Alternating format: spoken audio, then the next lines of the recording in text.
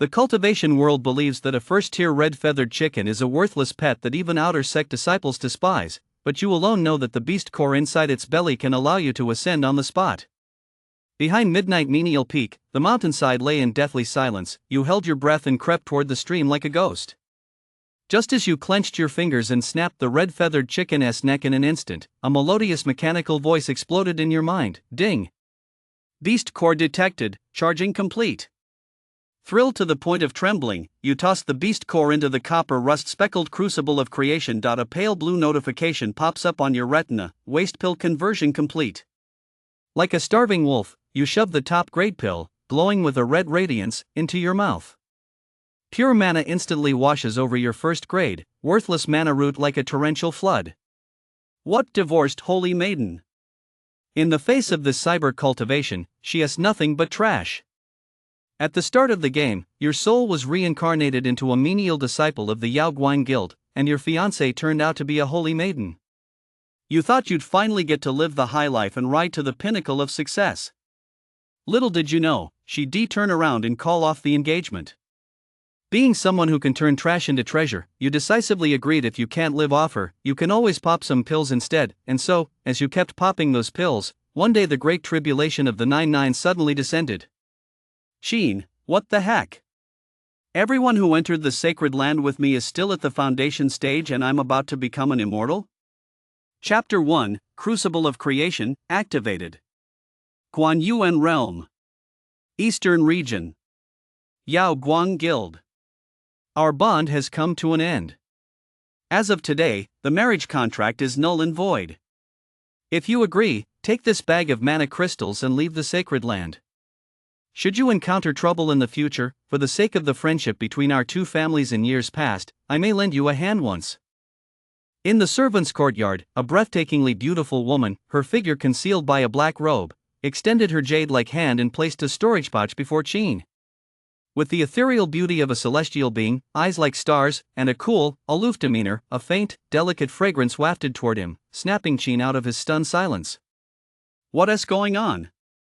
He'd just been transported here. He hadn't even had a chance to enjoy the fragrant, easy life he'd been promised, and now she was about to fly away? That's just too unlucky. Unwilling to give up, Qin tried one last time to salvage the situation, hesitantly asking, do I really have no chance? I am now the holy maiden of the sacred land, while you're just a menial disciple with a first-grade mana root talent.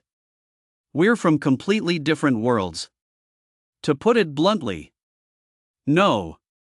Snow rejected him without hesitation. Sigh. Qin sighed inwardly. He'd been hoping that if one person attained enlightenment, everyone around them would benefit, allowing him to effortlessly achieve his grand vision of eternal life. Little did he expect that he'd still have to fight his own battle. Oh well, since things have come to this, he'd just have to endure some hardship. He reached for his waist. Although his talent was lacking, he had a treasure, so it wasn't entirely impossible for him to survive the tribulation and become an immortal. Alright then, I accept. But I want to leave the Holy Land. So, am I still worthy of these mana crystals? Qin's eyes flickered, and he sheepishly reached for his storage pouch. However, Snow furrowed her brow, withdrew her outstretched hand, and asked, why? Qin's hand grasped at thin air. The corner of his mouth twitched slightly as he said helplessly, I'd like to pursue the path to immortality too. That's not too much to ask, is it? A first-grade mana root? So what? Snow fell silent for a moment. In 10 days, there's the menial tasks assessment. The person at the bottom of the rankings will be eliminated. You want to make it. Qin was taken aback. Since when did the menial disciples have a last-place elimination system? I'll suggest it to the master. Also, I don't want a third person to know about what's between you and me. If you dare to do anything in my name, then don't blame me for being ruthless. Take care of yourself. Snow turned and walked away. Qin was baffled. What did that mean? Getting all jealous over something this trivial? Was she out of her mind? And on top of that, she actually warned him not to bully others under her authority? Qin laughed bitterly. Fine. My previous incarnation actually treated you like the light of his life and acted like a sycophant for you, but in your heart, I'm just a piece of trash. Fine, just you wait. Sooner or later, I'm going to divorce you in front of every disciple in the Holy Land. Slamming the door shut, Sheen gritted his teeth and headed toward the scrap chamber halfway up the mountain. The scrap chamber, as the name suggests, was a place specifically designated for storing discarded elixirs. All the elixirs that had failed to be refined at the Holy Land were sent there to be incinerated by the fire of the Earth's core. It was considered the hardest and most grueling job on the menial peak. The scorching heat, the foul stench, and since there was usually only one menial disciple on guard duty, made it exceptionally monotonous. There wasn't even anyone to talk to. He took out his key, unlocked the door, and stepped inside the chamber, where a wave of scorching heat hit him in the face. As far as the eye could see, flames shot skyward, casting everything in a crimson glow. It was practically a world of fire. Sheen. Just then, a pot-bellied middle-aged steward strode in, stroking a tuft of his mustache. Meng? Sheen was somewhat surprised. How come you have time to stop by here today? The Holy Land was divided into the outer and inner sects. The man before him, Meng, was the steward in charge of the menial laborers in the outer sect, a man nicknamed Meng. He was a master at extorting bribes and demanding favors. An order just came down from above: there will be an assessment of the menial laborers in 10 days. The weakest one will be expelled from the Holy Land. You'd better prepare well, kid, and try to take out that guy who is second to last. Meng patted Sheen's shoulder meaningfully. Even though you only gave this steward 100 taels of silver back then, rest assured I don't hold a grudge. You know, out of the two at the bottom, I value you the most. Sheen chuckled coldly to himself. That is probably because the guy in second to last place just slipped him 50 taels as a bribe. 3 months ago, when he first entered the menial peak, they tested strength before assigning tasks. Sheen ended up in last place and was assigned to the scrap chamber. Still, he considered himself lucky he paid 100 taels as a bribe. Otherwise, like that guy who came in second to last, who only paid 50 taels, he would been sent to the iron ore mine to dig alongside the commoners. TSK, a pitiful sight. All right, work hard. I'm heading out. It's too hot in here. This isn't a place for humans. Meng wiped the sweat from his brow with his sleeve, swayed slightly, and left the scrap chamber. Sheen. Shaking his head, Sheen closed the chamber door, then walked over to a pile of waste pills that looked like coal slag and sat down. Right next to him was the pill burning pit, which contained a fire ignition formation. Every now and then, one could see underground fire darting up in the form of fiery serpents. The menial disciples who usually guarded this place would, after 3 to 5 years, contract fire poison.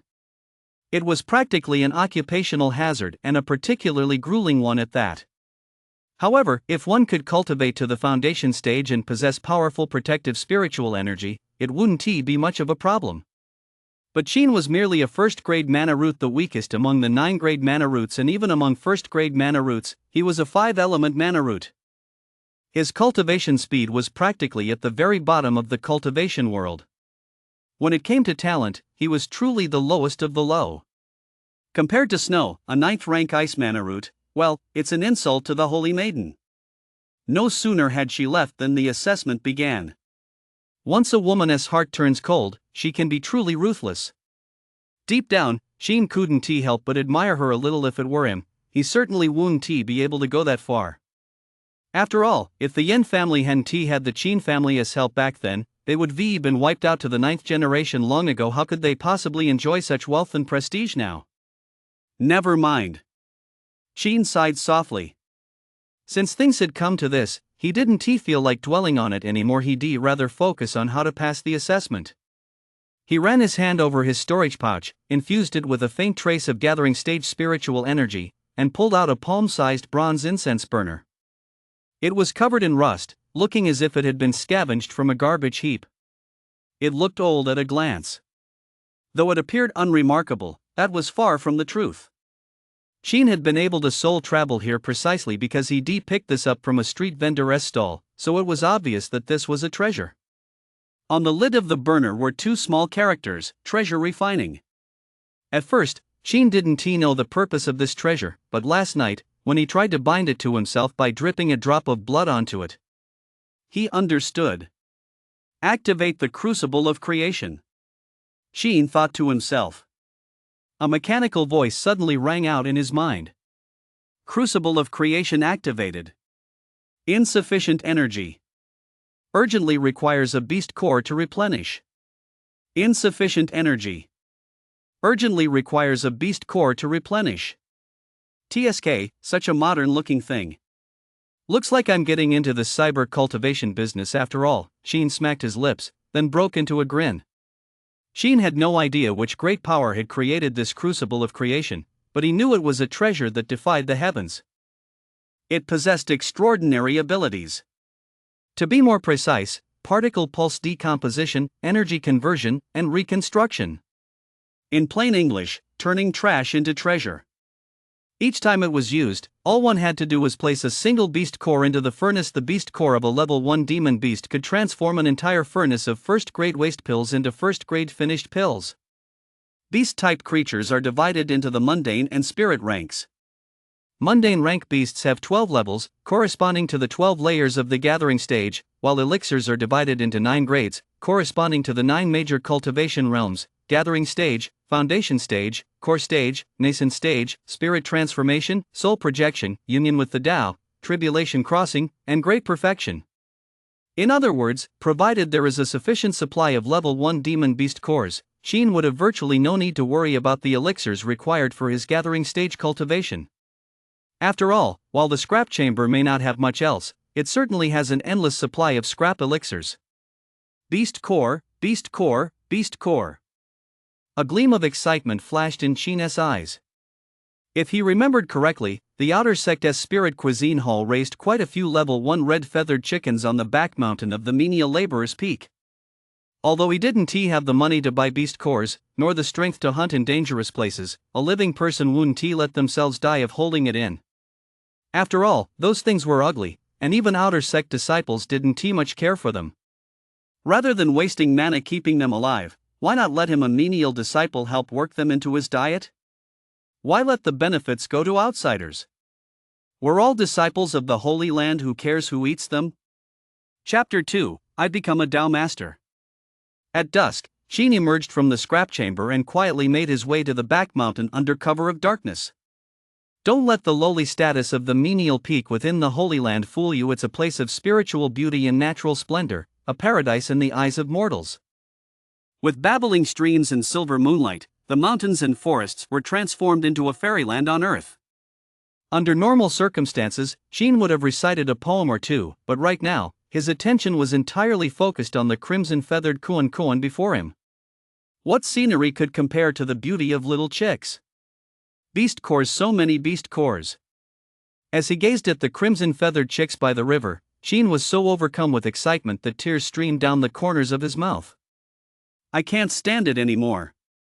I've got to have a taste of the good stuff today.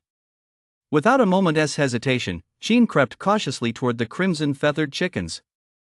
Once he was at the right distance, he pounced like a hungry tiger. Although his cultivation at the first tier of the gathering stage was only slightly stronger than that of a farmhand, it was more than enough to catch a chicken. With moves as fierce as a tiger, he grabbed one in each hand and snapped their necks to prevent them from squawking endlessly. I'll start with these 2 tonight to test things out. Once I've confirmed the results, I'll come back for more. Sheen grinned and returned to the scrap chamber, satisfied. In no time at all, he extracted the beast core from the chicken's abdomen. It was the size of a grain of rice, and had he not sensed the presence of mana, Sheen would have almost thrown it away as chicken droppings. Let us start with a batch of nurturing essence pills to test the waters. He dug out some blown-up nurturing essence pills from a pile of coal slag and placed them in the crucible of creation, then added the beast core. Crucible of creation, activate. With a thought, the crucible of creation began to steam and shimmer, trembling violently. About a quarter of an hour later, the crucible of creation gradually settled down, and Sheen couldn't wait to open it. Inside, 9 nurturing essence pills lay round and plump, glowing with a dazzling red light. Did it really work?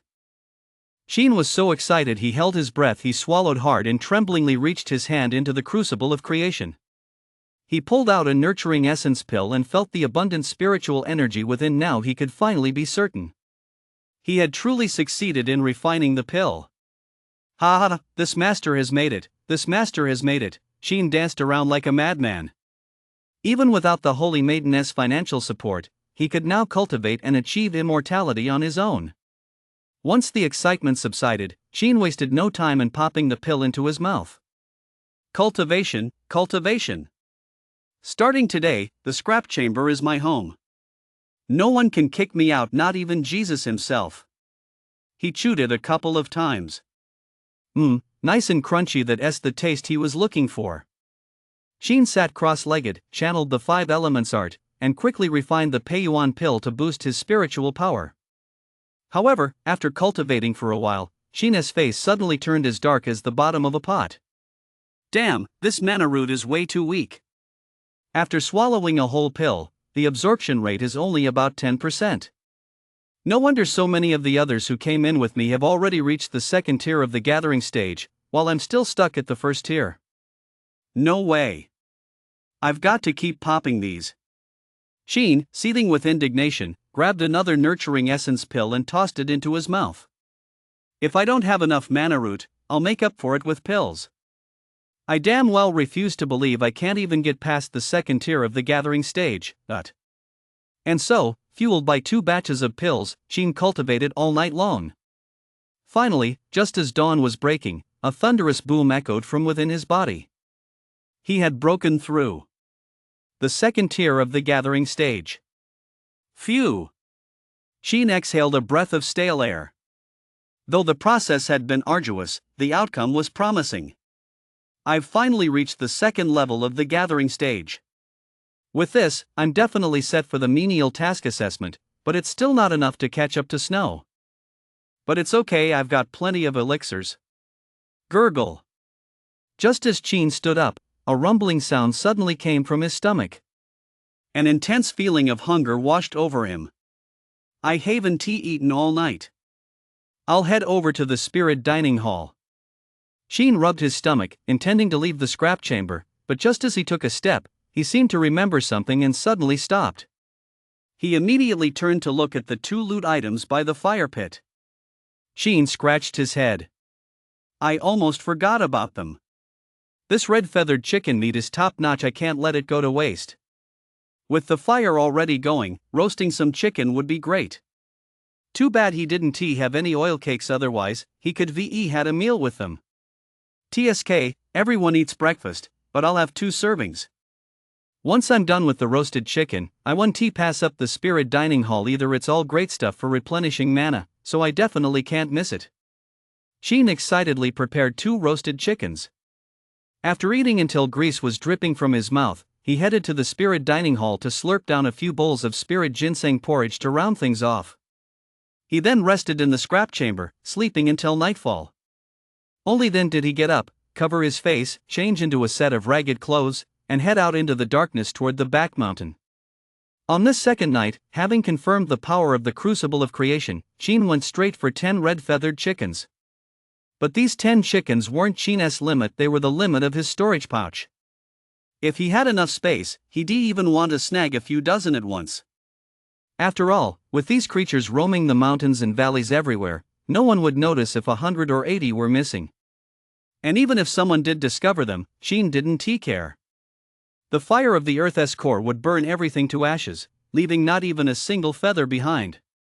Who would know it was him?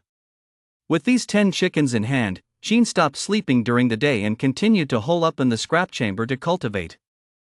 On the 3rd night, he went out to catch more chickens. Sheen spent a full 8 days living this life, shuttling back and forth between the scrap chamber, the back mountain, and the spirit cuisine hall. By the 9th night, Sheen had finished his cultivation. After this period of practice, he had broken through to the 4th layer of the gathering stage and was just a step away from the 5th layer. With this level of cultivation, ranking first among the menial disciples would be a breeze. Passing the outer sect assessment and becoming an outer sect disciple would be no trouble at all. But he had absolutely no intention of doing so. He planned to stay in the scrap chamber until the day he died, and no one was going to make him move from there. As usual, he changed into his regular clothes and set out to sneak toward the back mountain. Although he still had some elixirs and beast cores left, he wanted to stock up while he could, just in case the red-feathered chickens were put under guard someday. That way, he wouldn't be forced to interrupt his cultivation one day due to a lack of beast cores. But just as he was about to head out, the sound of footsteps suddenly drifted in from outside. Sheen, startled, hurriedly changed back into his menial-s uniform, and pretended to be cultivating by the fire pit. Creak! The hall door swung open, and Meng, the menial steward, rubbed his belly as he strode in with a stilted gait. Seeing Sheen practicing, Meng sneered, "I'd advise you not to waste your energy, kid. With your talent, no matter how hard you train, it's all for nothing." Meng? Sheen was somewhat surprised. He stood up and greeted Meng. "How come you have time to stop by here?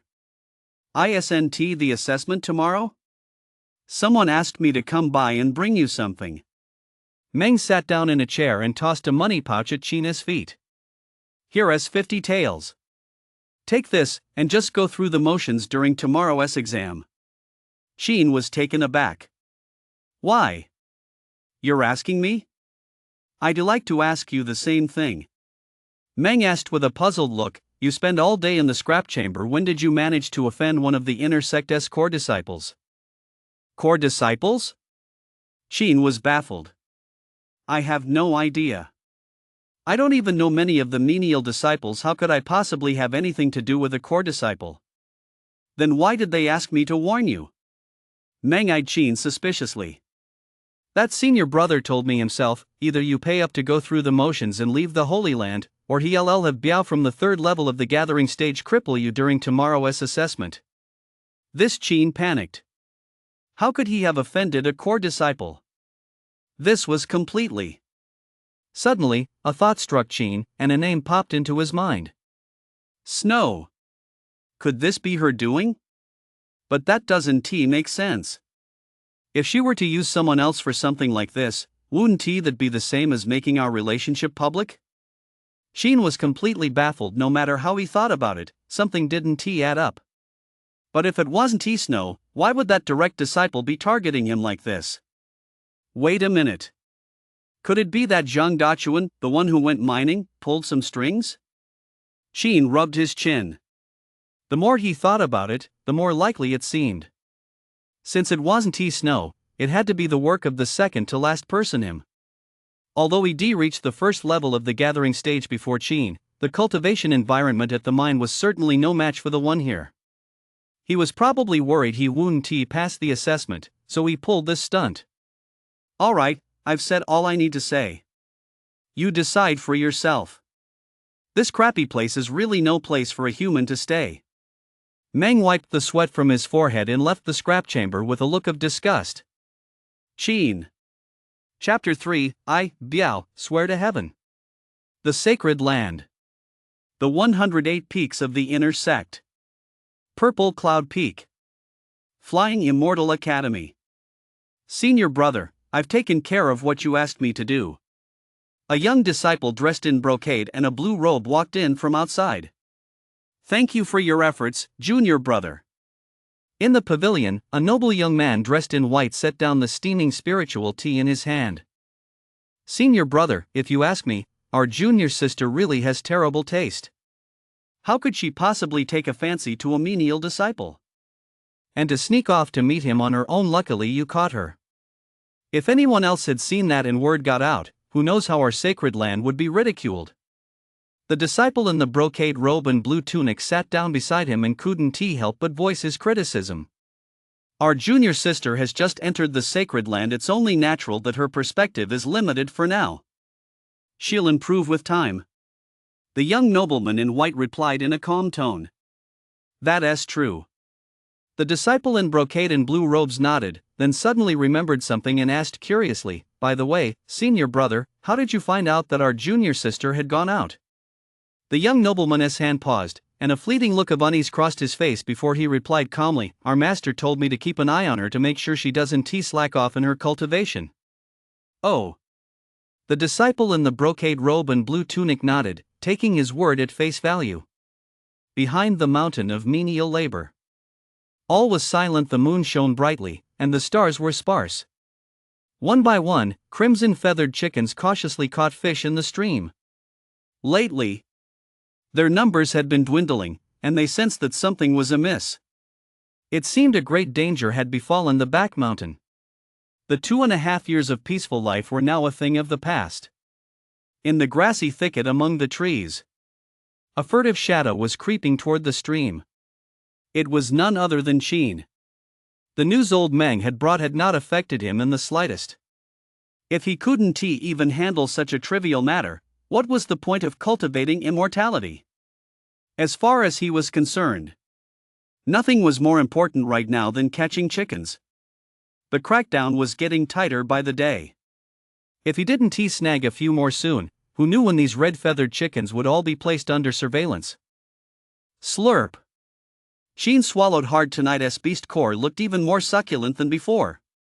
He suppressed his aura and cautiously crept out of the grass, but just then, Sheen's expression suddenly shifted. Just as he was about to turn around, a chill suddenly swept over him from behind. Swish! A sword was pressed against his neck. Sheen was startled. He was already at the 4th level of the gathering stage. How could someone on this menial peak approach him without making a sound? Don't move! A shrill female voice rang out. Sheen froze. A woman? You chicken thief! This lady has caught you red-handed, hasn't she? I was wondering why there have been fewer and fewer red-feathered chickens these past few days. Turn around and take off that black cloth. Let this lady see just which shameless scoundrel came here to steal chickens.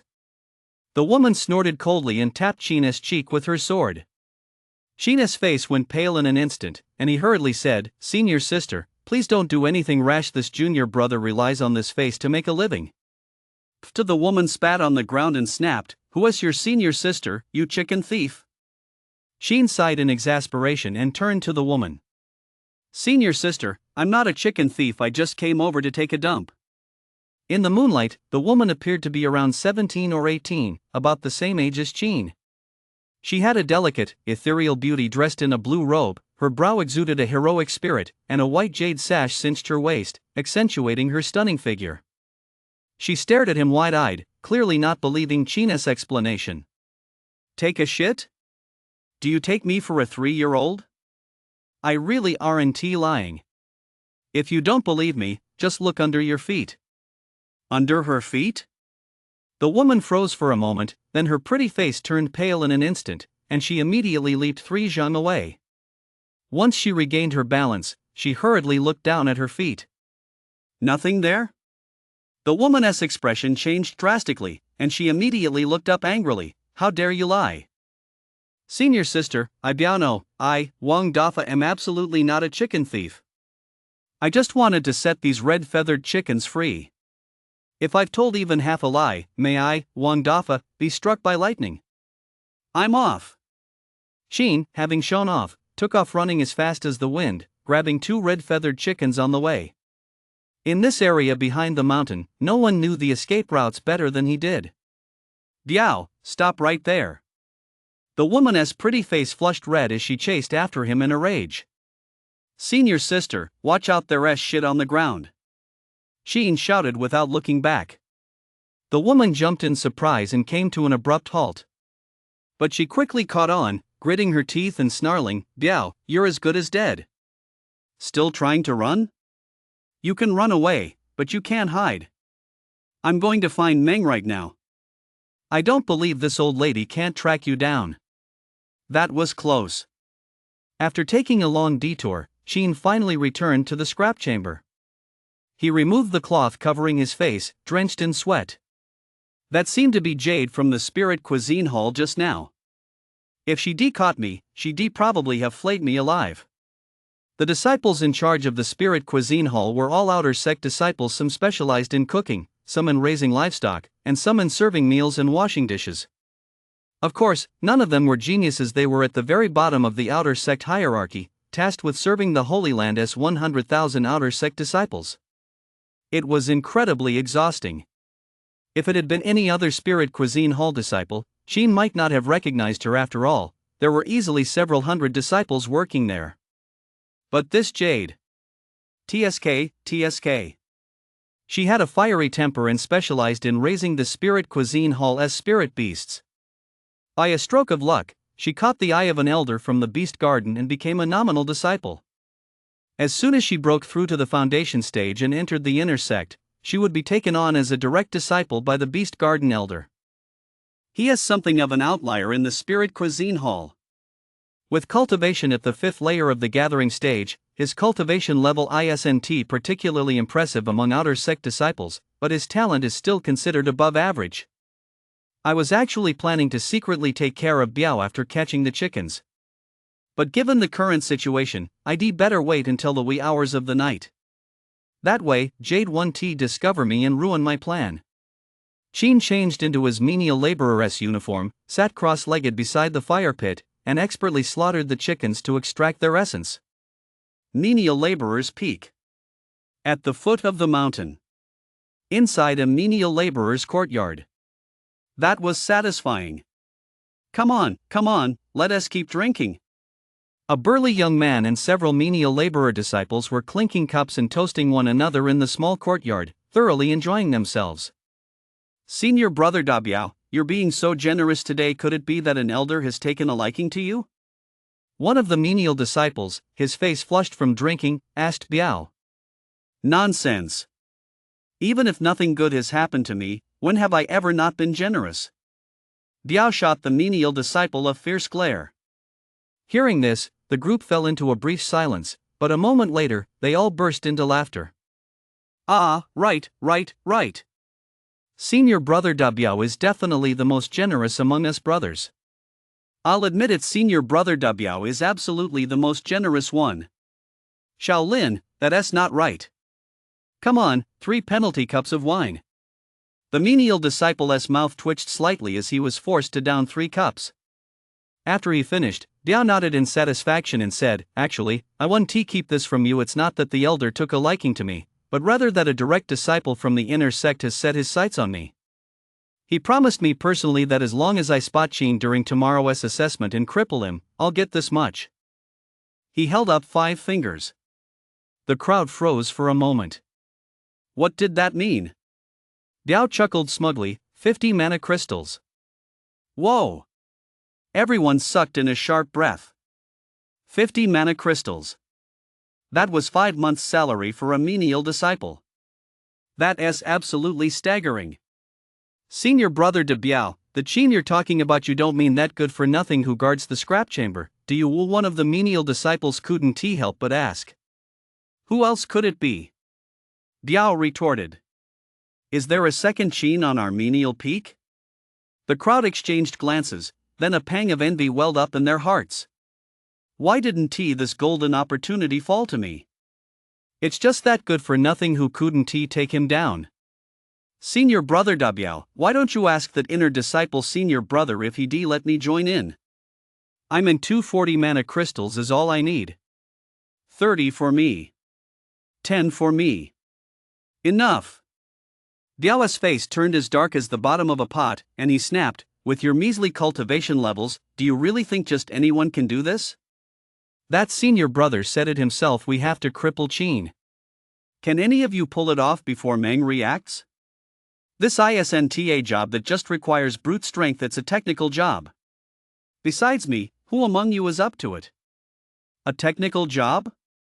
What kind of skill does this even require? Seeing everyone's skepticism, Biao flew into a rage. He rolled up his sleeves, revealing the dragon-shaped runes on his arm. Look! Take a good look. Before I entered the sacred land, I was a professional at this. Bang! Just as he was about to brag, the courtyard gate was suddenly kicked open. Biao was thoroughly enraged. He grabbed a chicken drumstick and pointed it at the intruder, shouting, which blind fool dares to kick Grandpa Biao's door in?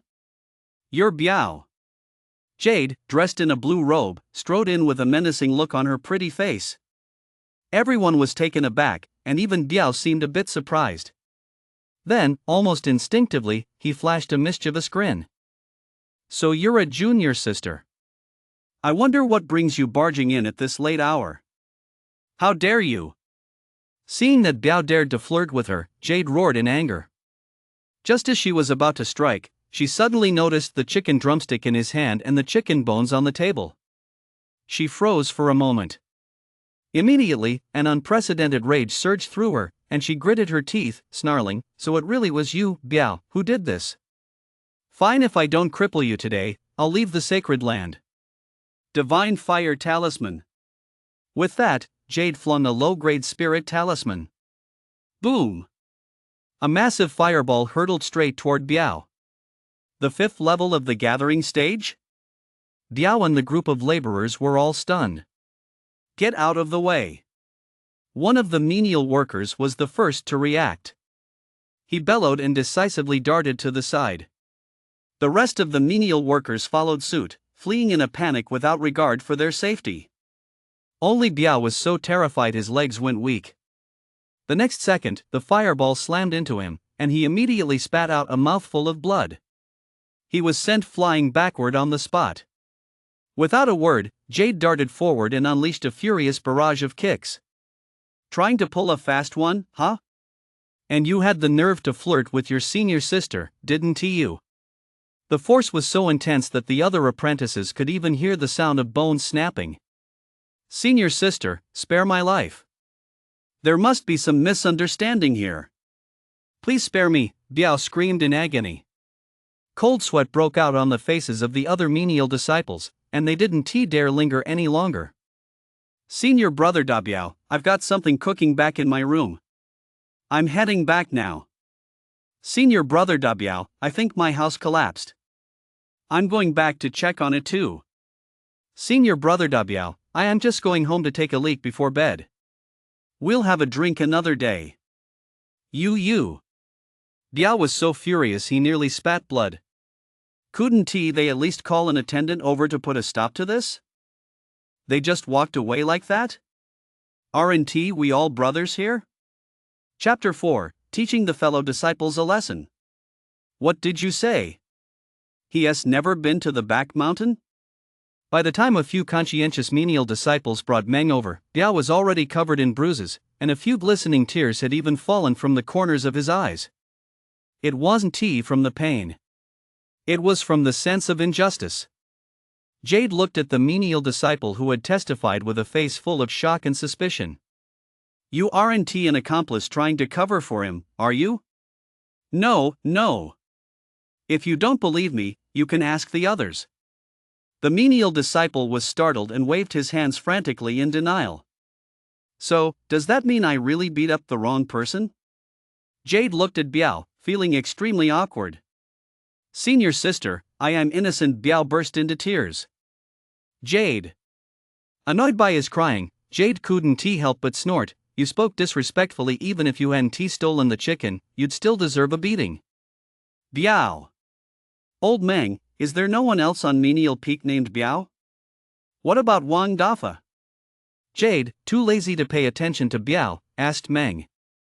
Meng rubbed his bulging belly and shook his head. No. I remember every single disciple on Menial Peak clearly, especially this Biao. When he first joined the sect, he presented a jade-seated golden Buddha over 1 chi tall. So that means that bastard tricked me again? Jade couldn't help but clench her fists. The rage made her itch all over. Then, she decisively turned and walked out of the courtyard. If he is not from the Menial Peak, then he must be from one of the 36 outer sect peaks. I won't believe it if I can't track down that thieving scoundrel. Meng sighed and said to Biao, look at you, so careless. You're injured this badly. Will you even be able to take tomorrow's assessment? Biao grimaced as he stood up, rubbing his badly swollen cheek, and said through gritted teeth, no problem. That good-for-nothing Chin, I'll make him take a beating with just one hand. And who knows, maybe he'll just forfeit tomorrow. We won't even have to fight. That's true. Meng thought it over and realized he had a point. Alright, you should get some rest. This place is too filthy itself, no place for a human to stay. I've got things to do. I'm outta here. Meng covered his nose and left the courtyard with a look of disgust. Biao. Late at night. On the laborer's peak, snores began to rise. A shadowy figure slipped out of the scrap chamber once more. With his face covered, he crept silently toward the menial workers' quarters. Taking out just Biao might look a bit like a red herring. Why not take them all out at once? Halfway there, Sheen paused to think for a moment, then turned and headed toward the spirit kitchen. The outer sect's spirit kitchen had multiple kitchens, scattered at the foot of menial workers' peak and several other major peaks. Otherwise, it wouldn't be able to serve the tens of thousands of outer sect disciples. Sheen headed for the spirit kitchen on the menial labor peak. Under cover of night, he made his way directly to the well of the spirit kitchen. There was no one around, and no one would have suspected that anyone would be bold enough to tamper with anything at the spirit kitchen. But from now on, there would likely be someone keeping watch. Today, I'm going to teach my fellow disciples a good lesson. Sheen took out a pinch of waste pill powder from his robe and poured it directly into the well. All done. Once he was finished, Sheen left without hesitation. He came and went in the blink of an eye. In the blink of an eye. The next morning. The sky was bright with dawn. At the summit of Menial Labor Peak, in front of the majestic Menial Affairs Pavilion, shrouded in mist, 200 new menial disciples, who had joined in the past half year, emerged from the Spirit Cuisine Hall and made their way straight to the square paved with white jade. Each one was full of vigor, dressed in gray menial uniforms. They gathered in groups of 3 or 5, some chatting and laughing, others looking confident and assured. Though they were at the very bottom of the Yao Guang Guild, they were still cultivators, a status ordinary mortals could only dream of. Anyone who managed to stay here possessed a cultivation base of at least the first level of the gathering stage. Under normal circumstances, those who could break through within 3 months would essentially be guaranteed a lifetime in the Holy Land. An iron rice bowl within an iron rice bowl. But that was no longer the case. And it all began with the selfish motives of a certain holy maiden. What a tragedy! In the square, Sheen let out a deep sigh, though it was unclear whether he was lamenting his own misfortune or the bad luck of others. Ding! Ding! Ding! A series of melodious bell chimes rang out, as if from beyond the heavens. Cranes soared through the air, manna swirled, and an aura of immortal grandeur filled the air. That is, provided one ignores the word miscellaneous in the name Miscellaneous Affairs Hall. All disciples, listen up. Meng and several other steward disciples arrived at the entrance of the Miscellaneous Affairs Hall, casting a stern gaze over the crowd of menial disciples.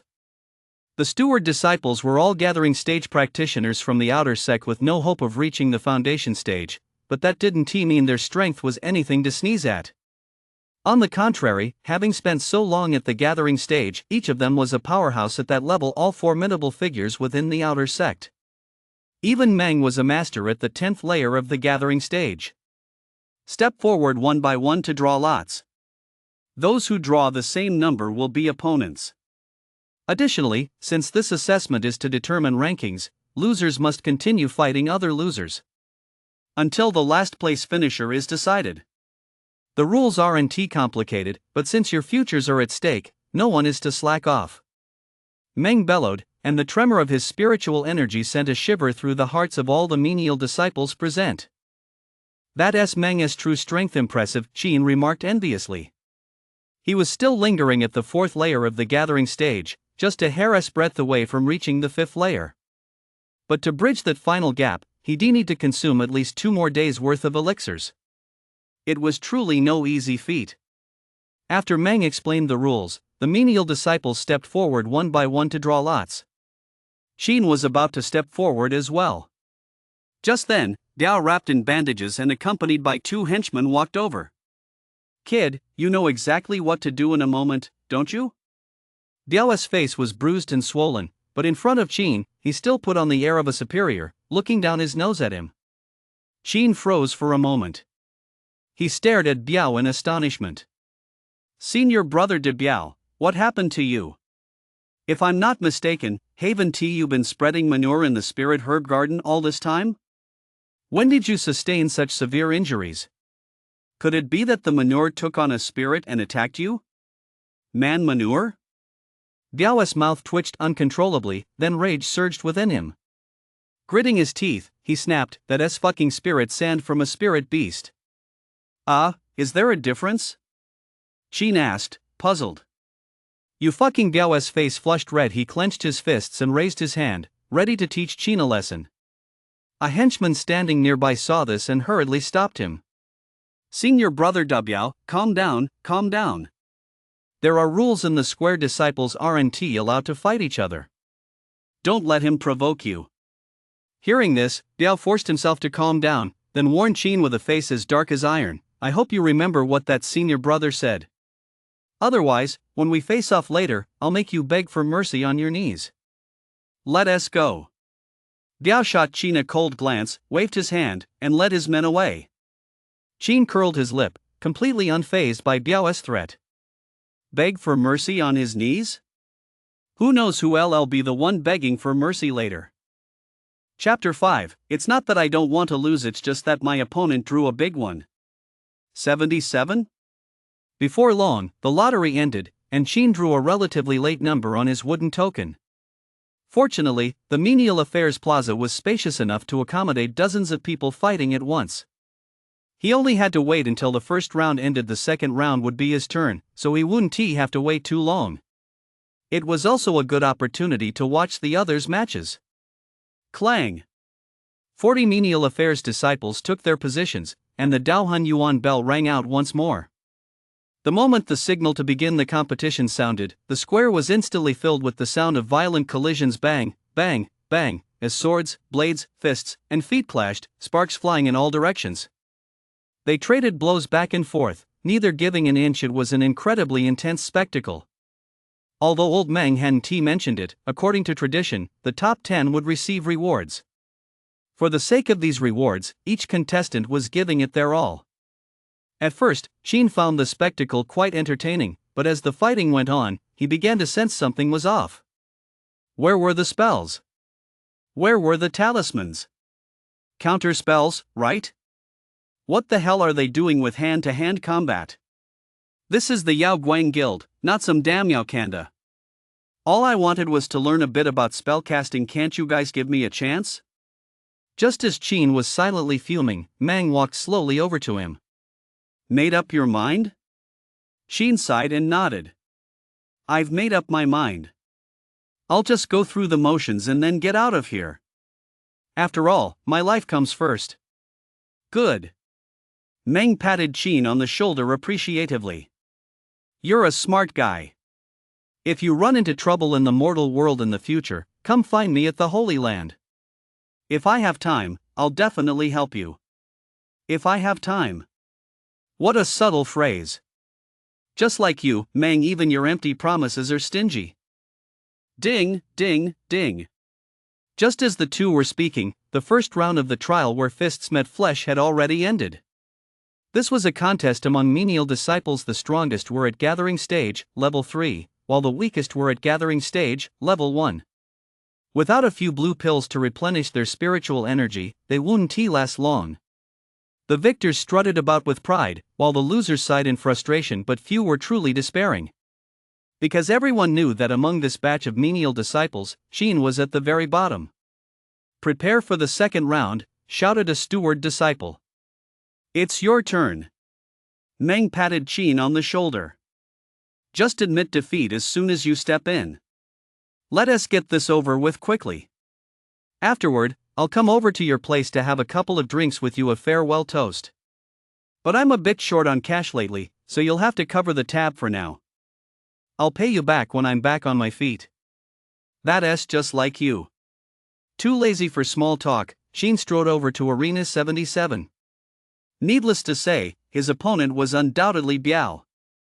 It's no secret that the draw is rigged. That's nothing new. Here he comes. Here he comes. Biao versus Qin. How long do you think this loser can last? I'd say one move. A crowd of hangers-on watched the spectacle, clearly relishing his misfortune. Kid. Not going to concede? Biao grinned savagely, rubbing his hands together. Qin fell briefly silent, calculating the time. It should be about to kick in by now. But out of caution, he glanced at Meng, the referee, and said somewhat sheepishly, "Since I entered the sacred ground, I've never fought anyone. It's a bit of a shame, really. How about we spar a bit first before I concede? That shouldn't be too much to ask, right?" Meng was speechless. "No one is stopping you from getting your ass kicked." "Got it." Qin nodded solemnly, then turned to face Biao, clasping his hands respectfully. "Senior brother de Biao, I appreciate your generosity." "Generosity my ass. Just get on with it already," Biao glared, having absolutely no desire to waste time with Qin. But before he could finish, his expression suddenly froze as a gurgle sound suddenly erupted from his stomach. His face changed instantly. He instinctively clenched his legs together and looked up at Qin with bloodshot eyes. "Damn it, if you don't admit defeat right now, do you think I'll punch?" Qin saw through the ruse, sneered inwardly, and completely ignored Biao as he threw a punch. "You're asking for it." Biao flew into a rage, his spiritual energy surging as he countered with a punch of his own. Put. Just then, unable to hold it in any longer, Biao froze solid. Boom. Qin's fist landed squarely on Biao's face. Even though he suppressed his cultivation level, the punch still sent Biao flying, and the masala below traced a perfect arc through the air. Holy shit! Did his gear just explode? At this sight, everyone's eyes widened. Did Qin punch so hard he made Biao shit himself? Are you fucking kidding me? Holy shit, is he that brutal? Ugh, just watching this is making my stomach churn. Some spectators suddenly clamped their legs together and quietly retreated to the sidelines. But the others, still locked in combat, were in for a world of pain. Pft, pft, pft. A series of sounds rang out, one after another, without end. It was as if a single golden chrysanthemum had bloomed, spreading across the entire mountain one by one. Their faces turned green. The scene was beyond brutal. I concede. I concede too. I'll concede first. The outcome no longer mattered. It was bad enough that Biao had lost face on his own. There was no need for them to share in his humiliation. In the blink of an eye, 7 or 8 out of 10 menial disciples had fled the vast menial affairs plaza. I concede too. Biao's face flushed crimson as he pulled up his pants and sprinted down the mountain. Although he'd been ready to kill, for the sake of his reputation, he couldn't care less about anything else silver. Being a direct disciple, he cast it all aside. Qin paused for a moment, then glanced at his fist and turned to Meng, asking, "Am I really that good?" Meng pinched his nose and said, his face flushed, "Damn it, you're really lucky as hell. There's definitely something wrong with the food at Ling Shantang. Ugh, it stinks like hell. I don't feel like wasting my breath on you. If you know what's good for you, get the hell out of here right now. That direct disciple isn't going to let this slide." Huh? Qin was taken aback. Why? Doesn't this mean Zhang Dachuan won come in last this time? What the hell does that have to do with Zhang Dachuan? You fuck, I can't take this anymore. You figure it out for yourself. This place is no fucking place for a human being. Meng, who suffered from severe OCD, couldn't stand it any longer. He turned around, cast the wind riding technique, and left the miscellaneous affairs plaza. Qin was baffled. It had nothing to do with Zhang Dachuan? So they were just out to pick a fight with him? Damn it. If I'd known this would happen, why bother poisoning anyone? I should just revealed my cultivation level and beaten the crap out of them. Since they're already targeting him, why the hell bother hiding anything? Given that many disciples are feeling unwell, the assessment will resume tomorrow morning. An attendant disciple bellowed, urgently announcing that the assessment was postponed. The scandal on Menial Peak had caused quite a stir, but fortunately, the attendants managed to quash it on the spot. There was no other choice. It was too embarrassing. Of course, the Spirit Cuisine Hall would definitely have to respond. But none of that had anything to do with Qin anymore. Since the plan had changed, he was determined to take first place tomorrow. He was taking first place in the assessment. No one could take it away from him. Not even if Big Brother Yi himself showed up. That's what Qin said. Dusk. Intersect, Purple Cloud Peak, Flying Immortal Hall. Senior brother, there's been a minor mishap over at the menial labor peak. Zhang Xiao, dressed in a blue brocade robe, walked in from outside. In the pavilion, Zhang Qingdu, clad in snow-white robes with mana swirling around him like mist, heard the voice and said without opening his eyes, "What kind of mishap?" If I explained the reason, it might be too vulgar for senior brother's ears, but rest assured, senior brother, that little menial will definitely be leaving the Holy Land tomorrow. Zhang Xiao said with a look of embarrassment. Zhang Qingdu furrowed his brow but quickly composed himself, saying, "I don't want any more incidents to occur. I usually only give people 1 or 2 chances, no matter who they are. You may go." Zhang Xiao's expression shifted slightly, then he nodded solemnly. "Yes, senior brother, I understand." Chapter 6, Can't lose even a little. My dude's got a bigger one than yours. The next day. Early morning. The sky was high and the clouds were sparse. The Grand General Services Plaza. After a night of cloud and rain art washing it down, the plaza had finally been thoroughly cleansed. To mask the smell, several purple bronze incense burners had been brought in, and sandalwood was being burned as if it were free. Well, it's public funds after all, no one feels bad about spending it. Still, whenever the menial disciples passed each other, they all looked a bit awkward. What could they do? Yesterday had been a total mess. Fortunately, the awkwardness didn't last long, as Meng and the other steward disciples arrived at the square. As Meng scanned the crowd, his gaze suddenly paused, fixing on a corner of the crowd. That was exactly where Qin was standing. Meng couldn't help but furrow his brow. That kid hasn't left yet? What's that about? Does he think the pay was too low? Pretty greedy, isn't he? Following Meng's gaze, a senior disciple standing beside him couldn't help but smirk contemptuously and say, "That kid must be tired of living. How dare he brush off a threat from a core disciple as if it were nothing." Meng withdrew his gaze and said indifferently, "He's just a young, newly initiated disciple. His lack of experience is understandable." With that, he shifted his gaze slightly, casting an inconspicuous glance at a young menial disciple standing directly in front of him. That was Chen Hong. Like Biao, he was a gathering stage, third-layer disciple. The favorite to take first place. He was also the one Meng had chosen to take over Biao's assignment this time. If Qin refused to concede defeat, he would simply step in and cripple him. If Qin conceded defeat voluntarily, he would find a way to cripple him behind the scenes. In a corner of the crowd, Qin noticed Meng's movements and followed his gaze. Upon seeing Chen Hong, his expression shifted instantly. "It seems this guy is going to be my opponent this time." Chen Hong is second-rank water-fire dual mana root who has practically crippled, but possesses the cash ability. Just then, a steward disciple stepped forward and announced in a loud voice, "Yesterday's winners, come forward to draw lots." The lottery box had already been placed in the square, and upon hearing this, over 100 disciples stepped forward one after another. Qin was, of course, among them. Biao from the losers bracket saw this scene and was so furious his lungs nearly burst. He gritted his teeth, his eyes brimming with venom.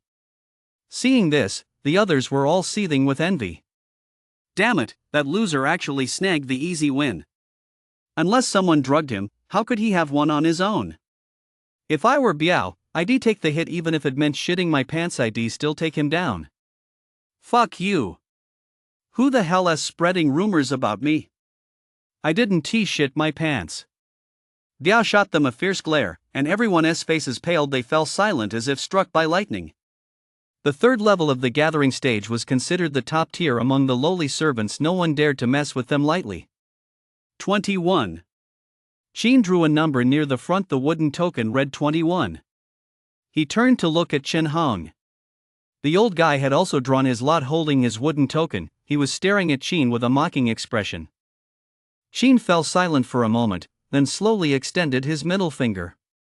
Chen Hong's expression froze for a split second, then he furrowed his brow clearly. He didn't quite understand what Qin meant. Just then, Meng walked over coldly.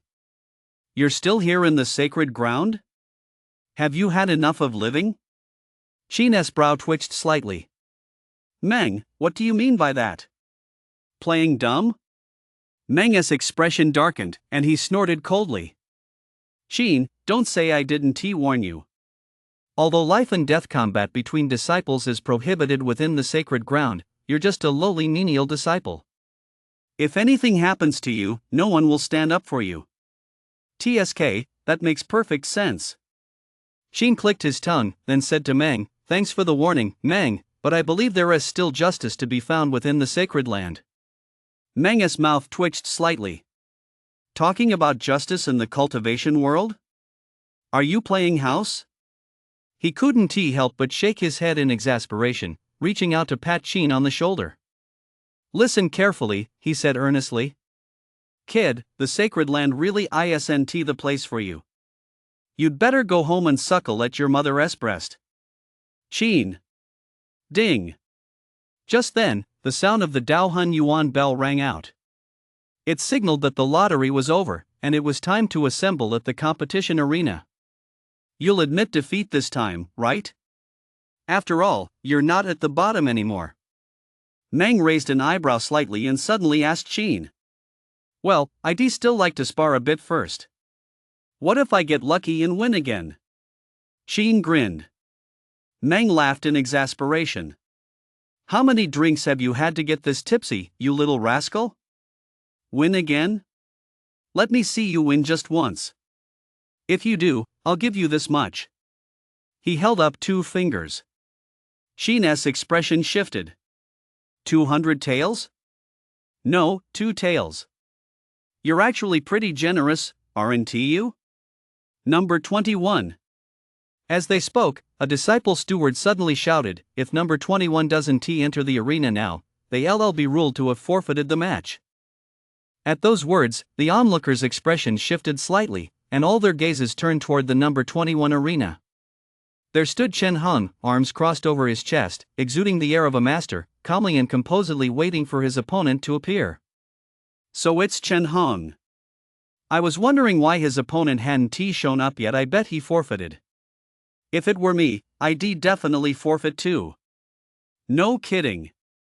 What kind of idiot would fight Chen Hong? That's just asking to get beaten up. The crowd buzzed with speculation. Just then, Qin suddenly appeared in the disciples' field of vision. Everyone froze in surprise. Then, to their astonishment, Qin walked calmly over to stand opposite Chen Hang. The crowd was utterly dumbfounded. What's going on? Chen Hong's opponent is Qin? And Qin isn't even forfeit or conceding? What's the deal? Is he here to stage a fake accident and extort money? A flurry of questions flashed across the disciples' faces. A hint of surprise also flashed in Chen Hong's eyes as he said, You actually dare to step into the ring? Why wouldn't I? Are you that good? Qin said indifferently. Chen Hong's expression froze for a moment, then he laughed bitterly, You've got some nerve. If I don't cripple you today, I'll take your last name. Whoosh. Spreading his fingers, Chen Hong unleashed a blazing fireball from his palm, none other than the low-level spell, Fireball. This kid-ass as good as dead. Seeing this, Biao, one of the onlookers, sneered inwardly. The others also cast glances at him, some filled with sympathy, others with schadenfreude. Go to hell. With all eyes on him, Chen Hong let out a cold snort and deflected the fireball with a backhand, leaving a fiery trail in its wake as a scorching blast of heat swept toward him. As the fireball was about to strike Qin, a flash of contempt suddenly crossed Chen Hong's eyes. But in the next instant, boom! A fireball as blazing as the sun suddenly materialized from Qin's palm. Its overwhelming heat and dazzling intensity caused everyone present to widen their eyes in an instant. Holy shit, am I hallucinating while taking a shit? Whoosh! Under the incredulous stares of the crowd, Qin hurled the massive fireball forward, and the 2 fireballs collided with a thunderous crash. Boom! The massive fireball swallowed the smaller one like a black hole, its momentum unchecked as it hurtled straight toward Chen Hang. With a thunderous boom, Chen Hong was instantly engulfed by the flames. He spat out a mouthful of blood with a pft and was flung backward like a kite with a broken string. Chapter 7, Cultivation isn't about fighting and killing, it's all about social etiquette. Whoa! Everyone sucked in a collective gasp. Damn, that must be hurt. That single blow probably crippled him for good. Since when did this Qin guy become so fierce? If I'm not mistaken, he just seemed to display the aura of a fourth-tier gathering stage cultivator. That level of cultivation is more than enough for him to be promoted to an outer sect disciple. Given his talent, how did he pull this off? Could he be the son of a cultivator, but had simply been keeping a low profile all along? And now he has stopped pretending and is showing his true colors? Meng and Biao were also stunned. Is this really Qin? He couldn't have been possessed, could he? Put. After Chen Hong hit the ground, he coughed up another mouthful of blood. His face was as black as the bottom of a pot. This wasn't a figure of speech, it was literally black. His hair, eyebrows, face, and the front of his shirt were all charred and scorched. The sight was beyond pitiful. No, it can't be. This isn't possible. Chen Hong couldn't believe it, he simply couldn't accept it. Could it really be that he, a figure at the very pinnacle of the menial labor hierarchy, had actually been defeated by a bottom-of-the-class student? It's a lie, it must be a lie. He must have hallucinated after eating that mushroom soup this morning. To be honest, Qin hadn't expected his fireball technique to be this powerful either. But on second thought, each cultivation level was a whole new world. Plus, since Chen Hong was caught off guard, achieving this result was actually quite normal. After his initial surprise, Qin let out a faint smile, followed by a soft sigh. Ah! That sigh drew everyone's attention. Qin shook his head and said with a touch of resignation, "Yesterday I defeated senior brother Biao with a single punch, today I knocked senior brother Chen to the ground with a single move. Is there really no one on this vast menial peak who can last a single exchange against me? Sigh, such a boring contest, it's truly as lonely as snow. Damn it, you've really taken the cake with this act." Hearing this, every disciple's face darkened and they gritted their teeth, seething with rage. A mere fourth layer of the gathering stage, anyone who didn't know better would think you'd already reached the foundation stage. That guy really has no shame. But no one could refute him, because on menial peak, even among the senior disciples, the fourth layer of the gathering stage was indeed considered the strongest. After all, anyone who reached the fourth layer had already moved on to the outer sect who would still be living a miserable life on menial peak. And so, under the glare of disciples whose hatred had reached its peak, Qin crushed his opponents one after another and, unsurprisingly, took first place in the menial assessment. In front of the Miscellaneous Affairs Hall, Meng personally presented Qin with his award: 30 low-grade mana crystals, a bottle of nourishing essence pills, a jade talisman brush, and the 2 liang of silver from the bet. The mana crystals and nourishing essence pills weren't much to Qin, but that jade talisman brush was a pretty nice treasure. It was a mid-tier magical artifact that could increase the success rate of drawing talismans, exactly what he needed right now. As they watched Qin stow the rewards in his storage pouch, the eyes of all the disciples turned red with envy. Who could have imagined that Qin, that good-for-nothing, would emerge as the dark horse in the end? What gives? Is it just because his pretty face is as handsome as the reader's own? You really know how to keep a secret, kid. Looking at Qin before him, Meng gave him a half-smile. Tell me the truth, have you been hiding your background? You're not actually the son of an ordinary merchant, but just like Chen Hong, the scion of a noble family. Qin froze for a moment, but then fell silent. A moment later, he let out a soft sigh and said, "At this point, there is no point in hiding it any longer." You're right, my father is indeed Qin. Meng's expression faltered, and he couldn't help but ask in confusion, "Is Qin well known?" My father has lived in seclusion for many years and has always kept a low profile. I cannot disclose matters concerning him to outsiders, I ask for your understanding, Meng. A hint of regret flashed across Qin's face. Meng eyed Qin suspiciously. This kid, he isn't trying to pull a fast one on me, is he? Still, judging by how unfazed he seemed by the true disciple, it didn't seem entirely impossible. Perhaps his father, Qin, really was some formidable reclusive cultivator? Meng, do you know the name of that senior disciple who was out to cause me trouble? Qin suddenly leaned in and asked in a low voice. Meng snapped out of his thoughts, glanced around, and said, "It's Zhang Xiao. He is a powerful cultivator in the early core stage." Zhang Xiao. Qin silently made a mental note of the name. Now that he knew who the opponent was, he did have a way to deal with him. Once the assessment was over, Qin left the menial tasks plaza and returned to his beloved scrap chamber. News that he had taken first place in the menial tasks assessment spread throughout the entire menial tasks peak, leaving the senior disciples who hadn't participated in the assessment utterly astonished. No one had expected such a stunning dark horse to emerge from this cohort of menial disciples. Breaking through to the fourth layer of the gathering stage just 3 months after joining such a cultivation pace was comparable to that of an 8th or 9th grade mana root. Of course, everyone knew Qin couldn't possibly possess such innate talent for mana root, otherwise, he would have been selected to join the Holy Land's inner sect during the initial trials. So he most likely had some kind of stroke of luck, a phenomenon that was, after all, not uncommon in the cultivation world. As night fell, Qin sat cross-legged beside the fire pit and counted his remaining stock of nurturing essence pills, 40 batches left, having already used up more than half. His supplies were running critically low. At most, they would only sustain his cultivation for 10 days. He had 10 beast cores left. That meant he had a total of 50 batches left. That would add another 2 days, bringing his total cultivation time to 12 days. That is too little. It's really too little. This is no way to live. Since I can't catch any chickens on the back mountain, I'll make a trip to the Yun Valley marketplace. With pills, I won't have to worry about running out of beast cores. Use elixirs to buy beast cores, and turn beast cores into elixirs. It's all about sustainable development. But before I set out, I need to refine something good first. If I'm going to deal with the true disciples, it'll all come down to these Bodhi elixirs.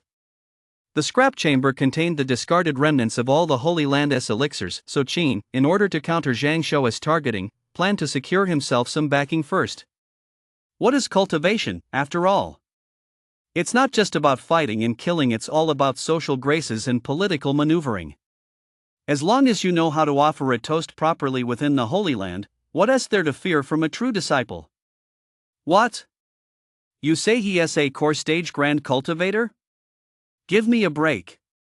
Outside the Holy Land, you might be a grand cultivator, but inside, even a so-called nascent stage ancestor is nothing more than an ordinary elder here. Without that kind of depth, it wouldn't be worth a damn calling itself a cultivation Holy Land. The 108 Peaks of the Inner Sect. Sanyan Peak, at the summit, in a spacious courtyard beside a crystal-clear spiritual pool. With a swirl of multicolored light behind him, Zhang Xiao resembled a deity. His eyes and brows slightly closed, he sat cross-legged as 3 purple-blue spirit swords, flashing with silver lightning, swirled and circled around his body as if rejoicing. With every exhalation of essence energy from his mouth and nose, the 3 spirit swords would devour and absorb it. With each breath, the lightning on the 3 spiritual swords grew ever more brilliant and fierce. Just then, a stream of fiery light landed before his eyes, revealing its true form, a crimson jade transmission talisman. Zhang Xiao opened his eyes, a silver arc of lightning flashed and vanished. He reached out and crushed the jade talisman, and Meng's voice immediately emerged from within. It was precisely about Qin. After listening, Zhang Xiao fell into a brief silence, then burst into a bitter laugh fueled by rage and sprang to his feet. A mere gathering stage, and I don't believe I can't crush him. Chapter 8, Alchemical Combo Techniques Accelerating Cultivation. Donglai Peak, Back Mountain, Yunju Marketplace. The only cultivator trading market within the Holy Land, its actual controller was rumored to be related to the Holy Lord. Having operated for several hundred years, it had amassed a fortune in mana crystals through shop rents, stall fees, and auction commissions. The mere thought of having to pay rent just to sell a few pills made Qin's heart ache. These pills were the fruit of his blood, sweat, and tears. Red-feathered chicken? Magic treasures, manuals, elixirs, and spiritual herbs all on sale. Spiritual wine brewed from century-old spiritual bones. Senior brother, would you care to support this junior sister's business? The Yun Valley marketplace was vast, featuring both imposing shops and countless street stalls. It had everything under the sun: rare flowers and herbs, spiritual elixirs and magical artifacts, spell arrays and discs, and fragments of ancient treasures, you name it. Sheen was dazzled by the sight, especially by a certain outer sex senior sister who was openly displaying her price. She nearly made his Tao heart waver. Holy cow, cultivating the Tao is the life I've gotta keep at this. Whoosh! Wiping away a trickle of drool, Sheen, with his pockets empty, could only leave reluctantly and head for the market's administrative center. At the front desk, a portly disciple yawned as he approached and asked, "What can I help you with?" "I want to set up a street stall. 10 taels of silver a day, regardless of location. But remember, don't cause any trouble in the market or the consequences will be severe." "Got it." After paying the fee, Sheen received his street vendor permit, a small copper plaque, and left the management center to wander through the market. Without being picky about the location, he spotted an empty spot in front of a spiritual talisman shop, promptly pinned on his stall permit, and arranged 5 bottles of nurturing essence pills on the display. He also set up a sign reading, 1 bottle of nurturing essence pills for 20 level 1 beast cores. Sheen had a decent grasp of the market prices for nurturing essence pills and beast cores. 1 nurturing essence pill cost 100 taels of silver, while 1 level 1 beast core cost 50 taels. Normally, a bottle of 9 pills would cost 900 taels of silver, which could be exchanged for over a dozen beast cores. So, his price was clearly a bit on the high side. But there was a reason for the higher price after all: his nourishing essence pills were of superior quality. So, Sheen added another line to the sign: "These nourishing essence pills are crafted by a master. 1 pill is worth 2. Every disciple who passed by couldn't help but look surprised. 1 pill is worth 2? Is that for real?" A dark-faced disciple asked, clearly puzzled. "Of course it's true." Sheen smiled lightly and said, "I see that this senior brother has a face as fair as jade and an air of nobility. You're clearly someone who knows a good product when you see it. If you don't believe me, just open it and see for yourself." "As fair as jade?" The dark-faced disciple paused in surprise. Was he talking about him? That's actually pretty accurate. The dark-faced disciple scratched his head and gave a shy smile. "No need to open it. You clearly seem like an honest person. Just give me a bottle." Sheen gave him a thumbs up. Senior brother truly has the bearing of an immortal. With that, Sheen respectfully presented the Peiyuan pill. "Please keep this safe, senior brother. I wish you a glorious ascension to immortality in the future." "I'll take your kind words to heart," the dark-faced disciple said with a blushing smile as he handed Sheen 20 beast cores. With the transaction complete, the dark-faced disciple left, thoroughly satisfied. That's what emotional value is all about. "Junior brother, may I open the pill bottle to take a look?" Another customer had arrived. Sheen smiled gently and said, "Of course." The mature-looking disciple opened the bottle, and instantly, a fragrant mist of mana wafted out. All the surrounding disciples were astonished. It really is a top-grade Peiyuan pill. So he isn't a swindler after all. Pills of this quality are truly rare. "Junior brother, I'll take all these nurturing essence pills." The mature-looking disciple was overjoyed and hurriedly struck a deal with Sheen, pulling out 80 level 1 beast cores. Sheen was slightly taken aback. "Wow, you're already at the 11th layer of the gathering stage and you're still farming minor monsters? Are you that consistent?" In just a short while, all the pills were sold out. Those who hadn't managed to buy any regretted not acting quickly enough, and one disciple couldn't help but ask, "Junior brother, do you have any more nurturing essence pills of this quality?" "I'm out, but I do have some top-quality first-grade Bodhi pills here. Would you like some, senior brother?" "Bodhi pills?" All the disciples looked astonished. Those were pills capable of increasing cultivation speed several-fold and inducing a state of enlightenment in cultivators. A third-grade Bodhi pill could even boost the success rate of the core formation stage. Within the Holy Land, every Bodhi pill was extremely valuable. A single first-grade one cost at least 100 low-grade mana crystals. In fact, they were often so rare that money couldn't buy them. "Junior brother, of course I want this Bodhi pill, but senior brother, I'm a bit short on funds. The outer sect disciple at the 10th layer of the gathering stage said with a touch of embarrassment. That's no problem. Sheen smiled lightly and said, "You don't need to buy this Bodhi pill with mana crystals. All you need to do is introduce me to an inner sect true disciple. Preferably a senior brother in the late core stage." With that, Sheen slowly stood up and addressed the gathered disciples in a loud voice, "Fellow senior brothers, if any of you can introduce me to a core stage late stage inner sect true disciple, I will present you with 5 bottles of first grade Bodhi pills." 5 bottles of first grade Bodhi pills? The moment those words left his mouth, they instantly drew the attention of everyone on the entire street. Everyone stared over in astonishment. 5 bottles of first-grade Bodhi pills. With these, even foundation stage cultivators wouldn't need to rely on foundation stage pills anymore. However, introducing a late-stage core stage true disciple. That wasn't exactly a simple task. The disciple who had spoken earlier immediately let out a wry smile. It seemed he was completely out of luck when it came to the elixirs at this street stall. Seeing the street grow slightly quiet, Sheen couldn't help but furrow his brow slightly. What the hell? Just because I don't have connections, does that mean none of the tens of thousands of cultivators in this vast marketplace have them either? Are all the people in this sacred land just commoners? Are you fucking kidding me? Junior brother, are you serious about that? Just as Sheen couldn't help but scowl, a young woman in a yellow skirt suddenly pushed her way through the crowd with a look of delight and hurried over. She had bright, charming eyes and a lovely, endearing face. Her smile was particularly captivating. Such beauty instantly caught Sheen's eye, and he hurriedly nodded. Absolutely true, truer than gold. Senior sister, do you happen to know any senior brothers at the late core stage? I don't know that senior brother, but I do know a senior sister Yin Yen from Green Bamboo Peak. A senior sister? A senior sister would be even better.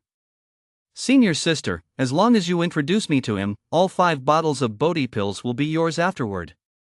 Sheen opened a bottle of pills from his storage pouch. The rich, medicinal aroma instantly perked up the disciples around him. It really is Bodhi pills.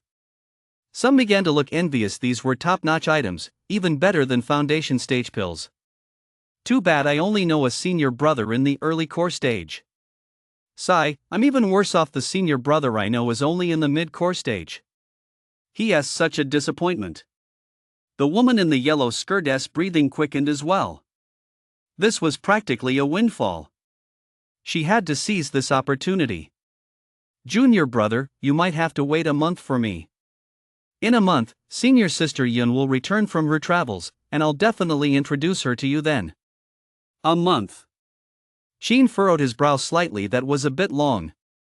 In that case, he'd have to get his hands on some more beast cores enough to sustain his cultivation for a month. Still, even though it was a long time, as long as he stayed hidden in the scrap chamber, Zhang Xiao wouldn't be able to do anything to him. The scrap chamber was a public building belonging to the Holy Land, protected by restrictive formations inside. Unless one was a powerhouse at the nascent stage or higher. Even someone at the peak of the core stage wouldn't be able to cause trouble inside. After some consideration, Sheen decided he could agree to this, so he nodded and said, "All right, then let us meet here at this time 1 month from now." That afternoon, Sheen hurried back to the scrap chamber from the Yun Valley marketplace. The reason for his haste was that he sensed someone had already set their sights on him. In just a single morning, he moved between several locations and sold a total of 20 bottles of nurturing essence pills, exchanging them for 400 beast cores, enough to sustain his cultivation for several months. Of course, that was his cultivation method when he was strapped for cash. Now that he was well off, Sheen naturally wanted to speed up his progress. When cultivating, in addition to the nurturing essence pills, he supplemented his regimen with Bodhi pills, fasting pills, mind-focusing pills, body-nourishing pills, marrow-cleansing pills, and spirit-transforming pills. The Bodhi pills were used to accelerate cultivation. The fasting pills solved the problem of meals. The mind-focusing pills stabilized his mind and spirit. The body-nourishing pills nurtured his physique. The marrow-cleansing pills protected and expanded his meridians, and the spirit-transforming pills helped digest spiritual energy and medicinal properties, primarily serving to aid digestion. The vast resources of the sacred land were now made tangible. Had he been in a smaller cultivation sect, he would likely have spent his entire life cultivating with nothing more than a single nurturing essence pill. And it was precisely through this frenzied cultivation that Qin's cultivation realm was soaring at an astonishing, almost unbelievable pace. It would be no exaggeration to say that the entire sacred land's supply of elixirs was being used to sustain him alone. Time flew by like a white horse passing through a crevice in the blink of an eye. A month had passed. One day, in the early hours of the morning, on Menial Peak, in the shadows of the woods not far from the scrap chamber, a crowd of figures gathered. The leader was Qin, at the 10th layer of the gathering stage, with two underlings behind him, one named Yang Wei and the other Zhang Buju, both at the 8th layer of the gathering stage. They were acting furtively, staring intently at the entrance to the scrap chamber. "Senior brother, are you sure that kid will come out today?" "Definitely.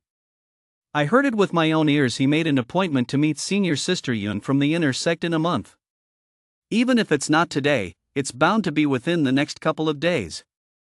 With that, Qin took two demon masks out of his storage pouch and handed them to Yang Wei and Zhang Buju. "Put these on. Once he comes down the mountain, find a spot to ambush him. Make him hand over all the elixirs he is carrying. Don't worry. He is just a lowly 4th tier gathering stage scumbag. The two of us will handle him with flying colors."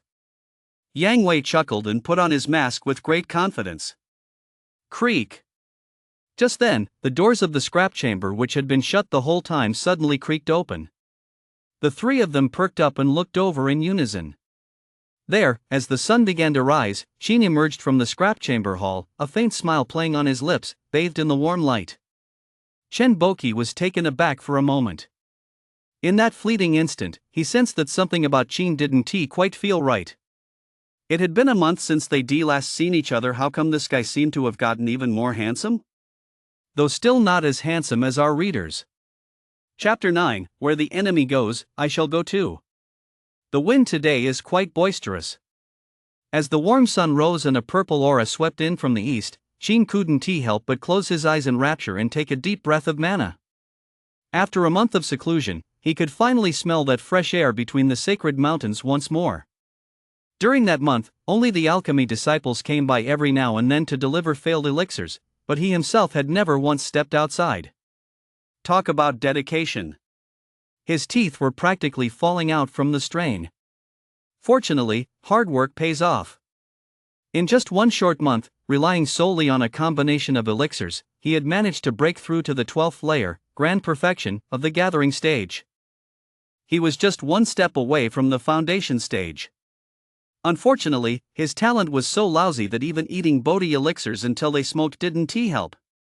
To successfully reach the foundation stage, he'd have to rely on second-grade foundation stage elixirs. But that brought up a problem. Qin currently didn't have a beast core from a foundation stage demon beast. So, on this trip, he wasn't just heading to the marketplace for his appointment. He also planned to pick up some beast cores along the way. A single early foundation stage beast core costs roughly 200 low-grade mana crystals, equivalent to trading 2 Bodhi pills for one early foundation stage beast core. To gather enough foundation stage pills for the foundation stage, a conservative estimate suggests that, with his talent, he'll need several dozen. That would require about 5 batches of alchemy, meaning he'd need 5 early foundation stage beast cores. Converted, that comes to 10 Bodhi pills. Not bad, it's not too expensive. He still has about 10 bottles of Bodhi pills left, which should definitely be enough to buy the beast cores. But this time, he doesn't plan to set up a stall. Setting up a stall draws too much attention. It's safer to go directly to a shop and trade the pills for beast cores. Although the shop's prices are steep, his life is more important after all. Even if someone had it out for him, it would likely be just 1 or 2 people, not a whole group. There are still a few hours until the meeting, so I'll go exchange the pills for beast cores first. As for the scrap chamber, as long as he sent Meng some bribes, he didn't need to stay there constantly. If anyone came to drop off scrap elixirs, they could just walk right into the hall and leave them there. After all, the elixirs delivered each day were more or less the same. Qin could recognize them at a glance and didn't need to ask. But just as he was about to head down the mountain, he suddenly froze in his tracks. Ahead of him, 2 figures wearing demon masks had appeared out of nowhere. With their arms crossed over their chests, they kept snorting coldly, acting incredibly cocky. Unlike him, they weren't deliberately suppressing their cultivation levels, both were at the 8th layer of the gathering stage. They were none other than Yang Wei and Zhang Buju. Two outer sect disciples? What's the point of dressing up like that? Putting on a show? Qin stared at the two with a puzzled expression. Senior brothers, what are you? He asked, puzzled. Robbing you. Yang Wei, the slightly stockier of the two, threatened coldly, hand over all the elixirs you're carrying, or don't blame us for taking advantage of our junior status. Robbing me? Qin was taken aback for a moment, but then burst into laughter. Senior brothers, are you sure you want to rob a menial disciple like me? Of course. If we weren't robbing you, do you think we'd be here just to put on a show for you? Interesting. Qin's smile grew wider as he patted his waist. My storage pouch is right here. If you two senior brothers have what it takes, come and take it yourselves. Yang Wei and Zhang Buju were both taken aback. What's the matter? Was he looking down on them? Senior brother, this kid doesn't seem to be taking us seriously. Zhang Buju said with a strange look on his face. Yang Wei, seething with rage, laughed bitterly. You little bastard, I think you've really had enough of living. Swish. His hand swept across his waist, and a jet-black short staff appeared, shimmering with a deep, eerie glow. If I don't teach you a proper lesson today, I don't think you'll ever know how many eyes the Horse King has. With spiritual energy surging around him and a cold gleam flashing in his eyes, Yang Wei instantly charged toward Qin. In the blink of an eye, he was right in front of him. Whoosh! He raised the short staff in his hand and swung it with such force that it cut through the air like a tigress roar, but just then. Suddenly, a layer of energy appeared before Qin. With this barrier in place, the staff couldn't advance even an inch, as if it had sunk into quicksand. Yang Wei was stunned. Senior brother, it seems your strength is far inferior to mine.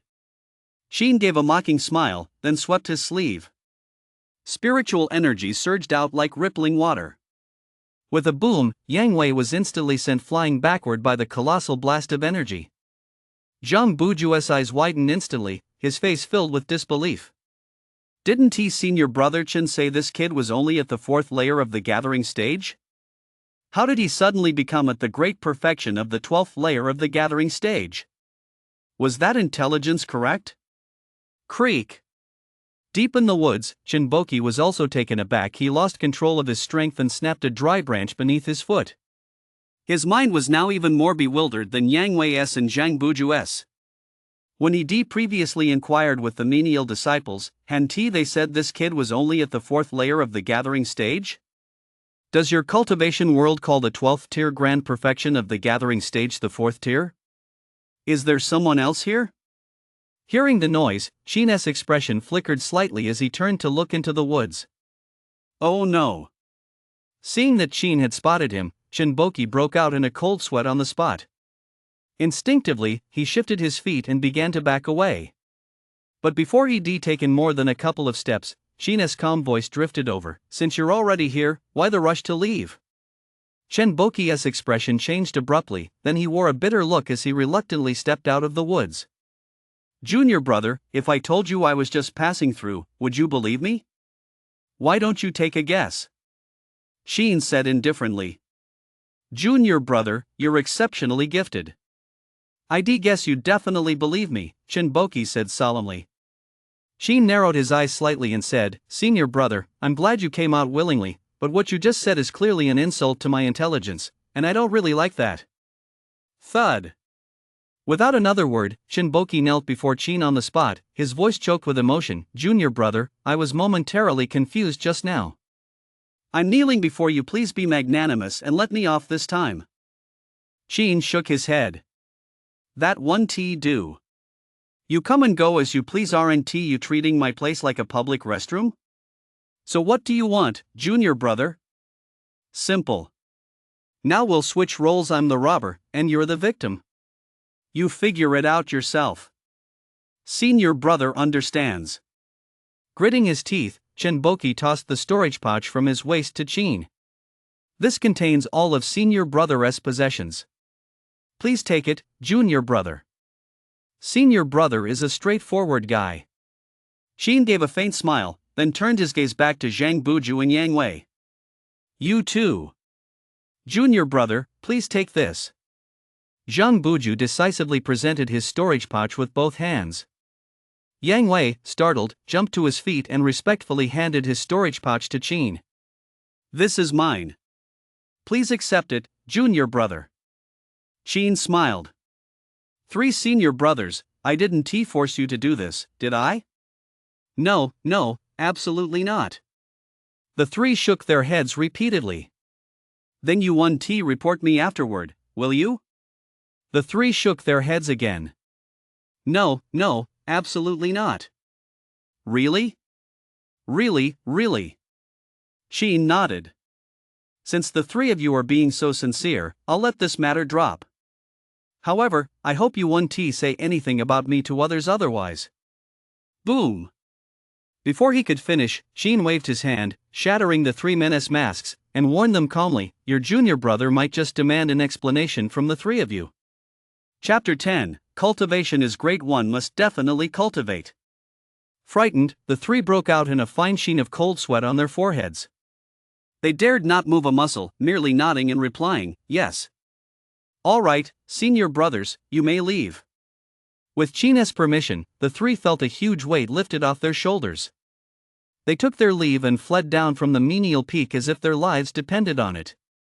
Watching their retreating figures, Qin gave a cold smile, probed his storage pouch with a sliver of his divine sense, and briefly took stock of the spoils.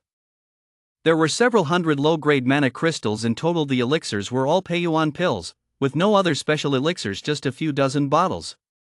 There was 1 mid-grade magical artifact and 2 low-grade magical artifacts, the cloud treading boots, the azure light shield, and the water and fire-resistant purple thread robe. Aside from these, there were also a dozen or so low-grade spirit talismans, such as fireball talismans, water-repelling talismans, and dust-repelling talismans. For an average outer sect disciple of a sacred land, this was quite a haul, but for these 3 habitual bullies, it certainly wasn't all they owned. What a pity. This is only because we're within the sacred land. If we were outside, I'd have killed those 3 and taken their loot today. Qin let out a soft sigh of regret, shook his head, then promptly stowed away his storage pouch. Without further hesitation, he strode down toward the foot of menial labor peak. He was now capable of wielding the art of riding the wind, but in order to remain at the scrap chamber, Qin had no intention of drawing too much attention to himself. Cultivation isn't about fighting and killing, it's about living longer. Showing off is something only fools do. He, Qin, never shows off. Donglai Peak, the back mountain, Yinzhu Marketplace. Beneath the clouds, beams of light of every color darted back and forth ceaselessly. On the streets, the crowd was bustling with voices, lively and boisterous. Returning to this place once more, Qin didn't waste any time. He headed straight for a relatively large pawnshop, went inside, and asked one of the managers about exchanging pills for beast cores. From the manager, Qin received both good news and bad news. The good news was that they had plenty of beast cores from the early foundation stage. The bad news was that it took 3 Bodhi pills to exchange for a single beast core. What a rip-off. The way you guys make money is practically like robbery. Qin gritted his teeth inwardly, cursing the unscrupulous merchant. He'd known the shop would charge a steep price, but he never expected it to be this exorbitant. No matter how reluctant he was, he had no choice but to hand over the pills. After all, he desperately needed those beast cores. So, Qin traded 30 Bodhi pills for 10 early foundation stage beast cores. But that wasn't all. To keep a lower profile, Qin spent an additional 20 low-grade mana crystals at the pawnshop to acquire the hidden chi technique. Suppressing 1's cultivation level to the gathering stage meant that only those at the gathering stage themselves could not discern 1's true cultivation level. However, once one reached the foundation stage, a single sweep of a powerful divine sense would reveal 1's true cultivation level no matter how well it was suppressed. But with this chi concealment technique, things were different. Don't let the fact that this technique is a dime a dozen practice fool you. It has one major advantage: once cultivated, only a great cultivator at the spirit transformation realm can see through the practitioner's true cultivation level by using their spirit soul to probe. It's practically a must-learn technique for the sixth brother. Under the gaze of the manager, whose face was practically frozen in a smile, Sheen left the pawnshop. After scanning the contents of the hidden chi technique with his gathering stage spiritual sense, he began practicing as he walked. Before long, he had more or less mastered the technique. Having been taking Bodhi pills these past few days, Sheen, though not yet at the foundation stage, had seen a significant improvement in his comprehension. Simple cultivation techniques were practically second nature to him. After concealing the spiritual energy within his body, Sheen found himself, without realizing it, back at the spot where he had set up his stall earlier. There, senior sister in the yellow skirt had been waiting for quite some time. Upon seeing Sheen approach, she immediately broke into a smile and waved at him. Sheen stepped forward and said, "I'm sorry to have kept you waiting, senior sister. It wasn't too long, I just got here myself. By the way, I still don't know your name, junior brother." Senior sister Huangshuan gave a gentle smile. Her smile was as bright and lovely as ever. "My name is Qin. And you, senior sister?" Qin asked. "My name is Yunrong. I'm from the same clan as senior sister Yunyan, though she is from the main line and I'm from a collateral branch. Still, technically, I should address her as my cousin," Yunrong said with a smile. "I see," Qin nodded. No wonder an outer sect disciple would know a core disciple in the late core stage. "Junior brother Qin, senior sister Yunyan is waiting for us at Green Bamboo Peak. She is very busy, so let us head over as soon as possible."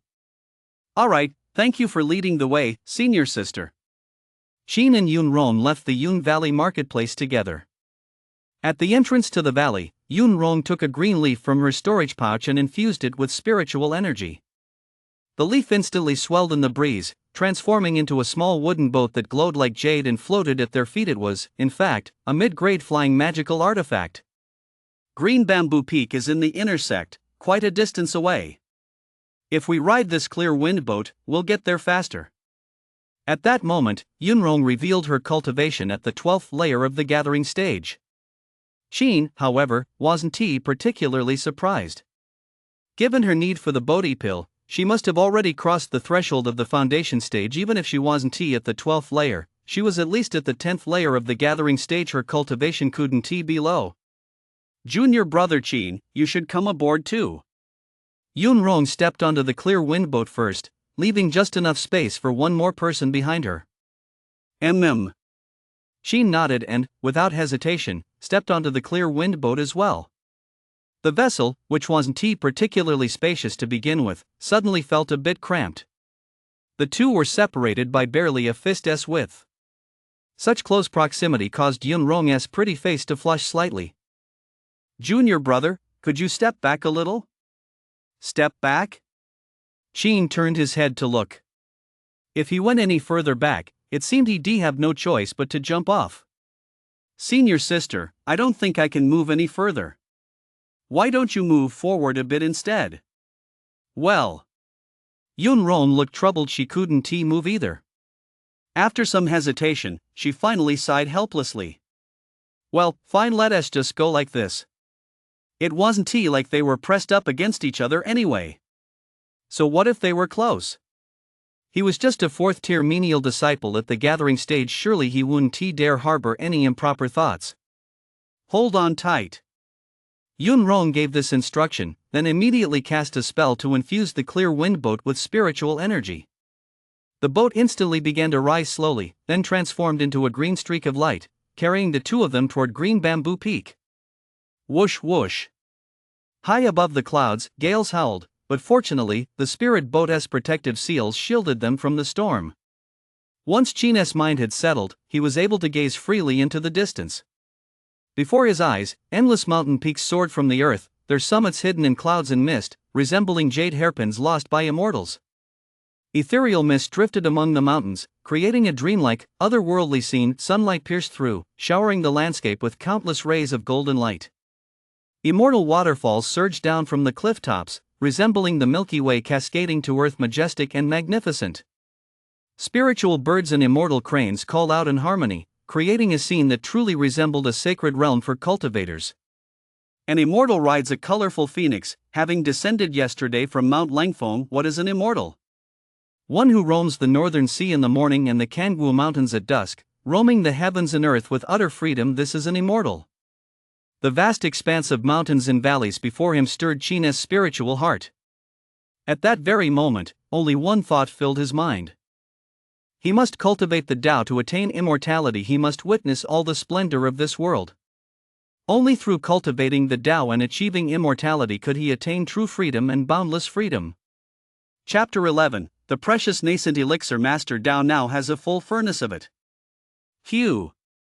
On Green Bamboo Peak, beneath the shade of a bamboo grove, stood a small courtyard named Fanhai Cottage. Qingfeng descended on the wind and landed among the trees just outside the courtyard. Among the 108 peaks of the inner sect, every mountain was home to inner sect disciples, and each disciple's residence was unique. For a direct disciple like Yunyan, who had reached the late core stage, her dwelling was among the finest in this divine realm. The manna was so dense it was almost tangible, transforming into a spiritual mist that wafted through the sea of green bamboo. Rustle. The forest breeze stirred, causing the branches and leaves to rustle. Qin and Yunrong had just arrived when a gentle voice drifted out from within the Fanhai Cottage. The restrictions have been lifted. You two may simply push the door open and come in. Got it, sister. Yunrong flashed a radiant smile, then turned to Qin and said, My sister is very kind, but don't say anything out of line or you'll be in for a rough time once we go inside. Yes, junior brother understands. Thank you for the reminder, senior sister Yunrong. Qin nodded. Creak. Pushing open the courtyard gate, Yunrong and Qin walked into the Panhai Cottage together. Inside the courtyard, they saw all manner of rare flowers and exotic plants, their fragrance filling the air. There was also a pond teeming with red carp, swimming back and forth as if they possessed sentience. Glancing to the side, they spotted a graceful young woman in a white dress, sitting cross-legged beneath a wisteria arbor, inhaling and exhaling spiritual mist. It was none other than Yunyan, one of the direct disciples and a great cultivator in the late core stage, a standout even among the many direct disciples of the sacred land. Her face, in particular, was so beautiful that Qin couldn't help but marvel to himself. Cultivation truly does do wonders for one's appearance. Although Yunrong and Yunyan were first cousins, there was a gap of several decades between them. Sister, this is the menial disciple who wanted to see you. His name is Qin. Yunrong stepped forward and affectionately linked her arm through Yunyan's. Yunyan opened her beautiful eyes, and a streak of blue light flashed through them. Qin's body froze instantly as her spiritual sense swept over him. He felt as if he were standing naked before her. Swallowing instinctively, Qin couldn't help but let his imagination run wild. Would senior sister Yunyan be frightened by his own brother? After all, he was quite exceptional. Junior brother Qin, what brings you here? Yunyan spoke slowly, her voice as soft and melodious as ever. Qin snapped out of his reverie and bowed respectfully. Greetings, senior sister Yunyan. I've come to propose a deal. A deal? What kind of deal? Yunyan looked slightly puzzled. How dare a lowly menial disciple propose a deal with her, a core stage cultivator? Qin said, I have a 4th grade nascent elixir in my possession. As long as senior sister can do junior brother a favor, I'll gladly present this elixir to you with both hands. Yunyan's gaze suddenly sharpened. A 4th grade nascent elixir? Yunrong was also startled. A 4th grade nascent elixir was a spiritual elixir capable of significantly increasing the probability of core stage cultivators achieving the nascent soul stage. Its value could not be measured in mana crystals. It was a treasure that was priceless and impossible to find on the market. Even when inner disciples attempted to break through to the nascent stage, the Holy Land would only bestow 1 or 2 such elixirs. This was partly because the elixir was difficult to refine, and partly because its main ingredient, the infant nurturing fruit, was exceptionally rare, so rare that even some 5th and 6th grade elixirs couldn't compare. Junior brother Qin, even within the Holy Land, 4th grade nascent elixirs are scarce. Where did you get this one? Yunyan asked, fixing her gaze intently on Qin. Qin smiled. This elixir was passed down from my ancestors. Ancestors? Yun Yan's heart skipped a beat. Could it be that this junior brother Qin had some kind of background? After a moment's thought, Yun Yan asked again, then, may I ask what kind of trade you have in mind, junior brother? Qin replied, to be honest, I've offended a direct line senior brother named Zhang Xiao. Unfortunately, I have absolutely no idea when I might have offended him. So, I'd like to ask you to intervene and arrange a meeting so we can have a proper talk. Zhang Xiao. Yun Yan pondered for a moment. Among the true disciples, the only one named Zhang Xiao is the junior brother Zhang from Tsangyun Peak. Yun Yan knew a thing or two about Zhang Xiao. If Qin could truly produce the nascent elixir, she wouldn't just step in to mediate, she wouldn't even mind stepping in to teach Zhang Xiao a lesson herself. But the key question was, could Qin actually produce it? After a moment's consideration, Yun Yan said to Qin, junior brother Qin, may I take a look at that nascent elixir first? Of course. However, senior sister Yun Yan will need to provide an early-stage nascent stage beast core in return, Qin said, rubbing his nose sheepishly. An early nascent stage beast core? Yun Yan furrowed her brow slightly. What do you need it for, junior brother Qin? I need it to save someone. As for the specifics, please forgive me for not being able to disclose them. Qin certainly couldn't tell Yun Yan about the crucible of creation, so he had no choice but to make up an excuse. Besides, in his view, Yun Yan would surely be able to produce this beast core, since an early nascent stage beast core could be purchased with contribution points from the Holy Land. A true disciple in the late core stage who had lived for tens or even hundreds of years, if he hadn't saved up enough contribution points to buy an early nascent stage beast core, there could only be one reason. That is, he was kind-hearted. After a moment's thought, Yun Yan wasn't worried that Qin would steal the beast core, so he nodded and agreed, all right, I'll do it. With that, he took a deep blue beast core from his storage pouch. It emitted a subdued, luminous glow and was about the size of a fist. It should have contained a nascent stage demon cultivator, but now, only dense, water-like mana swirled within. Typically, a beast core can serve as an alchemy ingredient, be refined by cultivators to extract mana, function as the hub of an array, or be used in treasure forging. In short, it has many uses. But compared to the nascent elixir, Yun Yan felt no sense of loss whatsoever, because a beast core from the early nascent stage could be obtained by completing just a few more sacred land missions. A flicker of fervor passed through Qin's eyes. He immediately took the beast core with both hands and bowed slightly, saying, please wait a moment, senior sister Yun Yan. I left the nascent elixir in the scrap chamber, I'll go back and fetch it right away. Yun Yan nodded. All right, then I'll wait here for you. Yun Rong, please escort junior brother Qin back to retrieve the pills. Yes, senior sister. Upon returning to the scrap chamber, Yun Rong waited outside while Qin retrieved the crucible of creation and the discarded nascent elixir pills, 9 in total, exactly the amount from a single batch. Generally, with 4th grade or higher elixirs, there aren't many failed ones. Though the quantity was substantial, each one was extremely precious. They were far beyond comparison with trash elixirs like the nurturing essence pill. I've struck it rich. I've struck it rich. 9 nascent elixirs, even after giving one away, I'll still have 8 left. This is simply unimaginable wealth. As he placed the beast cores and defective pills into the crucible of creation, Qin was so overcome with excitement that tears streamed down the corners of his mouth. With the nascent elixir, he could trade for even more high-grade beast cores. By then, wouldn't his cultivation speed just skyrocket? Senior sister Yunrong, here are your 5 bottles of Bodhi pills. Thank you so much for your help this time. Stepping out of the scrap chamber, Qin couldn't hide his smile as he generously settled the remaining balance with Yunrong. It was nothing, junior brother Qin. If you ever need help in the future, feel free to come find me at Joshio Peak. Yunrong tucked the Bodhi pills away, her eyes crinkling into crescent moons as she smiled, making her look even more charming and lovely. Money talks. In Yunrong's eyes, Qin was practically the god of wealth right now. What ordinary menial disciple could possibly be this wealthy? Clearly, this junior brother Qin must have connections, and not insignificant ones at that. Chapter 12, Brother-in-Law, You've Misunderstood, I'm just Mu Shui's older brother. Sangyun Peak, the mountaintop, Wanyun Courtyard. Beside the clear, mist-shrouded spirit pool, Zhang Xiao sat in a pavilion, drinking wine with a grim expression. It's been a month. That ant of a Qin has actually been hiding in the scrap chamber for a whole month. What on earth is he up to? Zhang Xiao couldn't help but grit his teeth in silent fury. With a sudden burst of force, a loud crack echoed as he instantly crushed the cup in his hand. For the past month, he hadn't even dared to set foot inside the gates of Jiang Qingdu's compound.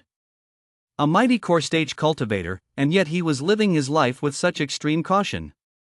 He lived like a pathetic coward before forming his core, and he is still living like a pathetic coward after forming it. Doesn't that mean forming the core was a total waste of time? Ka! Just as Zhang Xiao's heart was seething with anger, a white crane suddenly flew down from the clouds and landed in the courtyard, its cry clear and melodious. It held a letter in its beak. A spirit crane delivering a message from a true disciple? Whose letter was it? Could it be senior brother Jiang? Zhang Xiao's heart fluttered slightly. With a sense of trepidation, he took the envelope from the crane's beak and opened it. Inside, there was only one sentence. Junior brother Zhang Xiao is requested to come to Green Bamboo Peak for a meeting. Yun Yan. Yun Yan? Zhang Xiao paused in surprise. Was it senior sister Yun Yan, the one at the late core stage? What does she want with me? It didn't seem like the two of them had much in common. Could it be that their SI mission requiring them to team up? Pan Hai Xiaozhu, inside the courtyard. Junior brother Qin, try some of the bamboo immortal drunk that senior sister brewed. This wine is brewed from the sap of 1,000-year-old flame bamboo. A single cup is equivalent to several months of your cultivation. Seated at the green jade table, Yun Yan, her hands folded, poured him some wine. The rich aroma was so potent that even a light whiff was enough to soothe the soul and warm the entire body. This clearly demonstrated the wine's abundant mana. Thank you, senior sister. Qin nodded, then immediately picked up the cup and drank it in one gulp. It was indeed fine wine, smooth on the palate, with a subtle burn down the throat. Although brewed from the sap of the flaming bamboo, the strength of the liquor was just right. It didn't feel overly scorching. The mana was also extremely abundant, though slightly awkwardly.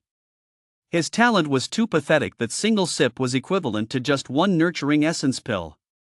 For him right now, the mana from a single nurturing essence pill was of little use. If he truly wanted to make a breakthrough, he'd have to swallow a second-grade nurturing essence pill. Compared to a first-grade nurturing essence pill, a second-grade one contained far more mana, so much so that if consumed at the gathering stage, it could even burst one's meridians. Ha! Yun Ron, standing nearby, was taken aback when she saw that Qin showed little reaction after drinking the wine. Junior brother Qin, don't you feel any increase in your spiritual power? Qin replied somewhat awkwardly, to be honest, I'm actually a first-grade 5-element mana root, so taking just a sip of this wine really doesn't have much effect. Yun Yan and Yun Ron were instantly stunned. First grade?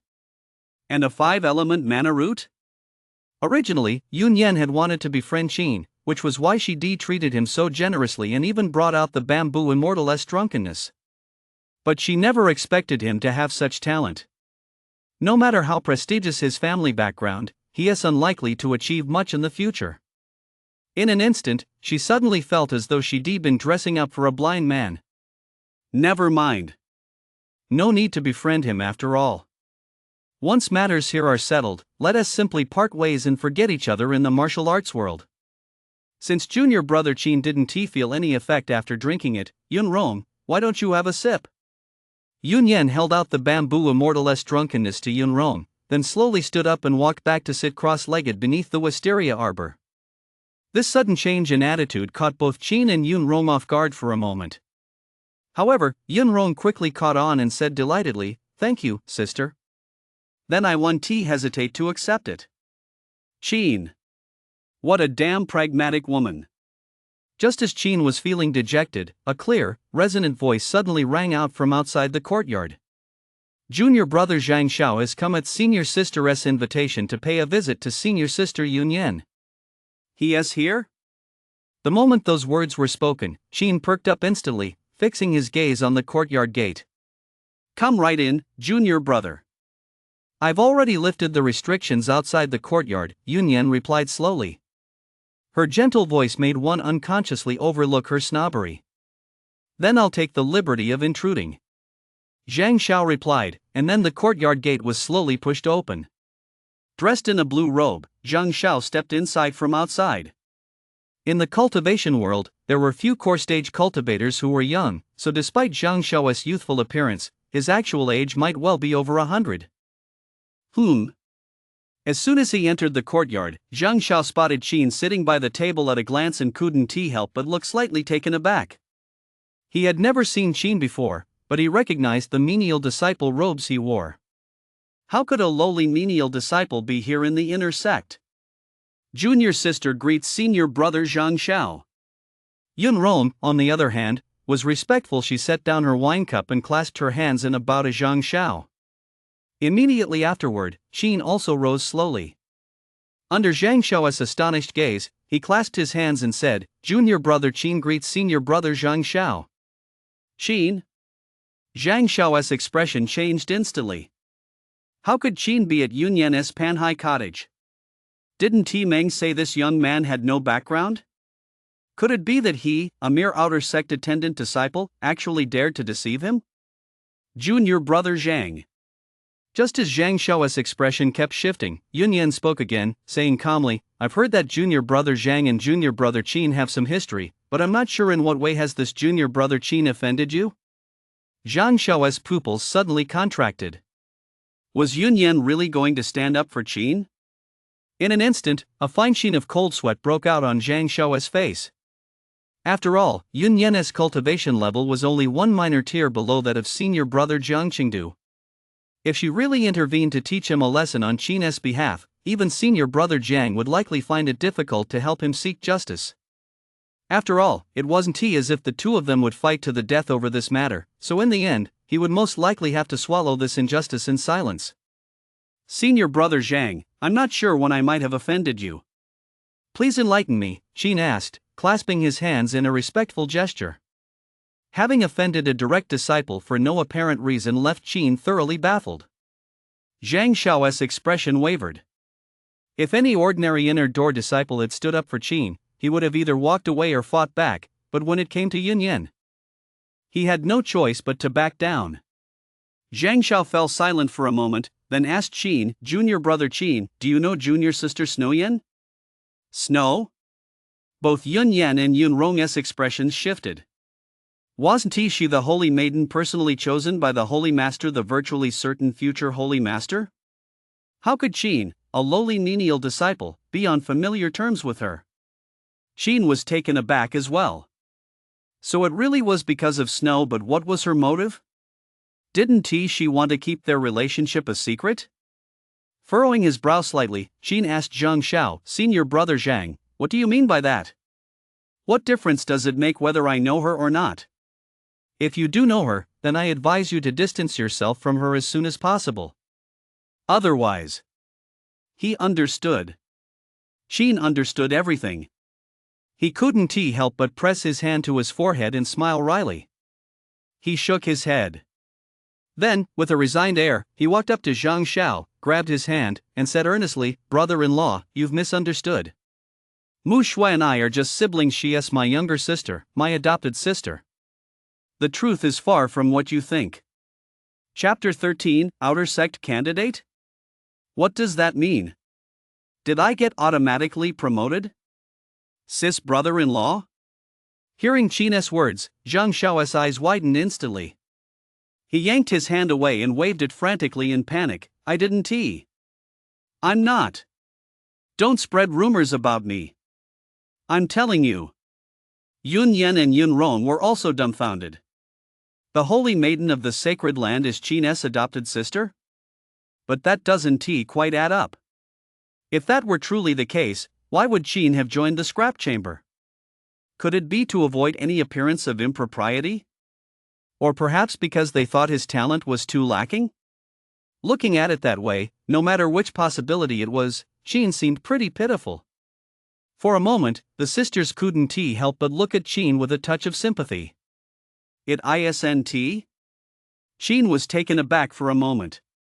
Then what did you mean by what you just said, senior brother Zhang? Zhang Xiao rubbed his temples, looking somewhat exasperated. If this is really as you say, then it might just be a misunderstanding. After all that, it turned out that Qin and Snow weren't at all what senior brother Jiang had imagined. It was like the flood had washed away the Dragon King's temple family members failing to recognize their own kin. Upon hearing this, Qin's expression shifted slightly, and he immediately mused to himself, judging by Zhang Xiao's words, someone must have mistaken me for a romantic rival. But since Zhang Xiao is so vehemently denying it, that person probably isn't him. If I'm not mistaken, it must be a senior brother even more powerful than him, otherwise, he wouldn't be so afraid of the title brother-in-law. Sigh. At this thought, Qin couldn't help but let out a soft sigh. It was one thing that he hadn't managed to become a kept man, but what kind of logic was behind this undeserved trouble? Could it really be that beautiful women are a source of trouble that one shouldn't get involved with them at all? After paying a considerable price, he finally cleared up the misunderstanding with Zhang Xiao. By the time he returned to the scrap chamber, it was already evening. It was Yun Rong who escorted him back again. Unlike Yun Yan's coldness, Yun Rong remained kind and friendly, which made Qin feel a great deal more fondness for this senior sister. Before leaving, Yun Rong gave Qin a jade talisman for private communication and said, "I'll be preparing for the foundation stage in a few days. After the foundation stage, I'll enter the inner sect. If you need anything then, you can use this talisman to contact me. From now on, as your senior sister, I'll look out for you in the outer sect."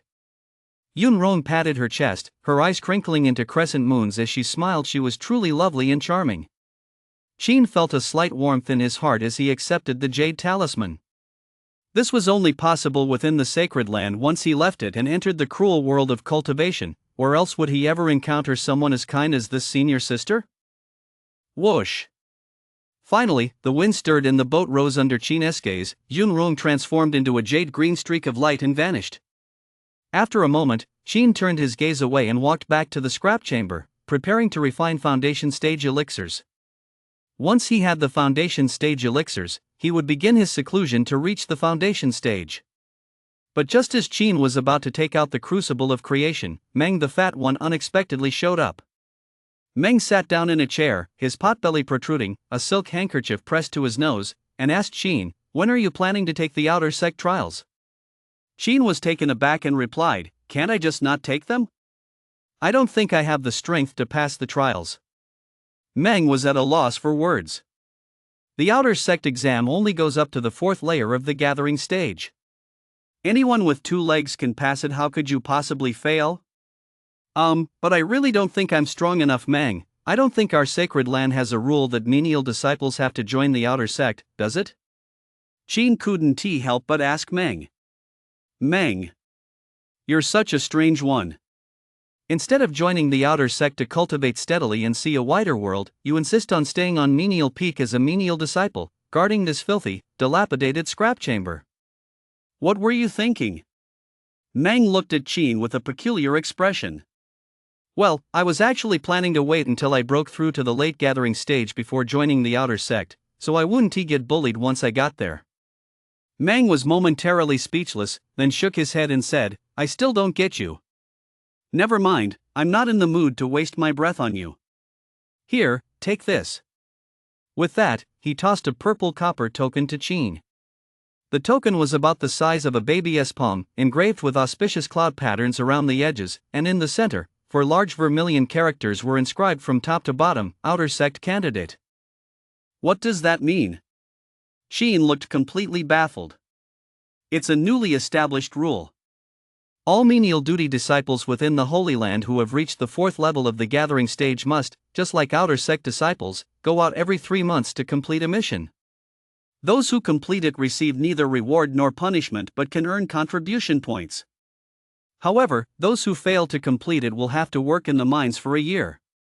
Qin, this lousy rule isn't it a little too targeted? Snow, you're a ruthless one. Does that mean the moment I step outside the Holy Land, someone is going to slip a burlap sack over my head from behind and lock me in a dungeon? Bro, take my advice, if you can join the outer sect, you should definitely do it.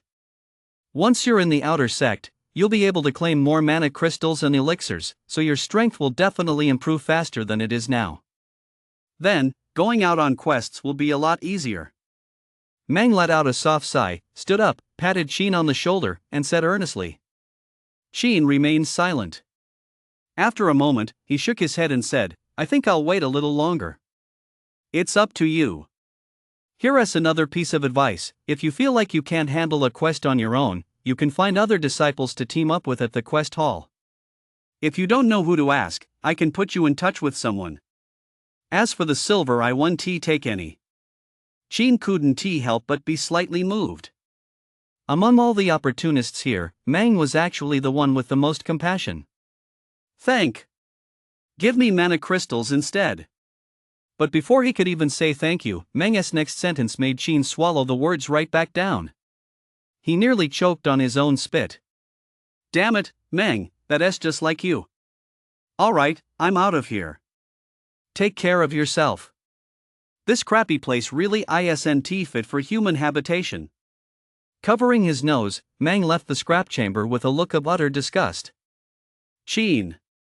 In this world where everything has changed, old Meng, you're the only one who is still you. Within the inner gate of the sacred land, on Yuhua Peak, amidst the sea of flowers on the back mountain, beside the emerald water pond, and surrounded by spiritual mist, a majestic pavilion hung in midair. Endless white clouds supported the pavilion and its courtyard, a place where mana gathered across the mountains, exuding the very aura of an immortal's retreat. Creak. Inside the courtyard, a door slowly swung open, and Snow, dressed in a pristine white gown, stepped out. With a cool, ethereal demeanor, she resembled a celestial maiden in exile. A faint chill emanated from her entire being with every step she took. Frost formed beneath her feet, its misty vapor rising like fog. The lovely young girl waiting in the courtyard, upon seeing her emerge, immediately ran over with delight. Sister, did you succeed in the foundation stage? Yes, I did. Snow smiled gently. Perhaps fearing she might hurt the girl, she quickly withdrew the chill as the girl drew near. The girl's name was Yen Muling. She was Snow's younger sister, possessing dual wood and water mana roots of the 7th rank.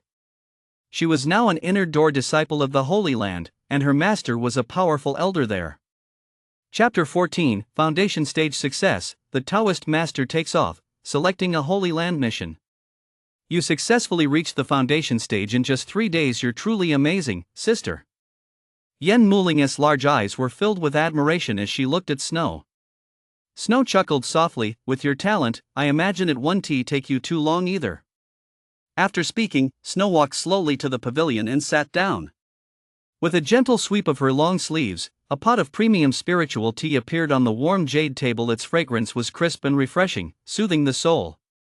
Did you come to see me because Qin has already left the Holy Land? Snow asked as she poured the tea. No.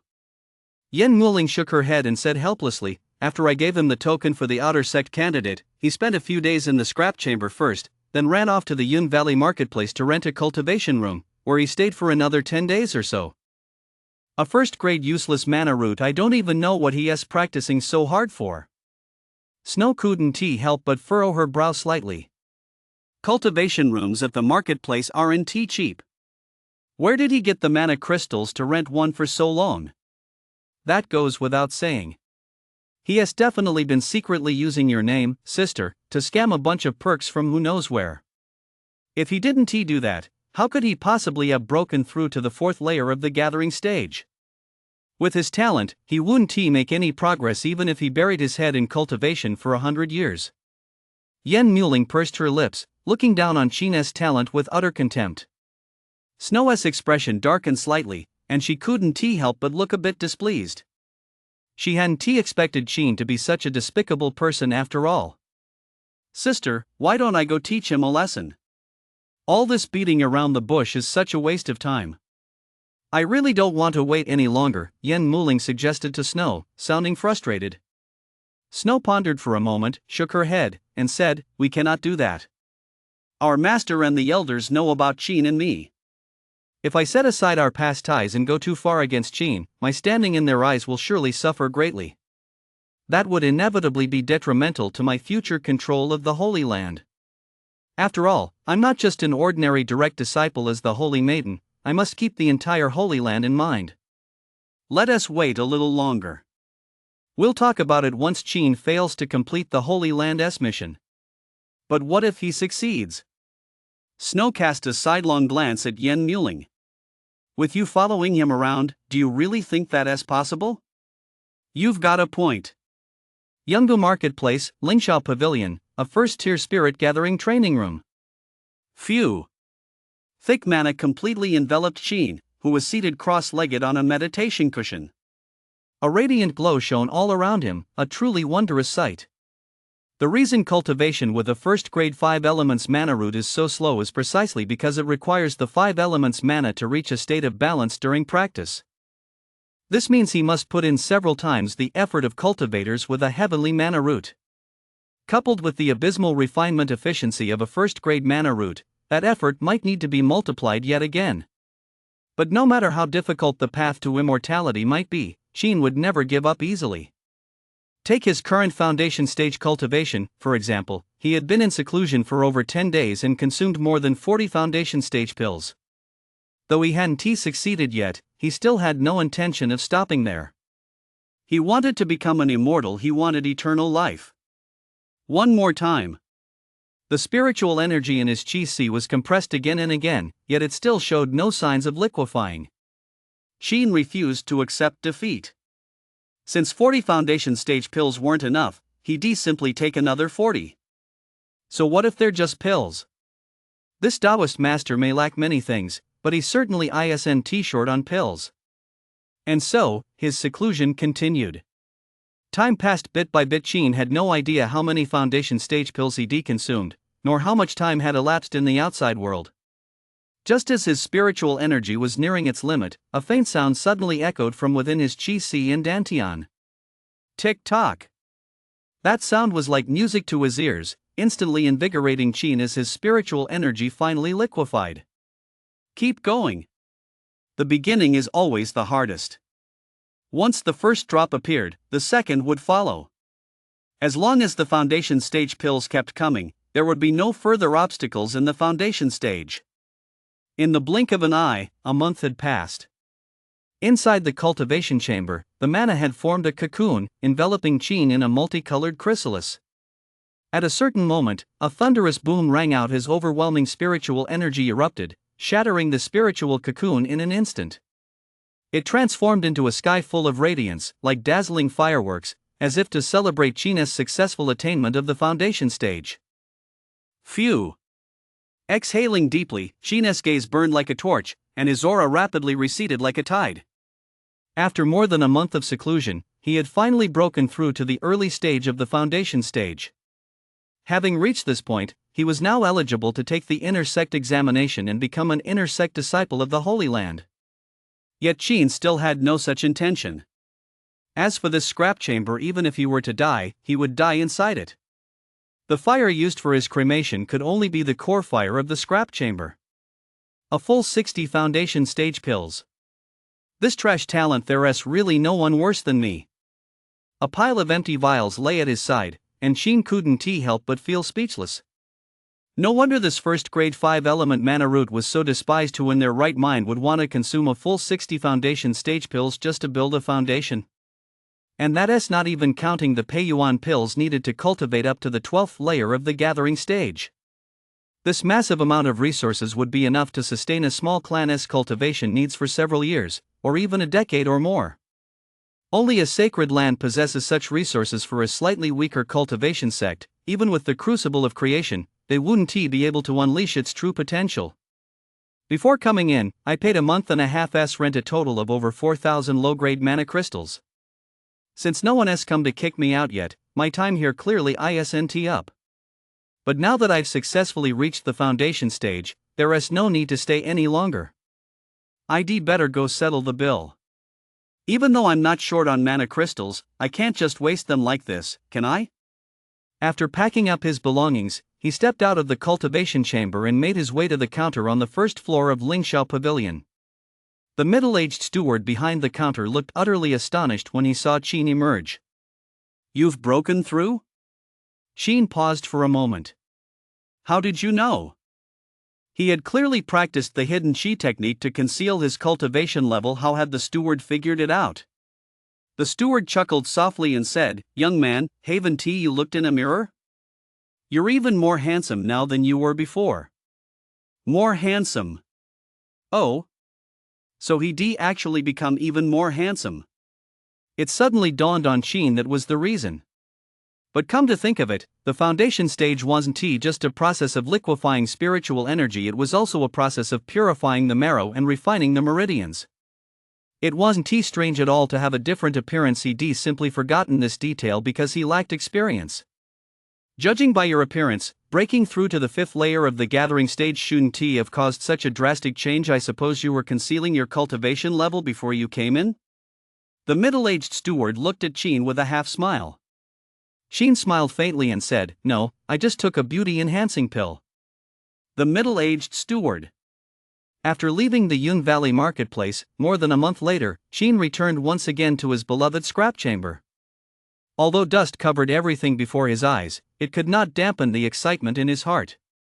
I've successfully reached the foundation stage and gained a lifespan of 200 years. Starting today, this Taoist master has finally set foot on the path to immortality. Chapter 15, Commoners encounter a demon beast, but even their best efforts are not enough to defeat it. After reaching the foundation stage, Qin had shed his mortal form, and his strength was now on an entirely different level. Unfortunately, he had no plans to join the inner sect at this stage, so he wouldn't receive the inner sect rewards distributed by the Sacred Land, one divine ability level spell and one high-grade magical artifact. Consequently, his current strength was certainly weaker than that of inner sect disciples at the same cultivation level. This was a slight regret, but fortunately, even though he couldn't claim the rewards, he had plenty of mana crystals. With the backing of his money power, he could purchase divine ability spells and magical artifacts at the marketplace. Furthermore, since his breakthrough was hard-won, his spiritual power is deeper than that of other disciples at the same cultivation level. Once he acquires the necessary external items like spells and magical artifacts, his strength will easily place him in the upper tier among peers at his level. However, he definitely can't go back to the Yun Valley market anymore. He'd already drawn attention from others just by buying and selling first-grade elixirs earlier. If he were to spend another 10,000 mana crystals on spells and magical artifacts, wouldn't he just be taken for a ride? Come to think of it, it's about time to take on a quest. This trip out is the perfect opportunity to pay a visit to Su Kingdom. The cultivation marketplace there is much larger than the Yun Valley marketplace, and no one there will recognize me or trace my origins. Relatively speaking, it's much safer than the Holy Land. Having made up his mind, Qin decided to pay a visit to the Outer Sect Quest Hall. But before setting out, he needed to refine a few more second-grade nurturing essence pills for his daily cultivation. Nurturing essence pills are condensed from the mana of heaven and earth, refined with spiritual herbs of varying ages. They aid in daily cultivation for cultivators at every stage, from the gathering stage to the tribulation crossing stage. Among the elixirs in the scrap chamber, the nurturing essence pills boast the most comprehensive range of grades, spanning from 1st grade to 8th grade. As for why this is the case, it's simply because the cultivation threshold for refining these pills isn't high, and the spiritual herbs and auxiliary ingredients aren't particularly rare, so they're usually used by disciples of the elixir peak to practice their skills. Once they've gained proficiency and with the aid of spirit artifacts, even cultivators at the gathering stage can refine 8th grade Peyuan pills. The only difference is the success rate. I exchanged 100 beast cores obtained in the early stages of the foundation stage for foundation stage pills before heading to Lingxiao Pavilion. But there is no need to use them all at once. I'll refine 50 batches first and keep the remaining beast cores in reserve. 3 days later, Qin left the scrap chamber. He first exchanged greetings with Meng, and only then headed to the quest hall on Earthpeak in the Outer Sect. Stepping into the main hall of the quest hall, he found it quite spacious. It was divided into 3 main areas based on quest levels: outer sect, inner sect, and true disciples. As a result, one could see not only outer sect disciples but also many inner sect disciples coming and going. Sometimes, if one was lucky, one might even encounter core stage cultivators from the true disciples. The hall was bustling with activity, as groups of 3 or 5 stood before the walls and stone pillars, discussing and offering advice on the posted quests. The walls and stone pillars were all imbued with formations. A green light flickered as quests scrolled across their surfaces in text form. Steward disciples used their spiritual energy daily to write or delete quests, keeping the information updated in real time. In addition, quests were categorized into several major types: repeatable and non-repeatable, those under the Holy Land's jurisdiction and those outside it, and external commissions versus those issued by the Holy Land. The contribution points for each task are determined based on its difficulty rating, ranging from a minimum of 10 points to as high as over 1,000. Sheen had no intention of taking on high difficulty tasks. While the contribution points were nice, staying in the scrap chamber was more important. He absolutely couldn't draw the attention of the Holy Land's higher-ups. Sioux Kingdom.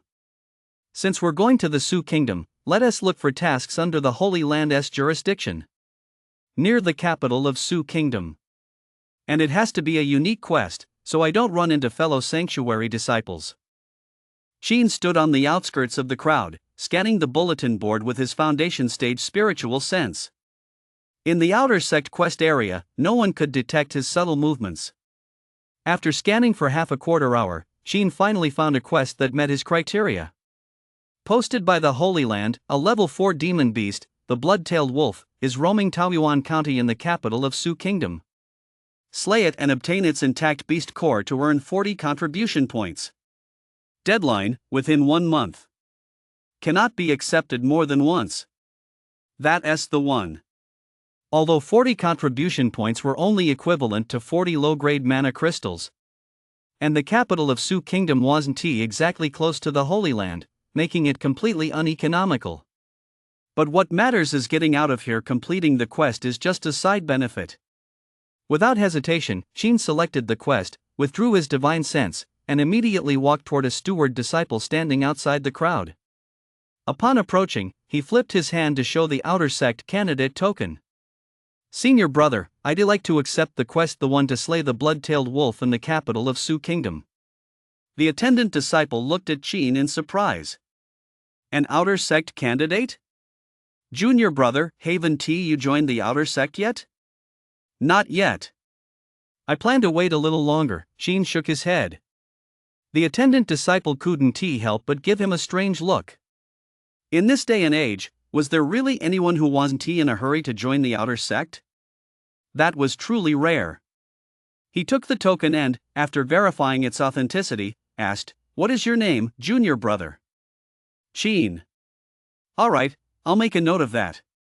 If you fail to turn in the beast core within a month, the mission will be considered a failure and will be reissued." I understand." Early the next morning, Sheen left the Holy Land. To conceal his cultivation level, he didn't dare to use flight techniques. He walked all the way to Mingyang Prefectural City at the foot of the Holy Land Mountains and found an inn to stay at. After staying another night, he finally used his flight technique to leave the inn the following morning. This time, he had taken great care to dress up. He donned his black cloud-treading boots and his water and fire-resistant purple thread robe. Not to mention that performing the flight technique was now much easier and faster. The sheer style alone was impressive. He looked every bit the Taoist immortal. Whoosh! A figure streaked across the clouds of the 9 heavens. Looking closely, it was Sheen, clad in a purple robe. Amid the mist and clouds, his garments fluttered in the breeze, and his eyes shone with intensity. As he soared over mountains and rivers, flying past villages and cities, the pair of cloud-treading boots at his feet, truly worthy of their status as a mid-grade magical artifact, allowed him to travel 1,000 or 10,000 li in a single day with effortless ease. Unlike his earlier journey aboard the clear wind boat, Sheen was now soaring through the 9 heavens under his own power, looking down upon the mortal world. This filled his chest with a sudden surge of heroic spirit, as if he were the master of the vast land, controlling its rise and fall. Awesome! Once I reach the marketplace in Sioux Kingdom, this young master is definitely going to get his hands on a top-quality spirit sword. Then I'll ride the sword through the air and really get a taste of what it's like to be a sword immortal. Clad in purple robes, he sliced through the sky, at times swooping like an eagle, at others emerging from the sea like a azure dragon, soaring freely across the heavens and earth, flying with sheer delight. But this sense of freedom did not last long. It was forced to come to an end just a few hours later. As night fell, while traveling along the official road out of the city toward Taiping County, dust suddenly swirled ahead, and the air was filled with the chaotic glow of flames. Travelers and merchant caravans alike screamed in terror as they fled, with large crowds of people and horses rushing frantically toward the city gates. Upon closer inspection, a pack of ferocious hyenas had unexpectedly appeared on the official road. Each was as large as a tiger or leopard, with emerald eyes glowing eerily. Drooling putrid saliva, bearing sharp fangs and claws, they attacked the civilians and travelers indiscriminately like mad beasts, tearing at their flesh and devouring them piece by piece. On the city walls, the commander of the county garrison's face paled, and he hurriedly ordered, "This is bad, a demon beast attack. Quickly, all archers and crossbowmen, heed my command, fire your arrows immediately to save the people." Chapter 16, Slaying Hyenas with a Single Sword. The immortal sage indifferent to fame and fortune. At the command, tens of thousands of arrows were fired simultaneously from the city walls. Whoosh, whoosh, whoosh. Bathed in the moon's cold glow, the arrows rained down, completely engulfing the pack of ferocious hyenas. The common folk on the official road were overjoyed, believing they were finally saved, but in the very next moment. Clang, clang, clang. To everyone's astonishment, the arrow striking the hyenas produced a clanging sound of metal on metal, and sparks could even be seen flying. Their fur was as hard as iron or stone. "They're this formidable?" The garrison commander turned pale with shock. These demon beasts weren't even afraid of bows and crossbows. Even if they went out to fight them, it would likely be a futile effort. "Quick, go fetch the immortal master from Bayun Temple to slay these demons." Realizing they were outmatched, the garrison commander decisively sent men to request reinforcements. "Yes, sir, Colonel." The captain at his side wasted no time. He turned and hurried down from the city walls to fetch the Taoist master from within the city. Just then, after being briefly held back, the pack of hyenas grew even more ferocious, baring their fangs and lunging once more at the civilians on the official road. "Run! Don't eat me, don't eat me! Open the city gates! Quick, open the city gates!" Ah! Beneath the city walls, the scene had turned into a hellish nightmare. The people wailed and screamed in terror, while the ground behind them was littered with severed limbs and blood. The commander's heart was wrung with anguish, but no matter what, he could not open the city gates. Just as the massive pack of hyenas closed in, bearing their bloodthirsty fangs, and countless civilians were about to lose their lives, a ball of fire suddenly rained down from the sky. Boom! The hyenas at the very front were instantly engulfed in a sea of fire, illuminating the surroundings as if it were broad daylight. Scorched by the spiritual flame, they writhed in agony, howling in pain and trying to flee, but the immense force of the fireball had already left them gravely injured. Before long, those hyenas had turned into charred husks. They collapsed with a whimper and fell silent. This sudden turn of events filled the hyenas behind them with terror, causing them all to halt and hesitate. These level 4 and 5 demon beasts had long since developed sentience and possessed a keen sense of danger.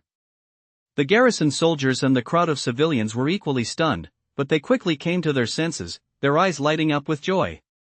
A immortal master had intervened. It must have been an immortal master. In an instant, everyone looked up in excitement. They saw a figure in a purple robe drifting slowly down from the sky, landing on the official road and standing between the civilians and the pack of hyenas. A gentle breeze ruffled the hem of his robe, and the firelight illuminated China's youthful profile, causing everyone to pause in surprise. What a handsome young immortal master! Gazing at the dozen or so hyenas before him, a hint of curiosity flashed in China's eyes as he thought to himself, for a pack to have so many level 4 and 5 demon beasts, there must be vast fields of spiritual herbs growing near their lair. These hyenas' beast cores were of little use to Qin, but spiritual herbs were another matter entirely. If he could find them, it might just turn out to be a small windfall. Roar, roar! The pack of hyenas eyed Qin warily, growling incessantly. Although he had suppressed his cultivation level, they could still sense that the person before them was undoubtedly a dangerous presence. A whoa! Just then, a long howl rang out, as if serving as a retreat signal. The pack of hyenas retreated in unison and, finally, turned to flee the area. But Qin wasn't about to let them get away. Whoosh! With a clench of his fist, a long sword of mystic iron instantly appeared in his hand. It was the standard issue sword for menial disciples, not a magical artifact. But for Qin, it was more than enough to kill the hyenas. Boom! Qin stamped his foot, leaping into the air and soaring above the ground, drawing the attention of the city's defenders and civilians alike, all of whom watched with bated breath. If you don't uproot the weeds completely, they'll sprout again with the spring breeze. If even a single one escaped, it would pose a grave threat. Slash! With a soft command, Qin channeled the golden spirit power of the five elements art. As he swung his long sword, the spirit power transformed into a golden sword beam, completely engulfing the pack of hyenas. The sole advantage of the five elements mana root was the ability to cultivate five elements techniques and harness the five elements spirit power, allowing for greater flexibility in combat. The sword beam cascaded like a waterfall. The destructive power of the golden spiritual energy was amplified by the blade, resembling a blazing sun as it swept directly through the dozen or so hyenas. Boom! Boom! Boom! In that instant, the sword beam erupted, shredding all the hyenas to pieces and sending a mist of blood into the air. Not a single one survived. For this strike, Qin had drawn upon only the 12th layer of the gathering stage, yet the result he achieved left everyone present in awe. What an impressive young immortal master! He didn't let a single one escape. The garrison commander couldn't help but swallow hard, utterly stunned. Retrieve! Qin descended from the air, swept his wide sleeve, and summoned over a dozen beast cores before him, each the size of a grain of rice, glowing with an earthy yellow light. Without hesitation, he stored them in his storage pouch on the spot. Then, with a light tap of his foot, he cast the wind riding technique and decisively swept northward, sword in hand. It appeared he had wiped out all the hyenas, but in reality, a hyena king was secretly fleeing back to its lair. If it weren't for this commanding hyena king, he wouldn't have killed all the hyenas. He would have kept at least one alive. Immortal master, immortal master. As the crowd watched Qin depart, they snapped out of their shock and began calling out loudly, eager to express their gratitude. But Qin paid them no mind at all. Now that he'd put on a show, and since he wasn't going to receive any reward, what was the point of staying here any longer? What a truly unworldly immortal master! This is the kind of role model we should all look up to. The commander of the garrison looked on with admiration, full of praise. Just then, an elderly man in a white robe descended from the sky onto the city gate tower. Gazing at Qin's receding figure, he furrowed his brow ever so slightly. Gone? The commander was startled upon seeing the newcomer and hurriedly said respectfully, "Greetings, Immortal Lu." Lu Wenqiu, the abbot of Baiyun Temple in Taiping County, was an independent cultivator at the 12th layer of the gathering stage. Revered by the townspeople, he resided in the county seat. Seeing Qin's receding figure, Lu Wenqiu looked pensive for a moment, then turned to the deputy general and asked, "Deputy General Zhang, do you know the background of that fellow Taoist who just left?" Deputy General Zhang shook his head. "I do not know." After a moment's contemplation, Lu Wenqiu said to Colonel Zhang, "I suspect this fellow Taoist has gone to hunt down the remaining demon beasts. To ensure he meets with no misfortune, I shall go at once to lend him a hand. You all should remain here and see to the safety of the townspeople." "Yes, Immortal Lu." Boom! Boom! Boom! North of Taiping County, deep within the boundless mountains and forests, a colossal creature charged wildly through the landscape, a hint of panic flickering in its emerald green eyes. Its forehooves pounded the ground, sending a storm of dust, dead branches, and withered leaves flying into the air, startling countless birds into a frantic flight. Run, then the faster the better. This Taoist master is eager to see just what kind of treasures your home might hold. 100 zhang behind, Qin followed at a steady pace, a broad smile on his face and his heart brimming with anticipation. But after following for a while, Qin's brow suddenly twitched as his spiritual sense detected an old Taoist in white robes suddenly closing in from behind. Chapter 17. First, rid the people of a menace, then make a quick fortune. 12 layers of the gathering stage. What does this mean? Is he here to reap the rewards, or to kill and steal the treasure? Qin furrowed his brow slightly. Coming after him at a critical moment like this, what good could this old Taoist possibly have in mind? Fellow Taoist, please wait.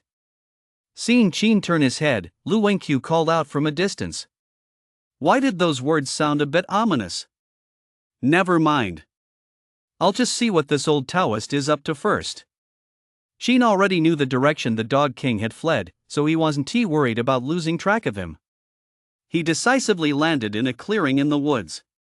It was best to settle this matter early on, so as not to spoil his fun while he was gathering spiritual herbs. Lu Wenqiu's wind riding technique was quite swift. Before long, he glided gracefully to Qin's side. Why have you followed me here, fellow Taoist? Qin spoke first, asking in a calm tone. I am Lu Wenqiu, the abbot of Baiyun Temple in Taiping County. May I ask your name, fellow Taoist? Lu Wenqiu gave his flywhisk a light flick, a smile on his face, exuding the air of a Taoist master. I am Biao, a wandering cultivator, Qin replied, clasping his hands in a bow. Wang Biao? Lu Wenqiu was slightly taken aback. Could a cultivator really have such a plain name? Fellow Taoist Lu, it seems you haven't answered my question yet, Qin said, fixing his gaze on Lu Wenqiu. Lu Wenqiu snapped out of his thoughts and chuckled lightly. I merely came to offer you a friendly warning. A few dozen li ahead, there's a fire python leopard that has just reached the foundation stage. You're free to pursue it, but don't venture too deep, lest you encounter danger. A fire python leopard that's just reached the foundation stage? Whoa, isn't that exactly what I came here for? As soon as Qin heard Lu Wenqiu's words, his eyes lit up instantly. Lu Wenqiu couldn't help but feel a bit taken aback. What's going on? Does he seem even more excited now? Or is it just my imagination? He took a closer look at Qin. He didn't seem to have that same vibe as before. So, on second thought, it must have been a delusion after all. Lu Wenqiu averted his gaze and said, Fellow Taoist Wang, do you have any other business in Taiping County? If there's anything you need help with, perhaps I can be of some assistance. Help? Qin's heart stirred slightly. Since Lu Wenqiu was a local big shot, he likely knew where the major cultivator markets were in the vicinity. He had originally planned to buy divine abilities and a spirit sword in the capital of the Su Kingdom, but after flying all this way, Qin felt that without a reliable weapon in hand, he simply didn't feel very secure. Although he hadn't encountered any major dangers along the way, demon beasts were far from uncommon. If he happened to run into a mid-foundation stage one someday, wouldn't that be the end of him? So, after a moment's thought, Qin said to Lu Wenqiu, I actually do have a matter where I might need your assistance, fellow Taoist. Please speak freely, Lu Wenqiu replied with a light chuckle. Qin asked, Fellow cultivator Lu, do you know of any large cultivation markets in this area? Of course I do. Lu Wenqiu smiled and said, 500 li east of Taiping County lies Meixian in Jingzhou Prefecture. On Wushan Mountain in Meixian, there's a large market second in size only to the one in the capital controlled by the 5 major cultivation clans of Jingzhou Prefecture. Each of these 5 cultivation clans has a nascent stage powerhouse stationed there. That is why the Wushan market has stood for over 100 years without faltering. Wushan. After noting the location, Qin decided to pay a visit to Wushan after tonight. Boosting his strength was now a matter of urgent priority. He certainly didn't want to face danger without any trump cards up his sleeve, forced to rely solely on a barrage of fireball spells. If you wish to go, fellow Taoist, I can guide you there at any time, Lu Wenqiu offered. I wouldn't want to trouble you, fellow Taoist. I'll make my own way there. Qin shook his head and politely declined. As the saying goes, one must always be on guard when traveling. It's best to be cautious. Lu Wenqiu nodded, showing no sign of displeasure. He then took his leave of Qin and, casting a wind riding spell, hurried back toward Taiping County. That old fellow sure left without a second thought. Could it be he really is a good person? Watching Lu Wenqiu's figure fade into the distance, Qin couldn't help but wonder to himself. Out of caution, Qin scanned the area with his spiritual sense, tracking Lu Wenqiu to the limit of 1 li, but detected nothing unusual. Just as he was beginning to think he might have overreacted, a petite, delicate green sparrow suddenly appeared within the range of his spiritual sense. Flutter, flutter. The blue sparrow flew extremely fast and, before long, landed on a large tree near Qin. Its pair of dark red eyes stared blankly in his direction, motionless and silent. It was perfectly concealed. Qin. Just as he thought. There are very few good people in this cruel world of cultivation. Sigh. Qin couldn't help but let out a soft sigh, thinking to himself, I'm just a kind-hearted young man who never wanted to get my hands dirty with bloodshed, but there's always someone forcing me to take action. What a wicked world this is, it's truly a sin. Shaking his head, Qin decided not to dwell on it any further and turned to continue chasing the Dog King. What? You're asking why he didn't just take out Lu Wenqiu? It'd be no fun to take him out right now. What if he has accomplices? Wouldn't it be better to take them all out at once? Who would ever complain about having too many storage pouches full of treasures? That'd be a total fool. Besides, to avoid alerting the others, Qin didn't plan to go after that fire python leopard either. After all, it was just an early foundation stage beast core. If he let it go, so be it. He'd just consider it a good deed. That's what he gets for being so kind. Whoosh! Once he darted out of the woods, Lu Wenqiu reappeared in the moonlight, standing beside the official road. He flicked his flywhisk and glanced back toward Qin's direction. A hint of scorn flashed silently in his eyes. A lone cultivator decked out in magical artifacts. If I don't rob you, who else am I supposed to rob? Kid, if you're going to blame anyone, blame yourself for being too stupid. You don't even understand the basic principle of not flaunting your wealth. With that, Lu Wenqiu reached into his storage pouch and pulled out 2 jade talismans for transmitting voices. He held them to his lips, spoke a few words into each, and then infused them with spiritual energy. The next moment. Whoosh! Whoosh! The 2 jade talismans instantly transformed into 2 streams of green light, vanishing into the vast night sky in the blink of an eye. Wushan, there are plenty of auspicious sights in that area. If you're buried there, consider yourself lucky, kid. Lu Wenqiu gave a cold chuckle, then made no further delay. He once again cast the wind riding technique, transforming into a white crane as he swiftly returned to Taiping County. The night grew deeper. Before long, Qin followed the Dog King's trail across the ravaged ground until he arrived at the entrance of a deep, secluded cave in the woods, surrounded by vines and moss.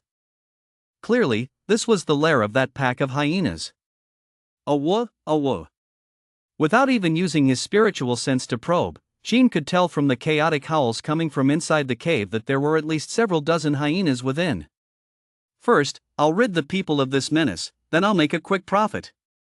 Judging by the concentration of mana around here, there must be plenty of spiritual herbs nearby.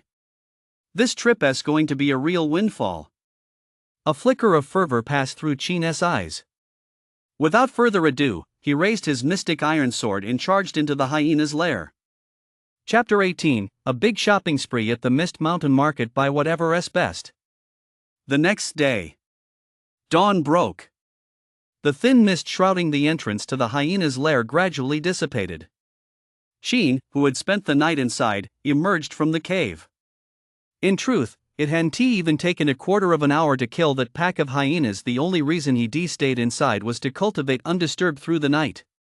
As for the spiritual herbs, he could only say he'd been careless. These vile beasts were truly damn beasts.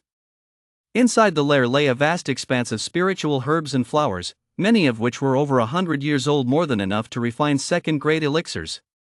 Without exception, every single one had been ruined. Some had been gnawed on, others trampled underfoot. Not a single one remained intact. No wonder these vile beasts would attack people.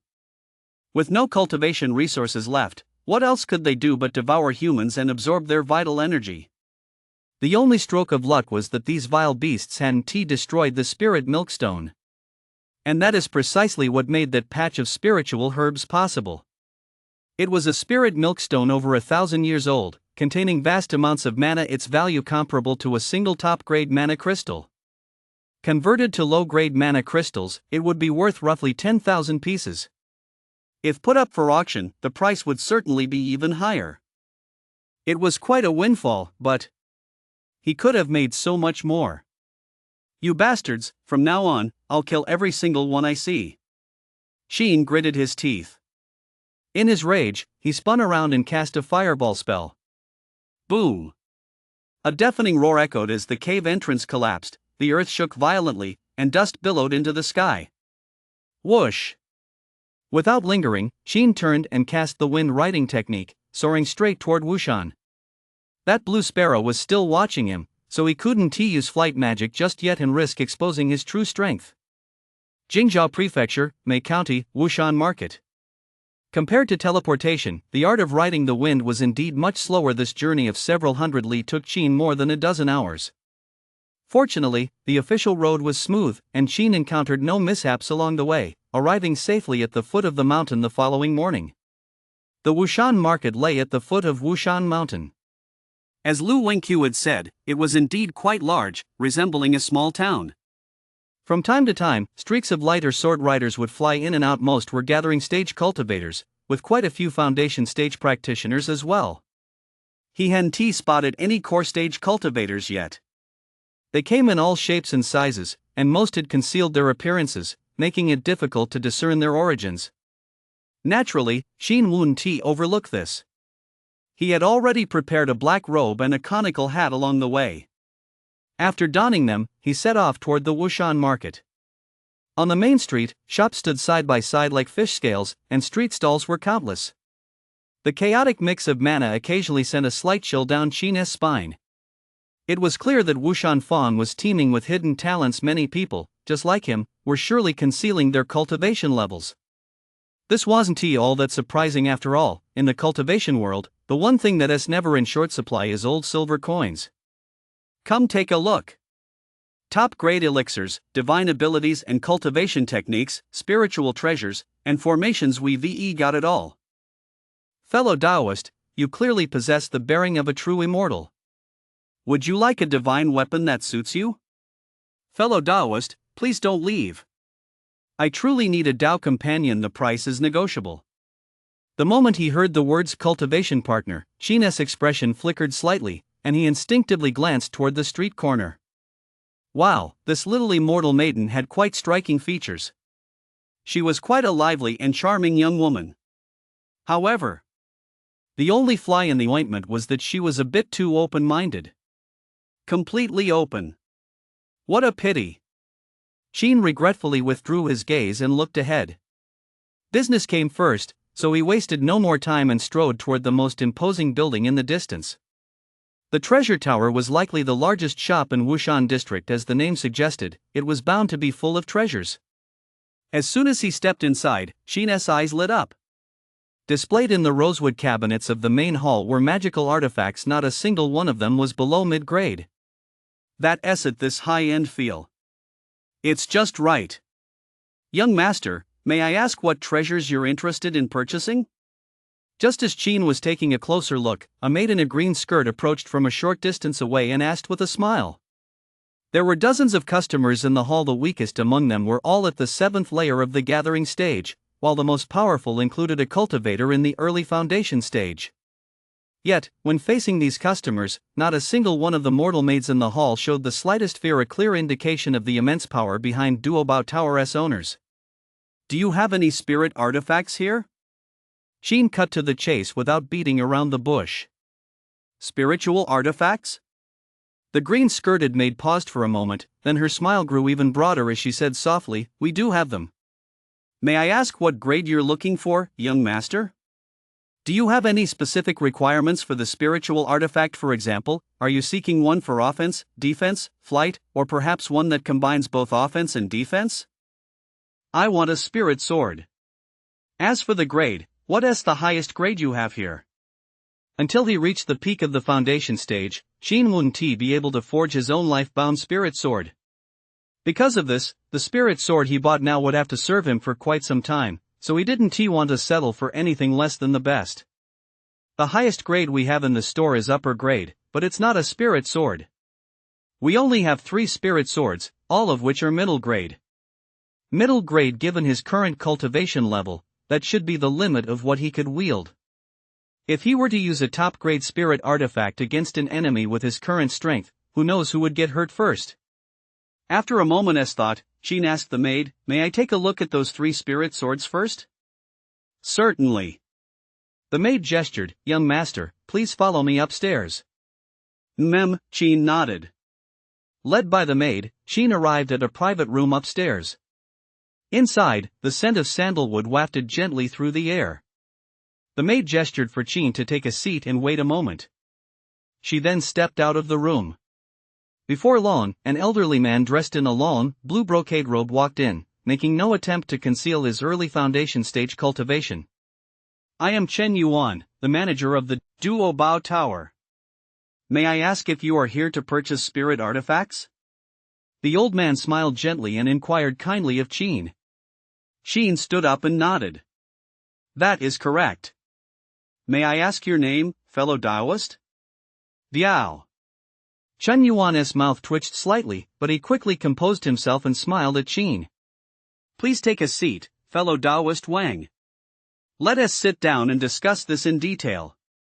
With that, he sat down across from Qin and retrieved a jet-black stone box from his storage pouch. Opening the box, he revealed 2 mid-grade spirit swords resting quietly on a piece of yellow silk, one long, one short, identical in appearance, both emanating a faint, greenish-blue glow. It was immediately clear they were no ordinary objects. "Please take a look, fellow Taoist.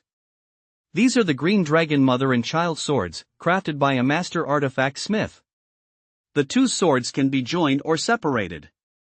In battle, they allow you to strike unexpectedly and catch your opponent off guard, making them a perfect match for what attribute cultivation techniques. So it's all about ambushes?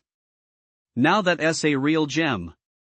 Qin couldn't help but be moved. He truly loved this item. As for compatibility with cultivation techniques, the spiritual energy of the 5 elements mana root could freely convert between attributes, so that wasn't a concern for him. "Is there anything else?" Worried he might not be able to haggle effectively, Qin quickly suppressed his excitement and asked Chen Yuan again. "Yes." Chen Yuan smiled faintly. With a wave of his hand, he produced 2 jet-black stone boxes and opened them simultaneously.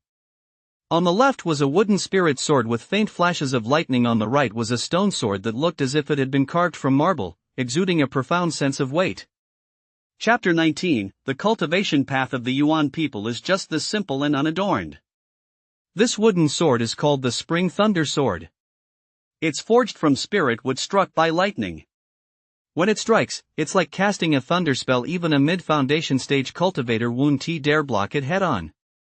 This stone sword is the Taiyue sword, forged from the essence of Hotu stone. It combines offense and defense. It can strike and slash, and it can also serve as a shield. Chen Yuan spoke as if recounting his own treasures, giving Qin a detailed introduction. With each sword he described, Qin's heart fluttered anew, and his gaze grew increasingly intense. To be honest, he truly loved these 2 swords.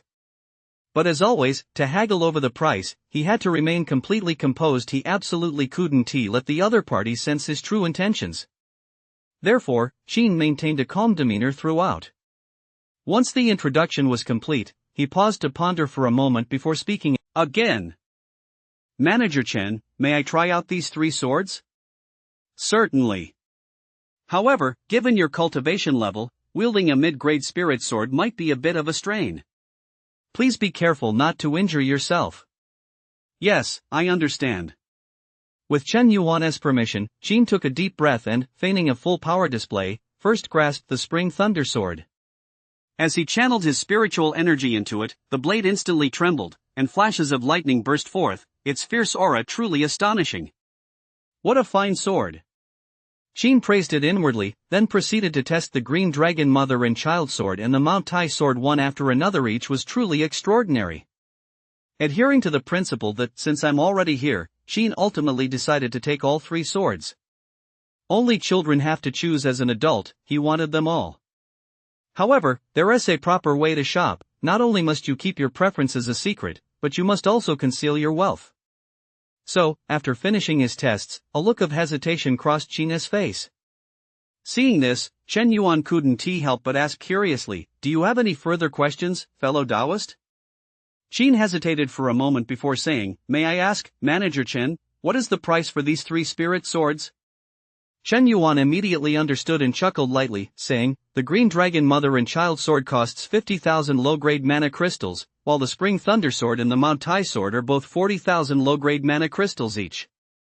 To be honest, this price is already the lowest I can offer, fellow Taoist Wang. 50,000 plus 2 times 40,000 equals 130,000 mana crystals." Qin certainly couldn't come up with that much. But he hadn't planned on using mana crystals in the first place. After all, using elixirs was far more convenient than using mana crystals. A single foundation stage elixir typically sells for 40 to 50,000 mana crystals at auction, so those 3 foundation stage elixirs would cost between 120,000 and 150,000. 3 foundation stage pills would be enough to purchase these 3 spirit swords. After running the numbers in his head, Qin had already made up his mind. He took out a single foundation stage pill and asked Chen Yuan, "Manager Chen, what do you think this foundation stage pill is worth?" "A foundation stage pill?" Chen Yuan's expression shifted slightly. He took the pill, glanced at it, and immediately exclaimed in surprise, "This is actually a top-grade foundation stage pill. It's quite a valuable item."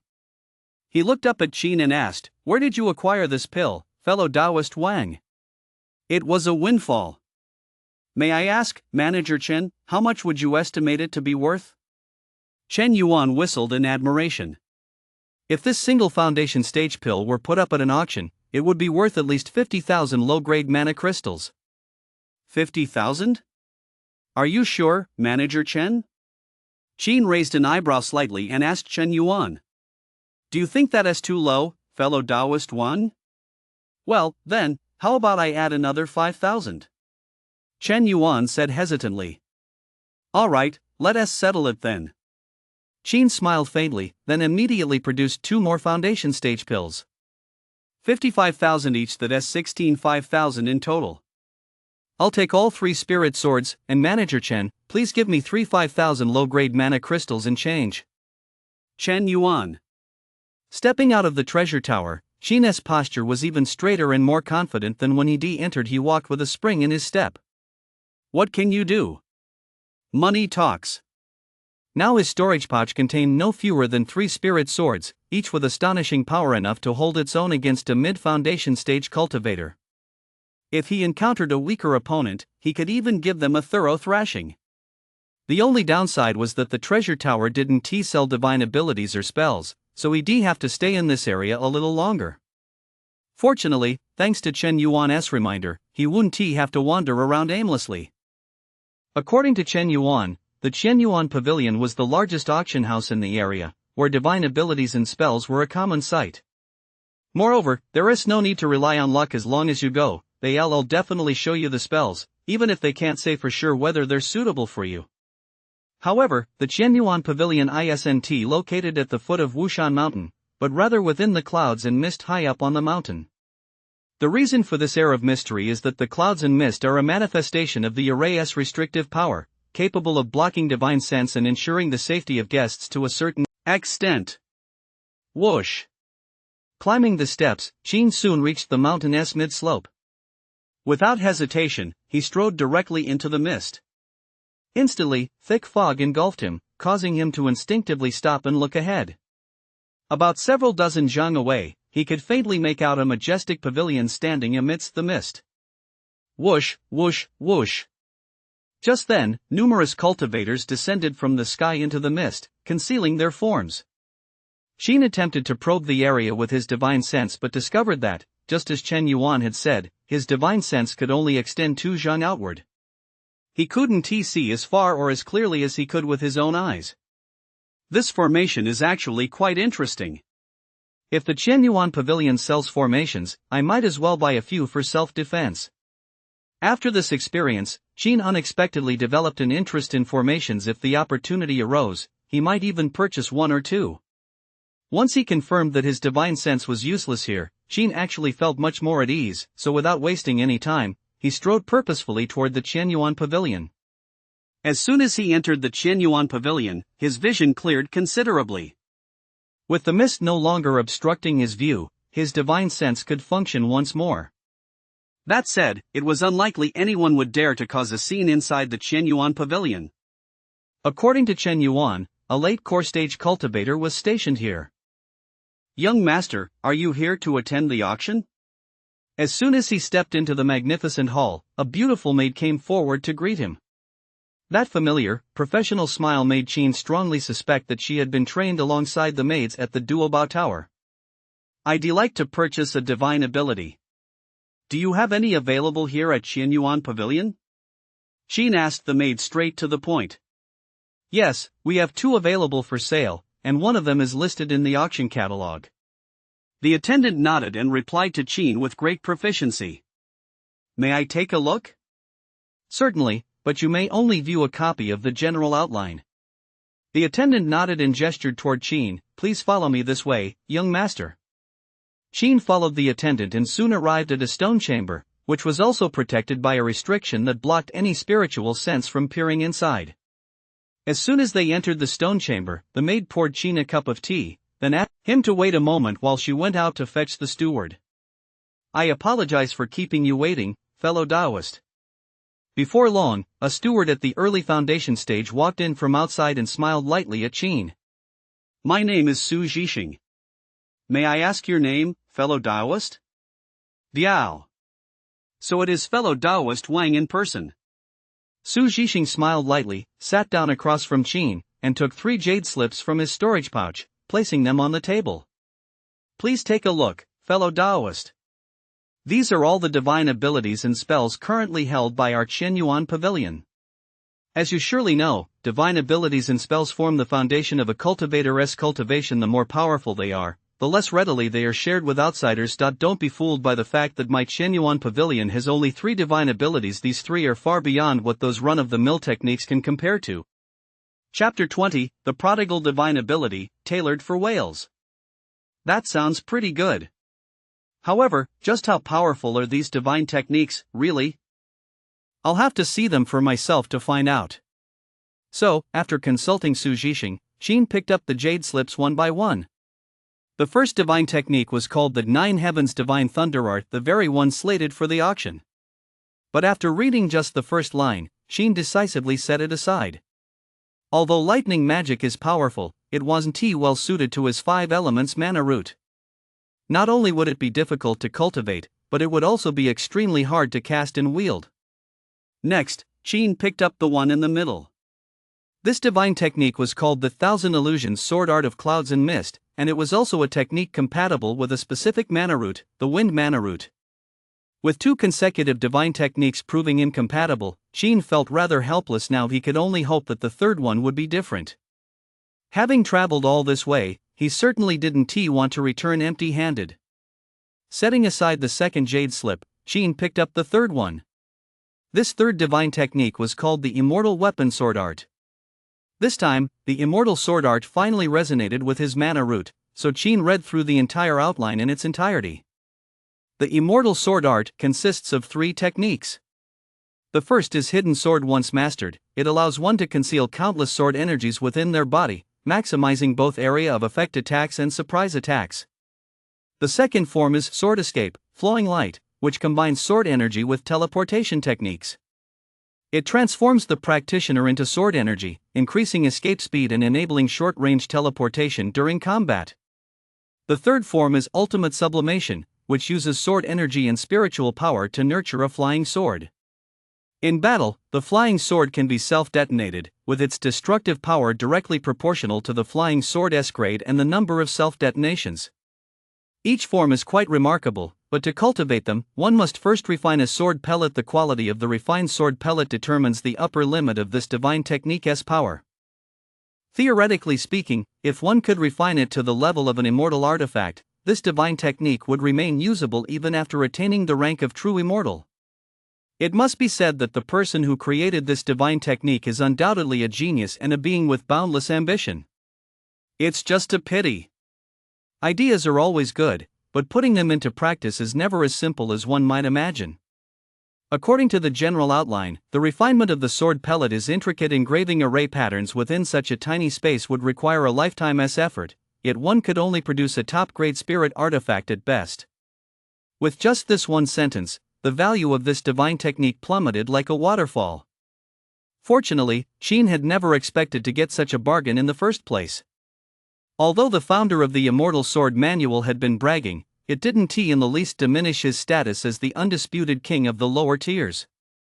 This one it is. Sheen urgently needed to arm himself right now, so he wasn't too picky about divine abilities. Anything decent would do.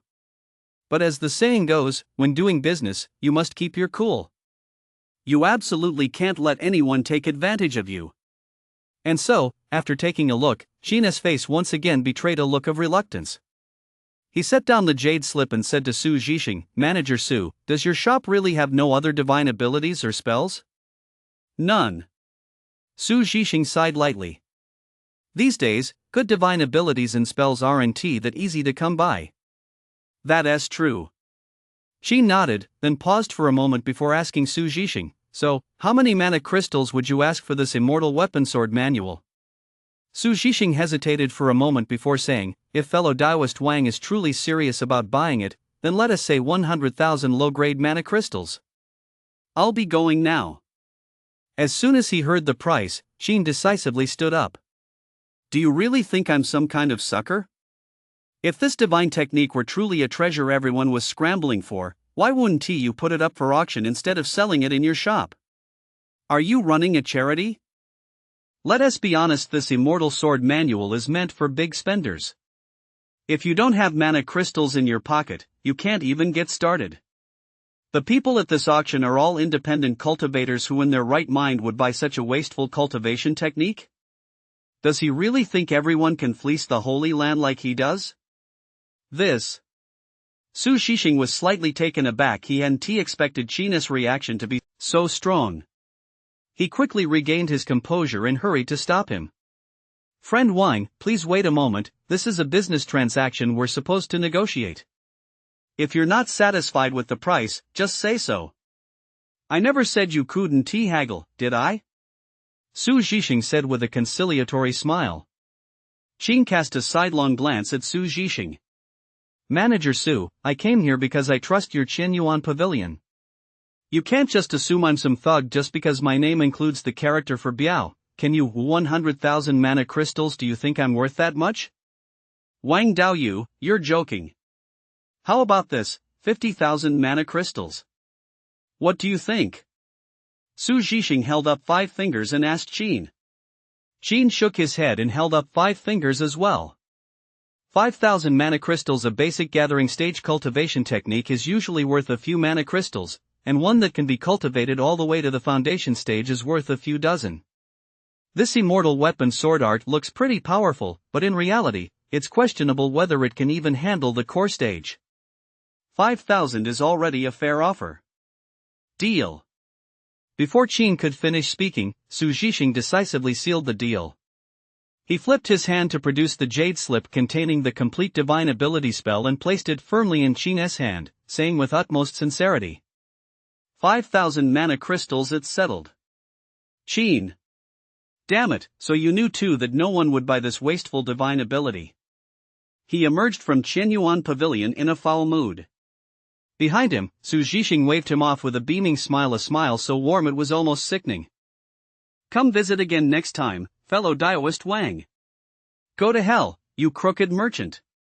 Qin cursed under his breath, his face as dark as the bottom of a pot, and walked down the mountain without looking back. It really proved that old saying, the buyer is never as shrewd as the seller.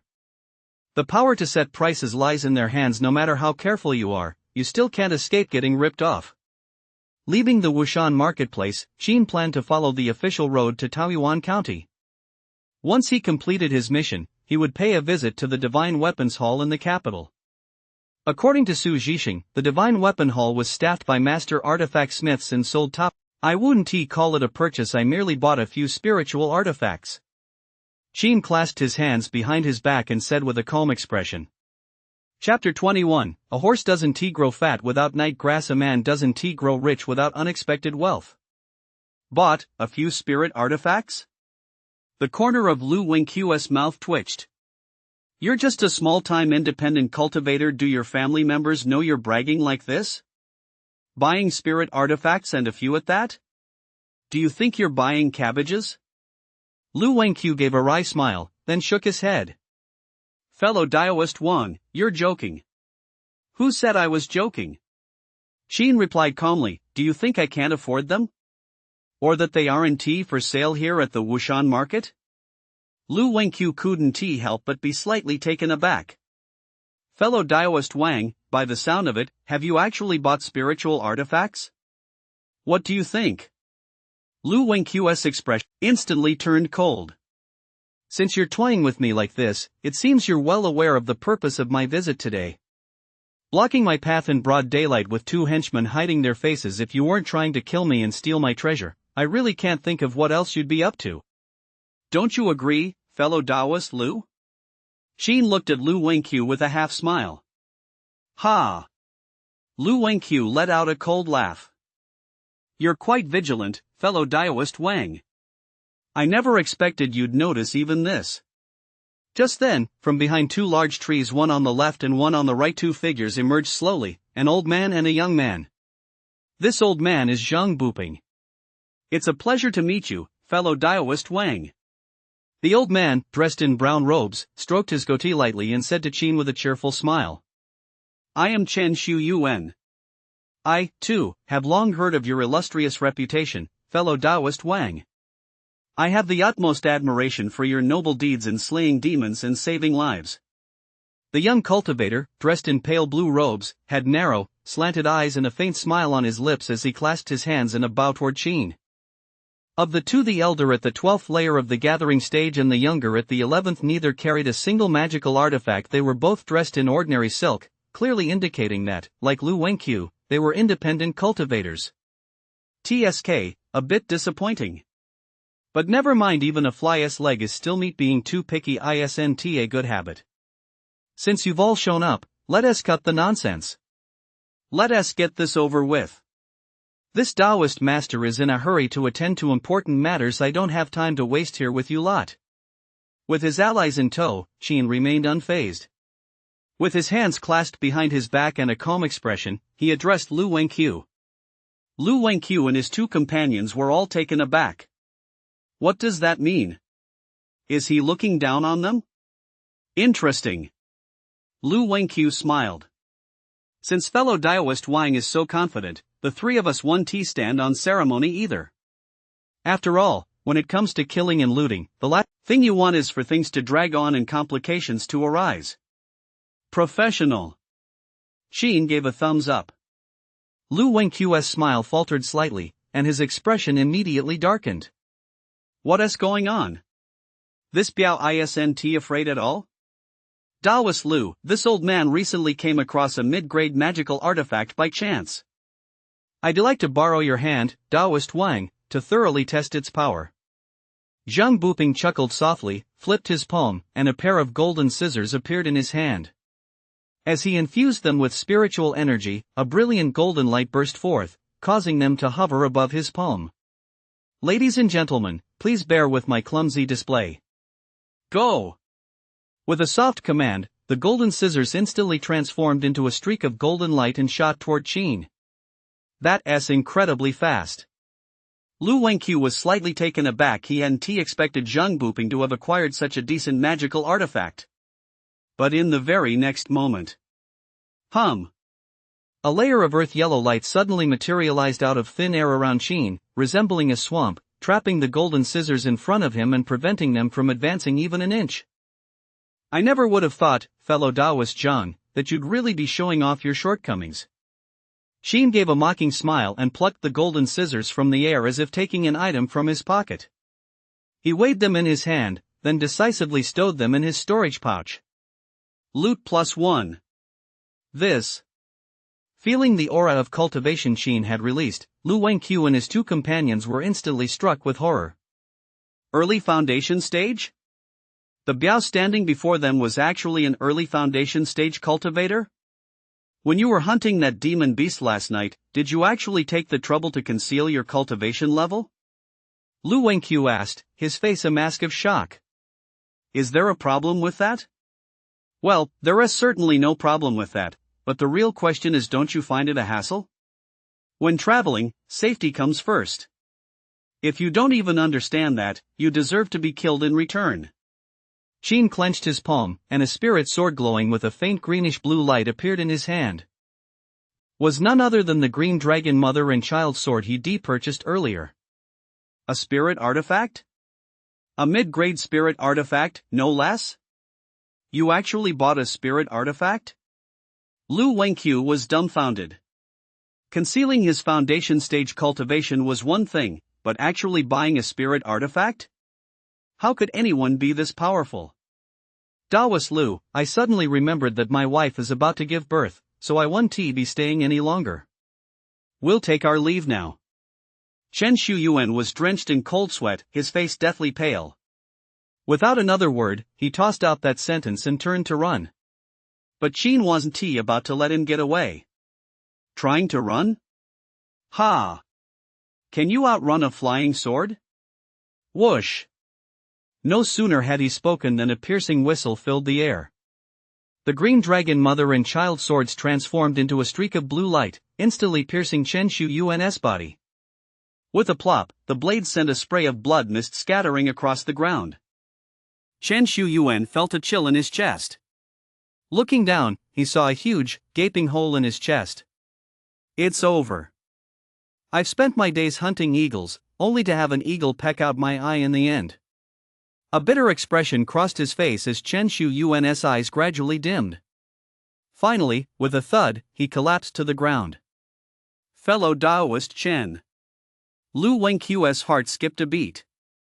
Such was the might of a cultivator in the early foundation stage, they stood absolutely no chance. No, don't kill me, fellow Daoist Wang. I'm willing to give you all my possessions, I just beg you to spare this old man's life. Zhang Buping was terrified out of his wits. He dropped to his knees with a thud, held out his storage pouch with both hands, and began pleading with Qin, weeping bitterly on the spot. Upon hearing this, Qin cast a casual glance his way and said indifferently, "It seems you've grown senile. If I kill you, won't your storage pouch become mine anyway?" With that, Qin pointed his sword finger. The green dragon mother and child sword instantly withdrew from Chen Shuyuan's body. The blade spun, emitting a jade-green glow, and under Zhang Buping's horrified gaze pierced straight through his body.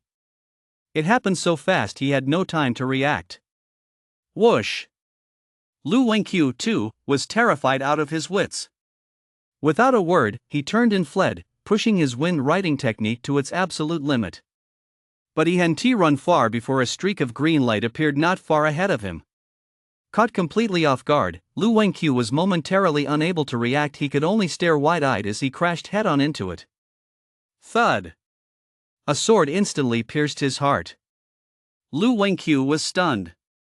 Qin was stunned as well. What was that about?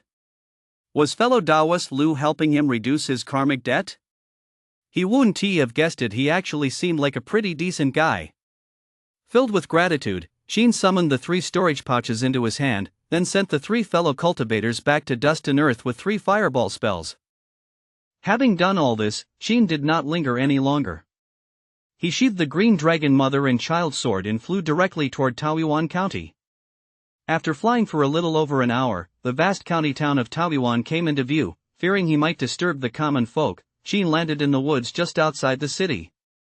He walked into the county town along the official road, then found an inn on a bustling street to stay the night.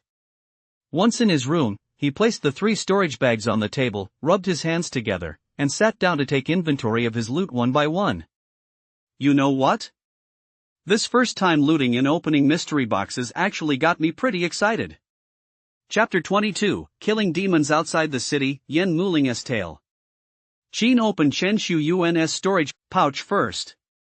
After a careful look, he found 300 mana crystals, 10 bottles of Peiyuan pills, 15 low-grade spirit talismans, 2 low-grade magical artifacts, a gathering stage cultivation technique, several beast cores of various grades, and a few demon beast materials.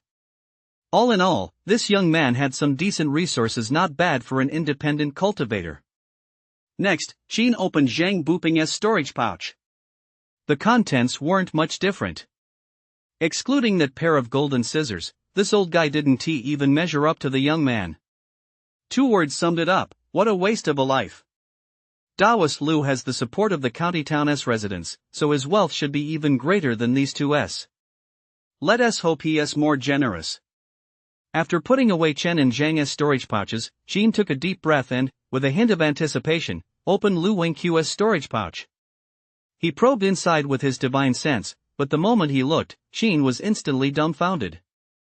The storage pouch was completely empty, containing nothing but a slender magic sword glowing with a faint blue light and a pile of brushes, ink, paper, and an inkstone used for drawing talismans. What the hell? Is this all the junk you've got left of your entire fortune? Aren't you supposed to be stationed in the county seat? What about the offerings from the common folk? Did you squander them all? And what the hell is this sword? It's even got a flawed spirit rune engraved on it? A half-spirit artifact? Jean took out the magic sword and examined it for a moment, nearly fainting from frustration. He expected some real treasure, but it turned out to be nothing more than a half-finished product. Appointing you as the abbot was a total failure. Jean let out a soft sigh and, with waning enthusiasm, stowed the magic sword away in his storage pouch. This trip had actually been quite fruitful and the gains were substantial, considering it was a no-risk venture. It was just that Lu Wenqiu's possessions were far different from what he imagined. But upon closer reflection, a half-spiritual artifact magic sword was exactly what he needed right now. It would be perfect for flying on his sword in everyday life. After all, a mid-grade spirit sword was far too conspicuous. If some less affluent core-stage independent cultivators saw it, they'd likely try to snatch it right out of his hands. As for that pile of brushes, ink, paper, and inkstones for drawing talismans, actually, Jean had been thinking about trying his hand at talisman making for quite some time, but he never had the time to get into it. Although these writing tools aren't particularly valuable, they're more than sufficient for drawing low-grade spirit talismans. When the opportunity arises, he might as well give it a try. If he can successfully become a talisman master, it will be of immense help in boosting his strength. After taking stock of his loot, night had already fallen, so Jean decided to head to the inn's dining hall for a bite to eat. Although those at the foundation stage can abstain from food, they can't resist the cravings of the stomach. Cultivators eat and drink just as they should, nothing is left out and no one intends to shortchange themselves. It was late afternoon, and the inn's dining hall was bustling with people. Jean found the only empty table left, sat down, and called out to the waiter. "Waiter, bring me some wine. Bring the best wine you've got, and throw in a couple of the house specialties." "Sure thing, sir. Please wait a moment, the wine and food will be right out." The waiter replied in a loud voice, then headed to the kitchen. When he returned, he brought Jean a jug of aged pear blossom drunk from the counter. "Waiter, is it always this crowded here?" Jean asked curiously. "Not really." The waiter shook his head and explained to Jean, "It's just that recently, there have been rumors of several powerful wolf demons roaming outside the city, so the wealthy families from the nearby villages have all fled to the city to seek refuge." "Several?" Jean furrowed his brow slightly. The mission report had only mentioned one. How have the numbers suddenly increased? Could they have been hiding somewhere all along? After a moment's thought, Jean asked the innkeeper again, "Hasn't the Imperial Magistrate's office tried to deal with this?" "Of course they have." The innkeeper pointed to a table by the door and whispered, "Did you see them? Those gentlemen are all servants of the immortal masters, every one of them a skilled fighter. They've come with the immortal masters to slay the demons." "Immortal masters? So you mean the Taoyuan County's office invited a lot of immortal masters here?" Jean asked curiously. Quite a few. They say the wolf demon is too powerful, they can't handle it with just a few people." The innkeeper nodded. "I see. In that case, he'd have to act quickly. If someone else beat him to it, he'd have to go back and pick a new quest. Who knows how much time that back and forth would waste." It would be quite a hassle. Sir, I'll go check on your order. Okay. The innkeeper turned and left, while Qin fell deep in thought.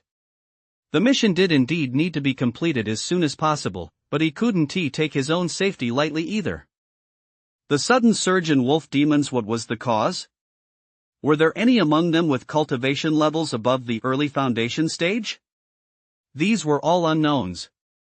Heading out alone without clarifying these points would be quite risky. How about going out tonight to find a few companions? Quite a few disciples from immortal sects have arrived in Taoyuan County. This shouldn't be too difficult. After some deliberation, Qin decided that traveling in a group was the best option. If danger arose, having someone to help block the attack would ensure he wouldn't be caught completely off guard. Night was falling. The bustling areas of Taoyuan County remained lively and noisy. After eating and drinking his fill, Qin stepped out of the inn, extended his divine sense, and began searching for some reliable partners to hunt demons. Early foundation stage cultivators were ideal. They had the strength, and he could also provide some protection. Gathering stage was acceptable, but the weakest candidate had to be at least 10 layers into the gathering stage. Anyone below the 10th layer wouldn't even qualify to bring up the rear as cannon fodder if something went wrong. But as he walked along, Qin's brow suddenly twitched. His spiritual sense had detected someone following him from behind. And to his surprise, it was someone he knew. I didn't expect you'd actually plan to pull the sack over the head stunt. Ha, you little brat, not very old, but you've got a pretty ruthless heart. Qin sneered inwardly. He chose not to call her out on it. After pausing briefly, he continued on his way. If he weren't worried that this girl might have some means of self-defense, he'd genuinely want to find a place to kill her and take her treasure. Unfortunately, he didn't have the guts for that. After all, she was one of the inner sect's geniuses, and her master was a powerful cultivator. He certainly didn't want to experience the taste of being killed in return. And since he couldn't take a direct approach, his only option was to shake her off. So, Qin decisively quickened his pace and headed toward the county magistrate's office. This mission had come about because Taoyuan County had sought assistance from the Holy Land, so there was naturally no issue with him, a disciple of the Holy Land, going to the Taoyuan County magistrate's office. Moreover, when he scanned the area with his divine sense, he discovered quite a few gathering stage cultivators heading in the same direction as him. Barring any surprises, the county government office should be the gathering point for most demon-slaying cultivators. With so many cultivators around, Qin didn't believe that Yen Muling would dare to set her sights on him. Why did he suddenly pick up the pace? At the candy stall, Yen Muling, dressed in a yellow skirt, caught a glimpse out of the corner of her eye of Qin walking much faster, and her brows furrowed slightly. Could it be that he has noticed I'm following him? But I'm still dozens of zhang away from him. He is only at the 4th level of the gathering stage. How could he possibly sense my presence? Judging by the direction he is heading, it looks like he is heading toward the Taoyuan County magistrate's office. Could he be in a hurry to inquire about the mission? That must be it. Never mind. Who cares? He'll have to come out eventually, so I'll just follow him and wait. Having made up her mind, Yen Muling decided to continue following him. As soon as she found an opportunity, she would teach Qin a proper lesson. Chapter 23, A Dao heart as solid as a rock, one must kill to seize the treasure. At the entrance to the county magistrate's office, 2 constables stood guard with their swords at the ready, while an elderly man in green robes, a gathering stage, 12th layer cultivator, sat cross-legged beside the drum for petitioning grievances. Any cultivator wishing to enter the county magistrate's office could do so as long as the old man cast a glance at them and confirmed they possessed cultivation. As soon as Qin entered the county magistrate's office, a servant waiting at the entrance immediately approached him respectfully. Greetings, immortal master. Are you planning to stay at the county magistrate's office? Qin nodded, then asked, how many fellow cultivators are currently here?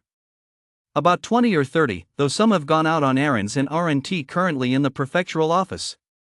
Are they all independent cultivators? Not all of them.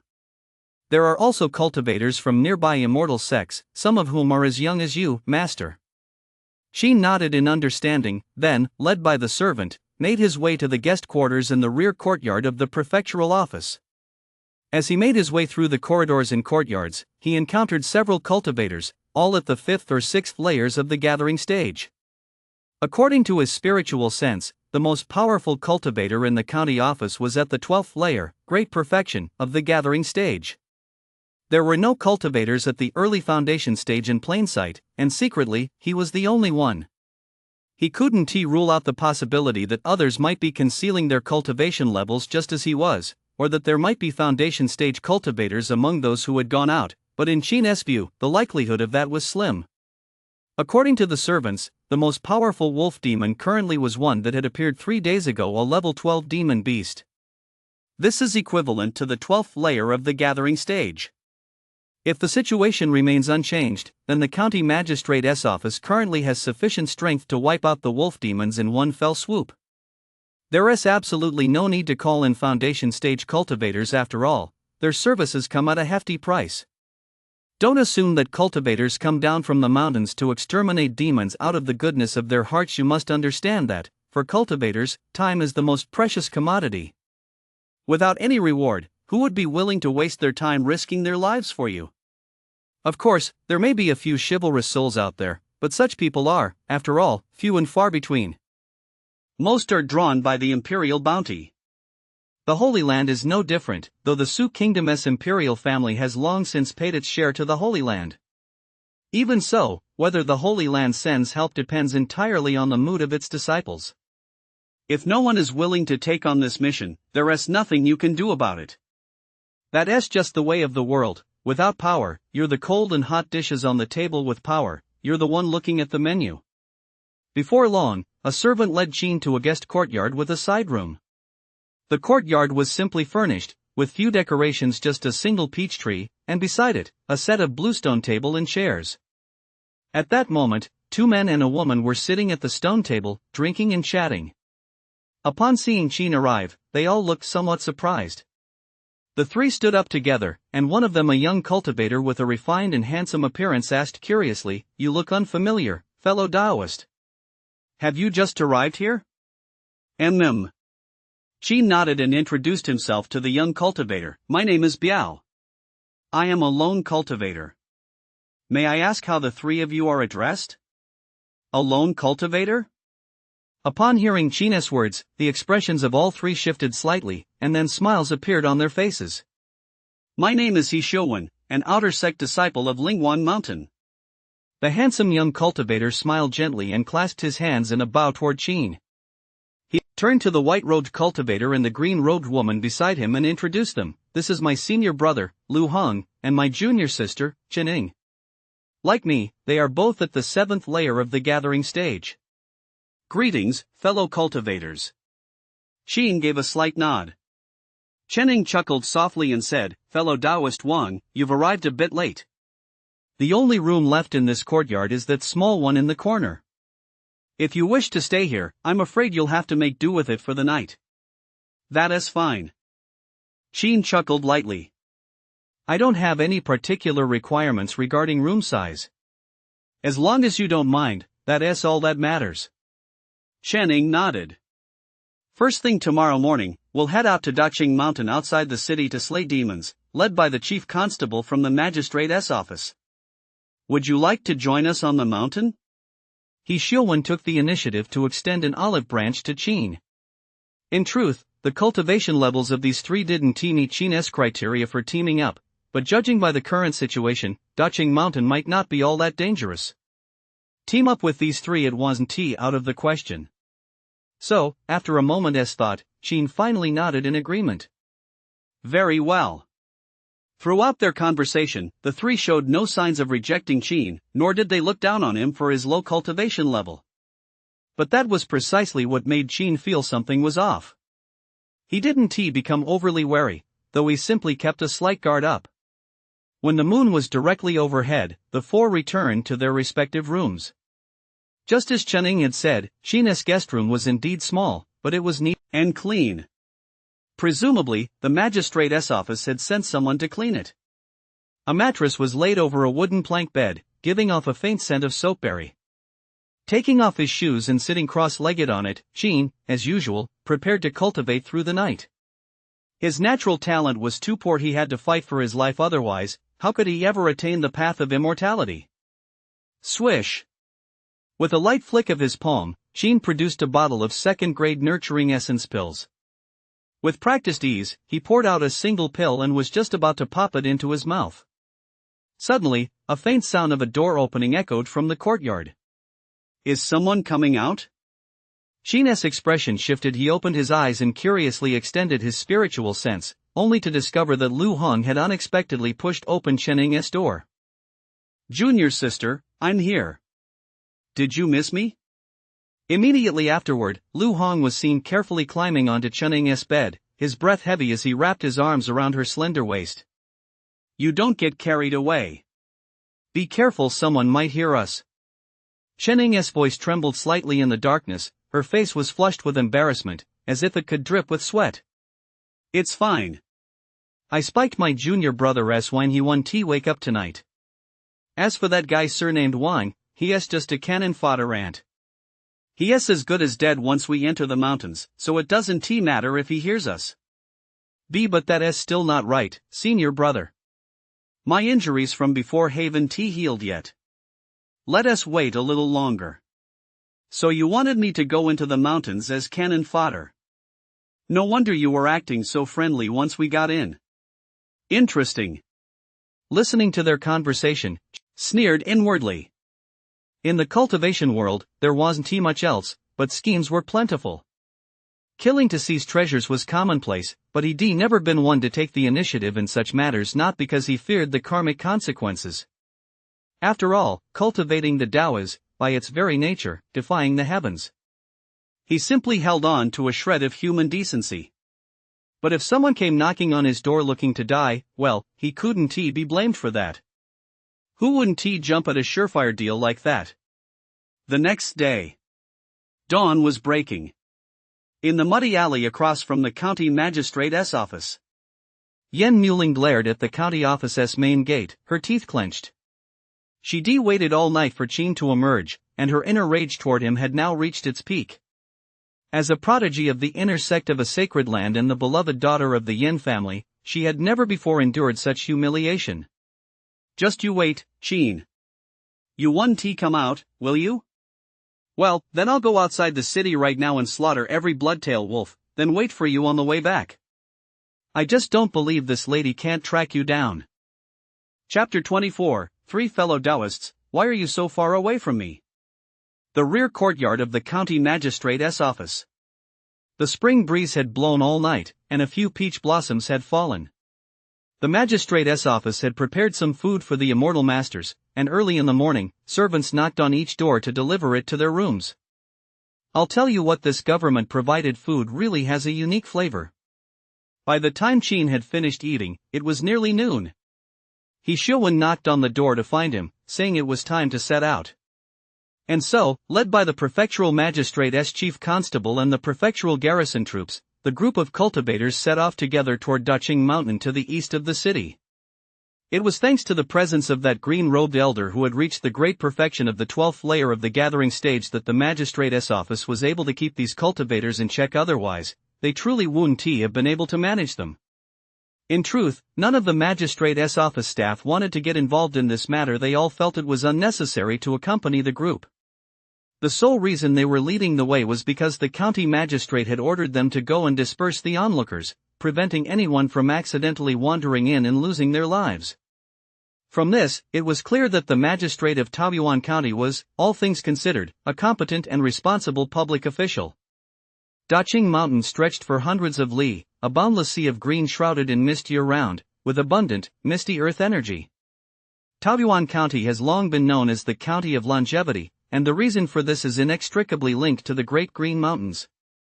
The mountains are rich in medicinal herbs. While they may not be of much use to cultivators, they are all highly nourishing tonics for ordinary people. However, for some unknown reason, the Great Green Mountains, which used to have very few wild beasts, have recently seen an inexplicable increase in the number of wolf demons. Qin was quite curious about this as well, but when he arrived at the foot of Dacheng Mountain and briefly sensed the area, he immediately formed a hypothesis. A land of natural bounty and spiritual treasures, where outstanding individuals thrive. Mana used to be sparse on Dacheng Mountain, but now it's thick with mana. Barring any surprises, some spiritual herbs must have ripened deep within these mountains. Just as Qin stood at the foot of the mountain gazing into the distance, the old man in green cast a glance at the group and spoke slowly. Everyone. That level 12 wolf demon was wounded by me earlier and fled into these mountains. But this demon has skin as hard as bronze and bones as strong as iron. It possesses immense strength and is skilled in demonic arts. If you encounter it, do not underestimate it or let your guard down. If you feel you are no match for it, use fire magic to signal for help. Among the blood-tailed wolves in Dacheng Mountain, only that level 12 wolf demon was worth taking seriously. The rest, those at levels 4, 5 and 5, 6 were, in the eyes of the old man in green, little different from wild dogs, so he made no special mention of them. Fellow Daoist Wang, once we enter the mountain, to guard against any unexpected incidents, do not stray too far from us. After the old man in green finished speaking, He Xiuwen stepped forward and offered a word of caution to Qin. I know. Qin nodded. Whoosh! With that, the old man in green had already cast the wind riding technique and led the way into the great green mountains. The mountains were vast and boundless. A person within them seemed truly tiny. In just a few leaps, he had vanished from sight, completely hidden within the sea of green clouds and mist. The old man in blue was bold because of his great skill. He went alone. Yet there was another cultivator of equal cultivation level. It was a middle-aged cultivator dressed in black. This middle-aged cultivator showed no intention of teaming up with anyone either. He affixed a low-grade divine travel talisman. A blue-black spiritual glow enveloped his body, and with a single stride as the wind swept up sand and stones, he too charged into the mountains. Both men wore identical expressions of indifference, clearly not taking the wolf demons in the mountains seriously. The remaining cultivators, lacking such strength and courage, all obediently formed groups, produced various magical artifacts, watched out for one another, and proceeded cautiously into the mountains. Let us go, too. He Xiuwen patted Qin on the shoulder, then followed the group of cultivators alongside Lu Hang and Sheneng. Qin's brow twitched slightly. He looked down at the spot where he'd been patted, a hint of puzzlement flashing in his eyes. What did he rub on me? It was colorless and odorless. If not for his divine sense detecting the other's subtle movement, he wouldn't have noticed it at all. The green mountains were densely forested, their branches and leaves lush and thick. They blocked out the sky and the sun, casting the forest into gloom. As soon as they entered the vast mountains, the light dimmed instantly. The ground was damp and decaying. Qin extended his divine sense and discovered that the old man in green and the middle-aged cultivator in black had vanished. Many of the other cultivators at the front had already walked more than 1 li ahead. With his current spiritual sense, he was still unable to detect what lay beyond 1 li. Whoosh! Just then, a streak of green light struck from the side of the path. Qin's expression flickered slightly. With a simple pinch of his 2 fingers, he trapped the green light between them. Bringing it up to his eyes for a closer look, he was startled to find it was a mildly venomous green slender snake, a common sight in the woods. Its bite would cause pain for only 2 days and posed no threat to one's life. What puzzled him, however, was that the snake hadn't bitten any of the many people who passed by earlier. Why was it singling him out for an attack? You're just a snake. You can't possibly be a snob when it comes to looks, can you? Wait a minute. Could it be that He Xiuwen had applied some kind of powder to himself that attracts demon beasts and wild animals? Fellow Daoist Wang is quite vigilant. This snake didn't even manage to detect me. Seeing Qin seize the venomous snake, Lu Hong couldn't help but remark with some surprise. Perhaps fellow Daoist Lu didn't sleep well last night. Qin said calmly. The smile on Lu Hang's face froze slightly, and a flash of darkness suddenly crossed his eyes. Senior brother, I think we should pick up the pace a bit. We're almost out of sight of the people ahead. He Xiuwen reminded Lu Hong from the side. Lu Hong nodded. But although they said they would catch up, the 3 continued at a leisurely pace for the rest of the journey. Before long, they had fallen completely behind the group. Qin made no comment. He was actually curious to see what these 3 were up to. They walked on like this for over an hour. Suddenly, from the shadows of the forest, a blurry figure darted up the hillside. Perched high above, it looked down on the four of them, its jade-green eyes gleaming with a menacing light. Something's up? He Xiuwen's expression shifted slightly. He raised his hand to signal Lu Hang and Chening to stop, then turned to the two of them, giving them a look that told them to fall back a little. Qin had already noticed this movement step by step, but he merely sneered inwardly, maintaining a calm exterior. After walking a few zhang further, a muffled thud suddenly rang out beside them. Boom! The hunter lurking in the shadows could no longer contain himself. Baring his fangs and dripping with savage drool, he lunged ferociously at Qin. In the dim forest, that blood-red, massive tail was strikingly vivid, impossible to overlook. It was none other than the blood-tailed wolf hidden within Great Green Mountain, a level 4 demon wolf. As Qin was about to be torn apart, not only was there no panic in the eyes of He Xiuwen and his two companions, but a glimmer of delight flashed across their faces. That powdered medicine really worked. So reckless. Just as the three thought the wolf was about to succeed in its sneak attack, Qin suddenly spoke calmly. With a flick of his sword finger, a golden beam shot out with a puff and instantly pierced the blood-tailed wolf's skull. A spray of blood splattered across the ground, and the wolf's mountain-like body crashed down with a thud, leaving a shallow crater in the soft, damp earth. Its wolf eyes were wide with utter disbelief. Witnessing this scene, He Xiuwen and the other two were all taken aback. What a quick reaction! How could this person be so vigilant? Fellow Taoist, aren't you being a bit too calm? Naturally, they hadn't expected Qin to be taken down in a single blow by a level 4 demon beast. But he couldn't have counterattacked so effortlessly, could he? That defies common sense. Three fellow cultivators, why are you standing so far away from me? After dispatching the blood-tailed wolf, Qin didn't rush to retrieve the pill. Instead, he simply sheathed his golden scissors and turned to look meaningfully at He Xiuwen and his companions. Chapter 25, Oh my, it's all oh my. The three of them froze in unison, then Lu Hong chuckled softly. We just had some matters to discuss earlier, so we kept our distance from you. Matters to discuss? What are they? Might you share them with me?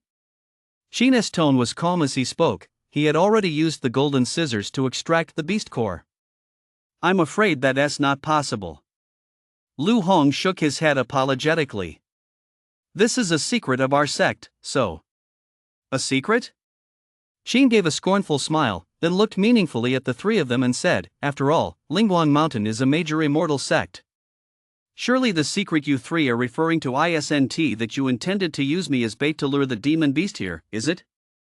Now that he understood the scheme they had devised against him, Qin saw no point in wasting any more time with them.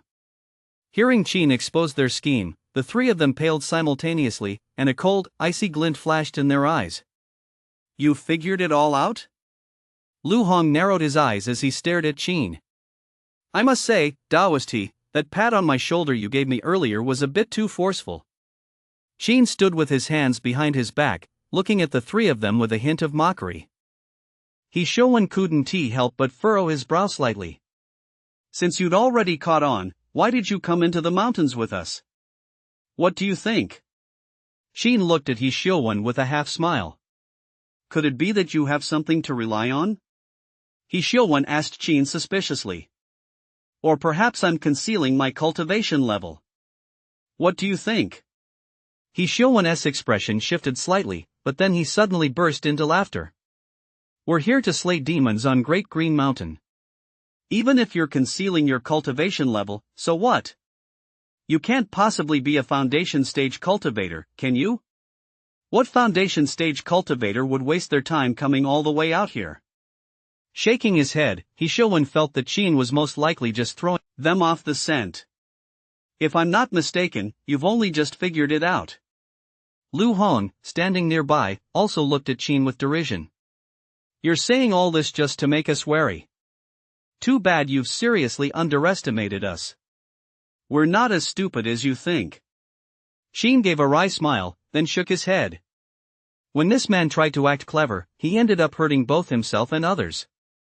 Senior brother, I think we should stop wasting our breath on him. Teach him a lesson so he knows whose hands his life is in. Chen gave a cold smile and said to Lu Hong with a hint of impatience. Very well. Lu Hang glanced at He Xiuwen and gave him a look. Then I'll handle it. He Xiuwen smiled faintly, flipped his palm, and a bundle of green rope appeared in his hand, glowing with a pale green aura.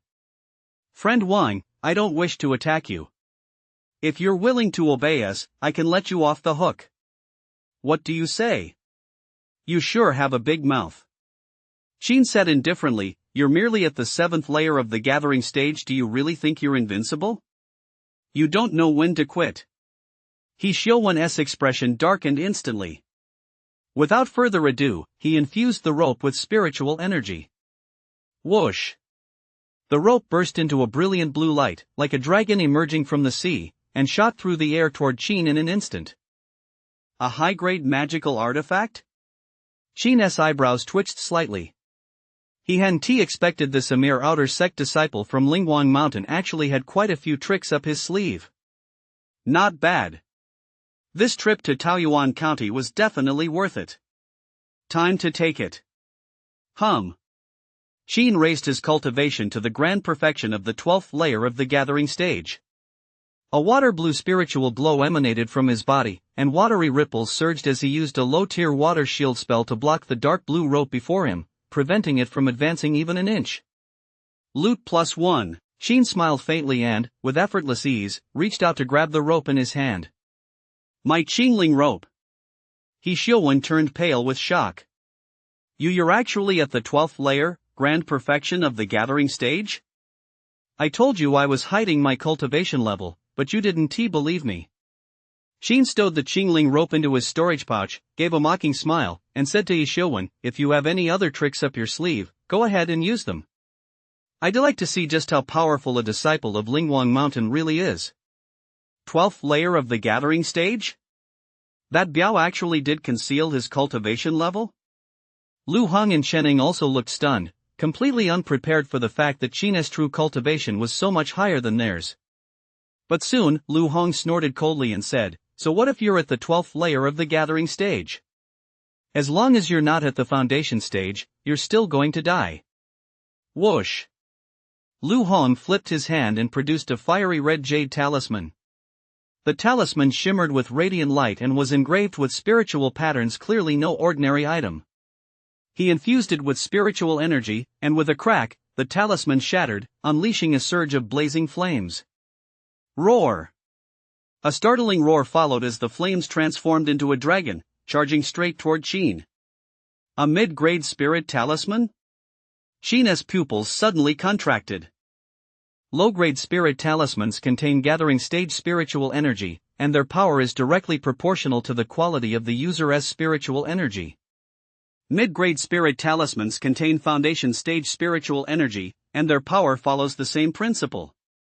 Given Lu Hang's cultivation level, he could only unleash the power of the early foundation stage from this mid-grade spirit talisman. But that wasn't what surprised Qin the most. What surprised him most was that Lu Hong was actually a guy with money power. A single mid-grade spirit talisman cost over 10,000 mana crystals. Not just anyone could afford to buy one. No wonder he dared to smear powder on me to attract demon beasts. He wasn't even afraid of drawing a level 12 wolf demon. So this guy actually has such a powerful means of self-preservation. Qin's eyes lit up with delight. If he could even afford a mid-grade spirit talisman, how could Lu's storage pouch possibly lack treasures? Die! Lu Hong sneered savagely. It was as if he could already see Qin reduced to ashes.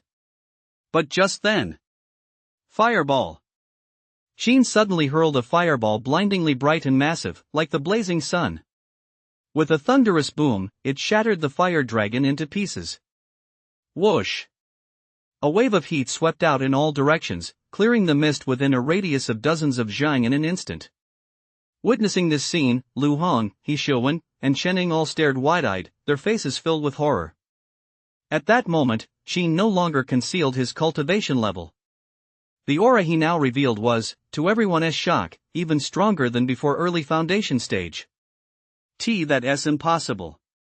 Lu Hang's eyes turned red with utter disbelief.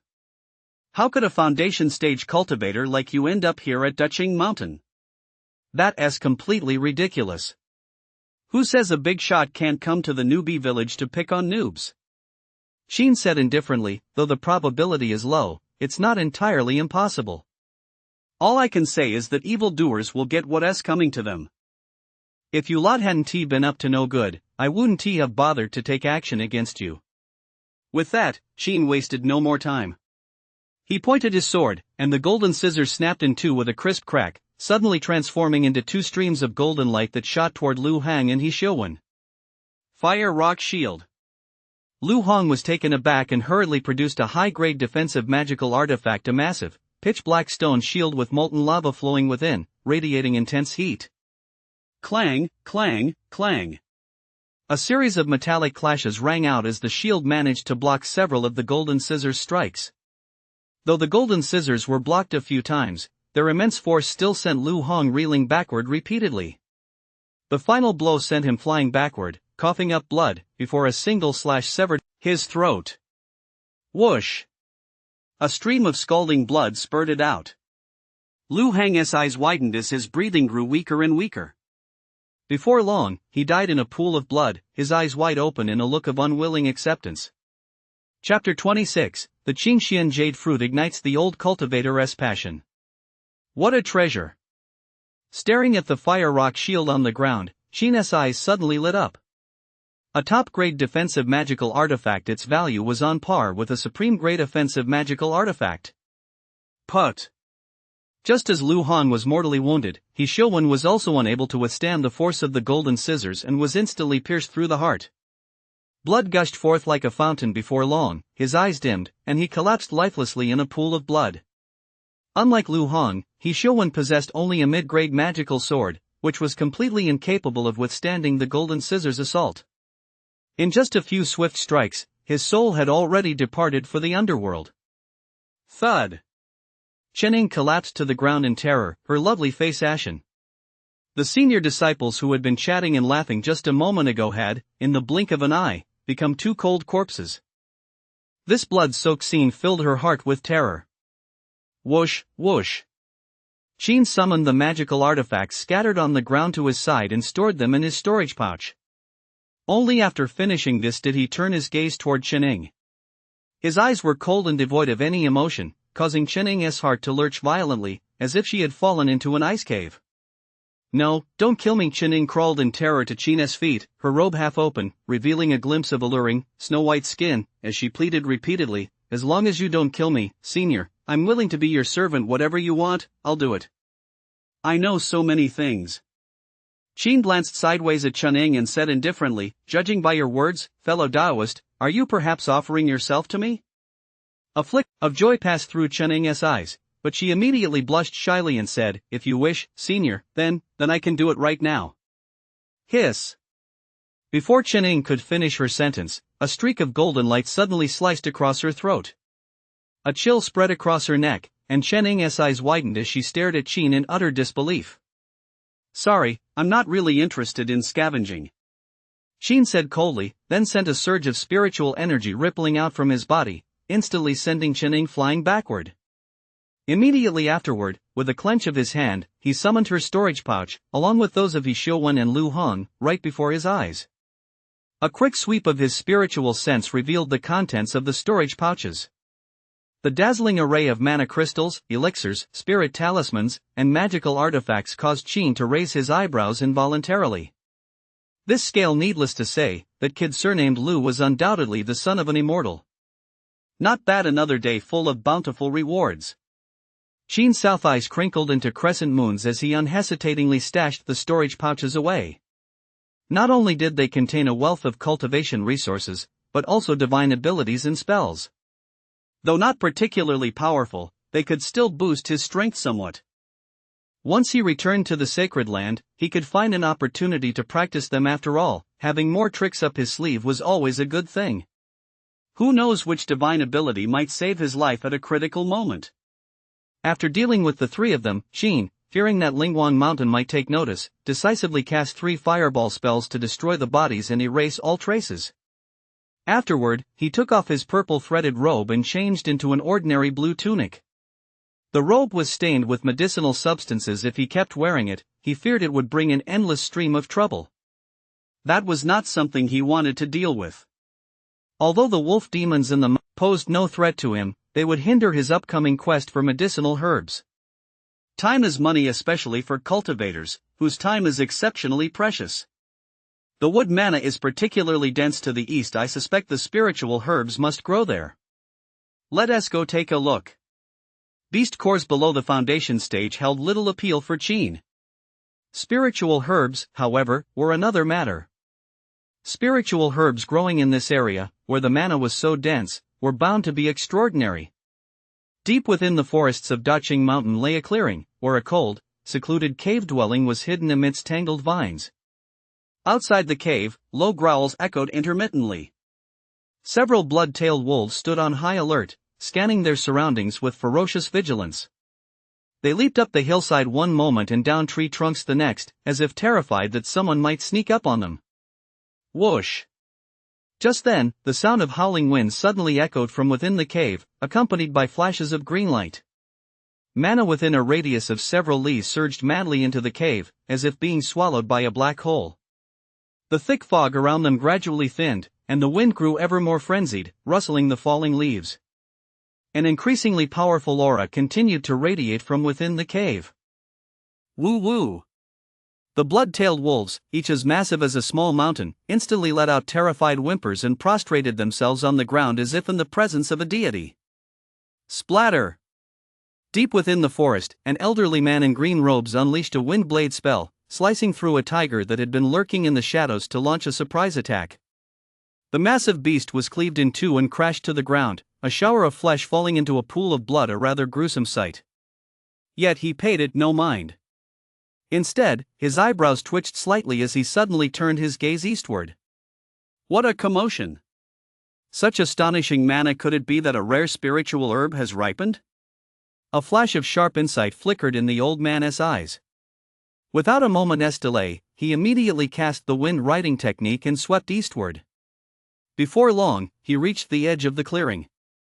Standing atop a thick tree trunk, he gazed ahead. At the entrance to the cave dwelling, the strange phenomenon had long since vanished. Aside from a few 5th and 6th level bloodtail wolves, only a single emerald green fruit tree remained, its branches shimmering with a green glow. Strangely, the tree bore only a single fruit, about the size of a green jujube crystal and as jade, with a vibrant green hue that seemed to drip with water. At this sight, the green-robed old man's pupils suddenly contracted in astonishment and delight. Is this the Qingshan jade fruit that blooms once every 500 years and bears fruit once every 500 years? This is a spiritual fruit capable of refining third-grade elixirs. Could such a treasure truly exist here in the Great Green Mountains? Could this be a stroke of good fortune bestowed upon me by heaven? The old man in green was nearing the end of his lifespan. If he could not break through the foundation stage, he would soon become nothing more than dry bones in a grave. Given his talent, he had believed this was a lost cause in this lifetime, yet he never imagined he would discover the once-in-a-thousand-years Qingshan jade fruit right here. If this isn't a stroke of luck, what else could it be? Excellent, excellent, excellent. To refuse a gift from heaven is to invite misfortune. I, Chenfiki, will not hesitate to accept this jade fruit. Whoosh! Overcome with excitement, Chenfiki instantly charged toward the Qingshan jade fruit. Roar! Several blood-tailed wolves sprang to their feet, roaring furiously at Chenfiki, their fangs bared menacingly as they drooled viciously. You're asking for death. A flash of murderous intent crossed Chenfiki's eyes. Facing this obstruction, he unhesitatingly flung several low-grade spirit talismans. Red light burst forth, and a series of thunderous boom, boom, explosions rang out. Those low-grade spirit talismans transformed into fireballs, sending all the blood-tailed wolves flying backward.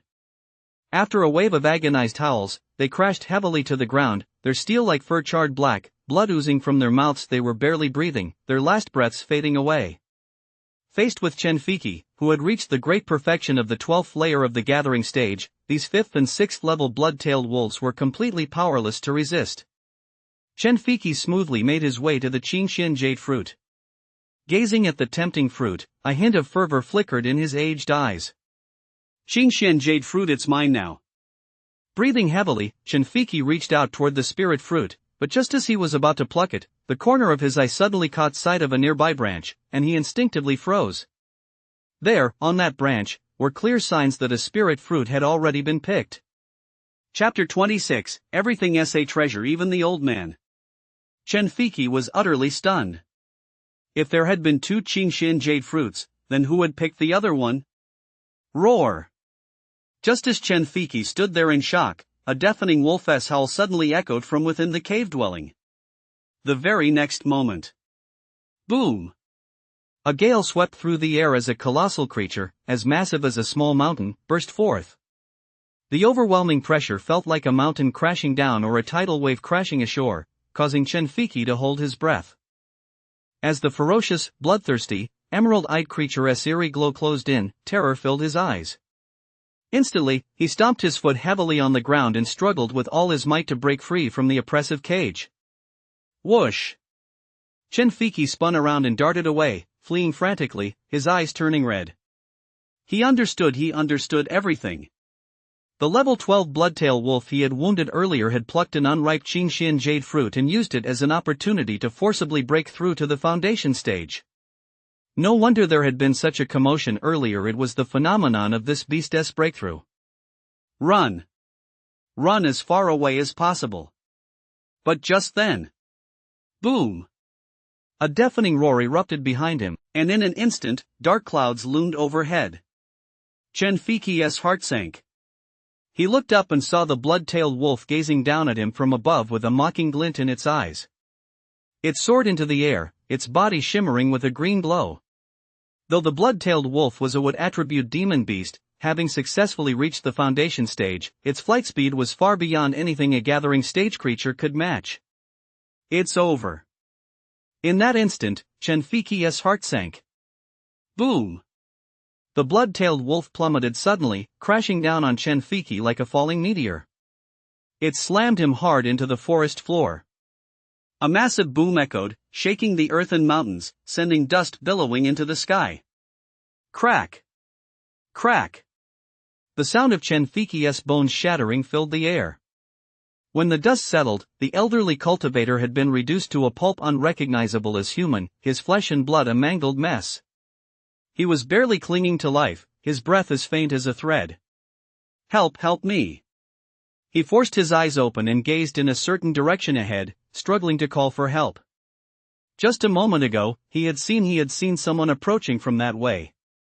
But the moment he spoke, the dark figure in the woods turned and ran away without a moment's hesitation. That last lifeline was gone. Chen Fiki closed his eyes in despair. The blood-tailed wolf standing beside Chen Fiki, in the haughty posture of a victor, cast a disdainful glance at him. Human, you can go die.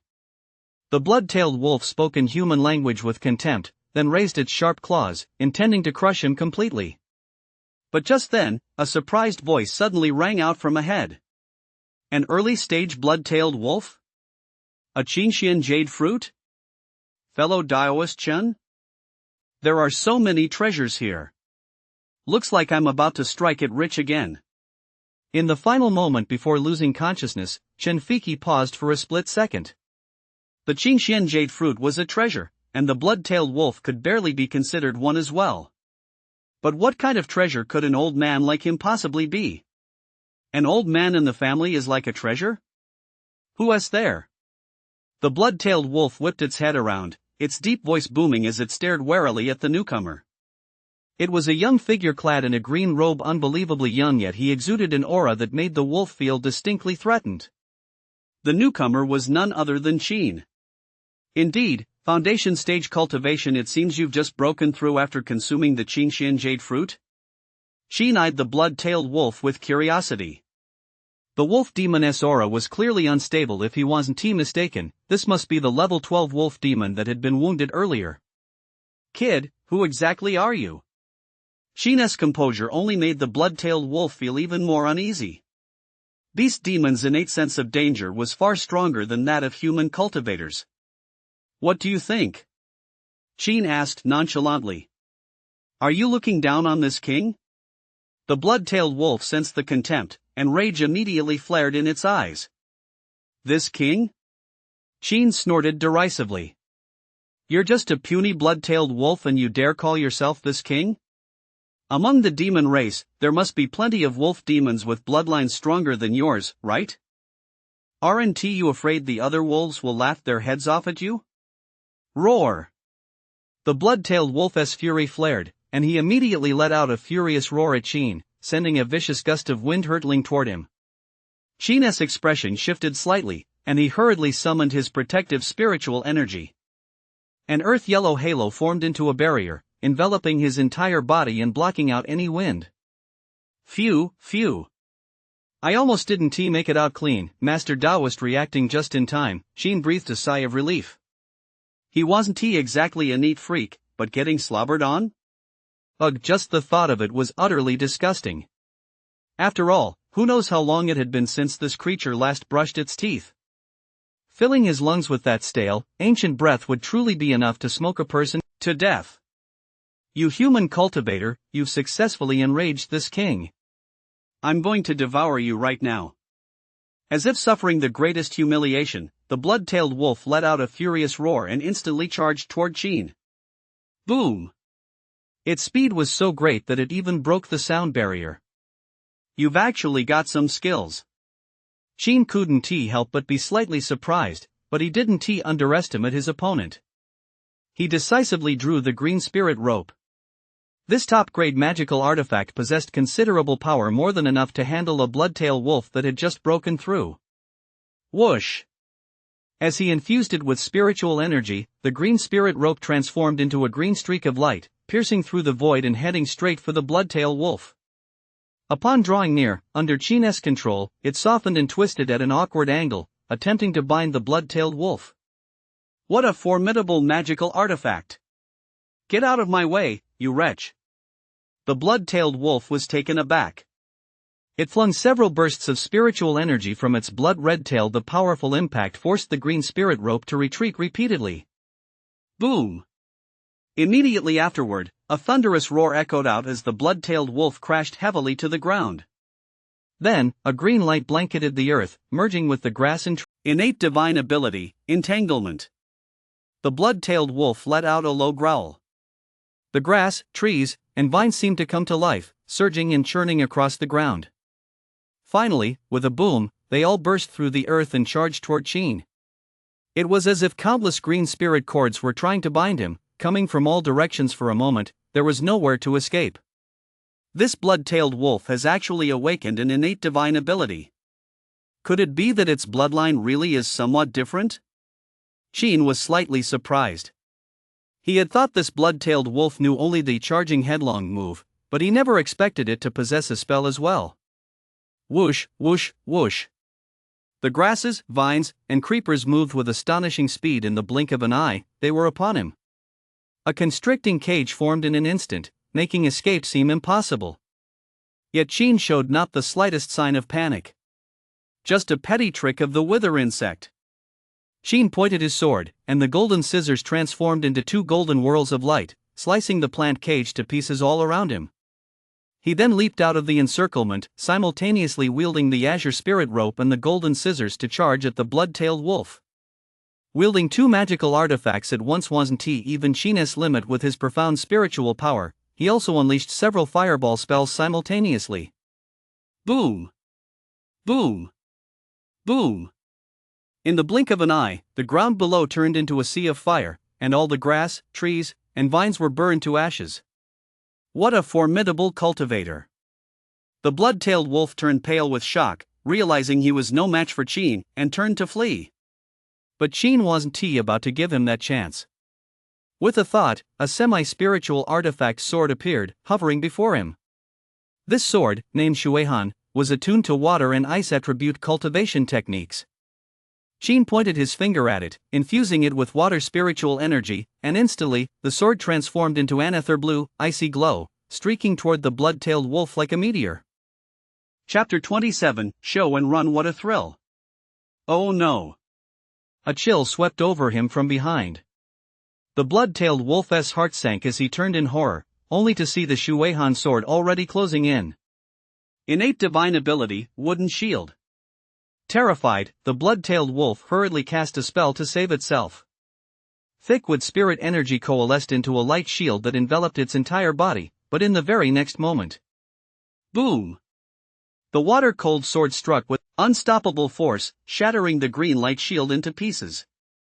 Finally, with a thud, it pierced the blood-tailed wolf's skull, sending a spray of blood flying.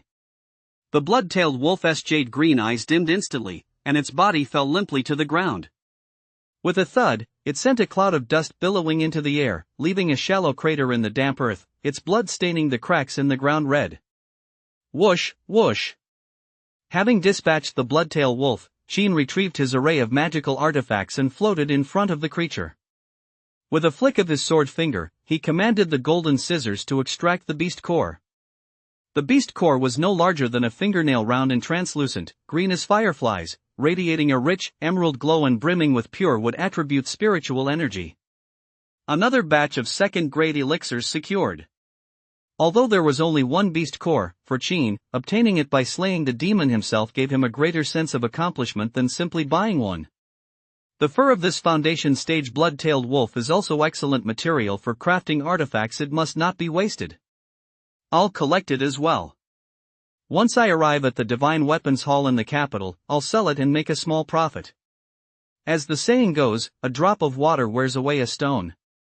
If you waste a little here and a little there, over time, that waste adds up to a significant amount of cultivation resources. Taking out an empty storage pouch, Sheen stored the entire corpse of the blood-tailed wolf inside. Afterward, he used his golden scissors to pluck the Qingshan jade fruit and placed it in the storage pouch as well. Having finished these tasks, Sheen finally turned his gaze toward Chenfiki in the pit. He had intended to save him out of humanitarian concern, but unfortunately, in the brief time it took to kill the wolf, the man had already gone completely cold. Ah, fellow Daoist Chen died on the path of slaying demons, truly a role model for our kind. Sheen floated down into the pit, stood before Chenfiki's body, let out a soft sigh, and, with deep respect, removed the storage pouch from his waist. Fellow Daoist Chen, rest in peace. I will carry on your legacy in its entirety. From now on, I, Sheen, will be at odds with the demon clan. Phew. Having said that, he spread the fingers of his other hand, and a ball of blazing flame shot out from his palm. Sheen intended to give Chenfiki a dignified send-off. But just then, a sudden twitch at his brow caught his attention. His spiritual sense suddenly detected a figure darting out of the cave residence. Sheen paused slightly, then instantly crushed the flame between his fingers, suppressed his cultive level, and turned to look toward the entrance of the cave residence. Whoosh! Before long, a young girl in a yellow skirt burst out from within, piloting a flying vessel. Bathed in an aqua-blue spiritual light, her delicate, pretty face was filled with tension and wariness. She scanned her surroundings, as if searching for something, when suddenly her expression froze. Her eyes widened instantly, and she exclaimed in astonishment, "Why is it you? Whereas that senior?" Sheen gave Yen Muling a strange look. "Before you ask me that, why don't you explain your own situation first? How did you end up running out of the blood-tailed wolf's cave?" Yen Muling's expression froze abruptly, then her gaze shifted nervously as she replied somewhat guiltily, "Naturally, to slay demons." "Slay demons? Which demons did you slay?" Sheen was puzzled. With the ground littered with the corpses of wolf demons, which one had anything to do with Yen Muling? Naturally, the demons in this lair. It's just that a little accident happened while I was slaying them. What kind of accident? Yen Muling grew annoyed by the question and glared fiercely at Sheen. Why are you so talkative? Are we that close? Asking all these questions, do you think you're still my? But before she could finish her sentence, Yen Muling suddenly caught sight of something out of the corner of her eye. Her voice stopped abruptly, and her expression changed drastically. Isn't that the fellow cultivator from the county magistrate's office? Is he dead? The blood-soaked, mangled corpse caused Yen Muling's pretty face to turn slightly pale. Even though she had already reached the 11th layer of the gathering stage, she was, after all, just a teenager. She had never witnessed such a bloody scene before. Yes, fellow Chen died slaying a demon. He died a noble death and is truly a role model for cultivators like us.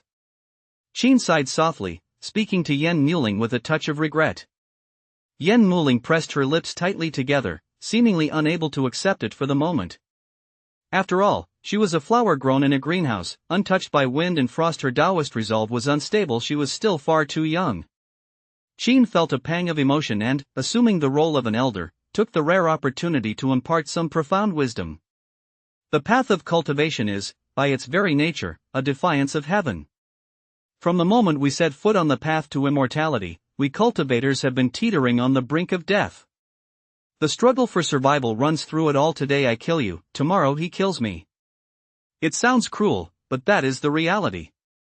Someone like fellow Taoist Chen, who died while slaying demons to protect the people, is already luckier than most. At the very least, you'll leave behind a good reputation, be remembered by the common folk, and who knows, you might even receive some offerings. There are far more cultivators who don't even leave behind a whole corpse, vanishing into obscurity in this world. If you cannot adapt or accept these realities, no matter how gifted you are, you'll find it hard to achieve anything. Because without a steadfast Taoist heart, you'll ultimately end up as nothing more than a handful of yellow earth. So, as he reached the end of his sentence, Qin paused briefly but did not continue. Instead, he sighed softly to himself, raised his gaze to the clouds in the heavens, and spoke in a low voice, as if conversing with himself. My Tao is unwavering. No matter what, I will attain immortality. Even if it means surviving at any cost. Having said this, Qin withdrew his gaze with a complex expression. Seeing Yen Muling remain silent, a sudden thought crossed his mind, and he quietly turned and walked away. Pulling off a show and running off, that's really thrilling. But he hadn't gone far when Yen Muling, behind him, suddenly grew puzzled. That doesn't add up. We entered the sacred land together, and we went out to slay demons together. When did you learn all this? And now you're lecturing me? Naturally, he read cultivation novels. You don't have to have eaten pork to have seen a pig run. Qin thought to himself. But on the surface, he remained impassive. Turning back to Yen Muling, he said, a certain senior brother steward once mentioned it, so I picked up a few things. Yen Muling suddenly realized, then sneered coldly, so you're just parroting what you've heard. No wonder you sounded so convincing. Now tell me honestly, just how many resources have you swindled from the outer sect using my sister's name? Qin was baffled. What do you mean? When did I ever swindle resources? You won't admit it? With your trashy talent, if you weren't riding on someone else's coattails, how could you have met that senior brother steward, and how could you have advanced to the fourth layer of the gathering stage so quickly? Naturally, it's because of my strength. Is there something wrong with that? Yen Muling immediately snorted derisively. You, of all people, dare to talk about strength? Why wouldn't I be worthy? Still putting on a brave face here. Yen Muling sneered coldly. Very well, then. I'll see just what kind of strength you, Qin, actually possess. Chapter 28. Why is the young lady in such a hurry? Qin's expression darkened instantly. Even a clay figurine has its limits. Yen Muling was being far too aggressive. If she insisted on fighting, Qin wouldn't mind revealing his true cultivation level. He might even go so far as to kill her to silence her. It was certain that Yen Muling possessed a protective magical treasure. Otherwise, she wouldn't have survived inside the wolf demon's lair. But that treasure likely didn't possess particularly strong offensive power. Or perhaps, given Yen Muling's current cultivation level, she was unable to wield it effectively in combat. She could only defend passively. Otherwise, there was no way that blood-tailed wolf could have broken through the foundation stage. And precisely because of this, should they engage in a life or death struggle, the outcome remains uncertain. Whoosh! At that moment, Yen Muling drifted down from the spirit boat, her silk robes fluttering in the breeze. She landed gracefully about 10 zhang in front of Qin. What do you intend to do? Qin narrowed his eyes and asked Yen Muling. I'll give you two choices. Yen Mu spoke coldly. The first option, leave the sacred land of your own accord. The second option, let me beat you up, lock you in an inn in the county town for 2 months, then have your mission fail, and send you to work in the mines for a year. By the way, let me remind you, if you're unlucky at the mine you're headed to, it really could work you to death. Yen Muling cast a casual glance his way. The threat in his words was now completely undisguised. Ha! What a hypocrite! Qin gave a cold laugh. If you really wanted me gone, why go to the trouble of locking me up? Why not just kill me right now? Wouldn't that be more straightforward? My sister and I don't want to kill you, and you aren't even worthy of our death. Is it that you don't want to, or is it that ridiculous sense of self-righteousness getting in the way? Qin sneered sarcastically. Yen Muling's expression darkened. You really are beyond redemption. You think I'm harming you, but in reality, I'm saving you. With your talent, you won't get very far on the path of cultivation. There are far too many people in this world who could kill you. How far I go is my business. You two sisters are simply afraid I'll tarnish your reputation. But let me tell you this, I wouldn't stoop to having anything to do with you. The next time I leave the sacred land, I'll personally come to your door to call off the engagement. By then, the Qin and Yen families will have no further ties. Qin's gaze was intense, and his words rang out with conviction. Yen Muling's expression shifted ever so slightly, but she quickly broke into a sudden smile and said, vows are the most powerless things. Anyone can make grand claims. If you truly have the resolve, then leave the sacred land right now. Perhaps I'll look upon you with new respect. Otherwise, in my eyes, this is nothing more than a strategic retreat. You're just trying to stick around.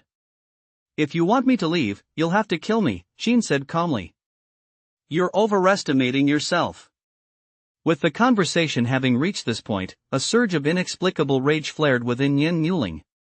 She swept her finger across her waist, and a deep blue spirit talisman appeared between her fingers. But just as she was about to strike, her ears twitched suddenly, and she immediately looked warily toward the forest ahead. Is someone coming? Qin had already sensed it and couldn't help but say mockingly, with all the commotion around here, do you really think only a few people will come? Just a friendly reminder, the Qingxian jade fruit tree is right at the entrance to the cave residence, but now both spirit fruits are gone. Tell me, what do you think the cultivators coming this way will think? They'll probably attack both of us on the spot. What do you think? Yen Muling's expression flickered between anger and resignation. After a moment, she shot Qin a fierce glare. Consider yourself lucky. With that, she put away her spirit talisman, waved her hand to summon a ball of aqua blue spiritual energy, and guided the spirit boat to her feet. Get on. Yen Muling said to Qin with a cold expression. What do you mean? Qin was taken aback. Weren't they supposed to make a run for it? Why was she bringing him along? I was planning to beat you up to vent my frustration, but I don't have time for that now, so I'll let you off for the time being. However, you'll have to stay at the inn for the next 2 months. Qin couldn't help but point out, running away with 2 people drains a lot of spiritual energy. You won't be able to go very fast. It's fine. This spirit boat has a mana crystal core my master helped me reforge and modify it. Fine, so you've got connections and you're all high and mighty. With no other choice, Qin drifted onto the spirit boat. It was a cultivator at the 12th layer of the gathering stage, having reached the great perfection. It wasn't the middle-aged cultivator in black. Clearly, like Qin, this person was also a fellow cultivator who had concealed their cultivation level. Actually, you could just let me off. That way, he definitely won't be able to catch up to you. Seeing that the gap between them wasn't widening, Qin cleared his throat and kindly offered Yen Muling a reminder. Are you telling me what to do? Yen Muling not only ignored him but also shot him a sidelong glance. You really won't listen to reason, kid. Sigh, never mind. I'm not going to bother with you. Do whatever you want. Qin felt a bit worn out. This little brat was truly stubborn. There was simply no reasoning with her. The wind howled as the green mountains and vast land rushed by beneath them. An hour later, Yen Muling's spirit vessel showed no sign of slowing down, weaving back and forth among the clouds. Meanwhile, the cultivator chasing them from behind had turned as dark as the bottom of a pot. The reason was simple: Yen Muling had a powerful master who could build her a modified vessel. In theory, as long as she had enough mana crystals, she could keep flying indefinitely.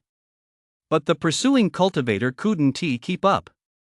After a full hour, his spiritual energy had been severely depleted, and his spirit vessel was slowing down. If he continued the pursuit, he would soon be drained dry, leaving not a single drop behind. In the end, he had no choice but to slow down and trail far behind. But Yen Muling wasn't about to let him succeed. As soon as she saw him slow down, she decisively channeled her own spiritual energy into the vessel, propelling it to its absolute limit. Whoosh! In that very instant, the spirit boat burst into a brilliant azure glow, transforming into a shooting star that left the pursuing cultivator far behind in the blink of an eye. Within a few breaths, not even a trail of light remained visible. At dusk, inside Taoyuan County, by the bustling White River Bridge, in an inn and restaurant. "Innkeeper, give me a room, my friend is staying for 2 months." Yen Muling approached the counter and generously placed 2 ingots of silver on it. "Right away, gentlemen. Please go upstairs to room number 1, Tian." The old innkeeper's face was practically split in two from smiling. Such a generous customer, let alone 2 months, even a half-year's stay would be a profit. Led personally by the old innkeeper, Yen Muling and Qin soon entered a first-class guest room. After a quick look around, Yen Muling decided it was quite nice, so she said to the old innkeeper, "You may leave now. Without my permission, don't let anyone approach this room." The old innkeeper froze in surprise. Was he getting old, or had he simply seen too little of the world? How could a young lady be in such a rush? Chapter 29, Returning to the Sacred Land where the heart finds peace is home. Once the door was closed, only Qin and Yen Muling remained in the room. Yen Muling glanced at the red Polonia wood bed beside her and said to Qin, who was pouring himself a cup of tea, "Get on the bed." "Put." Qin couldn't hold it in and immediately vomited all over the floor. Yen Muling's pretty face darkened instantly, and she snapped, "What kind of nonsense are you thinking about? I told you to sit on the bed. I don't have time to wait around here with you. I'll set up a formation to keep you here for 2 months. I'll come back for you after 2 months. This bottle contains fasting pills enough to last you half a year." Catching the fasting pills, Qin wiped the corner of his mouth and asked, somewhat puzzled, "You're going to trap me for 2 months, so what's the point of giving me a half-year's supply? I might forget." Buzz. She raised her palm slightly. 2 apricot yellow formation flags hovered and trembled in each of Yen Muling's palms. With a slight tremor of her arms, the 4 flags settled as lightly as cotton at the 4 corners of the bed. Boom! Boom! Boom! Yen Muling fired 4 bursts of spiritual energy from each hand. The apricot yellow array flags immediately burst forth with an earthy yellow mystical light, instantly forming a shield of the same hue that completely sealed off the space inside and outside the bed. Seated cross-legged on the bed, Qin looked around in awe. It sure pays to have connections. This confinement formation is clearly worth a fortune, yet she produced it without batting an eye. How extravagant. It's just a pity, though, that the arranger's cultivation level is a bit too low. She probably couldn't unleash the formation's full power. This is a second-grade mountain ceiling formation my master gave me. Not even a gathering stage, 12th layer, great perfection cultivator could break through it. Stay here peacefully for 2 months. Try to avoid pointless struggles as much as possible, so you don't hurt yourself. Qin nodded. Yen Muling furrowed her brow slightly. She felt Qin was a bit too calm. How could he not show even a hint of anger? Don't you want to curse at me? Qin's eyebrows twitched slightly. What's the point of cursing? I've trapped you, shouldn't you be angry? Qin was momentarily speechless, then let out a resigned sigh. What good would anger do? I can't beat you anyway. At worst, I'll just spend a year at the mine after these 2 months. Yen Muling's expression immediately darkened. She thought Qin had accepted his fate, but it turned out he was still just as stubborn as ever. I really think you're beyond help. With that, Yen Muling suppressed her anger, fearing she might lose her composure if Qin continued to provoke her and turned to leave the inn. The door slammed shut. Qin's heart stirred slightly. He extended his spiritual sense and kept track of Yen Muling's movements. She waited until the girl had departed in her spirit vessel before withdrawing her spiritual sense and turning her attention to the formation's light screen before her. Since I can't break through the 12th layer of the gathering stage's great perfection, the early foundation stage shouldn't be a problem. Qin examined it closely for a moment but found no weak points, which meant it didn't matter where she struck. Then I'll start right here. Without further delay, Qin flipped his palm, causing the water-cold sword to materialize. He then pointed the tip of the sword forward and thrust it with a thunderous roar. Boom! Boom! Boom! Cold energy erupted repeatedly from the water-cold sword as the blade struck the formation several times. The sheer force of the spiritual energy was so intense that frost even began to form on the bedside. Yet even so, he was unable to break the formation in an instant. There's a trick to it. It's just a pity my power isn't quite enough yet. Though the formation appeared as solid as a rock, Qin had already sensed it beginning to waver. With a flash in his eyes, he channeled all his spiritual energy into the water-cold sword. Crack, crack. Just then, a series of cracking sounds suddenly emanated from the sword's tip, and cracks rapidly spread across the earth-yellow light barrier. Before long, with a boom, the earth-yellow light barrier abruptly burst apart, turning into specks of firefly-like light that vanished in the wind. This mountain ceiling formation is indeed impressive, but now it belongs to this Taoist master. Whoosh! Without hesitation, Qin swept his wide sleeve, drawing the 4 apricot yellow formation flags close to him. As he gazed at this treasure, a broad smile spread across his face. With this in hand, I needn't fear even a mid-foundation stage cultivator. After infusing it with spiritual energy and experimenting with it briefly to get a feel for its capabilities, Qin stowed it away in his storage pouch. Boom! With another sweep of his sleeve, he opened the window. By now, night had fallen, and it was already evening outside Taoyuan County. The long street was brightly lit. The bustling Huai River Bridge was teeming with people, and the constant shouts of shopkeepers created a scene that could certainly be described as a prosperous era. Unfortunately, Qin had no heart to admire the view right now. Refining his sword pill was by no means a one-day task. The sooner he went to the capital, the sooner he could get his hands on it. Whoosh! Pulling the water-cold sword back, Qin transformed into a streak of green light and instantly darted out of the inn through the window. Whoosh whoosh! Arriving above Taoyuan County, the night wind howled as he looked down upon the bustling world below, taking in the entire scene. Let us see what it feels like to a sword. A sudden impulse struck Qin. He immediately drew the Shuweihan sword, stepped onto its blade, and propelled himself with spiritual energy. In the very next moment, whoosh! Man and sword merged into a streak of deep blue spiritual light, like the tail of a comet, shooting straight toward the heavens. Whoosh, whoosh, whoosh. This speed of flight was more than double, perhaps even triple that of flying alone. Awesome! Qin felt an overwhelming sense of exhilaration and couldn't help but shout aloud.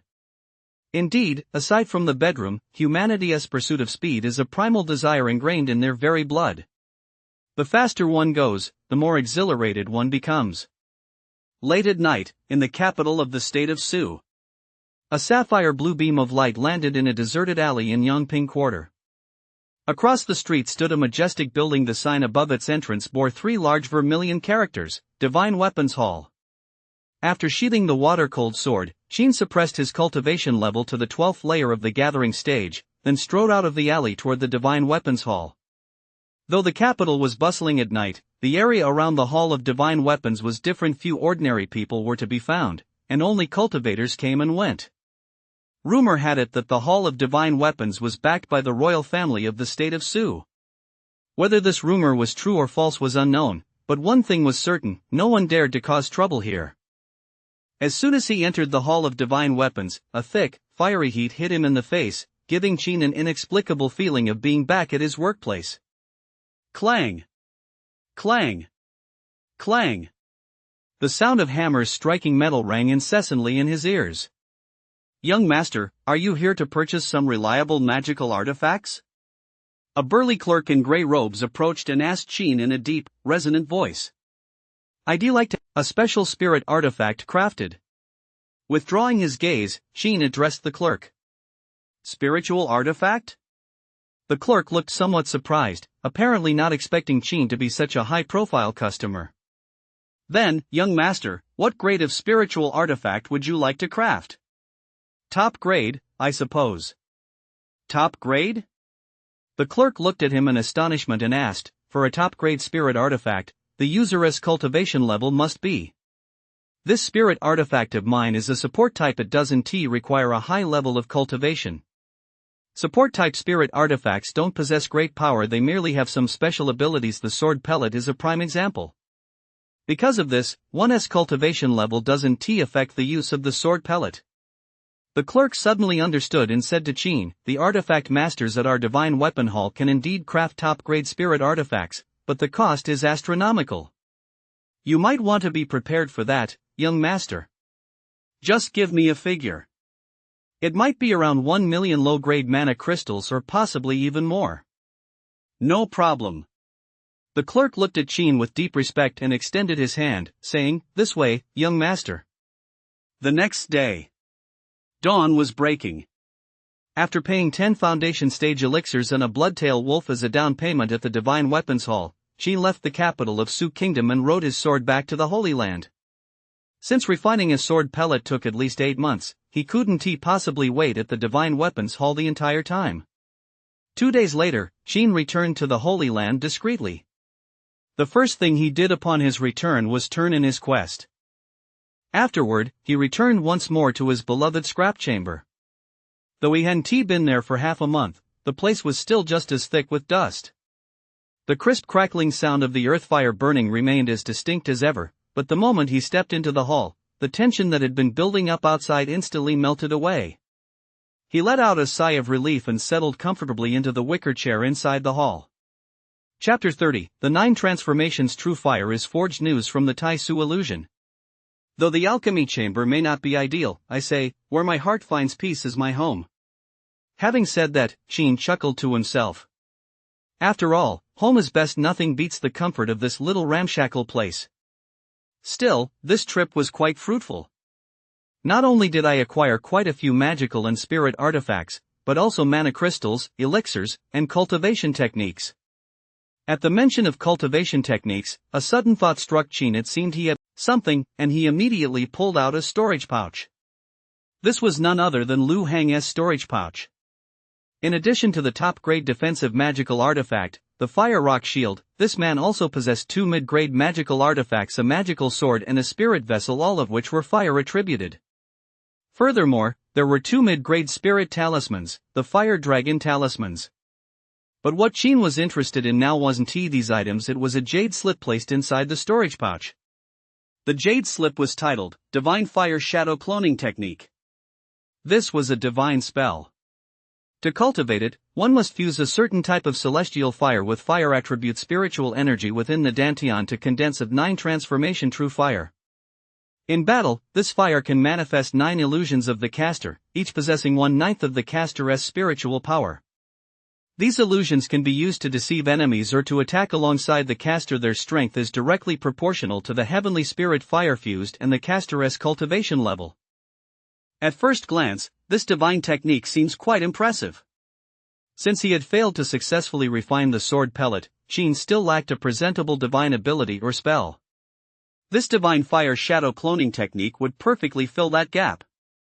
It's just that this heaven and earth spiritual fire isn't easy to come by.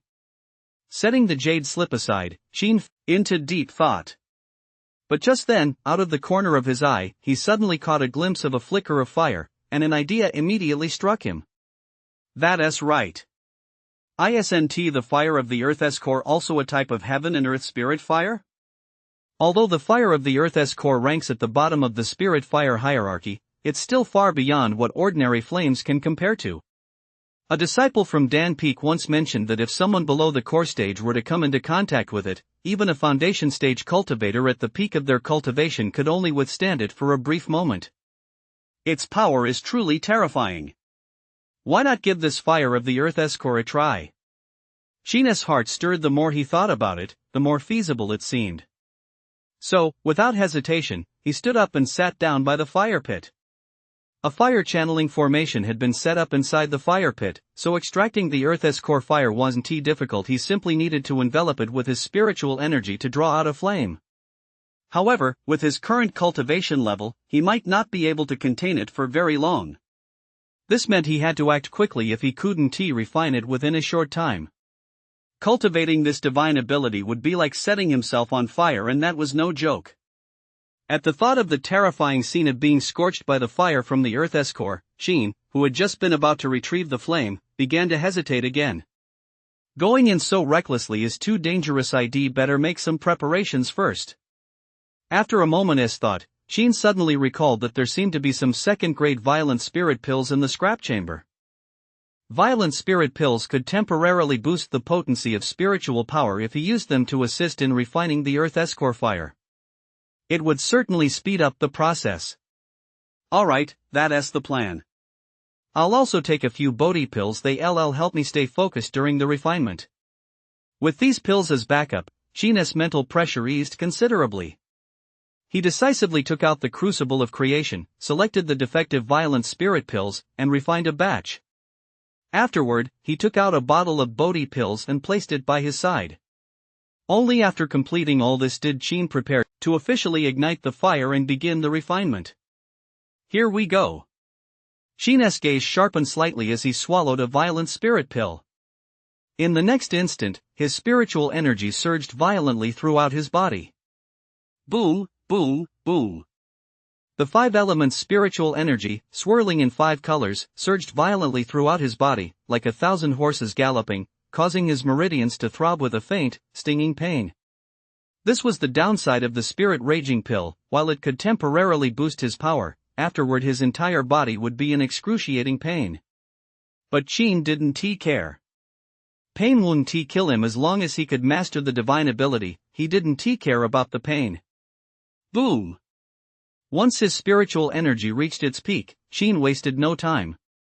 He formed the 5-colored great hand seal and reached straight toward the lava in the fiery pit.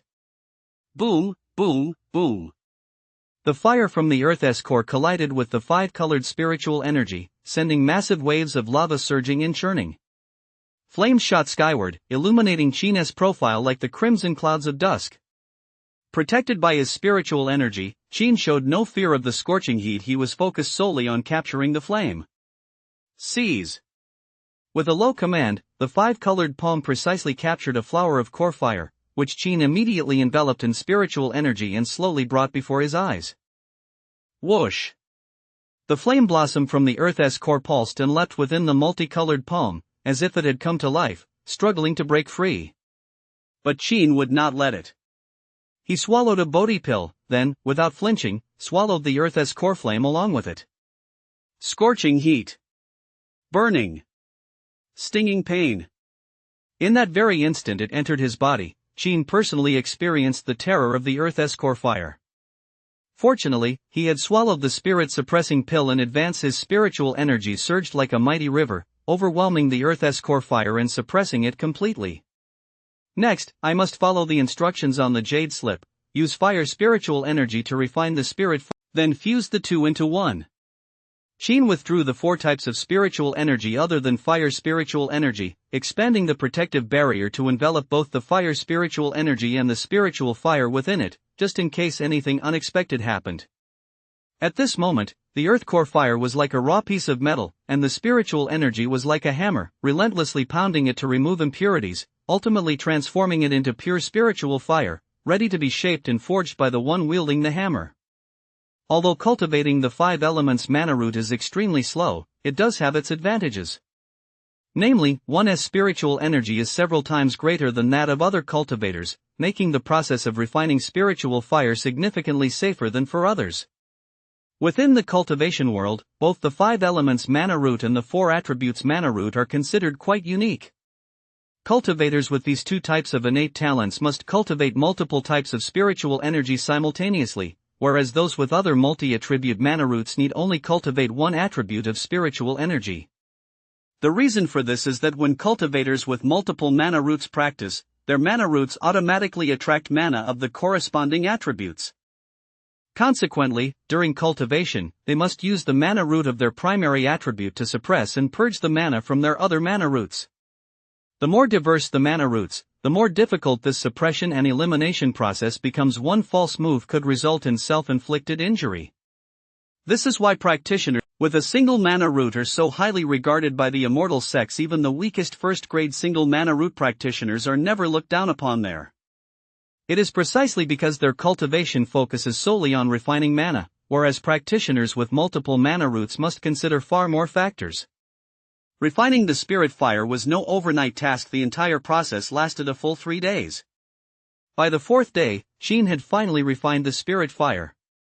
Afterward, he wasted no time infusing it, and by evening, he had finally cultivated the 9 transformation true fire. The 9 transformation true fire was a ball of pure white flame, floating quietly above his dantian, like a gentle, warm sun. I've finally succeeded. Exhaling a deep breath, Sheen's face broke into a broad smile. With a mere thought, the 9 transformation true fire instantly manifested 9 searing fiery figures from the acupoints all over his body. They sat cross-legged around the fire pit, lacking distinct facial features and possessing only rough outlines. Given Sheen's current level of cultivation, these 9 divine fire avatars could only persist for half a moment. If the battle dragged on, he feared he would collapse from exhaustion before he could even defeat his enemies. However, if he were to condense just a single divine fire avatar, that duration would be greatly extended. I wonder how powerful these divine fire avatars are. First, just as he was about to try commanding the divine fire avatars, excruciating pain suddenly surged through him like a tidal wave, and Sheen's face turned deathly pale in an instant. This is bad. The side effects of the spirit exploding pill are kicking in. Beads of cold sweat the size of soybeans dripped down his face. Gritting his teeth, Sheen forced himself to hold on. He first channeled the 9 transformation true fire to recall the divine fire avatar, then hurriedly took out a healing pill and swallowed it. Under the influence of the medicine, the pain gradually subsided. Chapter 31, The Taisu Illusion, Demon Slaying Leaderboard. Meng, I'm just sick. I'm not about to die yet. Sheen gritted his teeth inwardly, forcing himself to resist the urge to lash out as he warned Meng. Not about to die? Meng paused for a moment, then sighed regretfully. That's a real shame. Damn it, I really want to punch someone. Alright, since you're fine, I won't stick around any longer. This dump is way too filthy. It's south, no place for a human to stay. Meng stood up from his chair, carrying the fruit basket, patted his butt, and was about to leave. Way to go, Meng the skinflint. So you came empty-handed, did you? By the way, the Taisu illusion is about to open again.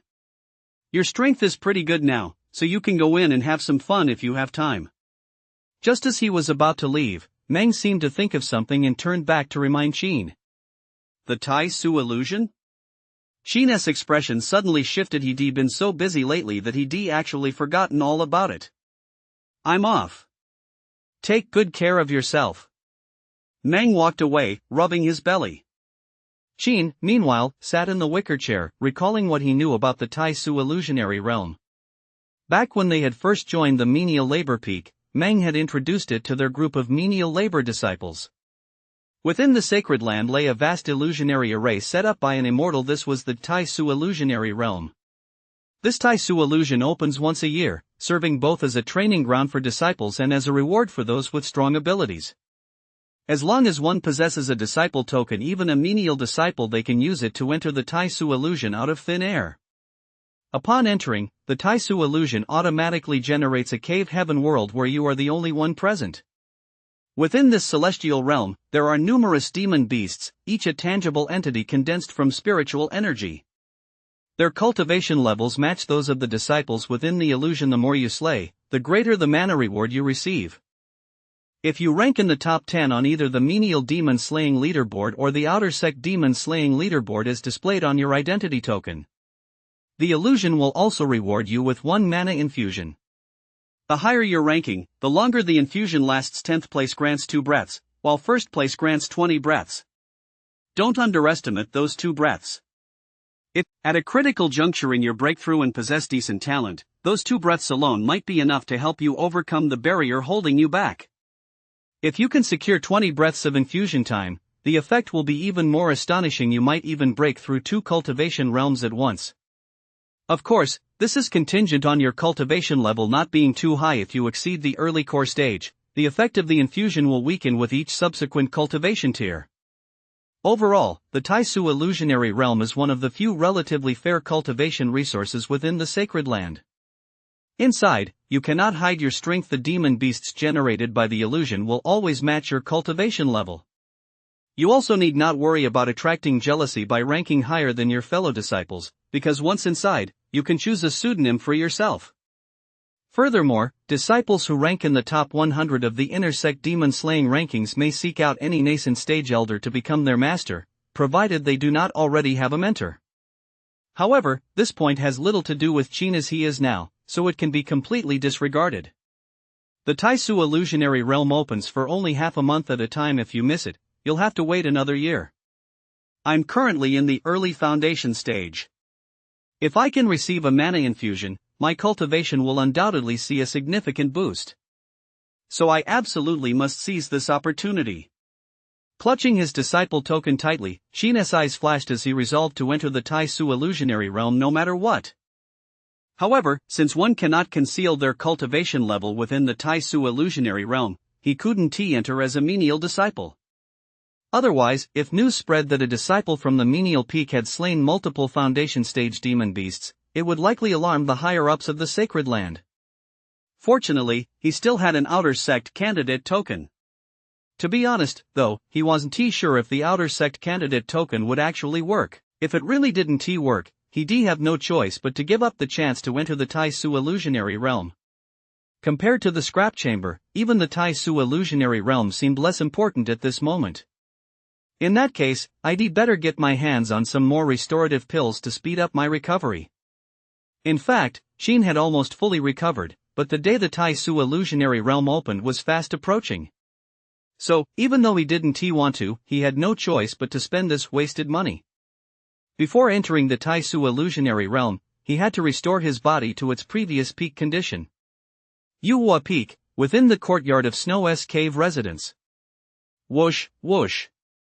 The sword wind howled, and peach blossoms and fallen leaves swirled through the air. Yen Muling, wielding a top-grade magical sword, unleashed a sky full of deep blue sword shadows, their spiritual light dazzling. Her movements were so swift that she left behind a dizzying array of yellow-skirted figures throughout the courtyard. Snow sat cross-legged in the pavilion, watching her younger sister practice swordsmanship frantically, a look of helplessness crossing her face. You have your own courtyard, so why do you insist on practicing here? I'll have to clean up after you're done. Yen Muling abruptly stopped her sword swings, sheathed her sword, and stood still, grinning at Snow. Didn't you say the reason yourself, sister? Since your cultivation is higher, you'll clean up faster than I can. Just think of it as saving me some cultivation time. Snow sighed softly and said, I knew it would be like this. There's just no dealing with you. Well, you're my lovely big sister. After all, big sister, do you think I can take first place on the outer sect demon slaying rankings? Yen Muling stepped into the pavilion, sat down next to Snow, wrapped her arms around her, and asked affectionately. Snow pondered for a moment before saying, You're an inner sect disciple yourself, with a powerful master backing you up. You have numerous magical treasures and practice extraordinary spells. Although your cultivation level is a bit lower, the rankings don't consider cultivation level, they only count the number of demon beasts of the same cultivation level you've slain. Judging by your overall strength, among the outer disciples at the same cultivation level, no one should be stronger than you in combat. Taking first place shouldn't be a problem. I think so too. Yen Muling grinned widely, clearly quite optimistic about becoming the top outer disciple. If I can get a 20-breath mana infusion, I'll definitely be able to break through to the foundation stage by then. You're such a girl, always aiming so high. Snow shook her head in exasperation and warned Yen Muling, mana infusion isn't as great as you think. Although it boosts your cultivation rapidly, it makes your foundation unstable and your power hard to control. If you choose to break through at this stage, there's a high chance of a spiritual energy backlash, which could damage your dantian. Yen Muling's pretty face instantly turned pale. See, can it really be that serious? My master said so himself, how could it be false? Snow was also vying for the top spot among the inner disciples, which was why she had gone to consult the Holy Master a few days ago. Then I'll wait a while longer and stabilize my cultivation before breaking through. That is for the best. Snow nodded. Just as the two were speaking, a streak of ice-blue spiritual light suddenly pierced through the courtyard's formation and landed right before Snow's eyes. Seeing this, Yen Muling gasped in surprise and said, "Sister, isn't that your telepathic jade talisman? Besides giving one to me, when did you give one to anyone else?" A fleeting shadow of gloom flashed across Snow's eyes. Holding the jade talisman in her hand, she said calmly to Yen Muling, "It's senior brother Jiang. I had some matters I needed his help with earlier, so I gave him a few." "You continue cultivating here. I'm going to see him now." Chapter 32, Climbing the Rankings, the one called Dao Yi. 5 days passed in the blink of an eye. Inside the scrap chamber. Scorching underground fire churned, its red glow illuminating Qin's tense profile. That very morning, the sacred land's immortal bell had tolled, announcing to all disciples that the Tai Su illusionary realm had officially opened. By infusing spiritual energy into their disciple tokens, the tokens would immediately open a portal to the illusionary realm. Once inside, what awaited the disciples would be fierce combat. Injuries were inevitable, but as long as they reactivated their tokens in time, they would be safely teleported back to where they were before entering the illusionary realm. Additionally, if they remained inside for a full half-month, they would be automatically teleported out once the time was up. But as for Qin right now, he wasn't particularly concerned about the conditions inside the Tai Su illusionary realm. His only concern at the moment was whether this outer sect candidate disciple token in his hand would actually work. If it didn't, then there was no point in thinking about it any further. Since this outer sect candidate disciple token can be used to accept outer sect missions, it must be connected to all the formations within the sacred land. This Tai Su illusionary realm is also part of the Holy Land's formation network. Barring any surprises, this token should work. Taking a deep breath, Qin composed himself slightly. After all, restlessness was the greatest enemy in cultivation. He couldn't let this minor matter disrupt his state of mind. As the saying goes, if I gain it, it is my good fortune; if I lose it, it is my fate. Some things are better off obtained, but if they aren't, there is no need to dwell on them. I hope I won't end up with any regrets. Clutching the purple copper token tightly, Qin infused it with 5-colored spiritual energy. Then, under his anxious gaze, boom! The token suddenly shot a streak of purple spiritual light forward, striking the ground 10 zhang ahead of him. The next moment, crackle, crackle. A spatial fissure rapidly spread, and streaks of white light burst forth. Before long, a boom echoed as space collapsed, revealing a thin, rippling water curtain. Though it appeared transparent, what lay beyond the curtain remained a blur completely indistinguishable. It worked! Qin's eyes lit up instantly. Just as he had suspected, this token was identical to an outer sect disciple's token in every way except for the inscription. Upon entering the Tai Su illusionary realm, you'll have a quarter of an hour to acclimate. After that, opponents will materialize out of thin air within the realm. But to be on the safe side, it's best to take out your magical artifacts first. After all, the locations where demon beasts appear are unpredictable. If you happen to encounter one that launches a surprise attack, having your artifacts ready will save you reaction time. Suppressing his excitement, Qin drew the water-cold sword and the fire rock shield. This was a rare opportunity. Securing a spot in the top 10 would save him years of cultivation, so he absolutely could not take it lightly. The water-cold sword went without saying, but the fire rock shield, as a high-grade defensive magical artifact, could even help him fend off a surprise attack from a mid-foundation stage demon beast. Having made thorough preparations, Qin wasted no more time. Gripping the water-cold sword and summoning the fire rock shield to hover before him, he unfurled a crimson light barrier that enveloped his entire body. With a single step forward, he instantly transformed into a streak of light and plunged into the rippling water curtain. Whoosh! As endless white light flashed and his vision blurred for a moment, Sheen had already appeared within the cave heaven world, surrounded by a flowing water curtain that concealed his figure. The water curtain gradually dissipated, with the wind. When everything before him became clear, he found himself on the edge of a cliff atop a peak shrouded in mist, with a high sky, vast clouds, and a cold breeze brushing his face. Below lay a boundless sea of forests. The wind whipped the green waves, stretching as far as the eye could see, dotted with peaks of jagged, bizarre rocks. Whoosh whoosh. The wind howled in his ears, and his clothes fluttered in the breeze, yet Sheen remained exceptionally calm. He could sense that the mana in this realm was actually slightly weaker than that within the sacred land. This meant that to quickly restore his spiritual energy, he would have to rely on elixirs. Mana alone would be far from sufficient. Fortunately, he had prepared for this in advance. While his storage pouch didn't contain much else, he had more than enough Peyuan pills, and he also stockpiled a considerable number of mana crystals beforehand. To be more precise, it was Lu Hong who had helped him prepare them. This second-generation immortal possessed thousands of mana crystals, enough to set up a small-scale spirit-gathering array. A quarter of an hour has passed, and the demon beast still haven't appeared. I'm afraid they must be quite far from here. Sheen extended his divine sense, but within a li radius, he detected no trace of any demon beasts. I must have entered the Tai Su illusion quite late. I wonder what the current standings are. While the demon beast was still absent, Sheen took out his token and probed it with his divine sense. The purple light screen that first appeared did not display the rankings. It was completely blank. Sheen knew this was the step to choose a name for himself. After a moment's thought, he adopted the alias Daoi. Subsequently, the purple light screen shifted, and Daoi's name gradually retreated until it reached the very last position, or it finally came to a stop. The Holy Land's outer sect had 100,000 disciples. Even across the vast eastern realm, few major immortal sects could match that scale.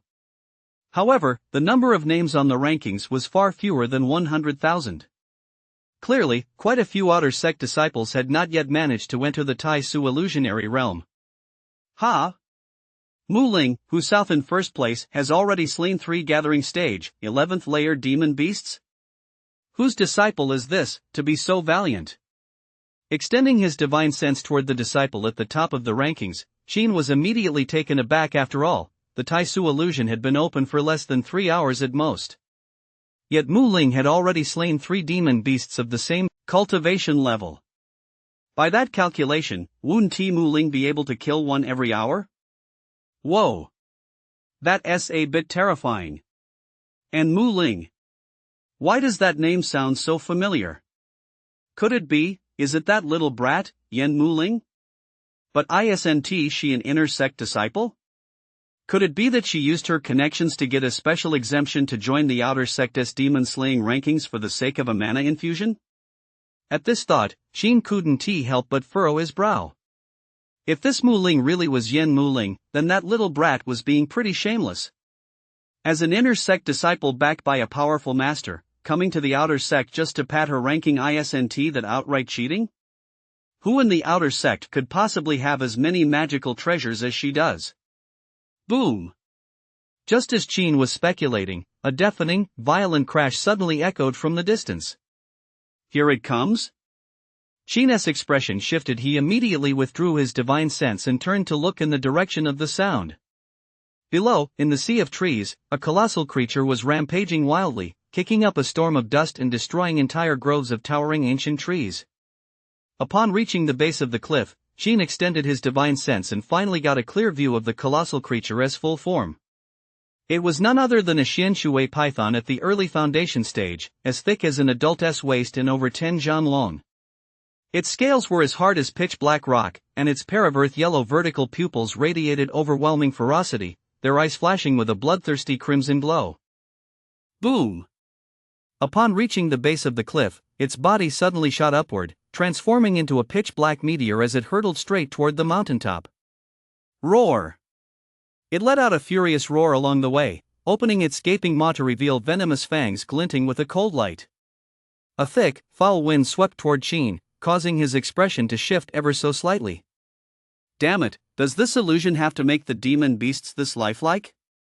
Even the beast's bad breath is simulated that sa bit much, isn't it? Chapter 33, a big surprise from mana feedback. The 9 transformation true fire runs rampant. Whoosh! Seeing the Shen water python charging at him, Qin lightly tapped the ground with his foot and swiftly retreated, while the crimson-red mystical light of his fire rock shield burst forth before him. Boom! A thunderous crash echoed as the mystic water python slammed into the light barrier. The immense force instantly sent Qin flying. Fortunately, the fire rock shield was powerful enough. Not only did Qin emerge unscathed, but the barrier as steady as a rock also sent the mystic water python reeling, leaving it disoriented and dazed. Roar! In pain, the mystic water python's ferocity intensified. With a furious roar, an icy blue glow began to form behind its venomous fangs. So this mystic water python is an ice attribute variant? Qin was somewhat surprised by this. Mystic water pythons were typically water attribute creatures, and it was rare to encounter an ice attribute variant. It was a pity, however, that this was merely a manifestation of spiritual energy and not a true demon beast. Otherwise, its beast core and demonic body would surely fetch a hefty price. Boom! After a brief moment of gathering power, a torrent of frost surged from its throat and surged toward Qin. The terrifying cold caused snowflakes to drift down from the mountaintop. Fire rock shield. Qin growled softly as he channeled fiery spiritual energy into it. The fire rock shield swelled to several times its original size, enveloping a 3-zhang radius around him. Boom, boom, boom.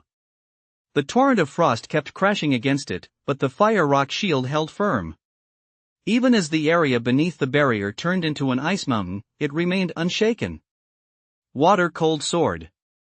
Seeing that the mystic water python was temporarily immobilized, Qin pointed his sword finger forward, and the deep blue blade surged toward the serpent with a thunderous roar. Clang, clang, clang. The Shen water python's hard scales deflected the blade, producing a clanging sound as sparks flew in all directions, a clear indication of just how hard its scales were. However, the water-cold sword was, after all, a semi-spiritual artifact. Although the Shen water python's scales could hold it off for a few breaths, that was nearly the limit of their endurance. Break! Qin, neither hurried nor slow, let out a low shout. The water-cold sword burst into a deep, mysterious blue light, and with a plop, it pierced the Shen shui python's scaly body without the slightest resistance. In the next instant, the massive demon's body shattered with a thunderous crash, turning into a sky full of ice blue, firefly-like light that scattered into the air, vanishing one by one. As he sheathed the water-cold sword, having effortlessly dispatched the mystic water python, Qin gained a rough understanding of the strength of the demon beasts generated by the Taisu illusionary realm. Although this mystic water python was classified as an exotic demon beast, it possessed no sentience whatsoever. Its strength fell short of that of a true exotic species, and its use of spells relied entirely on instinct. Of course, it wouldn't be accurate to say this Shen water python was particularly weak. One could only describe its strength as reasonable. However, this reasonable strength was relative to a disciple like Qin, who ranked among the top in combat prowess within his cultivation realm. For those with slightly weaker combat prowess at the same realm, it would require considerably more effort, especially when mana was scarce within the illusionary realm. It posed a significant test of the disciples' overall strength, combat experience, and even their perseverance and mental fortitude.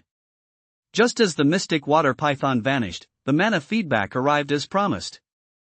A cluster of 5 colored mana, about the size of an infant's fist, drifted down from the clouds of the 9 heavens. This was a reward generated by the illusion realm in response to the disciples' mana roots. Without hesitation, Qin opened his mouth and swallowed it. Standing where he was, he closed his eyes to refine it. After a few breaths, Qin opened his eyes, and a hint of delight immediately appeared on his face. This mana feedback is truly remarkable. Just this single cluster of mana was not only equivalent to 10 second-grade nurturing essence pills, but it was so pure that it didn't require much time to refine. Just coming in here once, even if an ordinary disciple were to kill just one demon beast and leave, they'd still come out ahead. If he kept hunting demon beasts here non-stop for half a month, combined with the mana infusing his body, wouldn't he have a good chance of breaking through to the mid-foundation stage? Qin knew his natural talent was lacking for that reason, he dared not even dream of the late foundation stage. But even breaking through to the mid-stage would be a tremendous stroke of luck. With a single first grade 5 elements mana root, who would have dared to imagine he could break through to the mid-foundation stage in just half a year? If the mountain 1T come to me, I'll go to the mountain. I can't just wait for demon beasts to come to me, I have to go out and find them. Time is the most precious commodity right now, I absolutely cannot waste it. After the mana feedback, the small amount of spiritual energy Qin had previously lost had been fully restored. In fact, his spiritual energy was even slightly stronger than before. But that was far from enough. He needed more demon beasts and more mana feedback. Whoosh! Without a moment's hesitation, Qin stepped onto the water-cold sword and instantly soared into the heavens. And just as he departed, the world around him underwent a dramatic boom of transformation. The boundless green sea beneath his feet and the clear, azure sky vanished, replaced by volcanic lava, barren scorched earth, and a dim, misty, murky world. The map changed this quickly? Qin stared at the scene in utter astonishment. He had to admit that this illusory realm was truly powerful. It was impossible to distinguish reality from illusion. He had no idea what methods the immortal had used to create it, but if this was merely done offhand, it would be truly terrifying. Whoosh! A violent wind suddenly arose. Qin's expression shifted slightly as he immediately looked into the gray mist ahead. Boom! A colossal creature, vast enough to block out the sky, burst forth suddenly. Its wings, streaming with fire and shrouded in mist, seemed as if born from scorching magma. With a gentle flap of its wings, a storm instantly swept across dozens of li. Upon closer inspection, it was none other than a vermilion crow in the early foundation stage.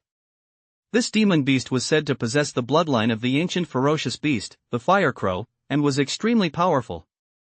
The Chronicle of 10,000 Demon Clans, issued to disciples by the Holy Land, clearly records that this demon commands fire and controls the wind. Throughout its clan's history, numerous members have ascended to true immortality, and even to this day, the clan has never fallen into decline. Screech! With a piercing, long shriek, the Crimson Crow's ferocious eyes locked onto Qin as if facing a sworn enemy.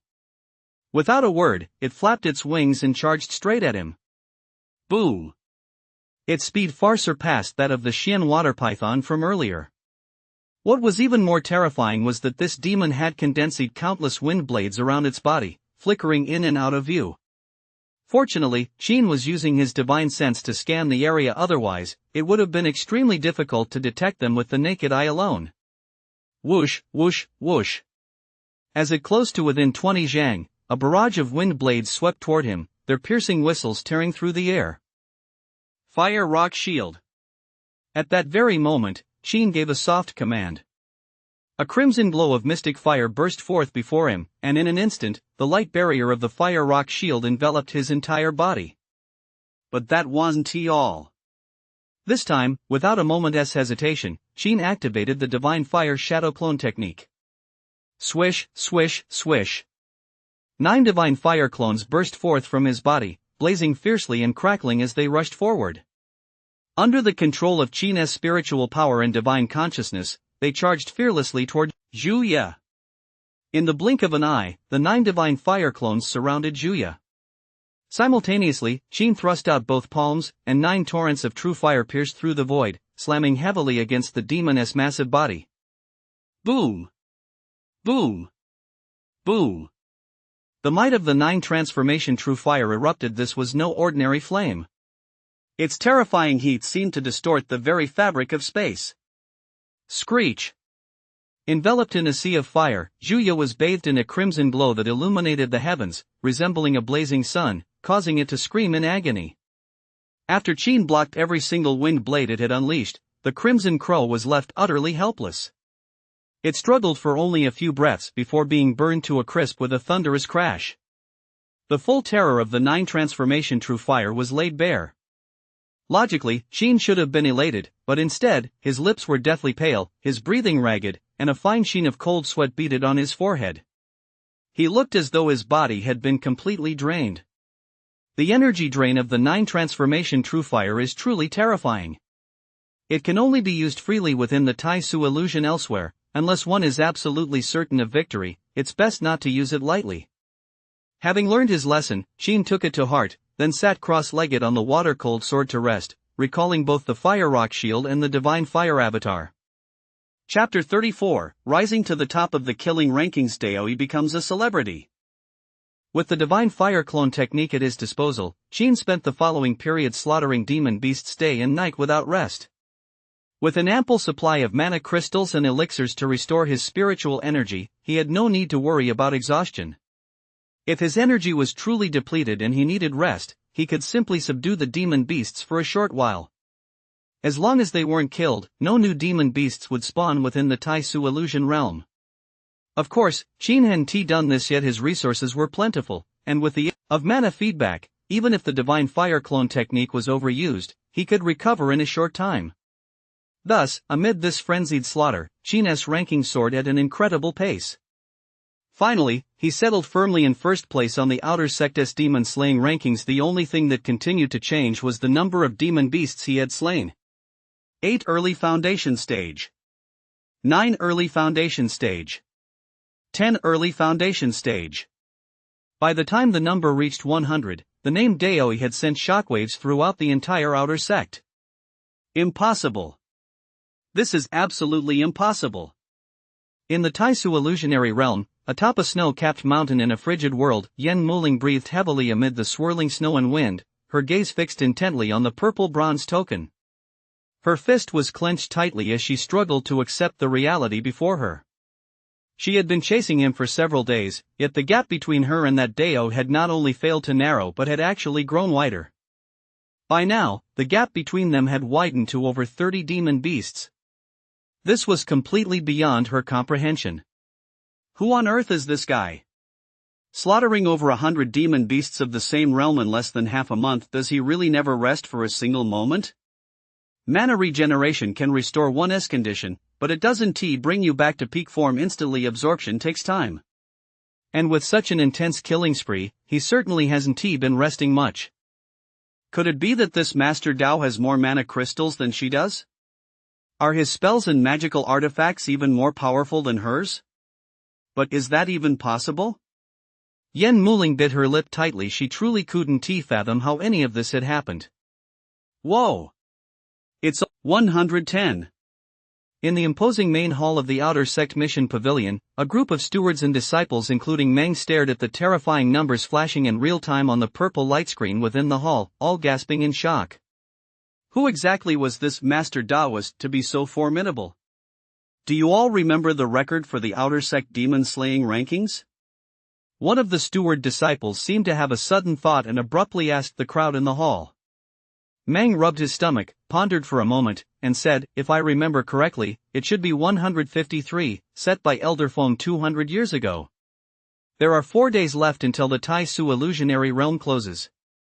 Do you think this Master Dao can break the record?" The person asked curiously, then looked around the room. All the disciples in the hall were deeply moved, and immediately began offering their guesses. Judging by this pace, it feels like the final number might be close, but I doubt he'll actually break the record. I'm not so sure. What if this Master Dao gives it one last all-out sprint at the end? It's been so many days already, his resources must have long since run dry. I'd guess that even if he wanted to push, he wouldn't have the strength to do it. As the group chatted back and forth, Meng's eyes suddenly darted about, and then he chuckled at them, saying, "Fellow disciples, why don't I, old Meng, set up a betting pool right here? Shall we have some fun with it?" The sacred land, the Elder's realm, suspended Sword Peak, the mountaintop, was carpeted with peach blossoms. Hardly anyone would have imagined that on the prestigious Elder's Peak, aside from those fragrant peach blossoms, there was nothing but this humble thatched hut. An elderly man in a green robe, with graying hair and a beard, was currently reclining leisurely in a wicker chair outside the hut. This was Feng Wuya, one of the elders of the Holy Land and a renowned harmony with the Dao cultivator in the Eastern Realm. A wooden table stood beside him, bearing a wine jug and a cup, from which a rich aroma of wine wafted. "Old madman, you sure are taking it easy." Suddenly, a hoarse, aged voice rang out from nearby. Feng Wuya opened his eyes to see an elderly man in white robes walking slowly toward the thatched hut, holding a purple copper token in his hand. What brings you here? The visitor's name was Zhang Huawan. He, too, was an elder of the sacred land and a powerful cultivator at the union with the Dao realm. I'm just killing time. I came to ask for a drink and, while I'm at it, share an amusing story with you. Zhang Huawan walked slowly over and sat down beside him, placing the purple copper token on the table with a faint smile. What amusing story? Feng Woya's eyebrows twitched slightly as he glanced at the token on the table. Isn't that an outer sect disciple's token? Zhang Huaxian poured himself a cup of wine, its aroma crisp and refreshing, like amber nectar, and chuckled lightly. The Tai Su illusionary realm opened recently. Since I happened to have some free time, I went to take a look. It turned out to be quite an interesting discovery. What is so interesting? Feng Woya was completely baffled. It wasn't the first year the Tai Su illusionary realm had opened. What could possibly be interesting about it? It was nothing more than a bunch of disciples slaying demons. Do you remember the record you once set? Zhang Huaxian looked at Feng Woya with a half-smile. Record? Feng Woya's heart suddenly stirred, and he immediately asked in surprise, judging by the tone of your voice, could it be that a disciple is about to break my record? You'll see for yourself. Feng Woya's curiosity was piqued. Without lifting a finger, he merely glanced at the purple bronze token, and it floated right in front of him. He then probed with his divine sense, and the complete rankings of the outer sect demon slaying leaderboard immediately appeared within the purple light screen. Looking at the top line, it clearly read, Master Dao, 137 early foundation stage demon beasts. Whoa, it seems our Holy Land's outer sect has actually produced a dark horse. Feng Woya couldn't help but be somewhat surprised. If I recall correctly, there should still be 2 days left before the Tai Su illusionary realm closes, right? That's right, Zhang Huawan nodded. A howling moon silver wolf, as massive as a small mountain, refused to accept defeat as it crashed to the ground, shattering with a thunderous roar. It transformed into a sky full of silver radiance, vanishing in an instant into the clear mountain breeze. The 9 divine fire avatars returned to their original form, and Qin slowly descended from midair to the riverbank, skillfully opening his mouth to swallow the returning orb of mana. After refining it, the color returned slightly to his cheeks. Over the past half-month, this was already the 160th early foundation stage demon beast Qin had slain.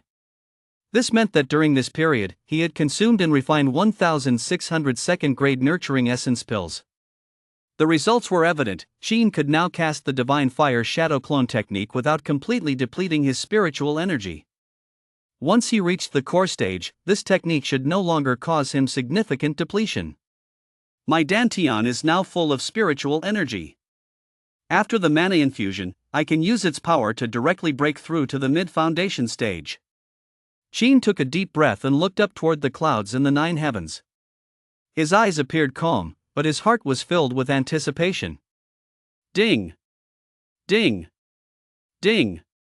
After half a month, the sacred land's immortal bell rang once more, signaling to all disciples that the Tai Su illusionary realm would close in 1 hour.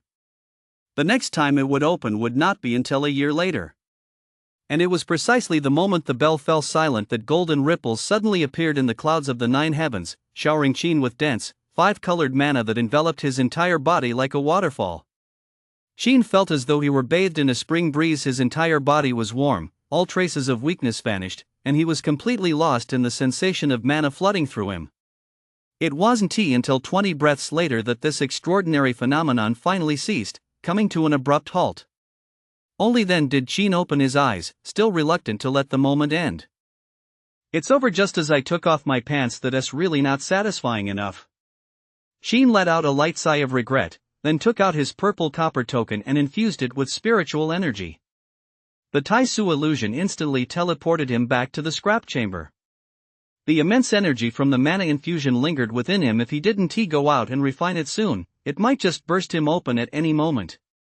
3 days later, inside the scrap chamber, Qin once again condensed and compressed the spiritual energy within his body, reducing its volume to half that of his Dantian, successfully broke through to the mid-stage of the foundation stage. It was at this very moment that 2 unexpected guests arrived outside the scrap chamber, none other than Zhang Huaxian and Feng Woya. After carefully surveying the coal mine-like hall before him, Zhang Huaxian's expression turned rather peculiar. Did that kid Ling Su tell you he was here? He asked Feng Wuya, turning to him. Feng Wuya nodded. Though it's a bit hard to believe, that's exactly what happened. Zhang Huawan furrowed his brow slightly. A menial disciple, at the early foundation stage, holding an outer sect candidate token, and yet he'd become the #1 on the outer sect demon-slaying rankings. How could that possibly be true? Were this master and disciple just stringing him along, playing a prank on him? That Dao master and early foundation stage disciple wasn't he competing in the inner sect but was instead pathetically holed up in this scrap chamber?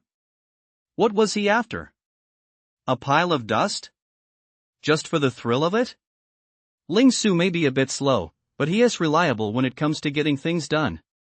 Besides, whether it's true or not, wouldn't a quick probe with your divine sense settle it? The restrictions here can't stop you anyway. Seeing the look of suspicion on Zhang Huaxian's face, Feng Wuya offered him a reminder. Zhang Huaxian's expression flickered slightly, then he nodded, extended his divine sense, and silently broke through the restrictions within the scrap chamber. There, Xin, dressed in a grey menial disciple-less robe, lay sprawled on a wicker chair, snoring loudly as he slept like a log. Seeing this, Zhang Huawan let out a startled gasp.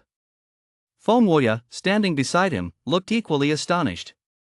How strange has this kid actually broken through to the mid-foundation stage so quickly? The two exchanged a glance, then without another word, transformed into two streaks of blue and red light and shot into the main hall of the scrap chamber. Boom! Two auras as vast as an abyss. Damn it, you thick-headed fool, come up with a way out of this. Hey, I've got it. Suddenly, a flash of inspiration struck Qin. He let out a soft sigh, clasped his hands in a bow, and said to Zhang Huaxian, I am deeply honored by the elder's kindness.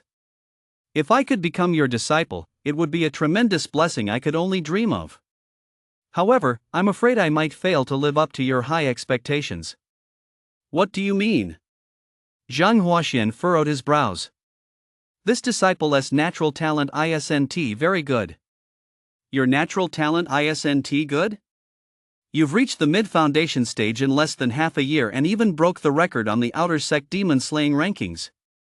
You say your natural talent isn't good? Even if you're not that good, how could you possibly be worse than this old madman? He is a 4th grade fire mana root and has been at the late stage of the union with the Tao for 200 years. Late stage of the union with the Tao? The moment those 4 words were uttered, Xin felt his breathing catch, his head spinning. I'm done for. I knew the Taisu illusionary realm was to blame. But damn it, nobody mentioned there'd be a record. And it was only 160 demons. Could such a measly tally really set a record? If I'd known, I would gone a little easier on myself. Afraid of drawing too much attention, he never dared to go all out. Unbelievably, something still went wrong. What a disaster. Judging by the way you're stammering, you can't possibly have just a 3rd grade mana root, can you? Feng Wuya asked suspiciously from the side. No. Zhang Huawan let out a sigh of relief. If it's not that, then it's a 1st grade 5-element mana root.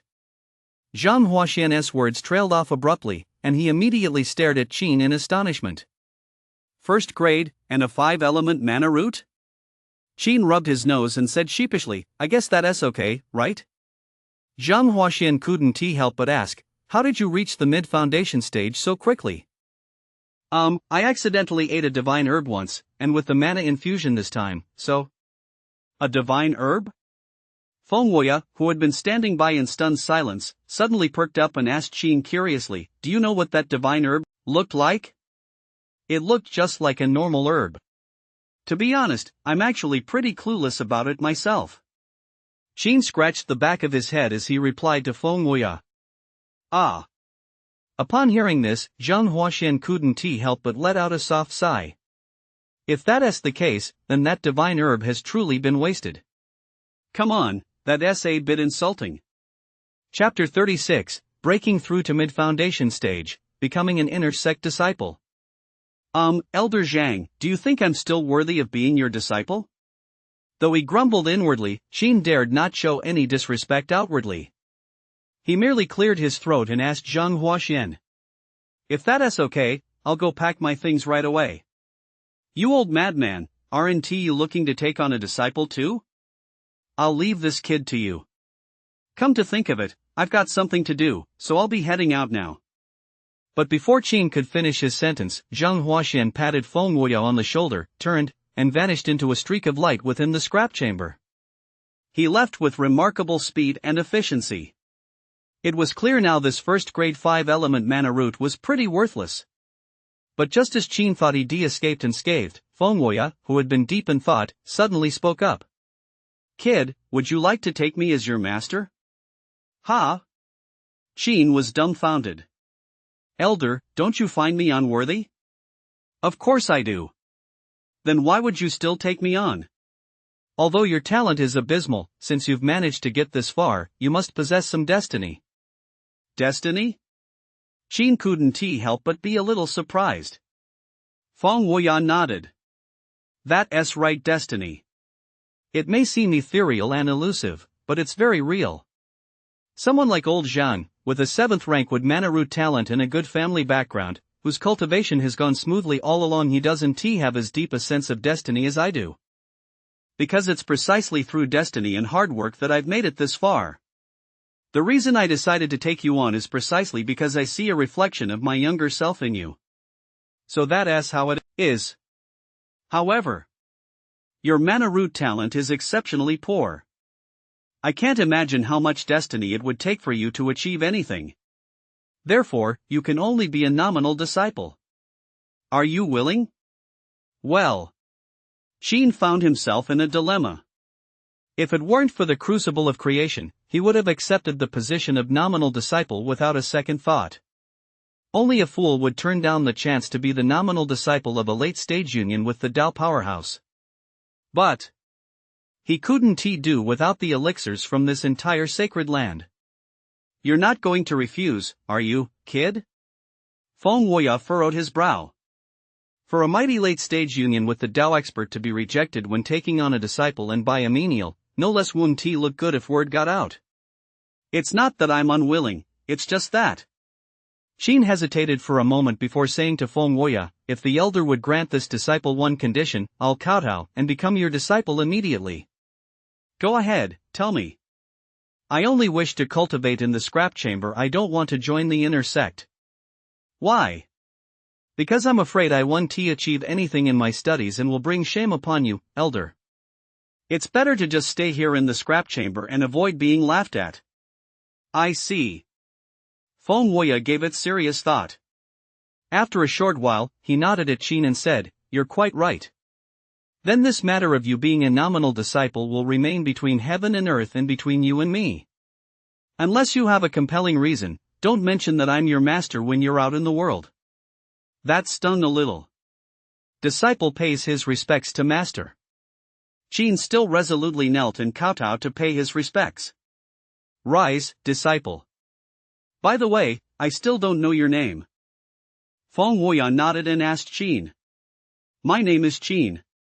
Feng Wuya made a mental note of it, then asked Qin, since you're a 5 elements mana root, do you practice the 5 elements art? That's correct. However, I've only cultivated up to the foundation stage. Qin scratched the back of his head. That's no problem. I have the complete set here. Feng Wuya flipped his palm and handed Qin a jade slip containing the complete cultivation manual. Thank you, master. Qin was overjoyed as he accepted the jade slip with both hands. It's just a small matter. And by the way, there is a pretty good divine ability in the 5 elements immortal art called the Great 5 Elements Divine Light. You should give it a try. Also, since you're my disciple, Feng Wuya, you certainly can't be left wanting. Do you need any magical treasures? Magical treasures?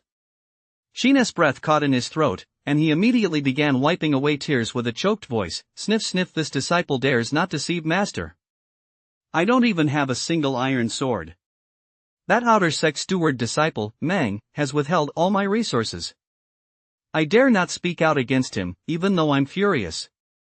Even when I entered the Taisu illusionary realm to battle demon beasts, I relied solely on my bare fists. If not for the residual power of the immortal herb, I'm afraid I would have been driven out of the Tai Su illusionary realm long ago. An outer sect steward disciple? Feng Wuya's expression darkened, and he snorted coldly. Back in my day, I endured more than my fair share of nonsense from these disciples. I never imagined that after more than 100 years, these steward disciples would still be so despicable. Here, take this inner sect disciple token. Imprint your name on it with your divine sense. Although you're cultivating here, from now on, you're an inner sect disciple. If that Meng dares to come over again, show him this token and teach him a proper lesson. Shin's eyes lit up instantly, and he hurriedly accepted the purple gold token with both hands. Thank you, Master. Here's a set of 5 elements magic swords for you as well. I came across them by chance in my youth, but unfortunately, they didn't align with my cultivation methods, so I couldn't refine them. A set of top-grade magical artifacts appeared in Feng Wuya's hands, a total of magical swords, all forged from 5 elements ores. Their blades shimmered with 5-colored spiritual light and were engraved with array patterns, each sword interconnected with the others. Once deployed, these swords can form a 5-element sword array, whose power is not much inferior to that of ordinary low-grade spiritual artifacts. Most importantly, this set of magical swords can be fused with even stronger 5 elements materials in the future to be upgraded into a spirit artifact. It has considerable potential for growth. After witnessing this, Shin was so excited his hands trembled uncontrollably as he carefully accepted the magical swords. What a great master! It was truly worth having him as my master. Not to mention, the follow-up cultivation techniques for the 5 elements immortal art alone had saved him a tremendous amount of effort in mana crystals. Not to mention his inner sect status and this impressive set of magical swords. Thump! After putting everything away, Shin knelt before Feng Wuya once more. Your disciple thanks you, Master. Thump, thump, thump. 3 consecutive blows, so forceful they drew blood. Though Ed used spiritual energy to force the blood out. His gratitude was genuine. Within this sacred place, Feng Wuya was the first person to treat him Shin so well. Whether as a registered disciple or a true disciple. From this day forward, Feng Wuya was his Shin's master, his master for life. Since the master has not let him down, he must repay this kindness for the rest of his life. Feng Wuya nodded with satisfaction. This young disciple seemed a bit shrewd, but he was still quite devoted. All right, I have matters to attend to, so I won't stay long. Cultivate diligently. If there is anything you don't understand, feel free to use the token to come find me at Suspended Sword Peak at any time. Yes, Master, let me see you off. Just as Shin raised his head, he saw that Feng Wuya had already transformed into a beam of light and departed. He left rather quickly. Inside the scrap chamber, Shin was left alone once again. The visit had been so sudden and fleeting that he felt a bit dazed. This couldn't have been a dream, could it? After a moment's pause, Shin took out the purple gold token and, using his divine sense, successfully imprinted his name onto the array within it. So I'm an inner sect disciple now? Shin was slightly taken aback. So everything that just happened really wasn't a dream after all. Shin immediately broke into a grin just like Wang Yusheng's. This master of the Dao has a master now, and not just any master, but a late-stage Dao powerhouse.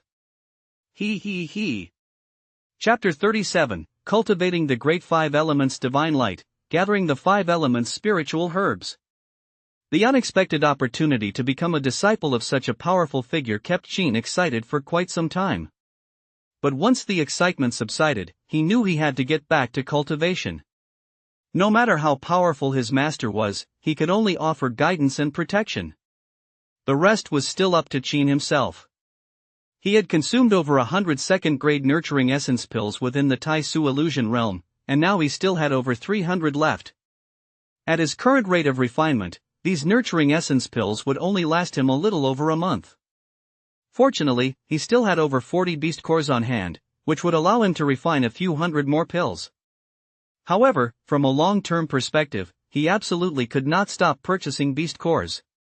As the saying goes, with grain in hand, one's heart remains at ease. Another matter was the refinement of the 5 elements pills. These 5 elements pills require 5 different elemental spiritual herbs as primary ingredients. With such pills to aid me, my cultivation speed would certainly be faster than it is now. Seated cross-legged on a meditation cushion on the floor, Qin held the pill formula in his hand as he pondered the refinement of the 5 elements pills. If one cannot meet both of these conditions simultaneously, no matter how powerful they may be, they cannot cultivate this divine spell. It must be said that Feng Wuye's gifts upon their meeting truly struck a chord with Qin. And so, for the time being, Qin spent his days taking elixirs to advance his cultivation realm while practicing the great 5 elements divine light. He also found time to visit the Yunju marketplace. The Lingjin Tower in the Yunju marketplace specialized in spiritual herbs, but unfortunately, of the 4 elemental types, Qin was only able to purchase 3. These were the earth elemental Donghu dragonwood, the fire elemental Tianyan flower, and the water elemental Bihai heartgrass. The Lingjin Tower had already sold out of metal elemental spiritual herbs, so Qin had no choice but to post a wanted sign there. It was unclear when someone might come to sell them, but with so many members of the Yaoguan Guild, he figured it wouldn't be long before he found someone. Consequently, Qin didn't dwell on it further and continued his cultivation in the scrap chamber. However, after cultivating for a while, the Danfeng alchemy competition began, and during this time, Danfeng disciples frequently came and went from the scrap chamber. Left with no choice, Qin had to pause his cultivation and rent a cultivation room at Lingxiao Pavilion to escape the commotion. A month later, the Dan Peak alchemy competition ended, and Qin finally moved back to the scrap chamber. During his month at Lingxiao Pavilion, Qin not only advanced another level in his cultivation and successfully mastered the great 5 elements divine light, but he also successfully acquired the metal attribute spiritual herb. He spent 8,000 mana crystals to purchase a single Junshan silver needle herb. With that, he had finally gathered all 5 elements of spiritual herbs. The next step was to find time to refine the 5 elements pill. Gathering the 5 elements of spiritual herbs cost Qin a total of over 20,000 mana crystals. If he were to include the cost of other auxiliary materials, the total would come to 30,000 mana crystals. These mana crystals were equivalent to about 32nd grade nurturing essence pills. If this batch of 5 elements pills proved less effective than those 32nd grade nurturing essence pills, then he wouldn't just be at a loss, he'd be losing his shirt. Just as Qin was planning to gather the auxiliary ingredients and focus on preparing for the alchemy, Yun Rong, who hadn't been in touch for a while, suddenly sent him a letter via a spirit crane. The letter read, "Greetings, junior brother. After 2 months of seclusion, I have finally attained the foundation stage. If you have time, please come to the Anning courtyard at the foot of Taiching Peak tomorrow for a chat. Sincerely, Yun Rong." I didn't expect senior sister to have only just succeeded in reaching the foundation stage. If not for this letter, Qin would have thought Yunrong had long since forgotten him, but it seemed this senior sister hadn't forgotten her promise from back then. That is fine. I've been cultivating non-stop for over a month. Tomorrow is a good day to rest and consolidate my state of mind in cultivation. The next morning, the sky was high and the clouds were sparse. Qin changed into a clean blue robe, left Menial Peak, and used the wind riding technique at the foot of the mountain to head straight for Taiching Peak in the inner sect. Now that he had entered the inner sect, he should still conceal his cultivation level where necessary, but he no longer needed to hide it as excessively as before, nor did he need to wear the menial disciple robes. With Feng Wuya as his backing, he was now completely unconcerned that any high-ranking official of the sacred land would take him away from the scrap chamber or expel him. As long as this master was still alive, the scrap chamber would remain his cave residence. Even if the sacred lord himself arrived, it would be of no use. Such is the true value of a late-stage He Dao powerhouse. Still, in the cultivation world, one must never let others see one's cultivation level too clearly, nor should one be too flashy in daily life. Low-key development is the way to go. Precisely for this reason, on his way to Taiching Peak, Qin maintained the appearance of being at the 12th layer, grand perfection, of the gathering stage throughout the entire journey. This realm is neither too high nor too low at one to attract attention, nor will it invite trouble by being underestimated. However, considering the shock it might cause to some acquaintances and the potential trouble that could follow, Qin still intended to maintain a slightly lower cultivation level in front of people he knew. For example, the 6th layer of the gathering stage. Even so, this month, he still managed to startle the Dan Peak disciples, Meng Fat Meng, and the others. After all, everyone knew about his first grade 5-element mana root talent. Who would have thought that in just half a year, he'd made one breakthrough after another at a pace rivaling even a first-grade single-element mana root talent? Fat Meng and the others kept asking curious questions, but Qin had already figured out how to handle them. He simply flashed his inner sect disciple token at them. In a single sentence, I've got connections. Don't ask who they are, just know they're mysterious powerhouses from the Holy Land. With just that one sentence, Fat Meng never dared set foot in the scrap chamber again, and the other stewards and menial disciples also avoided discussing his affairs. For a time, Qin seemed to become a taboo figure on Menial Peak, but as for Fat Meng, how could Qin let him off so easily? After swindling him out of so much silver, he thought he could just slip away as if nothing had happened. Did he really think Qin was some kind of philanthropist? There are 108 peaks in the inner sect, and Taiqing Peak is one of them. Many inner sect disciples live both on and off the mountain. Generally, those living on the mountain were mostly at the peak of the foundation stage or the core stage, while those living at the foot of the mountain were mostly in the early to mid-foundation stage. The Anning courtyard was the residence chosen by Yun Rong. Serene and elegant, it was nestled among the green forests at the foot of the mountain and protected by a Xuanguang formation. Knock, knock, knock. When he reached the courtyard gate, Qin knocked gently. Before long, footsteps could be heard from within the courtyard. The gate opened slowly, and Yun Rong appeared from inside, dressed in a pale yellow long gown. Since breaking through to the foundation stage, she had become even more beautiful. Her demeanor had also grown much more composed.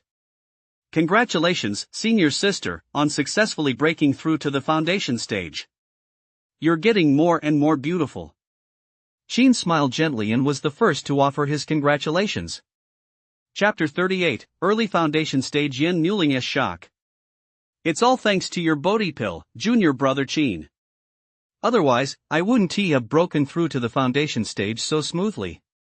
Yun Rong's eyes sparkled like the moon when she smiled. Her smile was as lovely as ever. Come inside and talk, junior brother. Alright, I'm sorry to bother you, senior sister. Led by Yun Rong, Qin walked into the courtyard. After sitting down at the stone table, Yun Rong poured Qin a cup of spiritual tea. Its mana was quite rich, clearly no ordinary brew. I also wanted to ask if there is anything I can help you with. Oh, by the way, I see you've already broken through to the 6th layer of the gathering stage. Did some special opportunity come your way recently? Yun Rong sat down across from Qin and asked curiously.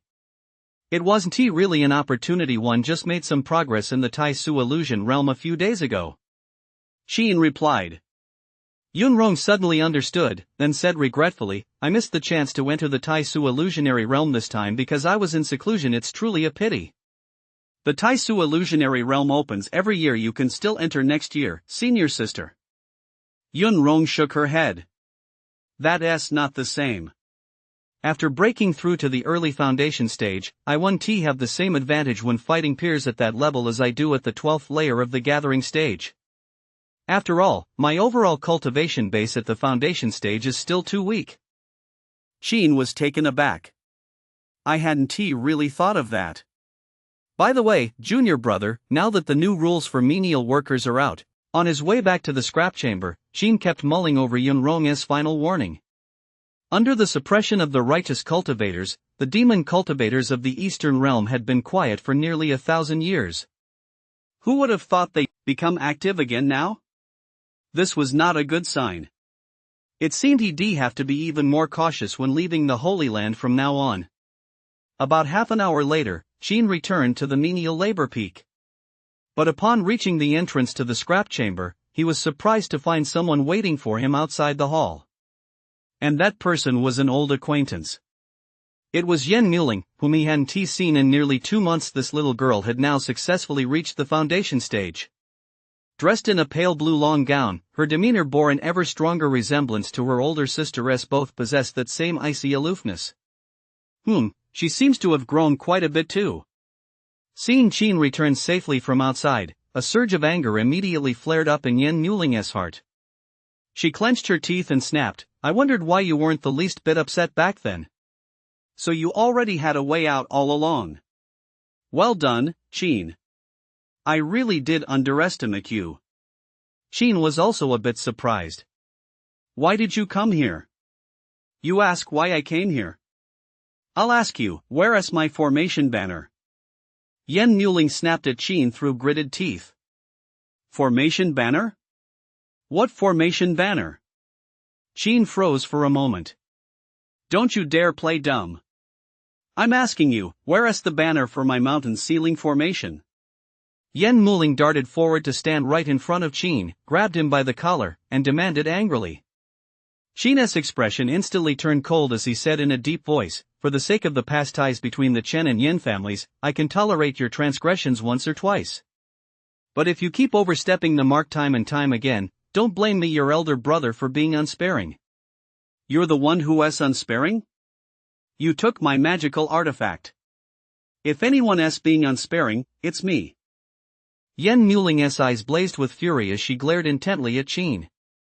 I'm asking you one last time, are you going to return my magical artifact or not? If you don't, do you believe I'll beat you up right now? Of course I do. Qin replied indifferently, You two young ladies of the Yin family, is there anything you wouldn't dare to do? But here is the question, why should I give you the formation flags? Are you admitting that my flags are in your possession?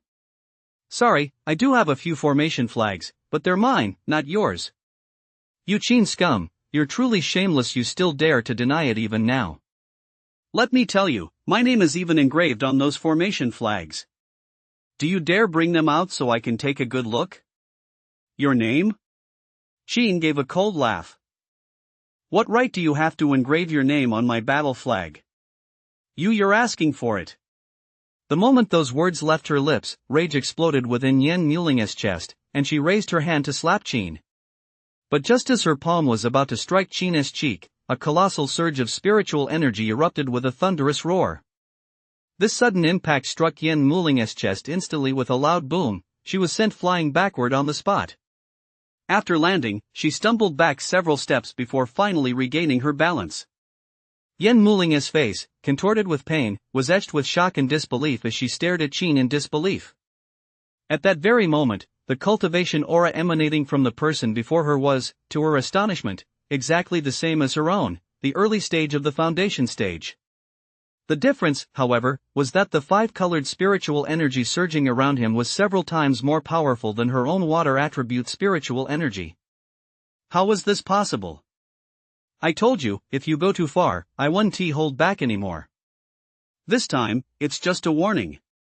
If there is a next time, it won't be as simple as just a little pain. Also, one last reminder, I've now been accepted as an inner sect disciple. The next time I leave the sacred land, I'll personally go to her door to call off the engagement. You can go back and tell your sister that she needn't bother targeting me anymore, because from now on, she and I have no connection whatsoever. From this day, his attack on Yen Muling this time was meant to send a message to the two sisters, don't ever bother him again. He would absolutely never be a kept man. The materials are ready, the furnace is here, and the fire ignition formation is already in place. Time to fire up the furnace and start refining elixir. TSK, what a miserable end. Qin swept his wide sleeve, enveloping them in spiritual energy to retrieve them, then placed them into the crucible of creation. During his regular cultivation, it would take him about 7 days to assimilate. I'll give you credit for being a smart old guy.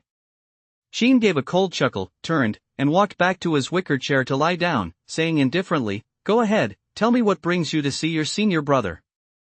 It's like this, senior brother. A servant from your household sent a letter to the mountain gate. As soon as the gatekeeper heard it was from your family, he handed the letter over to me without a word. Meng shifted his knees to Qin's side, took the letter from his robe, and presented it with both hands. Please read this, senior brother. Chapter 40, Chaos in the Eastern Realm, eager to return home. A letter?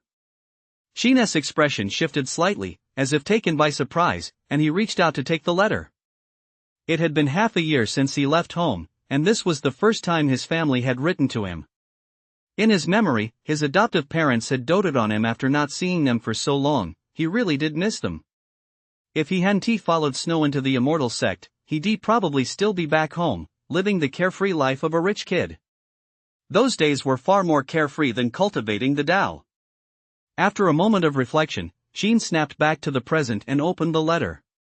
It contained a great deal of text, and he read it carefully, line by line. Meng's eyes darted about. She wasn't idle either, reaching out to massage Jean's legs. Her technique was actually quite good. When he reached the end, Jean paused for a moment, then tucked the letter into his storage pouch and said to Meng, "Stop massaging. Spit it out.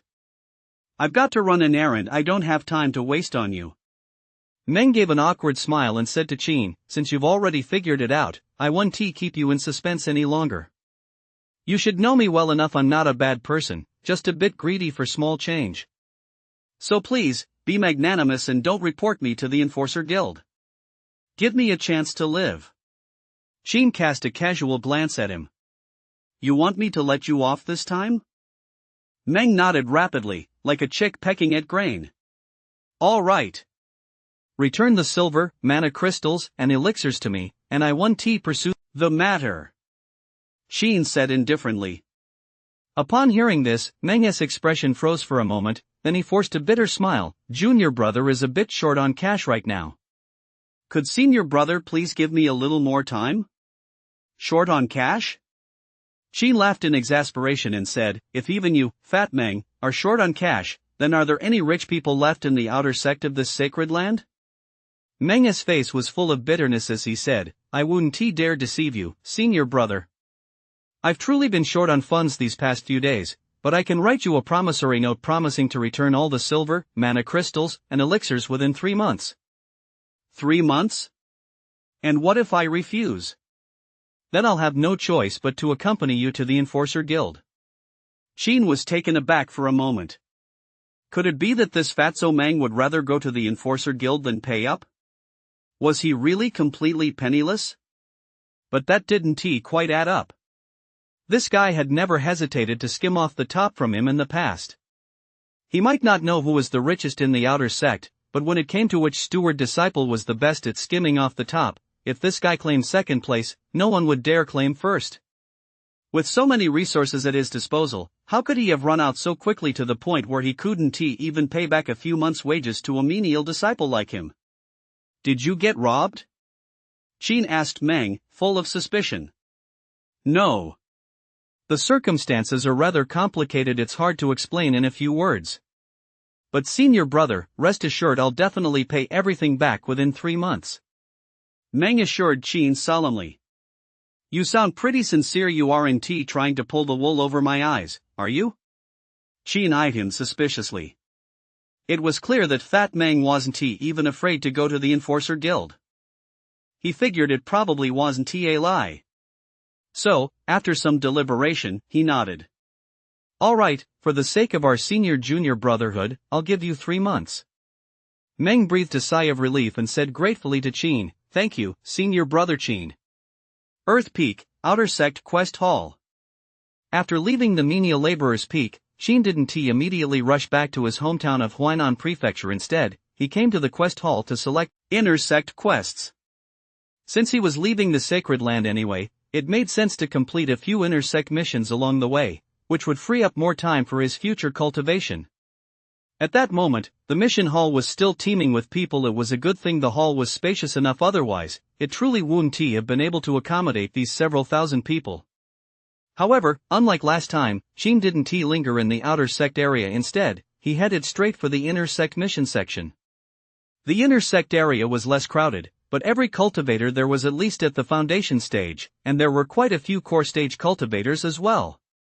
Some had mastered the art of preserving their youth and still looked young, while others, unconcerned with their appearance, maintained the look they had at the time of their breakthrough, mature and dignified.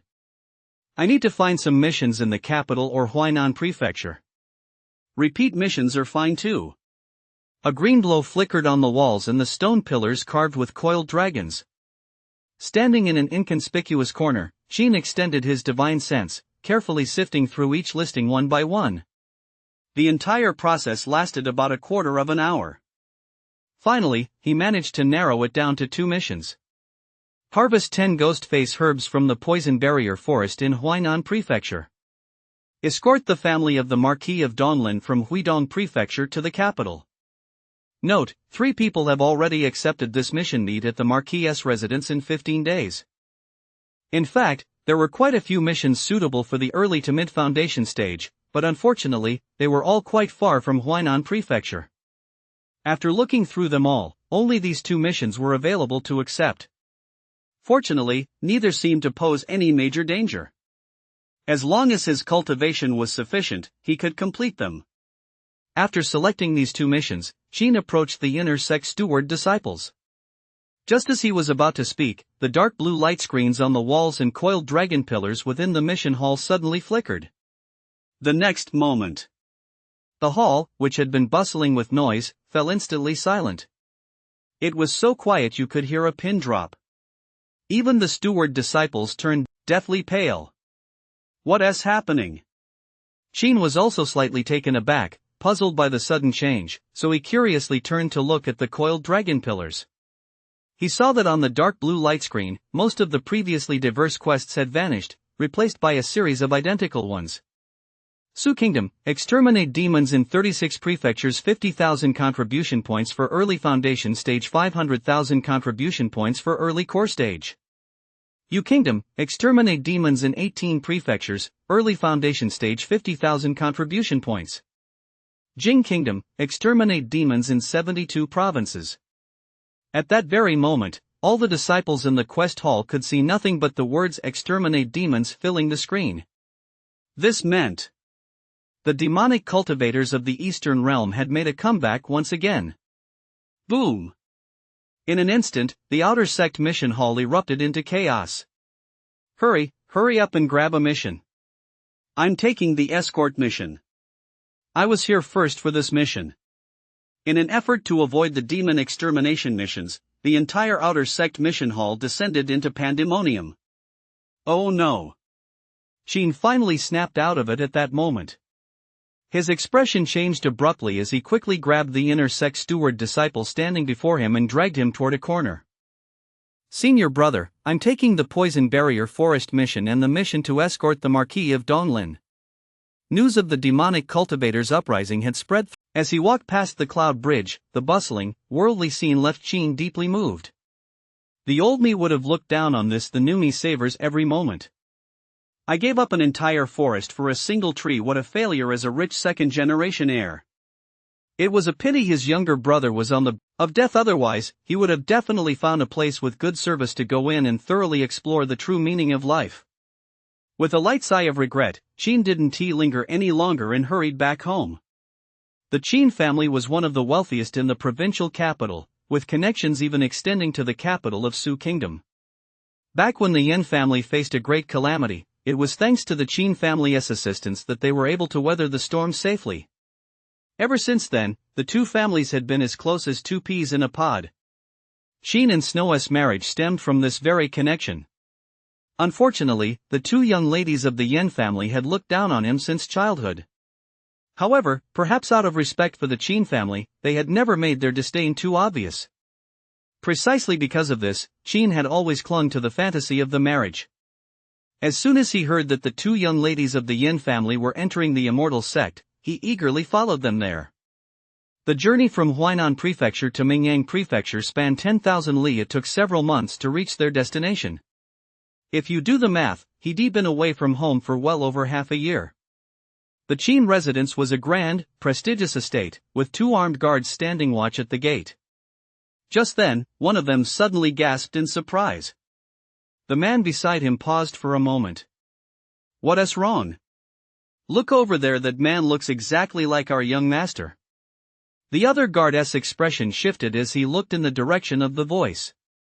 He saw Qin gradually approaching and immediately exclaimed with delight, "That's our eldest young master, isn't it? He looks exactly like him. Quick, go tell the master and mistress right away. Tell them the eldest young master is back. The eldest young master has returned to the manor." A loud shout instantly shattered the manor's tranquility.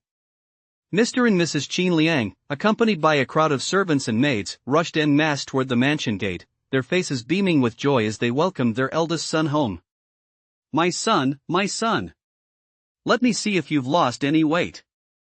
Mrs. Qin, still radiating charm, arrived at the gate, supported by Qin Liang, her emotions running high. Gazing at the familiar figure entering alongside the guards, her eyes immediately welled up with tears, and she hurried forward to embrace him tightly. "Wah, you little rascal, I've missed you so much. Why didn't you just stay home? What on earth were you thinking, going off to become some kind of damn immortal? Oh my god, Mom, do you have some kind of misunderstanding about your son?" "As long as you're back, that's all that matters, that's all that matters." Qin Liang's eyes were also brimming with tears, but he managed to keep his composure, merely patting Qin on the shoulder. The scene brought a lump to Qin's throat as well. A child loved by his parents is truly a treasure. "Father, Mother, how is little Stone?" Qin took a deep breath, composed himself, and asked the couple. "Little Stone?" Qin Liang froze for a moment. "How do you know about little Stone?" "Huh?" Qin was baffled. "Wasn't it in the letter you two wrote to me?" "A letter?" Qin Liang was startled. "You saw the letter? When did you see it?" "The day before yesterday." "Why? The day before yesterday?" Both Qin Liang and Mrs. Qin were taken aback. "You traveled 10,000 li and made it back in just 2 days?" Qin Liang asked in disbelief. Qin smiled. "I flew back. 2 days was actually on the slow side. If I hadn't been trying to keep a low profile along the way, I could made it back yesterday." "Flew back?" Qin Liang and Mrs. Qin's eyes widened. "Son, didn't you say you had no talent for cultivating? How could it be that Schwer sent you back?" Mrs. Qin seemed to have realized something and suddenly asked Qin. Qin Liang's expression also flickered slightly, then he said to Qin with a chuckle, "Looks like you've got some skills after all, getting Schwer to bring you back." "Could it be you finally managed to land that swan?" "I'd love to, but she wouldn't give me the slightest chance." "What can I do?" "No." Qin shook his head. "No?" Qin Liang and Mrs. Qin were taken aback once more. "I'll explain this in detail after I've seen little Stone." The letter home said little Stone had only a few days left to live, and urged Qin not to linger in the Holy Land, lest the Qin family line die out. If the letter hadn't mentioned his younger brother Qinshi, Qin might have simply replied and left it at that, but now that he knew something had happened to his brother, he couldn't possibly stand by and do nothing. As soon as Qin mentioned little Stone, Qin Liang and his wife's spirits immediately sank. "Your brother is in the main hall. Go see him, but don't make too much noise. It's rare for him to get a peaceful night's sleep." Night fell.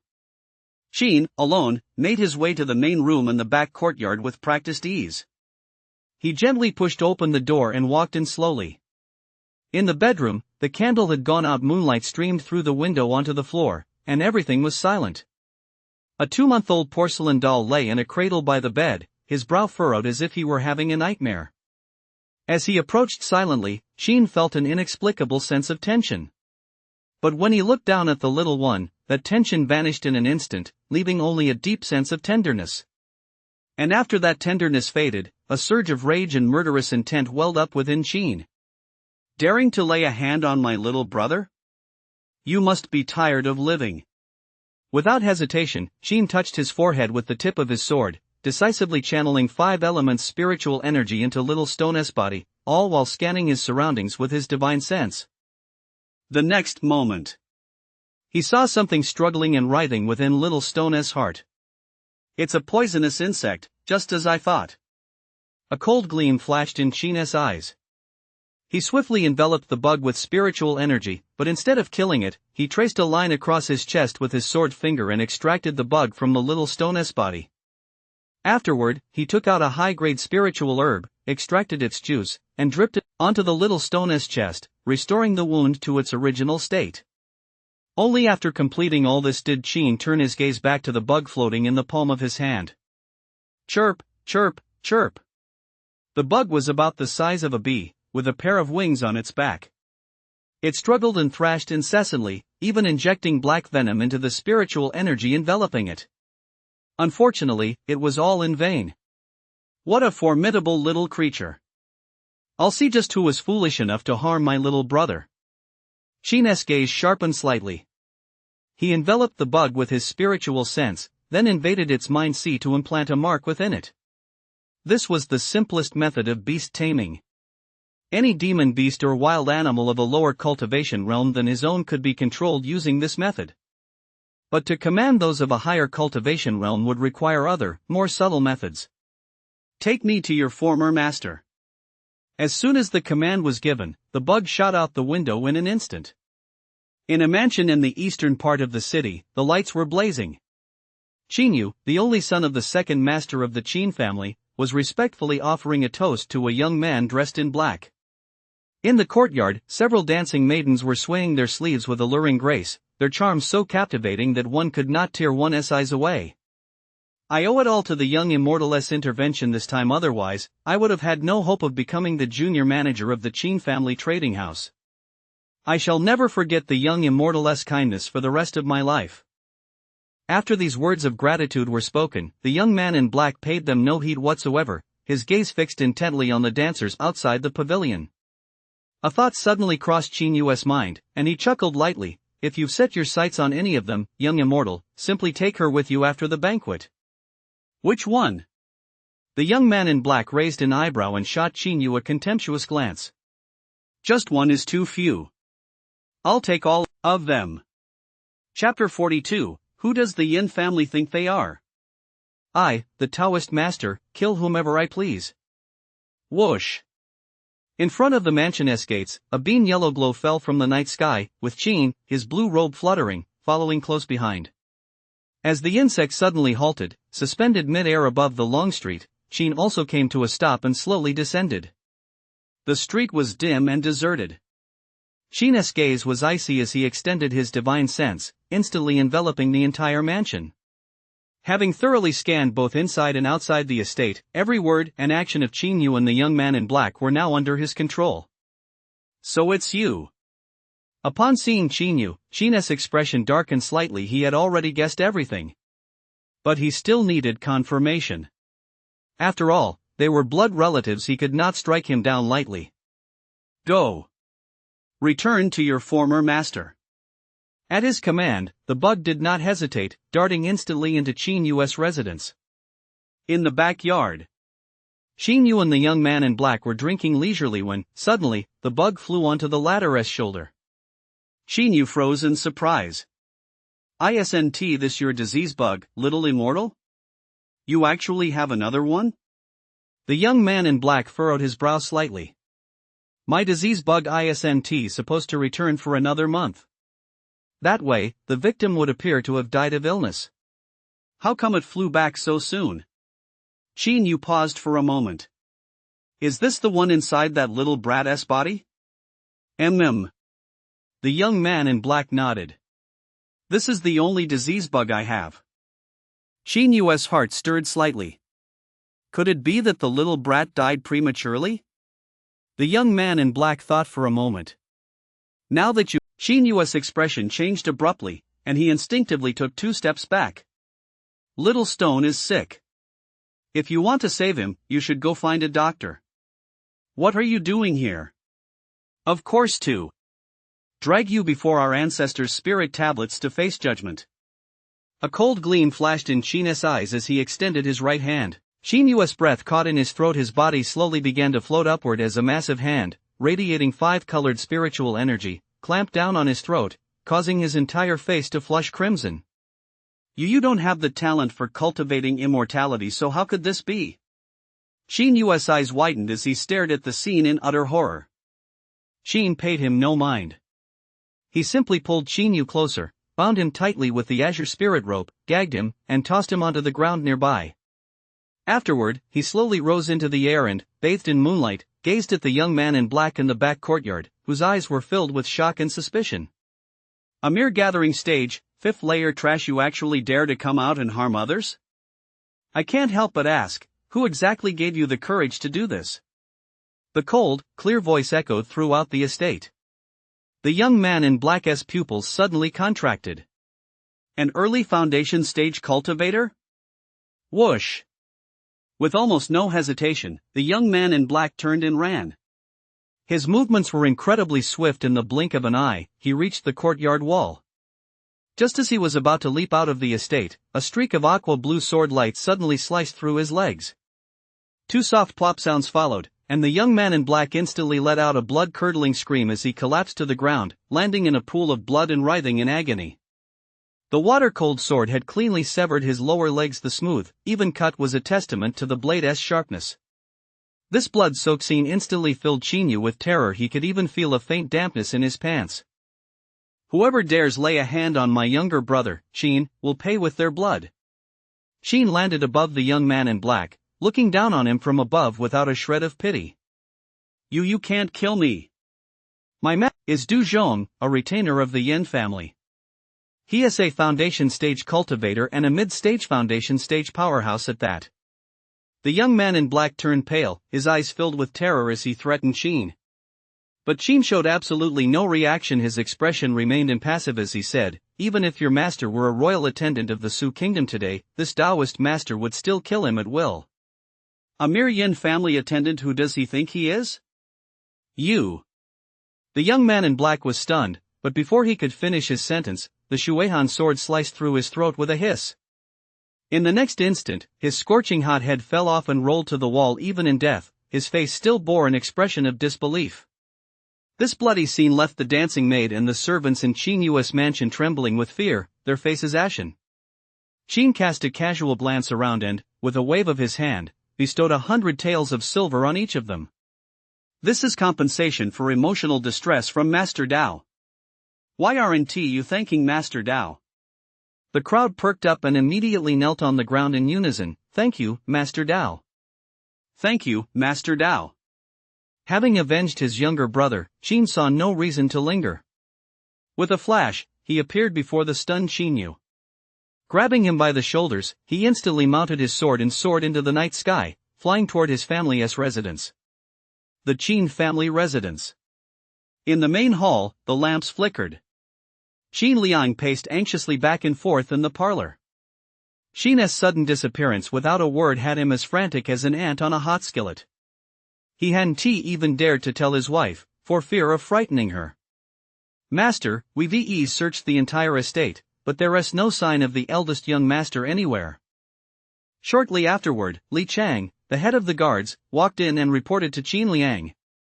"Then search outside the estate. Dispatch everyone.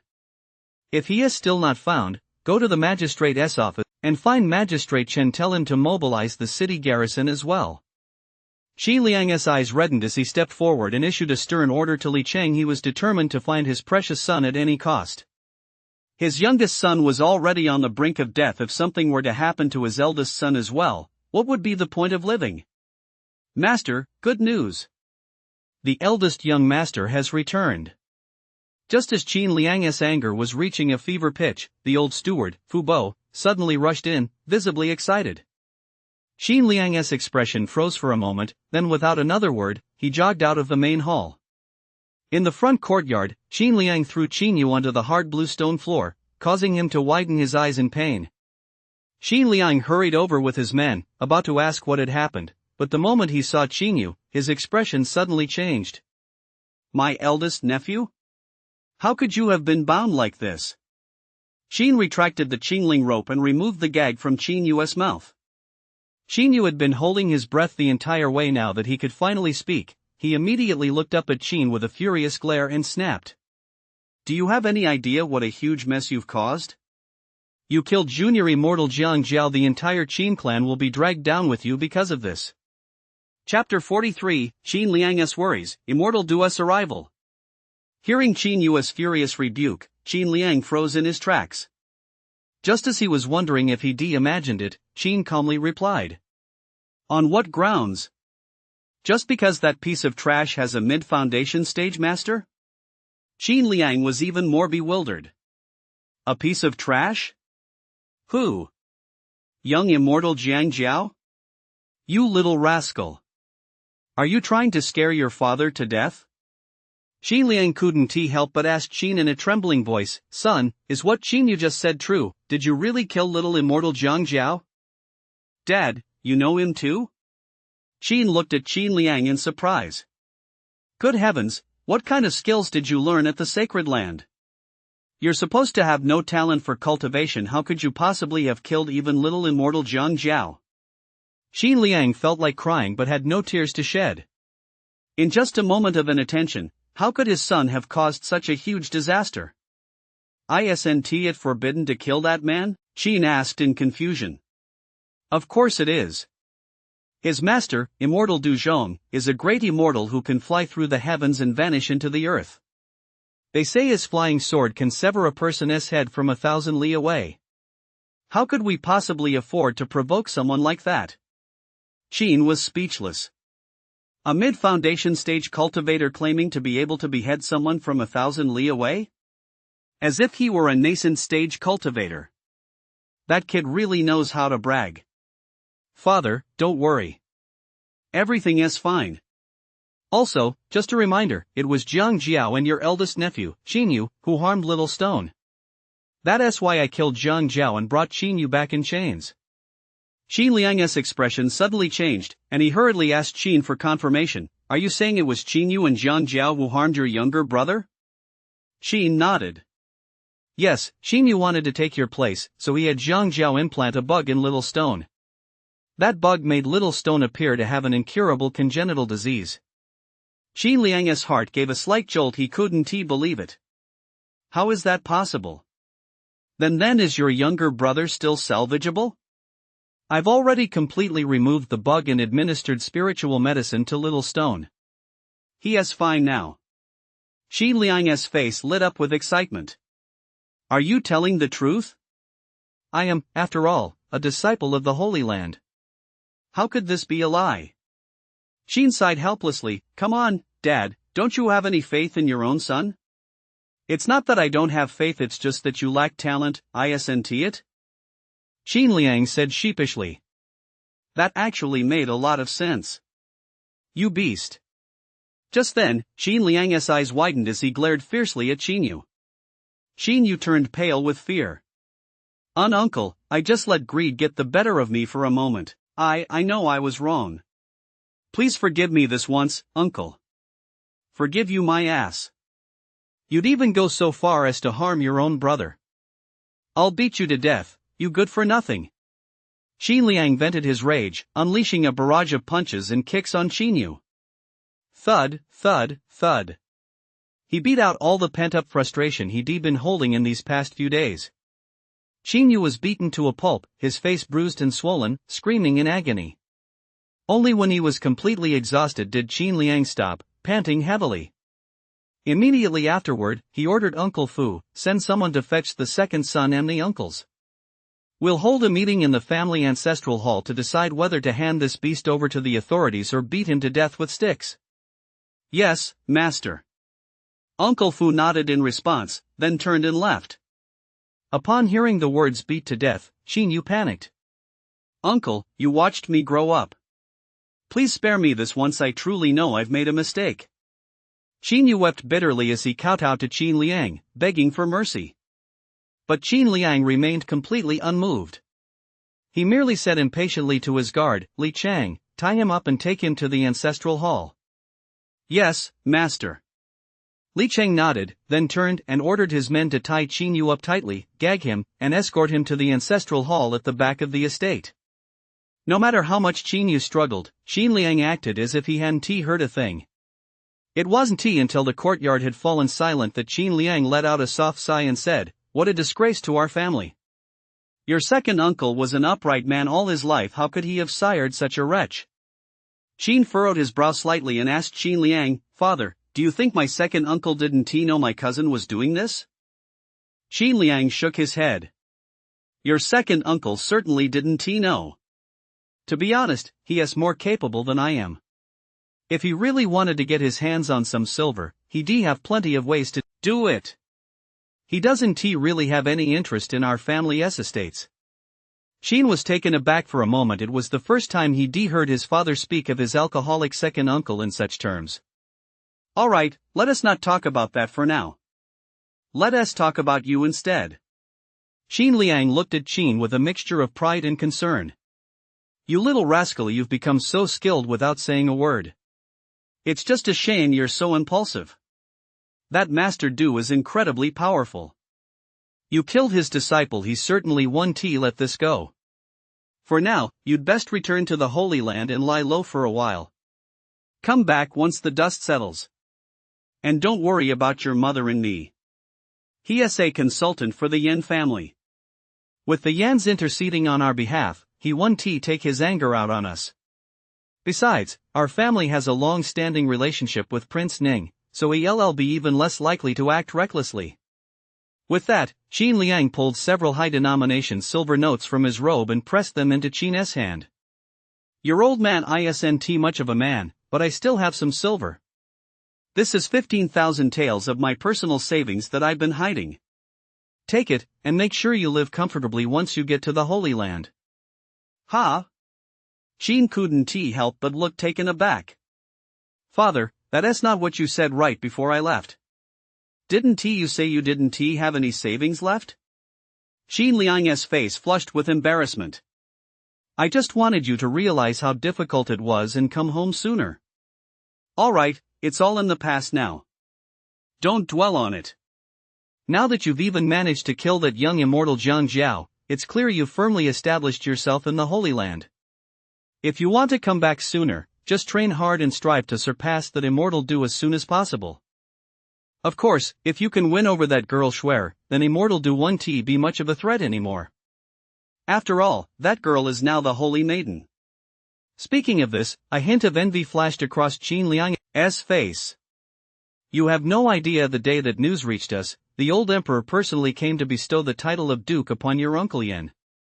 The scene was truly something else. The sound of gongs and drums filled the air, firecrackers went off in unison, and a sea of people gathered. Every independent cultivator within 1,000 li came to offer their congratulations. Princes, ministers, and dignitaries from all quarters were present. I even helped host the festivities for quite a while. That's when I met Master Du and his disciple. I suppose that's also when Qin Yu hooked up with Zhang Jiao. Upon hearing this, Qin couldn't help but fall silent. How could he not want a piece of the Holy Maiden's easy life? It was just a pity that she wouldn't give him the slightest chance. Left with no choice, he'd have to make his own way. Father, rest assured. If Uncle Yan can become a duke, so can you one day. Qin promised Qin Liang solemnly. Qin Liang smiled with relief, patting Qin on the shoulder. It's enough that you have that determination. Whether I become a duke or not doesn't matter, all I care about is your safety. Qin couldn't help but feel a slight pang in his heart. That's what a real father is like. While outsiders care about your achievements, only your parents care about your safety. Alright, you'd better go now, before Master Du comes knocking. Qin Liang patted Qin on the shoulder and reminded him reluctantly. Qin, however, shook his head and said to Qin Liang, "Don't worry, father. That Du Zhong can't hurt me." Qin Liang felt utterly helpless. He never imagined his precious son could be so naive. He thought that because he was a disciple of the Holy Land, Du Zhong wouldn't dare attack him without cause. But didn't he stop to think, who would care if a menial disciple were to die? Those two girls from the Yan family? If they truly cared, wouldn't they have come back with him long ago? Suddenly, like a falling star, a pale golden sword beam streaked down from the night sky with a thunderous roar. You scourge of the Qin family! Return my disciple's life to me! A furious shout echoed throughout the entire Qin family estate in an instant. Chapter 44, A smile may shift, but it never fades. Qin Liang's expression changed abruptly. We're in trouble. I didn't expect Du Zhong to arrive so quickly. Qin Liang panicked. But soon, it seemed he thought of something. He decisively instructed Qin, "I've got it, son. Pull out that confidence you had just now.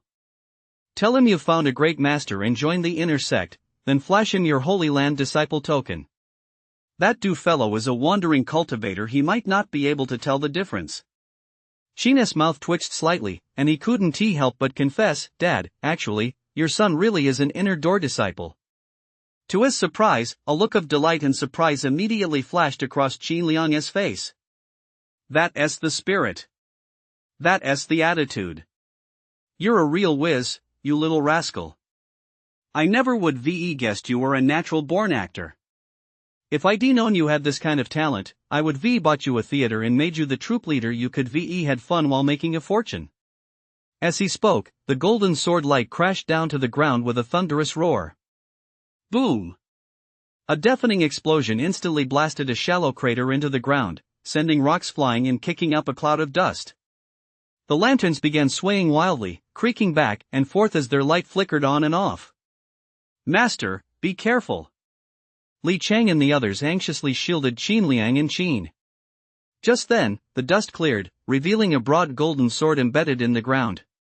Perched above the hilt, a grey-robed old Taoist with a stern expression stood suspended in midair, his eyes brimming with murderous intent as he glared at Qin.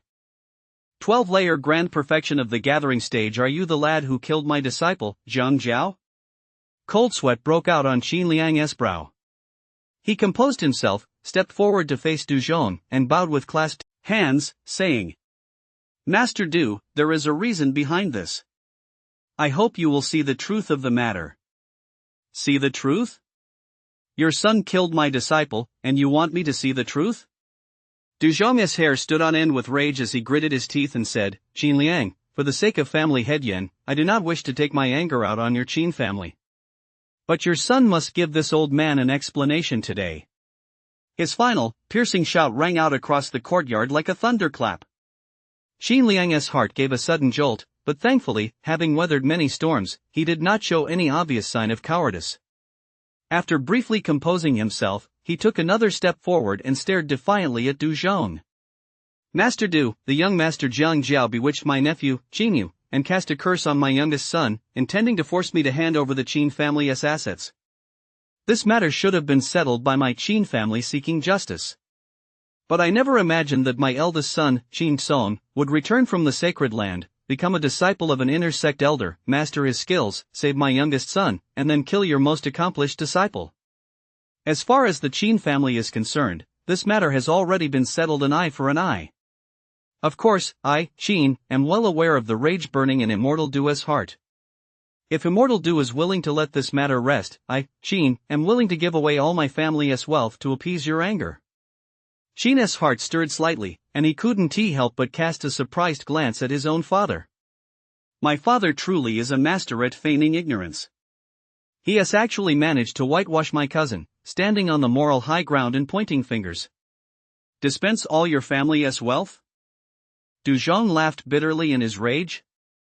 Do you think my disciple's life can be measured in silver? Qin Liang, you're just a mere mortal, nothing more than an old acquaintance of the Yin family and the imperial princes. And you dare haggle with this old man? Furthermore, do you think I spent all these months in the provincial capital without knowing the truth about your son? The Yin family has long been aware that your son has been swindling people in the Holy Land under the guise of the Holy Maiden Yin. Otherwise, how could he have reached his current level of cultivation with his worthless first-rank 5-element mana root talent? And he has even been admitted to the inner sect? Does he even deserve it? As soon as these words were spoken, Qin Liang's expression changed abruptly. He promptly ordered Li Chang, send someone immediately to notify Prefect Shun. Tell him my son has committed murder and that he must come to the Qin residence at once to take him into custody. This. Li Chang was momentarily taken aback and froze for a second. But Du Zhong was no fool. If Qin were actually thrown into prison, any attempt to kill him afterward would amount to contempt for the Su Kingdom's South Imperial Court. Qin Liang. A murderous glint flashed in Du Zhong's eyes. An eye for an eye, it's only natural. Your son killed my disciple, so he must pay with his life. Whoosh! With a sweep of his wide sleeve, a golden broadsword clanged as it shot out of the ground, its blade pointing straight at Qin. Oh no! Qin Liang turned pale with shock. He grabbed Qin's hand and tried to run. But no matter how hard he pulled, Qin didn't budge an inch. The apple doesn't fall far from the tree. With a master like you, your disciple deserved to die. You little brat, run! Qin Liang's eyes turned red with panic. Die! Du Zhong roared furiously, and the golden broadsword shot through the air, hurtling straight toward Qin. Qin Liang's eyes bulged with fury. Stop! Just as the broadsword was about to strike, a blinding red light erupted. Clang! A thunderous clang of metal on metal rang out as the fire rock shield steadfastly blocked the golden broadsword before him. In this clash between a top-grade defensive magical artifact and a mid-grade magical sword, outcome was decided in a single exchange. Yet, by drawing upon his early foundation stage cultivation, Qin effortlessly parried Du Zhong's strike. Du Zhong's pupils suddenly contracted, and he exclaimed in utter shock, "You've already become a foundation stage cultivator? How is that possible?" Qin Liang also widened his eyes, staring at the scene before him in disbelief. "You little brat, what kind of immortal pill did you take? How did you suddenly become so powerful?" "It's not that I took an immortal pill, I was simply concealing my cultivation level before." Qin shook his head and offered a brief explanation to Qin Liang. Immediately afterward, his expression remained unchanged as he calmly said to Du Zhong, "This space is too cramped for me to move freely. If you have the guts, come with me outside the city for a proper duel. If I lose, I'll give my life to make amends for your disciple, but if I win, you'll go down there to join him. Are you up for it?" Du Zhong narrowed his eyes. He hadn't expected Qin to make such a proposal. If that were the case, even if he killed him, the Holy Land likely wouldn't pursue the matter. And even if they did, the worst that could happen was he'd have to hide out in another realm for a while. If you think possessing a high-grade magical artifact makes you my equal, then I can only say you're sorely mistaken, young man. Right or wrong we'll only know after we fight. Whoosh! With a cold smile, Qin instantly transformed into a crimson streak of light and shot toward the city gates. "You're overestimating yourself." Du Zhong snorted coldly, then mounted his sword and gave chase. In the blink of an eye, the two vanished into the vast night sky. Qin Liang, the steward, and all the guards and servants were left utterly stunned. "That brat, he just flew off like that?" Suddenly, Qin Liang's expression changed drastically, and he reacted immediately, "Something's wrong. That brat's cultivation level is lower than Du Zhong's. By rushing out of the city like this, isn't he just courting death?" With that thought, Qin Liang hurriedly ordered Fu Bo and Li Chang, "Prepare a carriage for me. I'm going to the Yin family estate. Also, don't tell the lady what happened here, just tell her a meteorite fell from the sky a moment ago." Fu Bo. Li Chang. Is the lady really going to believe that excuse? One crimson, one golden, the two streaks of light vanished in an instant, arriving above the Tenli Pavilion in the east of the city. The official road lay right beside them. With no one around in the dead of night, the two stood facing the wind, their robes fluttering in the breeze, exuding the aura of immortals locked in battle. Du Zhong let out a cold laugh and said, "Boy, you dared to kill this old man's disciple. You're as good as dead today. You're quite confident, but it's certain that someone will die here, but that person will be you, not me." Boom! No longer holding back, Qin unleashed the full might of his mid-foundation stage cultivation. The smile on Du Zhong's face froze instantly. But as everyone knows, a smile can only shift, it never truly disappears. Chapter 45, A promise is as good as gold. If I say I'll kill you, I will. You can rest easy on your way to the afterlife. Qin sneered, gripping the water-cold sword and wielding the fire rock shield as he instantly charged at Du Zhong. A chill ran through Du Zhong's heart. He could clearly sense that Qin was stronger than him. Not daring to clash head-on, he formed a hand seal to summon his sword. The golden broadsword swelled in the wind, rising like a small mountain to block his path. Clang! A thunderous clang of metal rang out as the water-cold sword struck the golden broadsword with brutal force. Sparks flew in all directions, yet the staggering impact only caused the broadsword to retreat by an inch or so. It remained almost completely stationary. What kind of spell is this that can make a magical artifact so heavy? Qin was somewhat surprised. The five elements' spiritual energy was several times more powerful than that of an ordinary cultivator normally. That previous strike would have been enough to send the magical artifact flying. Yet the moment they made contact, he discovered that the giant sword felt as heavy as a mountain. This young man's spiritual energy is incredibly strong. How is this completely different from the news the Yan family's holy maiden reported? Little did Qin know that Du Zhong was even more shocked than he was. Once he unleashed his giant sword technique, the magical sword could weigh as much as 10,000 jin. The fact that it could be moved even an inch was terrifying enough. Interesting. It seems you're quite capable, old man. But that is fine. After I take you out, I'll at least earn a little reward for my trouble. Thinking of the chance to kill and seize treasure, Qin wasted no more time. With a flick of his finger, the water-cold sword instantly circled around the giant sword and struck at Du Zhong from behind. Du Zhong dared not underestimate his opponent. He withdrew the giant sword and countered with his own sword. A series of clang, clang, clang sounds rang out, and sparks flew continuously across the night sky, resembling sparks from a blacksmith's forge. With the greatsword no longer providing defense, Qin seized the opportunity to swiftly unfurl 4 formation flags, trapping Du Zhong within the mountain ceiling formation. A formation? Du Zhong's expression changed abruptly. His hand swept across his waist, drawing out a pale golden spike, which he hurled forward with a palm strike. The spike crashed into the earth-yellow formation barrier before him. Boom! Boom! Boom! After a series of violent collisions, the spike instantly bored cracks into the light barrier. What a formidable top-grade magical artifact! Qin's eyes lit up. The spike's power was astonishing, nearly on par with a top-grade magical artifact. Qin, you can't kill me, and I can't kill you. Why don't we just call it quits here? Seeing that Qin's cultivation level was on par with his own and that his tactics were endless, Du Zhong grew increasingly wary. He suppressed his killing intent and shouted at him. Call it quits?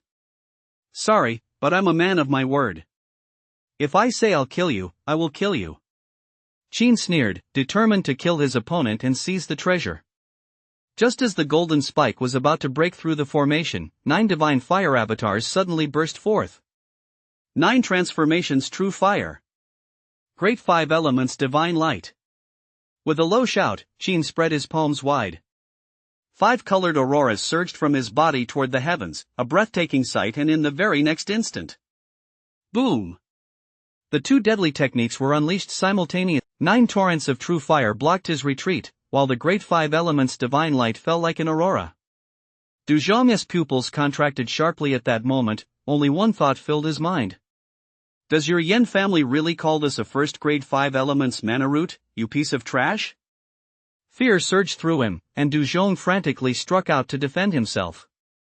He formed a seal with his sword finger, and golden sword shadows materialized out of thin air around him.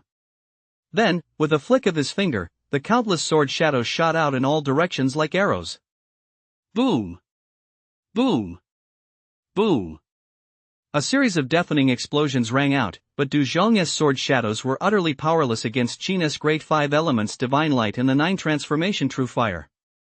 Like rotten wood shattered by a storm, they were crushed and obliterated in an instant. Finally, under Du Zhong's terrified gaze, his entire body was engulfed by the great 5 elements divine light and the 9 transformation true fire. No! A furious, defiant roar rang out as Du Zhong's physical body shattered with a thunderous crash, vanishing into thin air on the spot, leaving not even a trace behind. Without Du Zhong's control, the spike and the golden broadsword both fell to the ground. Using those 2 moves at the same time is pretty exhausting. Beads of sweat beaded on Qin's forehead. The exertion had been considerable, but fortunately, he could still hold up. He took out a Peiyuan pill and swallowed it. After a moment of recuperation, his complexion had improved considerably. Afterward, Qin stored all of Du Zhong's storage pouch and treasures into his own storage pouch. I bet Dad's getting impatient. I'd better head home first and take inventory of the spoils. Summoning the water-cold sword back, and putting away the fire rock shield and the mountain ceiling array banner, Qin didn't linger. He swiftly flew back toward his home. In no time at all, he had crossed most of the city and landed in the front courtyard of the Qin Manor. To Qin's surprise, the front courtyard was brightly lit, yet there wasn't a single person in sight. So he extended his divine sense to investigate and discovered that the ancestral hall at the back of the estate was filled with people his second uncle, along with his uncles and great-uncles, had all arrived. His second uncle was even treating his cousin to stir-fried pork with bamboo shoots with fatherly affection. Yet there was no sign of his father or mother. That's strange. I was only gone for a short while. Where did everyone go? It doesn't look like anything bad has happened. Sheen was puzzled, so he immediately flew toward the ancestral hall. After landing, he strode inside. Father, I know I was wrong. Please forgive me, Father, it hurts so much. Before the ancestral altars, Sheen lay beaten to a pitiful state, tears and snot streaming down his face, even his pants were soaked. His uncles and great-uncles watched, their faces twitching in horror, but Sheen had come over drunk and in such a raving frenzy that no one dared step forward to stop him. Anyone who dared to intervene would likely go from sitting in a chair to joining the line on the altar table right then and there. Suddenly, third great-uncle Sheen spotted Sheen entering. He froze for a moment, then immediately sprang to his feet with delight. Oh my, our Sheen family's little immortal master has returned victorious. Quick, let us old-timers catch a glimpse of our Sheen family's little immortal master's splendor. Third uncle, since you never went to school, could you please stop using words incorrectly? Is behold a term you can just throw around like that? Xiao Fan is back? Sheen, who was drunk and flushed red, perked up as well. He finally stopped what he was doing and turned to look toward the entrance of the ancestral hall. Sheen, T to the power of T. Third great-uncle and the other elders had clearly heard about what had happened earlier, and upon seeing Sheen return, they were all overcome with excitement. Xiao Fan, quick, let fifth great-uncle have a good look at you. Fifth great-uncle, you'd better not say another word, your dentures might rattle right out of your mouth. Though he felt a bit exasperated inside, the elders were all quite kind to Sheen, so Sheen naturally didn't want to be rude. Greetings, second uncle, and all the uncles and great-uncles. Sheen respectfully clasped his hands in greeting. Xiao Fan, did that Du Zhong do anything to you? Sheen shoved his third great-uncle aside and rushed forward, full of anxiety, to ask Sheen. Ouch, Sheen, you little rascal. You almost broke my back. Sheen grumbled as he clutched his waist. If he weren't so old, he'd definitely teach this unfilial descendant a lesson. Sheen's mouth twitched slightly. No wonder his cousin was so bold. He clearly inherited second uncle's fiery temper. I'm fine. Sheen shook his head. Good to hear you're okay. Sheen let out a sigh of relief upon hearing this. Second uncle, do you know where my parents went? Sheen asked of his own accord. They went to ask the Yin family for help. By the way, Xiao Fan, has that Du Zhong given up now? Sheen asked curiously. But Sheen's expression suddenly changed. Without another word, he turned and walked out of the ancestral hall. Second uncle, I'm going to the Yin family. I'll explain everything in detail when I get back. Chapter 46, Part 1, Breaking off the engagement at the Yin family. An inner-sect disciple appears. The Yin family residence. The main hall's reception room. At the stewardess' invitation, Xin Liang and Lady Qin were ushered in and seated to wait. Two maids stepped forward to serve tea. The hospitality was quite attentive, but the absence of Yin Tong and his son left Xin Liang feeling slightly uneasy. Logically speaking, with Du Zhong causing such a commotion, it was impossible for the Yin family to be completely unaware of it. Madame Qin also sensed that something was amiss. Once the butler and maids had withdrawn, she furrowed her brow and asked in a low voice. My husband, could it be that the Yin family is trying to distance themselves from our Qin family? Xin Liang hesitated for a moment, unsure of the answer. I don't think so. After all, I did save Yin Tong's life. Just then, Yin Tong, a man in his mid-40s, entered from outside, accompanied by his eldest son, Yin Meng. It's been a while, brother. How are you and your wife doing? As soon as they met, Yin Tong greeted them with a smile, and one could find no fault with his manners. Xin Liang felt slightly reassured and smiled at Yin Tong. We're getting by. You, on the other hand, look much healthier than before. That's all thanks to that girl Schwer. She has sent me quite a few health-preserving elixirs. After all, they're spiritual elixirs from the immortal sect. The ordinary stuff of the mortal world simply can't compare. Yentong sat down in the seat of honor and looked at Qin Liang with a half-smile. Do you think I'm right, elder brother? The smile on Qin Liang's face froze instantly. Mrs. Qin's heart sank slightly as well. With the conversation having reached this point, how could she and her husband fail to understand what Yentong was implying? But they had to admit that times had changed. The Yin family was no longer a match for the Qin family. You're right, my dear brother. Qin Liang suppressed the anger welling up inside him and forced a strained, conciliatory smile at Yentong. Brother, coming over so late, is there something urgent? Yentong seemed oblivious to the change in Qin Liang's expression. He set down his teacup and asked in a matter-of-fact tone. There is indeed a matter I'd like to trouble you with, dear brother. Is it regarding my son, Qin? Qin Liang's expression turned serious, and just as he was about to speak, Yentong suddenly waved his hand to cut him off.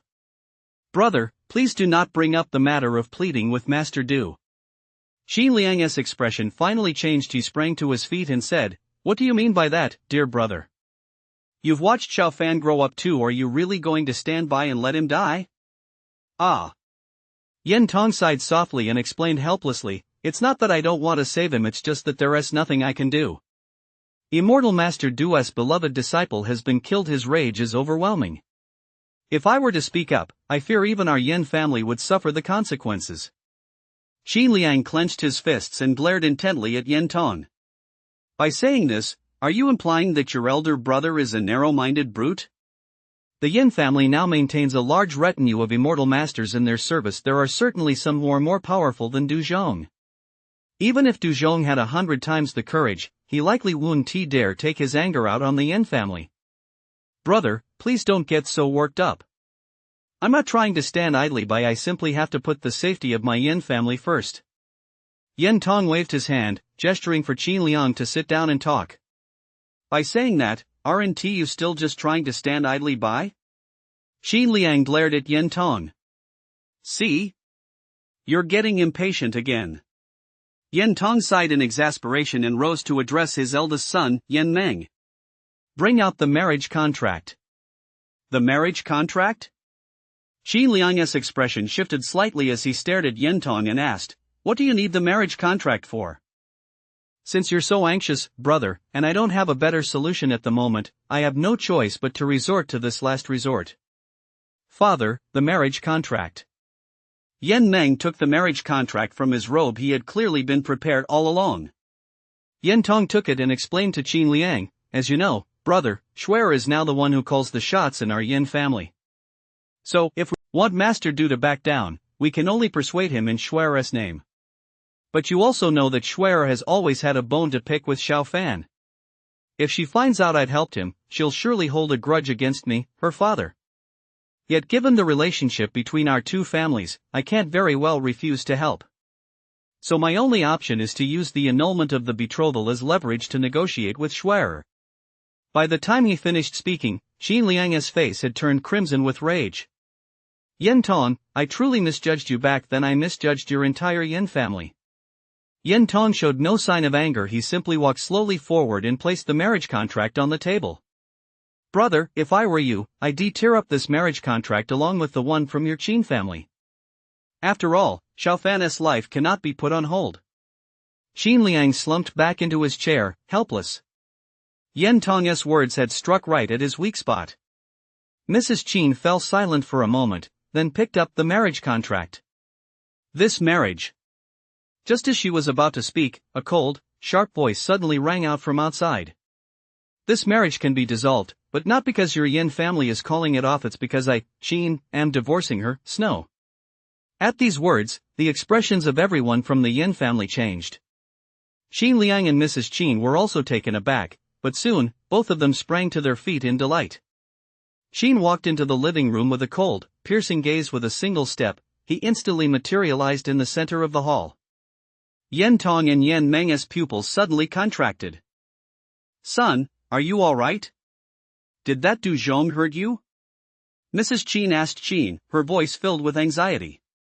That man surnamed Du has already been killed by me.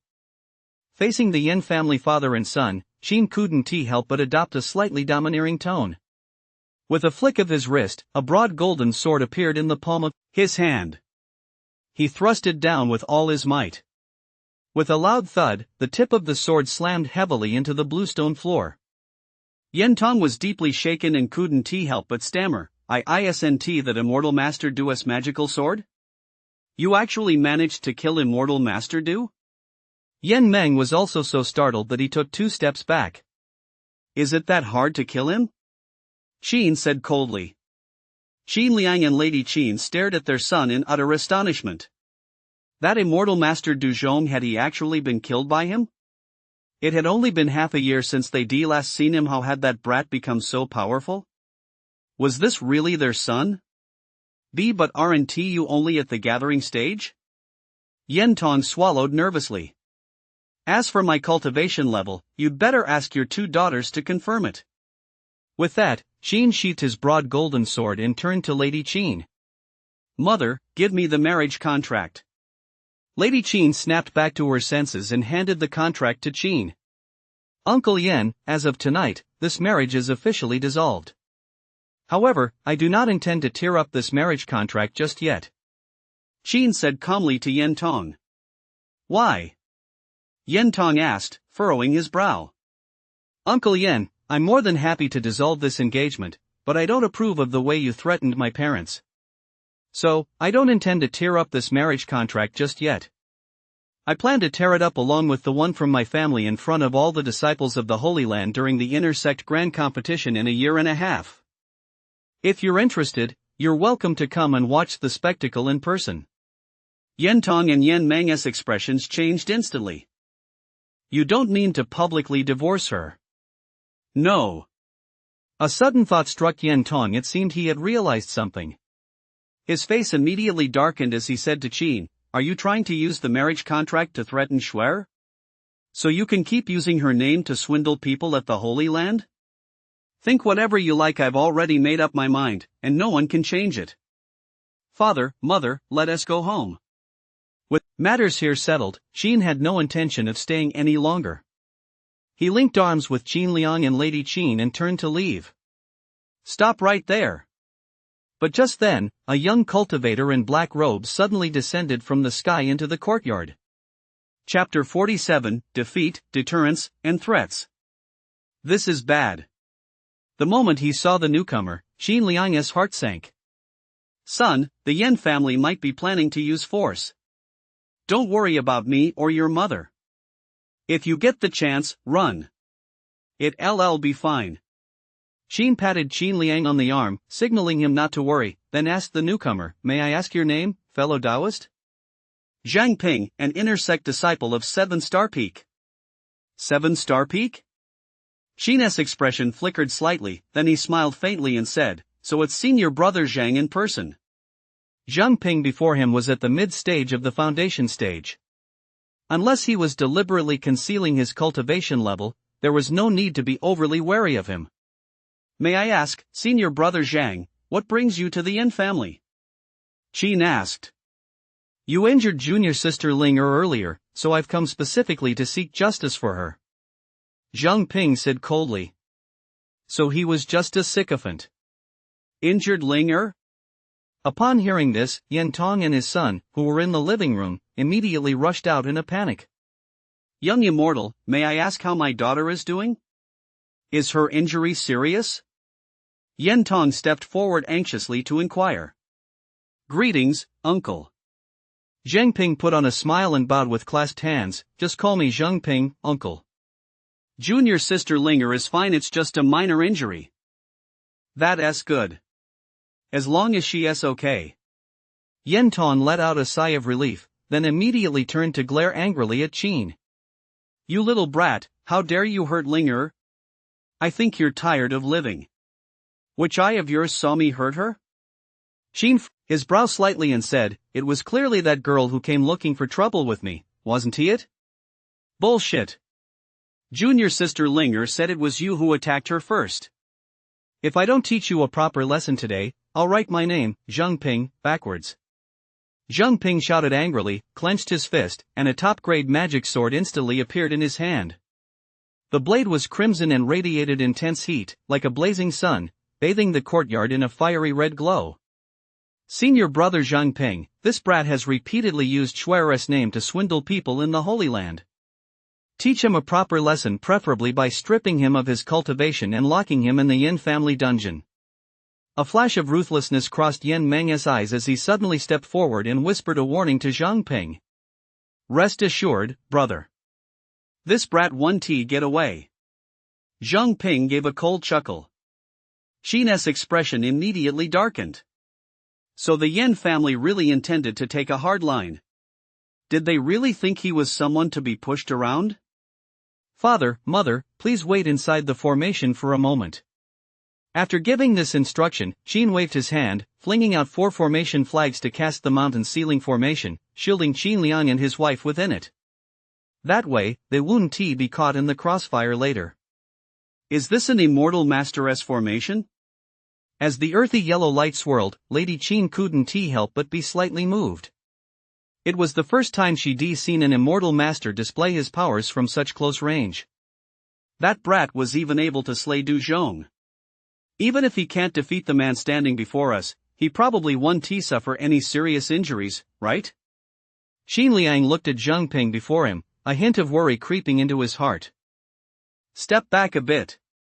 Yen Tong's expression grew grave as he led Yen Meng backward.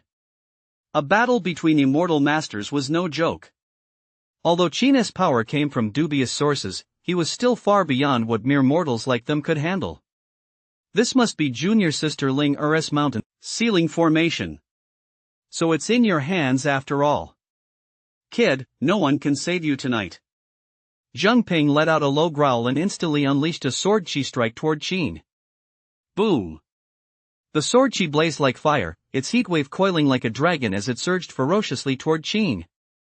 Fellow disciples must not harm one another. You clearly have no regard for the rules of this sacred place. Qin said with a cold laugh, showing no fear of Zhang Ping's strike. With a mere flick of his sleeve, the fire rock shield instantly materialized before him. A brilliant red light flared, and with a thunderous boom, it effortlessly deflected the sword strike. Mid-foundation stage? Zhang Ping was stunned. Weren't you in the early foundation stage? If you can break through to the mid-stage, why can't I? Qin said indifferently. Do you even deserve to compare yourself to me? Kid, I'll show you right now. You'll see that even within the same realm, there are still differences. Zhang Ping was furious. He took a step forward and charged straight at Qin, sword held high. Close combat? Qin was slightly taken aback. He hadn't expected to run into such a half-baked sword cultivator. Whoosh! Just then, Zhang Ping suddenly accelerated out of nowhere, moving so fast that the naked eye couldn't even follow him. Qin's pupils contracted slightly, and without a word, he darted to the side. Boom! Crack! But that dodge was ultimately a split second too slow. Zhang Ping's sword pierced through the defense of his fiery rock shield. So fast, what kind of divine ability is this? Hovering in midair, Qin stared at Zhang Ping with a mixture of shock and suspicion. Not a bad defensive artifact, but unfortunately, you're too weak. A shadow of malice flashed in Zhang Ping's eyes, and he immediately charged toward Qin once more. Again? Qin's eyelid twitched. Having learned his lesson, he immediately waved his hand, summoning a mid-grade fire dragon talisman. Roar! The fire dragon roared as it burst forth, carrying a sky full of blazing flames as it crashed toward Zhang Ping. A mid-grade spirit talisman? Zhang Ping's expression changed abruptly. He could clearly sense that the power of this strike was equivalent to a full power attack from a late foundation stage cultivator. He absolutely could not block it head-on. Flame Sword Shield. Zhang Ping summoned his high-grade magic sword. With a flick of his finger, the sword spun continuously, forming a curtain of blazing flames to shield him. He then quickly dodged to the side. A thunderous boom echoed as the magic sword was instantly shattered by the fire dragon. It didn't even hold for a moment before being knocked to the ground. Finally, the fire dragon, its momentum unchecked, slammed violently into the ground within the courtyard. A boom echoed through the air, and the courtyard was instantly engulfed in a sea of fire. Fortunately, protected by the mountain's ceiling formation, the shockwaves failed to harm Qinliang and his wife. In contrast, Yen Tong, his son, and the group of servants and guards looked on in horror. Seeing the fire raging toward them, they had no idea where to hide. In the midst of the panic, Yen Meng suddenly remembered the pond in the courtyard. He immediately hoisted Yen Tong onto his shoulders and plunged into the water with a splash. The others watched in astonishment, but quickly reacted, following suit and jumping into the pond one after another like dumplings being dropped into boiling water.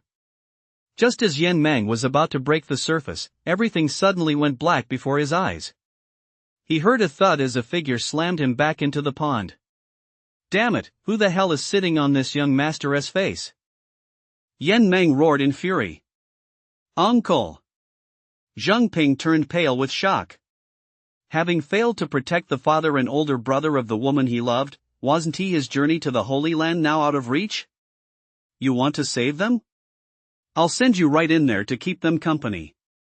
Just as Zhang Ping was panicking, Qin had somehow appeared directly above him. Great Five Elements Divine Light.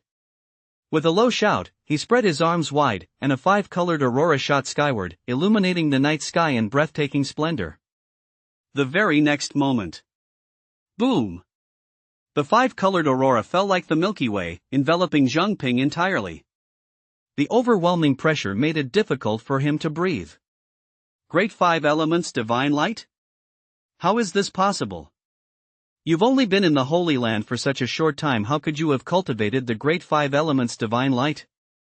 Zheng Ping was utterly horrified. Qin had reached the mid-foundation stage in less than a year since entering the Holy Land. How could he possibly have had the time and energy to cultivate a divine ability like the Great Five Elements Divine Light? Little did he know that Qin had been eating that first-grade Bodhi pill as if it were candy. Such was the power of combined pill techniques. As the Great Five Elements Divine Light crashed down, Zheng Ping's heart trembled. Without hesitation, he waved his hand and produced a crimson fur cloak to block the attack. Fire Rat Brocade Robe. This was a top-grade defensive magical artifact. Once infused with spiritual energy, its power surged several-fold, obscuring the sky and blocking out the sun as it clashed head-on with the Great Five Elements Divine Light. Boom! A deafening roar echoed as the Great Five Elements Divine Light crashed down. The Fire Rat Brocade Robe plummeted rapidly, and a torrent of spiritual energy surged back, backfiring on him. Zheng Ping spat out a mouthful of fresh blood with a pft, but fortunately, the Fire Rat Brocade Robe had still managed to block the Great Five Elements Divine Light. But just then, a streak of nether blue sword light whizzed into view, coming to an abrupt halt right at his throat. A chill ran through him, and Zhang Ping instantly broke out in a cold sweat, staring in terror at the water-cold sword hovering before his eyes. A semi-spiritual artifact? What on earth was going on with this Qin? How could he be so loaded with treasures? Not only did he possess a high-grade defensive magical artifact, but also a mid-grade spirit talisman. And now he even pulled out a semi-spiritual artifact sword. Among the inner sect foundation stage disciples, how many could be wealthier than him? Could it be that he acquired all of this through fraud and deception? Master, I want to learn too. Senior brother Zhang, do you still wish to continue fighting? Qin hovered in midair, looking down on Zheng Ping from above. Fight? What was he supposed to fight with now? Zheng Ping sighed in resignation, closed his eyes, and looked as if he were conceding defeat. Senior brother Zhang, thank you for letting me win. Seeing this, Qin stopped pressing the attack. After all, killing a fellow disciple in broad daylight would bring consequences he couldn't bear. Retrieving all his magical artifacts, Qin turned and flew back to Qin Liang and Lady Qin's side. At that moment, the two were completely dumbfounded. Qin waved his hand to dispel the formation, and only then did the two snap out of it. Qin Liang couldn't help but swallow hard. Son, was that really you just now? If it wasn't me, then who else could it have been? Qin couldn't help but laugh and cry at the same time. But I just can't quite believe it. What nonsense are you talking about? Lady Qin shot Qin Liang a disapproving glance. Son, your father was just startled by you. Don't listen to his nonsense. Are you hurt? Qin shook his head. He has no match for me, he can't hurt me. Zhang Ping. Qin, if you know what's good for you, hand over both marriage contracts. Otherwise, the entire Qin family will suffer because of you. Just then, a venomous, threatening voice suddenly rang out from not far behind them. Whose subordinate was this, to be so bold? Qin turned to look and saw Yin Meng, with one black eye, supporting Yin Tong, who was pale as a ghost from near drowning as he glared at him with malice. Qin chuckled. I'd like to ask, on what grounds do you think your Yin family can threaten my Qin family? On the grounds that our Yin family has the Holy Maiden and numerous revered followers. Qin snorted derisively, then waved his hand, flinging a purple gold token into the air and suspending it there with his spiritual energy. Then, standing with his hands behind his back, he said to Zhang Ping without turning around, Senior brother Zhang, tell your future brother-in-law what this token represents. Brother-in-law? Zhang Ping couldn't help but let a faint smile escape his lips. He cleared his throat and explained to Yin Meng, brother, this is the token of an inner sect disciple at my sacred land. Yin Meng's smile froze on his face. The next moment, Qin instantly flashed in front of him, grabbed him by the collar, and said with a hint of ferocity, you better listen to me, you son of a bitch. Not only am I an inner door disciple, but I've also taken a great master as my teacher. If you, the Yin family, dare to touch even a single hair on my parents' or my clan's heads, I'll wipe out every last one of you. I'll shake every egg until the yolk runs out. Got it? With that final, piercing shout, Qin channeled the power of his divine sense, causing his voice to explode like a thunderclap within the spiritual seas of Yin Meng and Yin Tong. Terrified, the father and son turned deathly pale in an instant, their legs giving way as they both knelt on the ground. We understand, Yin Meng replied, his voice trembling and tinged with tears. Zhang Ping's expression shifted slightly. He decisively pulled out a spirit-nourishing pill from his storage pouch. Damage to one's spiritual consciousness was no trivial matter. Even the slightest lingering effect could leave them unable to tolerate even the slightest stimulus in the future. Qin naturally noticed Zhang Ping's subtle gesture, but he chose to ignore it. After all, nothing could happen to the Yin family father and son just yet. He had no intention of burning bridges with snow just yet. Chapter 48, the name of the medicine shocks the heavens. Killing intent begins to stir. It was nearing the hour of Z. Qin rode back to the Qin family estate in a horse-drawn carriage with his parents. Dealing with two mid-foundation stage cultivators in quick succession that night had taken a heavy toll. Especially the battle with Zhang Ping. It wasn't a clash of spiritual energy, but a battle fought with handfuls upon handfuls of mana crystals. That single mid-grade spirit talisman was worth tens of thousands. Once burned, it was gone. No matter how wealthy he was, this kind of fighting was truly painful on the wallet. Fortunately, he also gained some spoils from dealing with Du Zhong earlier. Otherwise, he would have lost a fortune that night. Father, mother, I'm going back to my room to rest. Get some rest. The servants are standing guard outside. Call for them anytime if you're thirsty or hungry. All right. After parting ways in the back courtyard, Qin headed straight for his bedroom. He had no intention of getting further involved in Qin-US punishment. With the clan rules and his second uncle in charge, this cousin would end up half crippled at the very least, if not dead. It seems mom and dad still send people to clean up here regularly even after I've left. Glancing around the room, everything was exactly as it had been when Qin first left, clean, tidy, and spotless. A complete contrast to the scrap chamber. No rush to restore it just yet. Let us see what treasures Master Du has on hand first. Walking over to the table and sitting down, Qin snapped his fingers to light the candle, then took out his storage pouch. One mid-grade magical sword, the giant gate sword. One high-grade killing artifact, the golden yuan spike. Why are there only these two magical artifacts? Qin furrowed his brow. Master Du's wealth wasn't exactly impressive. He removed the artifacts and continued searching. 10,000 mana crystals, no spirit talismans, 10 bottles of second-grade nurturing essence pills. 10 beast cores from the early foundation stage? Suddenly, Sheen's eyes lit up. Ed finally found something worthwhile. 10 beast cores, all of the metal element. Du Zhong must have intended to use them for his own cultivation. Not bad. Now they were his. This was equivalent to 10 batches of second-grade elixirs. With these 10 beast cores, tonight's losses were more than covered. Let us look further down. There's a pile of brocade boxes here. I'd guess they contain some spiritual herbs. With a hint of anticipation, Sheen opened the silk-lined boxes one by one. Just as he'd guessed, the boxes were filled with spiritual herbs, though unfortunately, they were all relatively young and of mediocre quality. They'd only be enough to refine a first-grade elixir. It would be rare to produce a second-grade one. Still, they'd be suitable for his parents and elders. While they couldn't extend their lifespans, they'd be fine for general health maintenance. Who knows? Maybe they'd even help him get a little sister. Ha! As he opened the last silk-lined box, Sheen suddenly let out a cry of surprise.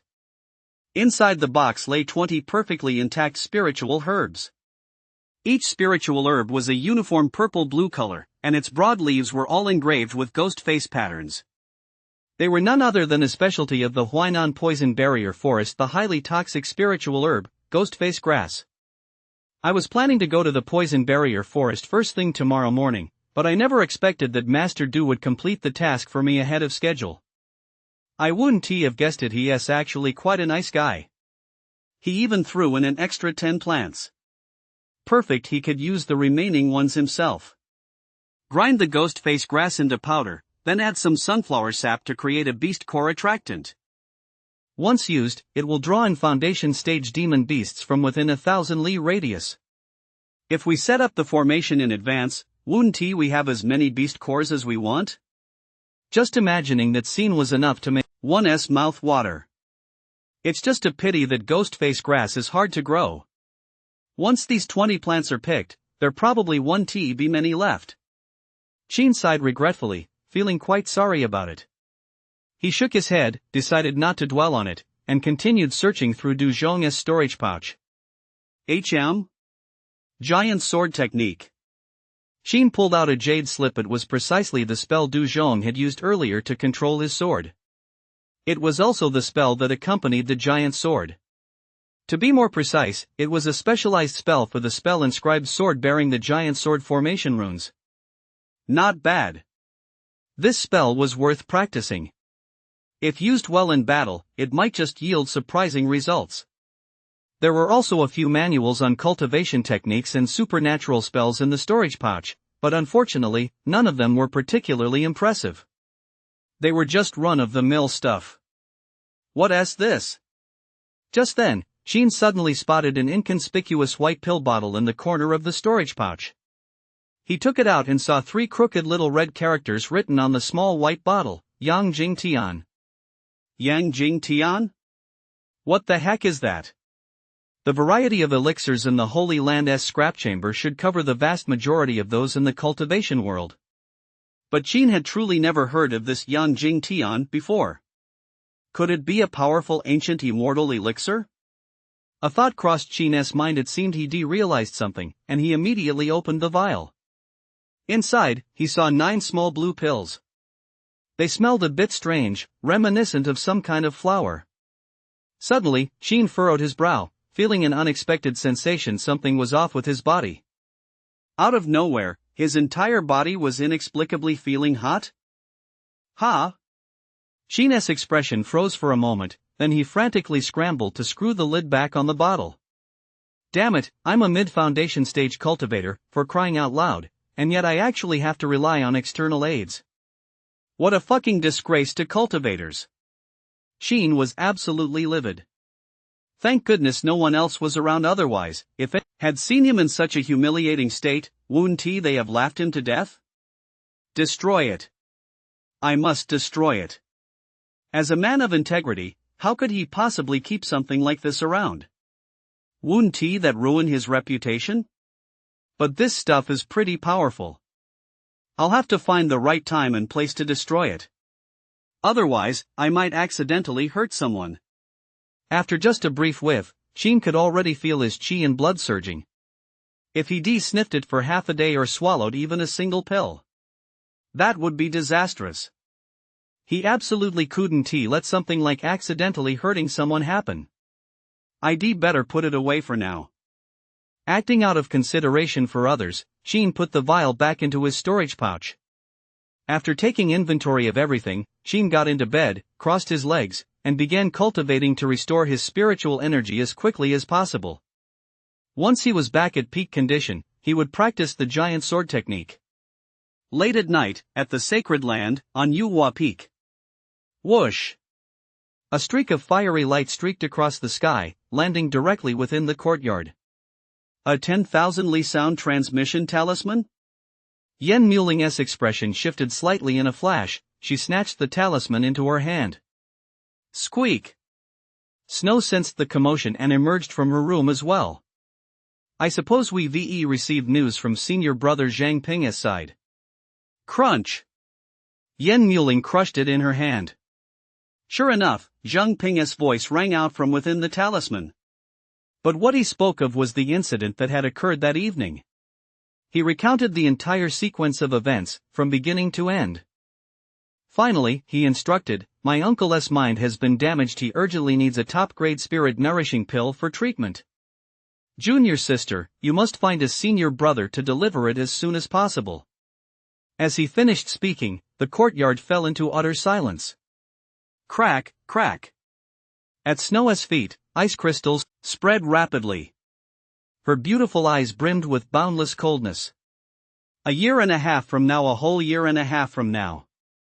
Just a first-grade 5-element mana root, and yet you dare to act so brazenly. And you actually dared to harm my father and elder brother? Sheen, do you really think I can't touch you? Even if you've truly become a disciple of a powerful elder, if I want to cripple you, it's as easy as saying a single word. Sheen, you forced my hand. Even if Master were to find out about this, I would still be in the right. Chapter 49, The Donglin Marquis' Manor. The three senior brothers meet. The night passed in silence. Dawn. The first light of day broke through the window. Hum. A broad golden sword hovered beside the bed, fluctuating in size and vibrating incessantly.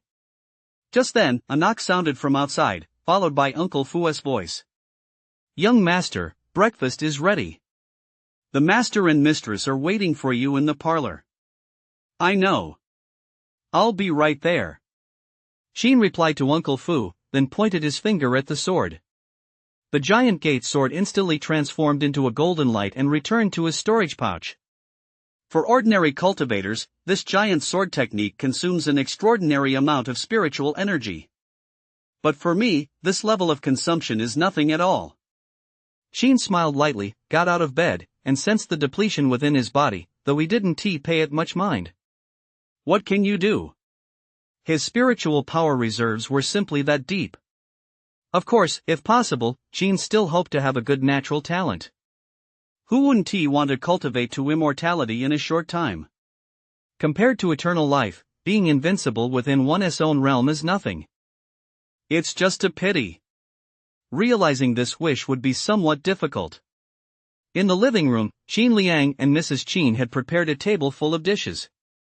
As soon as Qin walked in, his parents rose from their seats with joy to greet him. "Quick, quick, come sit down. These are all your favorites."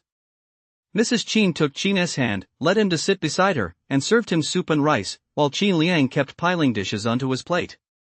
"Come on, son, try your mother's cooking. She made this all by herself." In the blink of an eye, his rice bowl was piled high like a tower. It was as if Qin would starve to death if he didn't start eating right away. "Dad, Mom, isn't it a bit wasteful to eat so much first thing in the morning?" Qin said with a hint of exasperation. "Wasteful? No way. If we can't finish it in one sitting, we'll have it over 2. If we can't finish it in 2, then 3. Isn't that how we always eat during the New Year? Dad, you really know how to live life to the fullest." Seeing how concerned his parents were about his health, Qin didn't want to spoil the mood, so he simply went along with it and ate the meal. An hour later, not a single drop of soup remained on the table, leaving both Qin Liang and Mrs. Qin speechless. Watching their eldest son eat so leisurely, they wondered, how could his appetite be so enormous? "Son, don't they provide meals at your Holy Land?" Mrs. Qin asked Qin curiously. "They do, but nothing tastes as good as what you cook." Hearing this, Lady Qin couldn't help but stroke Qin's cheek with a pang of sympathy. "My son, you've suffered. Why don't I find a cook to accompany you back to the Holy Land? It's just that I still have to take care of your younger brother, otherwise, I'd go back with you myself." That really isn't necessary. To be honest, the food at the Holy Land isn't bad, it's actually quite decent. Sheena's mouth twitched slightly as he politely declined. "Son, are you in a hurry to leave after coming back this time? If you're not in a rush, your father and I will take you and your younger brother to our mountain villa for a little fun." Sheen Liang poured Qin a cup of tea and asked him. "I'll pass on the fun. I've got a mission to carry out on this trip. I'm about to set off for Huaidong Prefecture. But before I go, I should be able to stay for 7 or 8 days. During that time, I'd like to up some defensive measures for the house and, while I'm at it, help you, mother, and my younger brother get back into shape." Traces of demon cultivators had already appeared in the state of Su. Qin wasn't worried about the Yin family's side of things, but he couldn't stand the thought of these demon cultivators roaming about and wreaking havoc. If he ever had to go to Huainan Prefecture City to refine that lousy little banner, Qin certainly didn't want to see the familiar figures of any of his loved ones there. Defensive measures? What kind of defensive measures? Qin Liang asked curiously. Formations. But I don't have any suitable ones on hand right now, so I'm afraid I'll have to make a trip to Wushan in Jingzhou Prefecture. I should be back by tomorrow morning. Qin Liang nodded. Alright, then be careful on your way. Qin was already very familiar with the Wushan market. There, he spent over 100,000 mana crystals to purchase a third-grade sect protection grand formation, then rushed back home that very night. This third-grade sect protection grand formation was called the Minor Celestial Cycle Star Formation. The set consisted of 1 formation disc and 9 formation flags. It was said that this formation could withstand 3 attacks from a peak core stage cultivator, 10 from a late stage core stage cultivator, 100 from a mid stage core stage cultivator, and an unlimited number from an early stage core stage cultivator. It sounded incredibly powerful, but in reality, the formation was exceptionally cumbersome once set up. It could never be moved again. Activating it once requires a minimum of 100,000 mana crystals as a baseline without substantial resources. It's simply not feasible, but that's not a problem. Qin may lack many things, but he certainly doesn't lack mana crystals. After setting up the formation, Qin handed a storage pouch to Qin Liang. It contained 300,000 mana crystals and over a dozen low-grade spirit-gathering talismans. In case of danger, Qin Liang could use the mana crystals and spirit talismans to activate the formation. Afterward, he handed Qin Liang 10 jade talismans. These were called spirit infusion talismans. When crushed, they would grant a mortal temporary spiritual power equivalent to the first level of the gathering stage, allowing them to open the storage pouch. As the saying goes, where there's a need, there's a business. With the safety of cultivators' families in mind, talisman masters had specifically developed this type of talisman. They weren't cheap either, each one cost over 1,000 mana crystals. After giving all his instructions, Qin stayed at home to focus on restoring the health of his parents and younger brother. He thoroughly enjoyed a few days of family warmth. On the 10th day, after leaving behind a pile of longevity-enhancing spiritual medicines and elixirs. That very night, Qin left a letter behind and flew away on his sword, departing from the Qin family estate. Partings are always the hardest. Besides, it wasn't as if they wouldn't see each other again, so there was no need to make the scene too sentimental. 3 days later. Huaidong Prefecture City, the Marquis of Donglin's mansion. Please come in, young immortal. Qin had arrived at the Marquis's mansion a day early. After presenting his disciple token to the guards, the mansion's head steward quickly stepped out to greet him respectfully. Led by the head steward, they passed through corridors and courtyards, and the two soon arrived at the main hall of the Marquis's mansion. The decor was even more magnificent than that of the Yin family's residence. Qin extended his divine sense and discovered that the other 3 senior disciples at the mid to late foundation stage had already arrived at the Marquis of Donglin's residence. Just then, Marquis Wushun of Donglin strode in from outside, dressed in a plain black robe. "Honored immortal, you have traveled a long distance, yet I, Wu, failed to greet you earlier. Please forgive my oversight." Wu Shun was a burly man, a martial marquis of the state of Su who had spent years commanding troops stationed in Huaidong and overseeing the training of the naval forces. Though he exuded an air of authority, he was quite courteous toward Qin, adopting an extremely humble demeanor the moment they met. "Your Excellency, you flatter me. May I ask when your family plans to depart?" Qin wanted to complete the mission as quickly as possible, so he skipped the formalities and got straight to the point. "All 4 immortal masters have arrived. We can set out tomorrow." "Do the immortal masters have a place to stay?" Qin shook his head. "In that case, why not have the immortal masters stay at the Marquis's residence for the night?" "That would be fine." Since his 3 senior brothers were all staying at the Marquis's residence, Qin didn't want to stand out and draw attention to himself. "Then please follow me, Wu. By the way, may I ask your name, immortal master?" "Qin." So it is immortal master Qin in person. Flanked by the steward and guards, Wu Shun led Qin to the guest quarters. He had actually intended to pay a visit to each of his 3 senior brothers, but seeing that all 3 were in the midst of cultivation, he abandoned the idea. The night passed without incident, and it wasn't until the following morning that Qin finally met his 3 senior brothers in the courtyard of the Marquis's mansion. Chapter 50, The Fish Takes the Bait, No Air Force. On the main street in front of the Marquis's mansion, Wu Shun's lawful wife, Lady Lu, and their daughter, Wu Yao, boarded a horse-drawn carriage together. Accompanying them were the coachman, maidservants, and a squad of personal guards. The primary purpose of this escort mission was to guard against Wu Shun's enemy, an independent cultivator in the early foundation stage. It was said that Wu Shun had sent men to suppress bandits, and in the process, had inadvertently caused the death of one of the man's elders. Consequently, the man had vowed to take the life of Wu Shun's wife. That was the reason for this mission.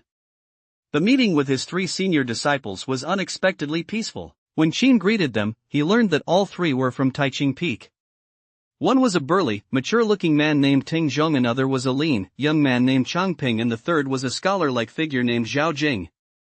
Strictly speaking, they were of the same lineage as senior sister Yin Rong, all having received guidance, discipline, and protection from the elders of Taiching Peak. Among them, senior brother Teng Zhong had the highest cultivation level, having reached the late foundation stage, while senior brothers Changping and Zhao Jing were slightly weaker, having reached the mid-foundation stage. He didn't know if any of them were concealing their cultivation levels. However, Qin, as always, chose to feign weakness, suppressing his cultivation to the early foundation stage. He had expected some mockery, but to his surprise, all 3 senior brothers warmly assured him, "Little brother, you can just relax for the rest of the journey. With the 3 of us looking out for you, we'll definitely make sure you coast all the way to the finish line." Hearing this, Qin felt somewhat moved. This was true camaraderie among fellow disciples. Enough said for this leg of the journey, he lay back with complete peace of mind. As Wu Shun watched them depart, the convoy set off from the manor gates and gradually faded into the distance. To avoid causing any inconvenience to the immortal master, Wu Shun had specially prepared 4 horse-drawn carriages for Qin and his 3 companions. With the promise of his 3 senior brothers, Qin lay back with complete peace of mind, though, of course, just to be on the safe side, he remained vigilant. He truly just lay there, without meditating or cultivating. After all, the kingdom of Su wasn't exactly peaceful these days, so a certain level of vigilance was still necessary. The journey from Huaidong Prefecture to Jingzhou Prefecture would take about 2 months, no short trip. When he first arrived at the Marquis's mansion, Qin had wondered why Wu Shun hadn't let them fly there with their entourage. In the end, a single remark from the Duke of Donglin instantly filled Qin with profound respect. One can be a thief for 1,000 days, but one cannot guard against thieves for 1,000 days. He understood.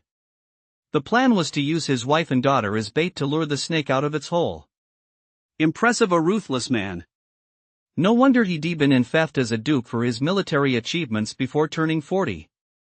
Only with a ruthless heart can one walk a steady path.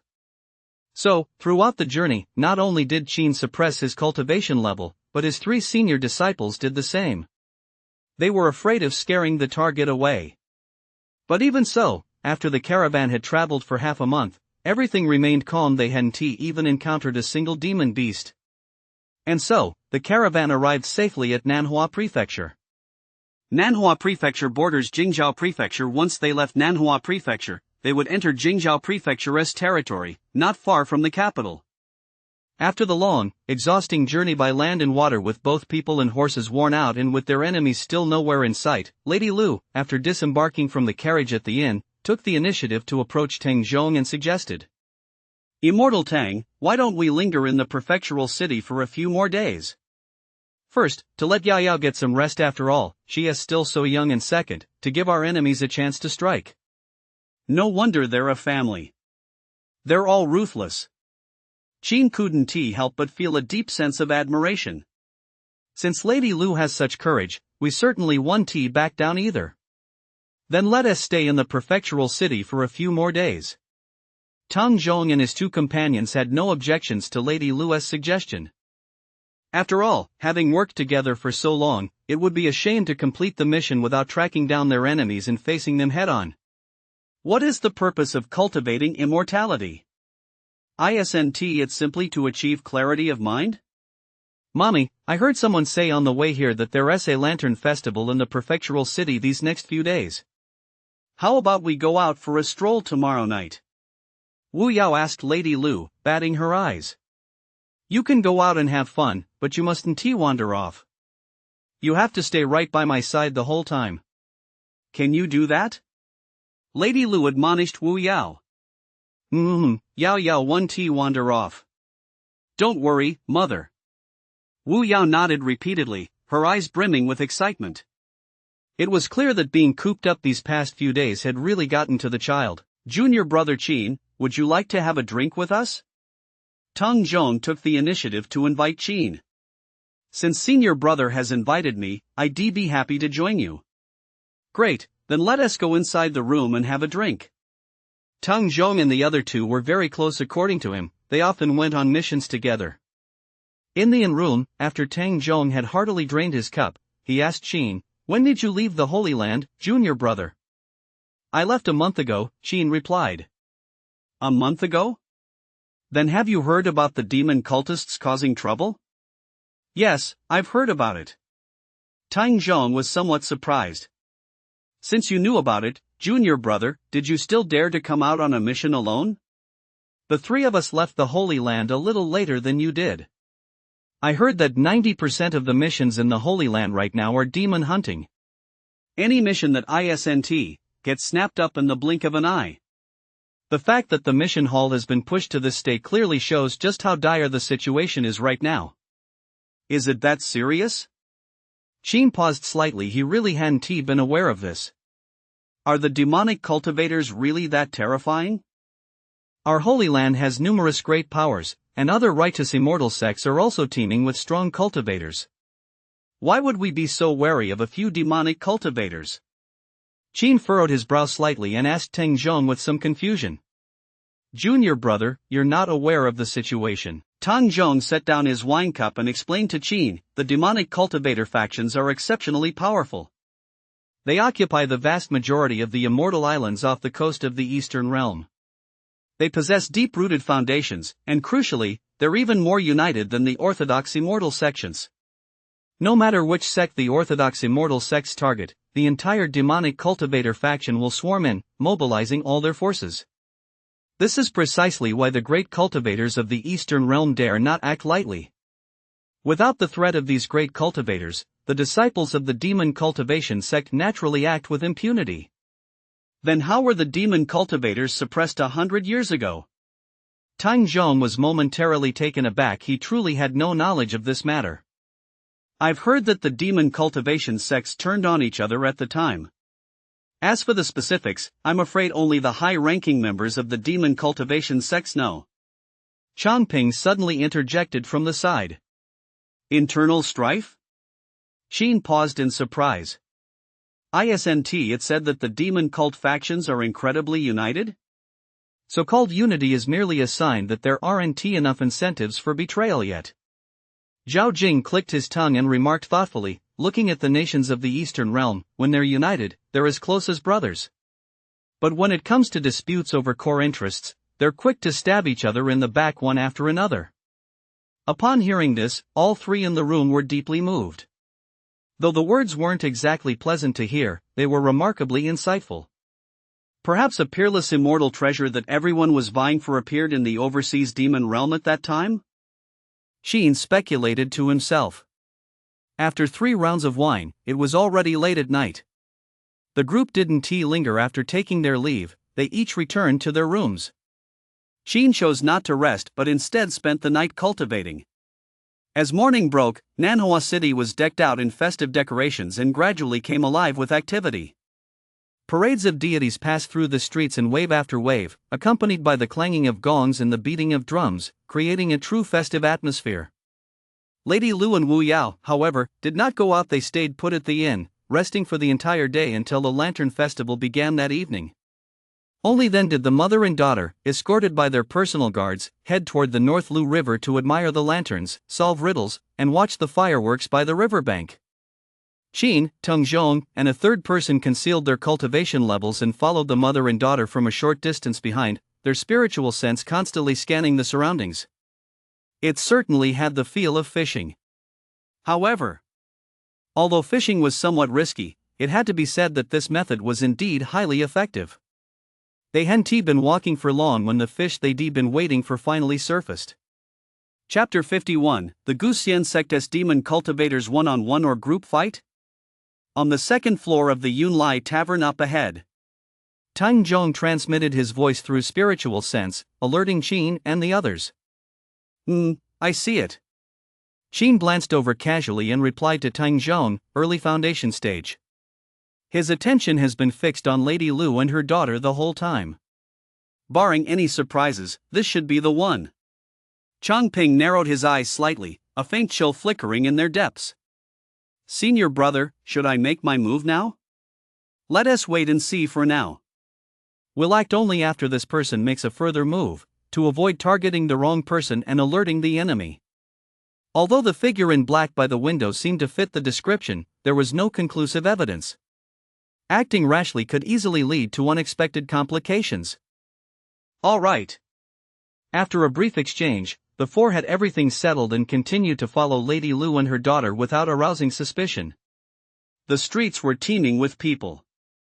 The closer they got to Liuha Bridge to the north, the more pedestrians there were, along with more stalls and lanterns, and the livelier the atmosphere became.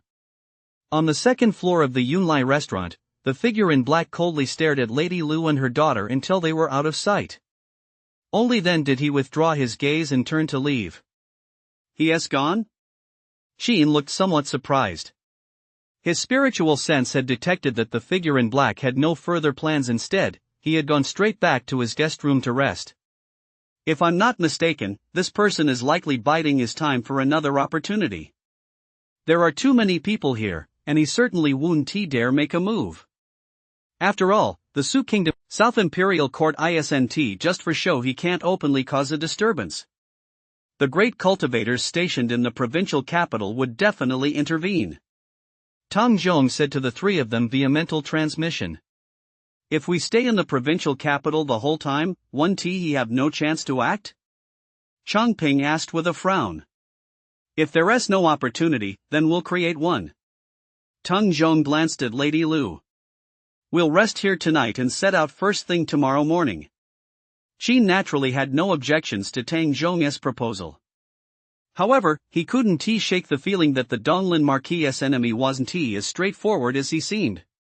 From Huaidong Prefectural City to Nanhua Prefectural City, the route was lined with many deserted paths, plenty of opportunities to strike. Why did he choose to make an appearance in Nanhua Prefecture of all places? Could it be that he had accomplices here? Early the next morning, upon learning of Teng Zhong's plan, Lady Lu cooperated fully, ordering her servants to pack their belongings and prepare for departure. By noon, the caravan set out once more, leaving Nanhua Prefecture via the North Gate and heading north toward Jingzhou Prefecture. The roads between the two prefectures were mostly wide, official thoroughfares, but the paths connecting the villages and counties were still mostly narrow, offering plenty of opportunity to strike. Throughout the journey, the four of them kept their spiritual senses fully alert, constantly scanning the surroundings within a 10-li radius. As dusk fell, while traveling along a forest path, the black-clad figure they had spotted the previous day finally reappeared. This time, they could confirm the person's identity beyond a doubt. "Senior brother, I'll go get him." The black-clad figure was concealed among the treetops in the distant woods. A cold gleam flashed in Chang Ping's eyes as he stared intently in that direction from inside the carriage. "Go with junior brother Zhao, just in case it's a trap." Teng Zhong, ever cautious, sent a mental reminder to Chang Ping. Junior brother, come with me." Chang Ping didn't refuse. After exchanging a few words with Zhao Jing, the two instantly transformed into red and blue streaks of light and shot out of the carriage. "Here they come." As soon as he saw the two approaching, a sharp gleam flashed in the black-clad figure's eyes. Without a word, he swiftly flew deeper into the forest. Surprisingly, several low-grade divine travel talismans were affixed to his body, and his speed was in no way inferior to that of Chang Ping and Zhao Jing. "You're running pretty fast. I'll see just how long your spiritual energy can last." Chang Ping let out a cold laugh, showing no sign of impatience. He and Zhao Jing simply followed the black-clad figure from a distance. Both of them were at a higher cultivation level than their opponent. If this dragged on, the other side would inevitably be the first to give up. But just as the three of them disappeared into the distance, Teng Zhong seemed to realize something, and his expression suddenly changed. "Damn it, this is a lure the tiger away from the mountain ploy." Boom! A piercing roar erupted from the sky above the carriage procession. Sheen's pupils suddenly contracted, and he darted out of the carriage in an instant. Whoosh! With a flick of his wrist, he unfurled 4 array flags, using the mountain ceiling array to shield Lady Lu and her daughter's carriage. Boom, boom, boom. Several massive fireballs rained down, crashing into the earth-yellow light barrier of the formation like meteors, trailing flames as they struck one after another without cease. In the blink of an eye, cracks began to appear across the mountain's ceiling formation. Crack, crack. The cracks spread at an alarming rate, and just as the formation was on the verge of collapse, Teng Zhong finally intervened. Wasteland Mountain Seal. With a low shout, Teng Zhong decisively produced a high-grade magical artifact and hurled it forward. It was a mountain-shaped seal, made of bright yellow jade, no larger than the palm of a hand. Yet, once infused with spiritual energy, it swelled rapidly in the wind, transforming in an instant into a mountain peak nearly 100 zhang tall. Boom! Boom! Boom! Amid a series of explosions, the wilderness mountain seal crushed the fireballs into pieces. In the end, they were completely wiped out. Whoosh! Retrieving the wilderness mountain seal, Teng Zhong hovered in midair, gazing coldly at a spot not far away. There stood a figure clad in a black robe. It was he who had cast the spell to summon the fireballs earlier. Late foundation stage. A hint of gravity flashed in Teng Zhong's eyes. It now appeared that the person before him was likely an ally summoned by the enemies of the Duke of Donglin. "Mother, I'm scared." Inside the carriage, Wu Yao cowered in Lady Lu's arms. Although Lady Lu's face was deathly pale, as a mother, she forced herself to remain calm and gently cradled her daughter to comfort her. "It's all right. With the immortal master protecting us, Yao Yao will be fine."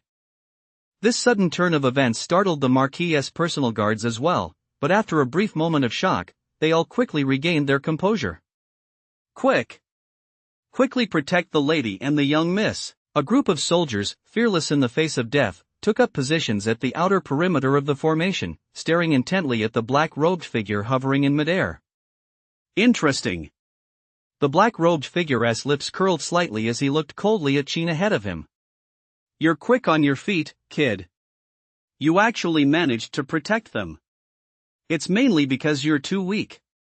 If you'd been even a little stronger, even with the formation protecting them, you probably wouldn't have been able to save the mother and daughter," Qin said with a hint of sarcasm. The black-robed figure's smile froze instantly. "May I ask your name, sir?" Tang Zhong spoke coldly at that moment. The overseas realm of demons, the ancient source of the Guxian sect, is precisely one of the demonic cultivators you Eastern realm cultivators speak of. The overseas realm of demons? Tang Zhong and Qina's expressions changed instantly. The person standing before them was actually a demonic cultivator? Fellow Daoist Huang had suspected early on that the Duke of Donglin would hire someone to protect him in secret, and sure enough, he was right. However, what he didn't expect was that the Duke of Donglin would actually hire so many foundation stage cultivators. There's even one in the late foundation stage among them.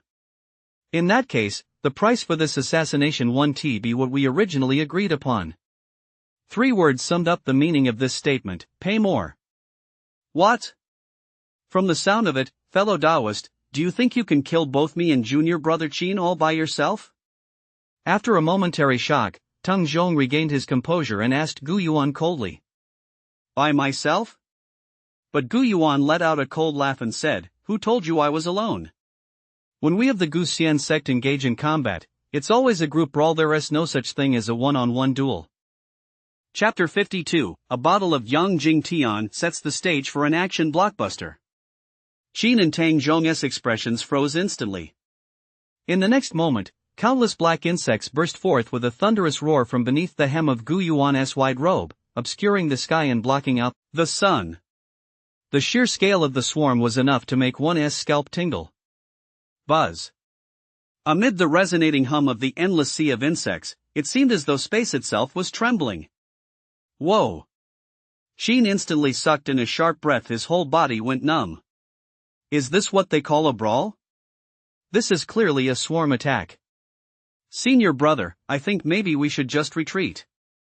Qin swallowed hard and suggested to Tang Zhong. We can't retreat. Tang Zhong gave a bitter smile. Abandoning so many lives goes against my principles as a human being. Junior brother Qin, if you're scared, then you go ahead and retreat first. I won't blame you. This mission is no longer something you can get involved in. Senior brother, I strongly suspect you're using a strategic retreat as a ploy to force my hand. Junior brother, I'm going in first. You should make your escape at the first opportunity. If I don't make it back to the Holy Land, give this to junior sister Yuro. Tell her that I, Tang Zhong, have let her down. With that, Tang Zhong flipped his hand to produce a mandarin duck-patterned pouch and tossed it to Qin. Qin's face immediately fell with shock. Wait, senior brother, you're serious? They say cultivators should be without emotion, but how can a person truly be without emotion? In this battle, I, Tang Zhong, will not retreat even unto death. Tang Zhong drew a top-grade magical blade, his gaze resolute as he fixed it firmly on Gu Yuan above. Suddenly, he roared furiously, you demonic cultivator scoundrel. Today, Grandpa Tang will settle the score with you. Boom! Spiritual energy erupted violently, and Tang Zhong transformed into a streak of light, instantly charging toward the swarm of insects filling the sky. You don't know when to quit. Every single one of my Black Death insects possesses the strength of a low-grade magical artifact. With nearly 10 million of them attacking at once, even if you were at the peak of the foundation stage, you couldn't hold them off. A mere late-stage foundation stage cultivator, you're simply overestimating your abilities.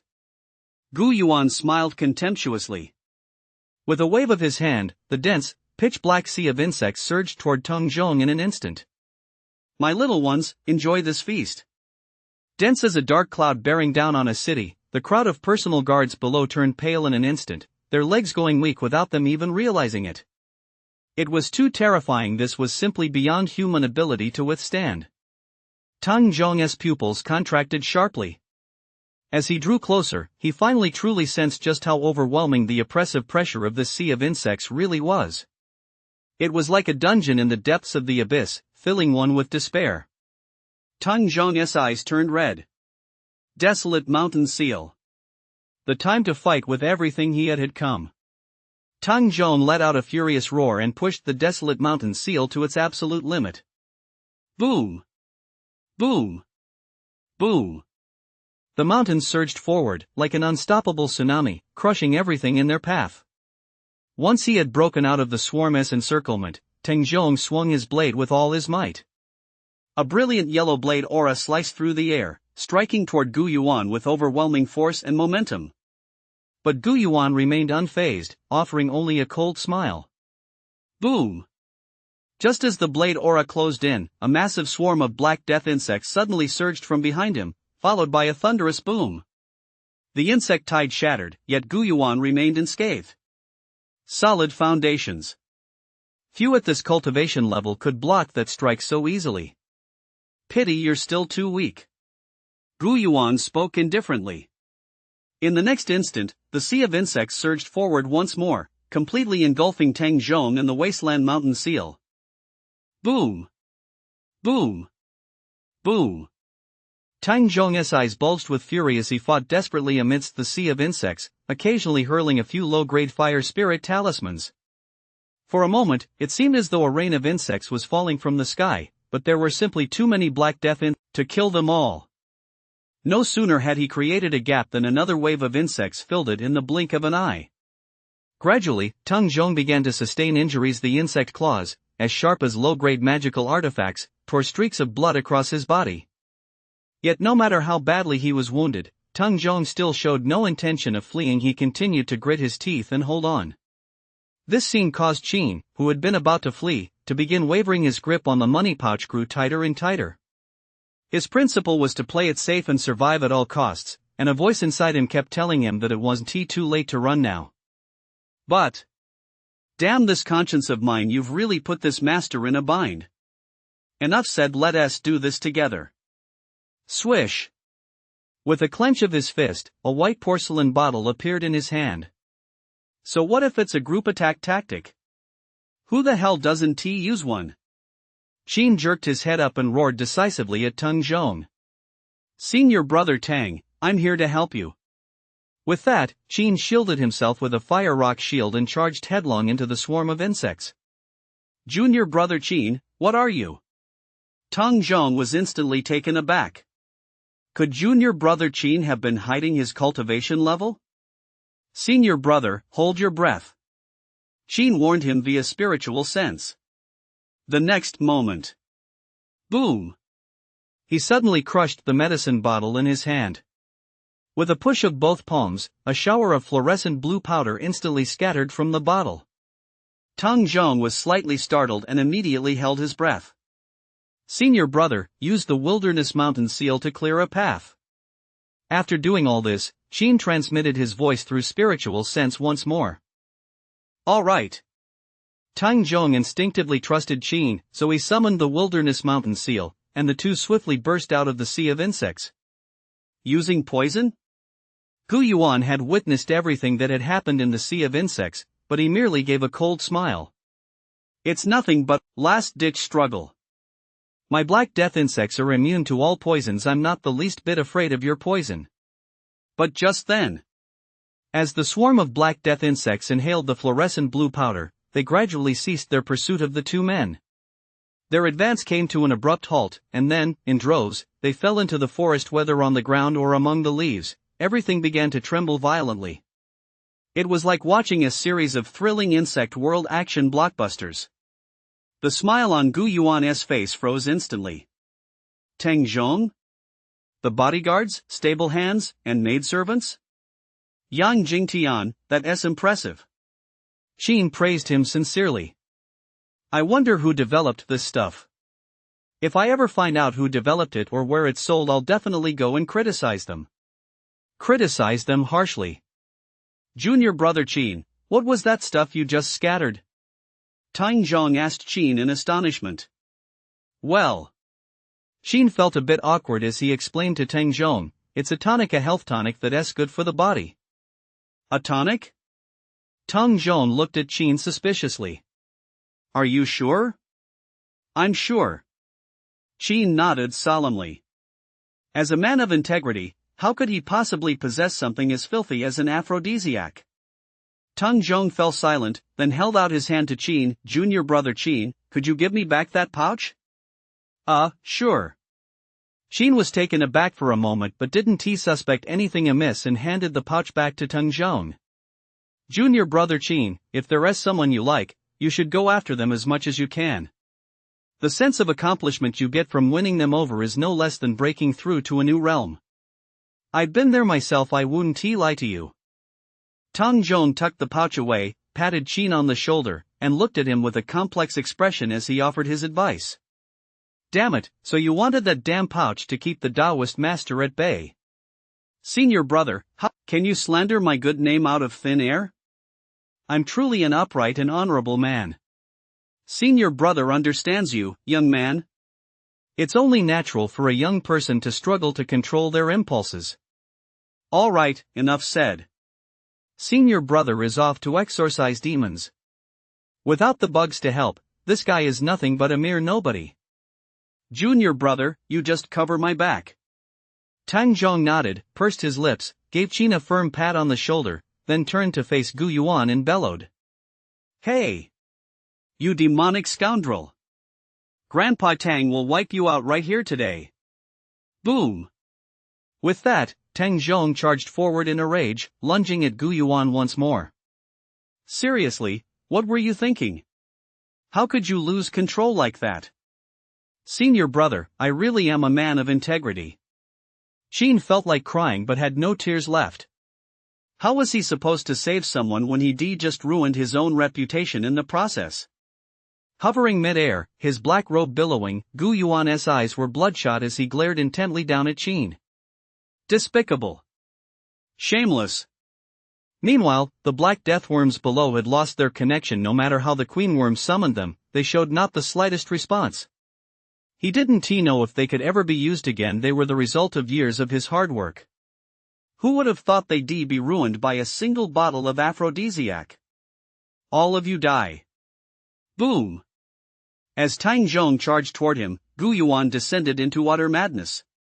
His bloodshot eyes blazed with fury, and a surge of black mist erupted from his body, sweeping everything in its path. It was unmistakably the signature, tainted spiritual energy of a demon cultist. Chapter 53, No time to check the storage pouch. Senior sister Yunrong makes her entrance. Blood Soul Banner. Gu Yuan clenched his fist, and a blood-red banner emanating thick gray mist and ghostly energy appeared. Evil ghosts devour souls. Roar roar.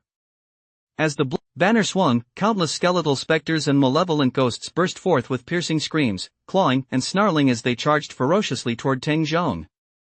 A top-tier magical artifact? Tang Zhong's pupils contracted slightly.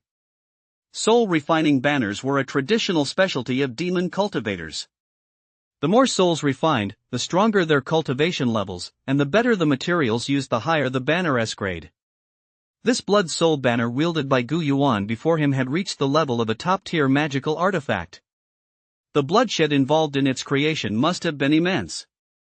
Of course, this blood debt was likely not committed by Gu Yuan himself.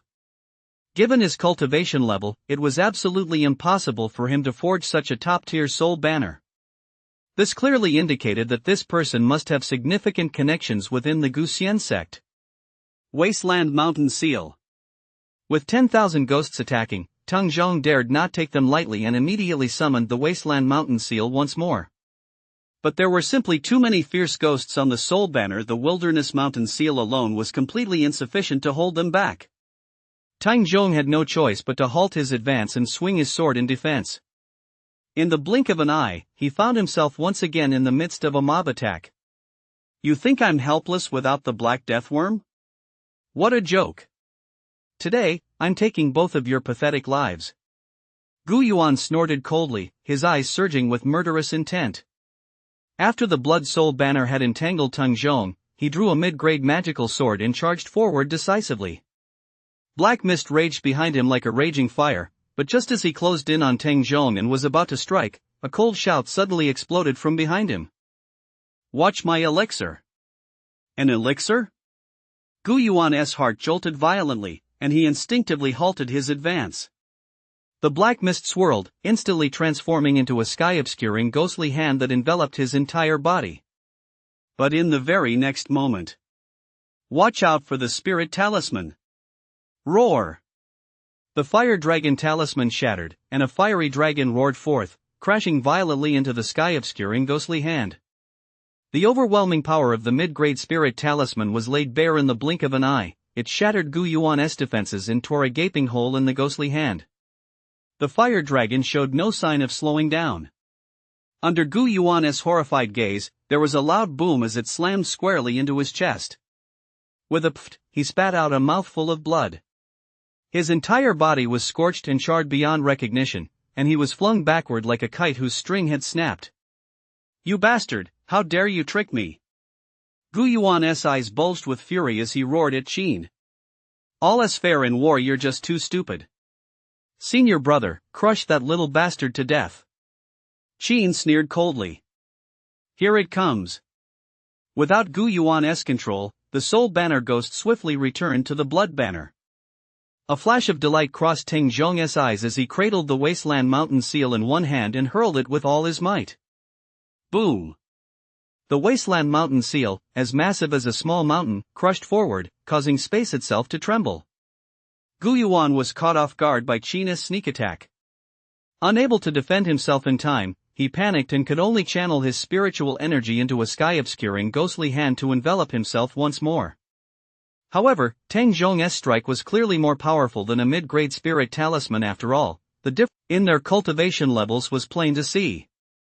A thunderous bang echoed as the ghostly hand was completely obliterated. Gu Yuan's eyes widened in sheer terror. Crack!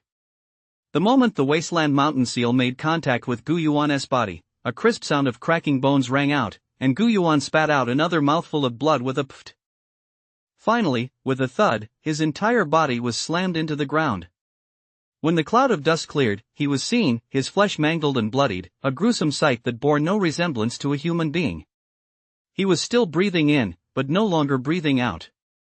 As Teng Zhong withdrew the wasteland mountain seal, Qin's figure slowly descended, and he couldn't help but speak with a sneer.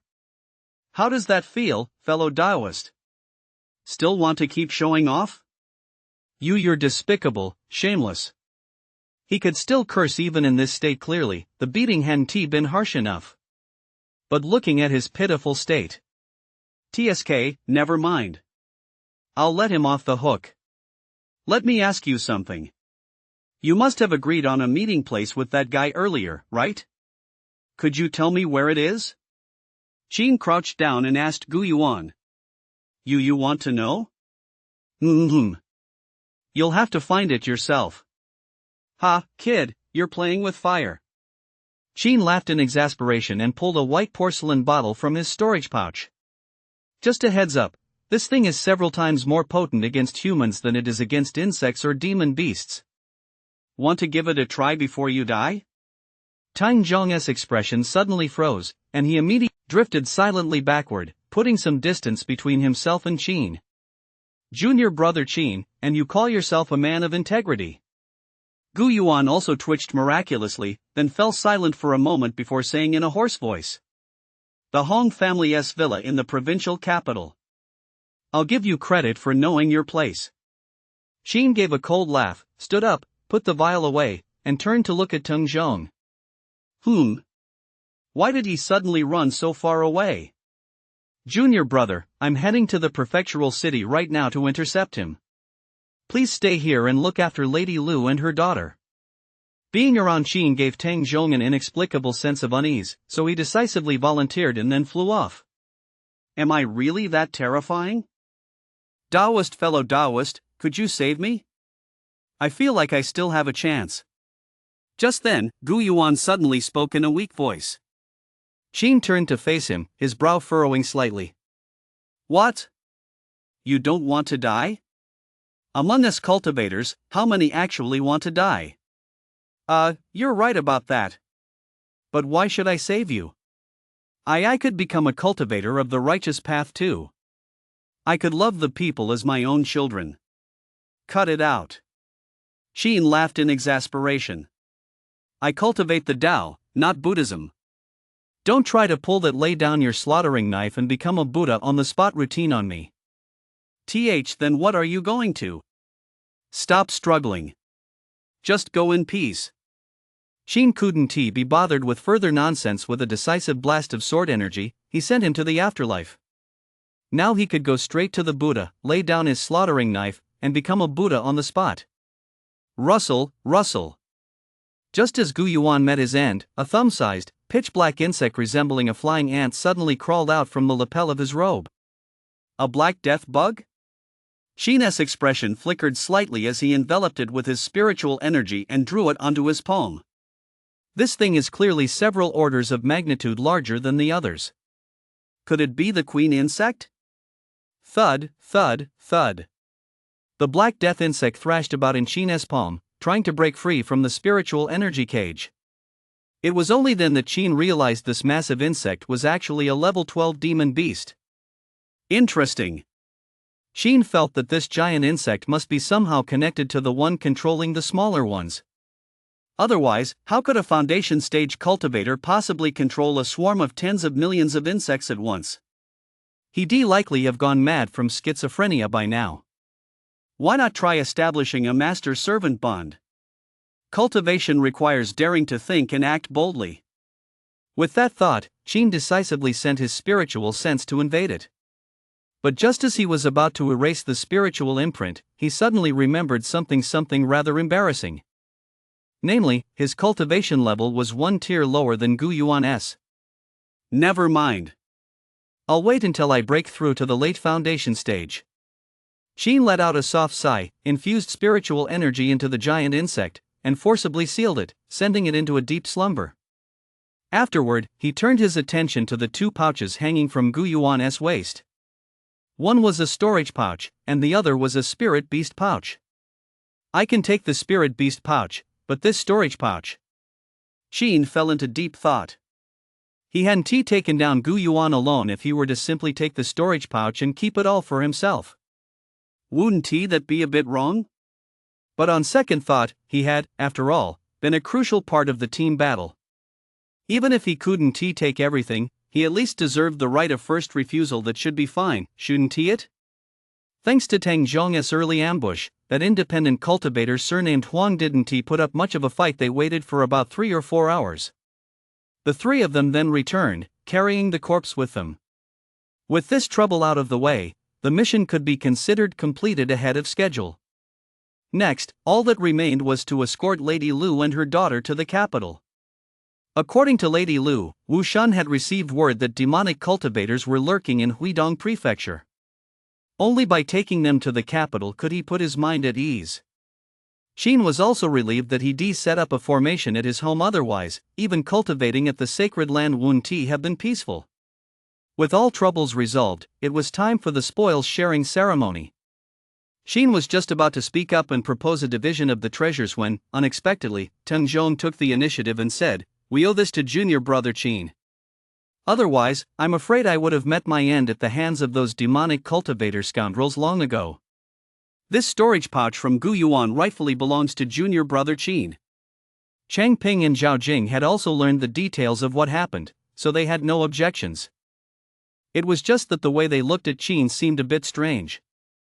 Half a month later, the convoy arrived at the capital of the state of Su, and the escort mission was successfully completed. After agreeing with Teng Zhong and the other two to meet again at the sacred land, Qin left early to head for the cultivation market in the capital. The market was located in the southern part of the city and bustled like a small town. Upon arrival, Qin walked purposefully into the largest shop selling spiritual medicines. Shenzhen Pavilion. But as soon as he stepped inside, Qin unexpectedly ran into an acquaintance. It was senior sister Yunrong, whom he hadn't seen in a long time.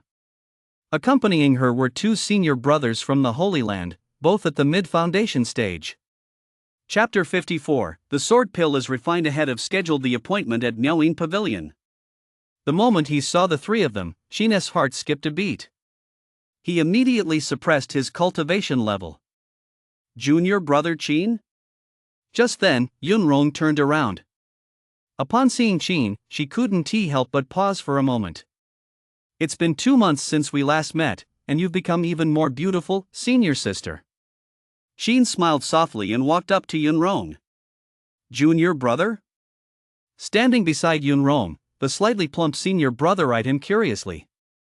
"Sixth layer of the gathering stage. Are you also a disciple of the Holy Land?" "Yes." Qin nodded. Junior brother Qin, this is my clan brother, Yun Fugui. The one next to him is senior brother Chen Xiaoning. They're both senior brothers from Green Bamboo Peak. Yun Rong introduced them to Qin one by one. Green Bamboo Peak? Isn't that senior sister Yun Yan's lineage?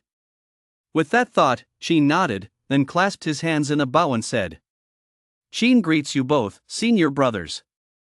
With Yun Yan as his backing, it was only proper to be a bit more courteous. I didn't expect the Holy Land to have such a handsome junior brother. Chen Xiaoning, with her delicate features, covered her mouth with a smile and playfully lifted Qin's arm. Junior brother, there is no need for such formalities. The moment those words left her lips, Qin froze. Junior brother Qin, did you come to the capital alone? Yun Rong, oblivious to Qin's expression, asked him curiously. Hearing this, Qin quickly snapped back to his senses.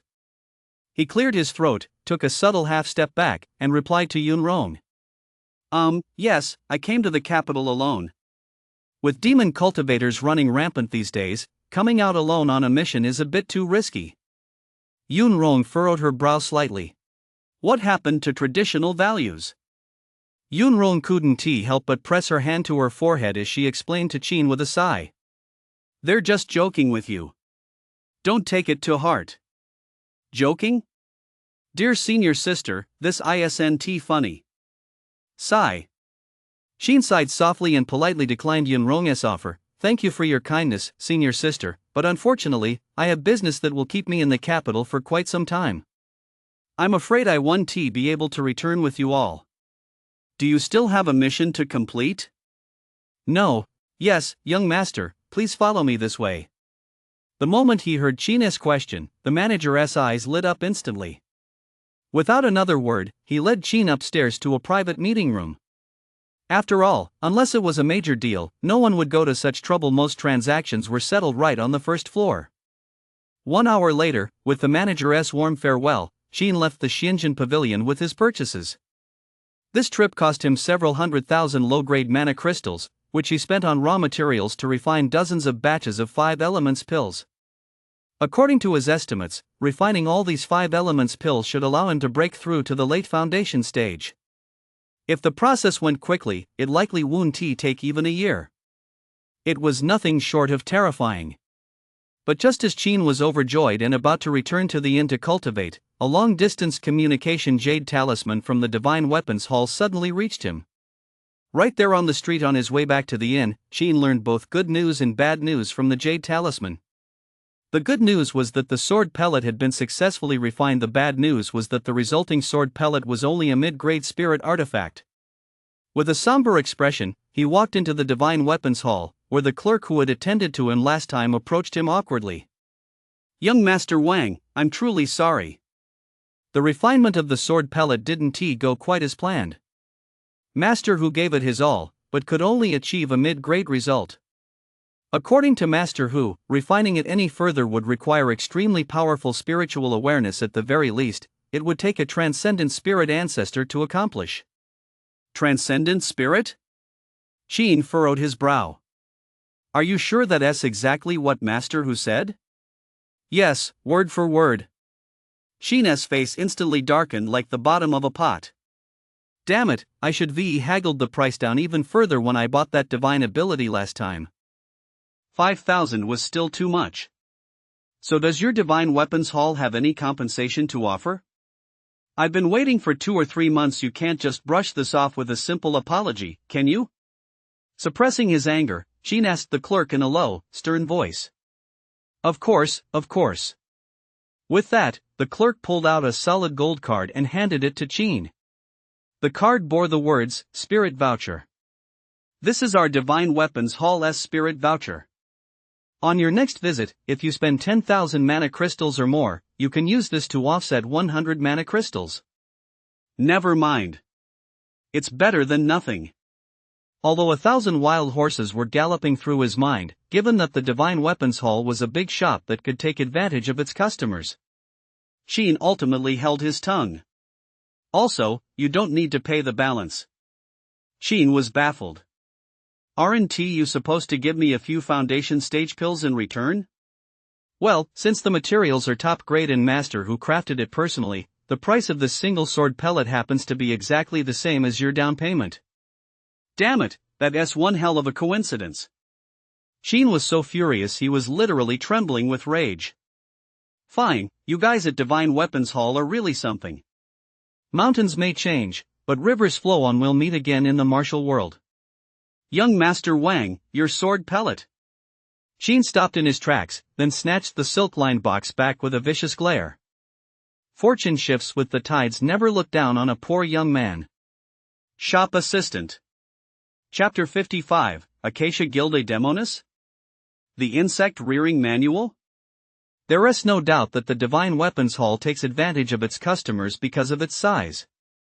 Even though they ripped Sheen off of nearly 100,000 low-grade mana crystals, he really had no recourse. Go out and spread the word? The Divine Weapon Hall would have a ready excuse. After all, it was Master Hu's painstaking masterpiece. Wasn't it worth a hefty markup? For a low-level cultivator, this kind of thing was like swallowing bitter gall in silence, suffering without a voice to speak of it. But Sheen was different. He had already secretly taken note of the Divine Weapon Hall. A gentleman's revenge can wait 10 years. One day, when he attains the Tao and becomes an immortal, the very first thing he'll do is return and smash the sign of this rip-off shop. Waiter, bring me some wine. Back at the inn where he was staying, Sheen was in a foul mood and planned to drown his sorrows in alcohol. Here's your wine, sir. Would you like some appetizers to go with it? The waiter brought a jug of wine from the counter, set it down, and asked Sheen with a smile. Just bring me a few of your signature dishes. Sure thing, sir. Please wait a moment, the appetizers will be right out. The waiter wiped down the table, then turned and headed for the kitchen. Have you heard? A demonis from the Acacia Guild has been spotted in the capital again recently. In the dining hall, a few gathering stage cultivators at the next table were chatting, catching Sheen's attention. Is this the Acacia Guild mentioned in the Imperial Demon Suppression Bureau's proclamation last month? Exactly. But this time, the Acacia Guild's demonis isn't just preying on ordinary folk. Some fellow cultivators have fallen victim as well. Clearly, the Acacia Guild has sent a demonis with even higher cultivation. Was the end terrible? It wasn't just terrible, it was absolutely horrifying. Rumor has it she harvested their essence a full 17 times, turning the victim into a desiccated corpse. Ugh! At the mention of the number 17, everyone sucked in a sharp breath. That was truly a death sentence. Wait, the victim's already dead. How would anyone else know it was 17 times? Someone suddenly asked skeptically. Naturally, it was left by that Acacia Guild demonis. I heard she scrawled a taunting message on the wall, 17 deaths. The male cultivators of Su Kingdom are utterly useless. As soon as these words were spoken, the inn fell into complete silence. The next moment. Bang!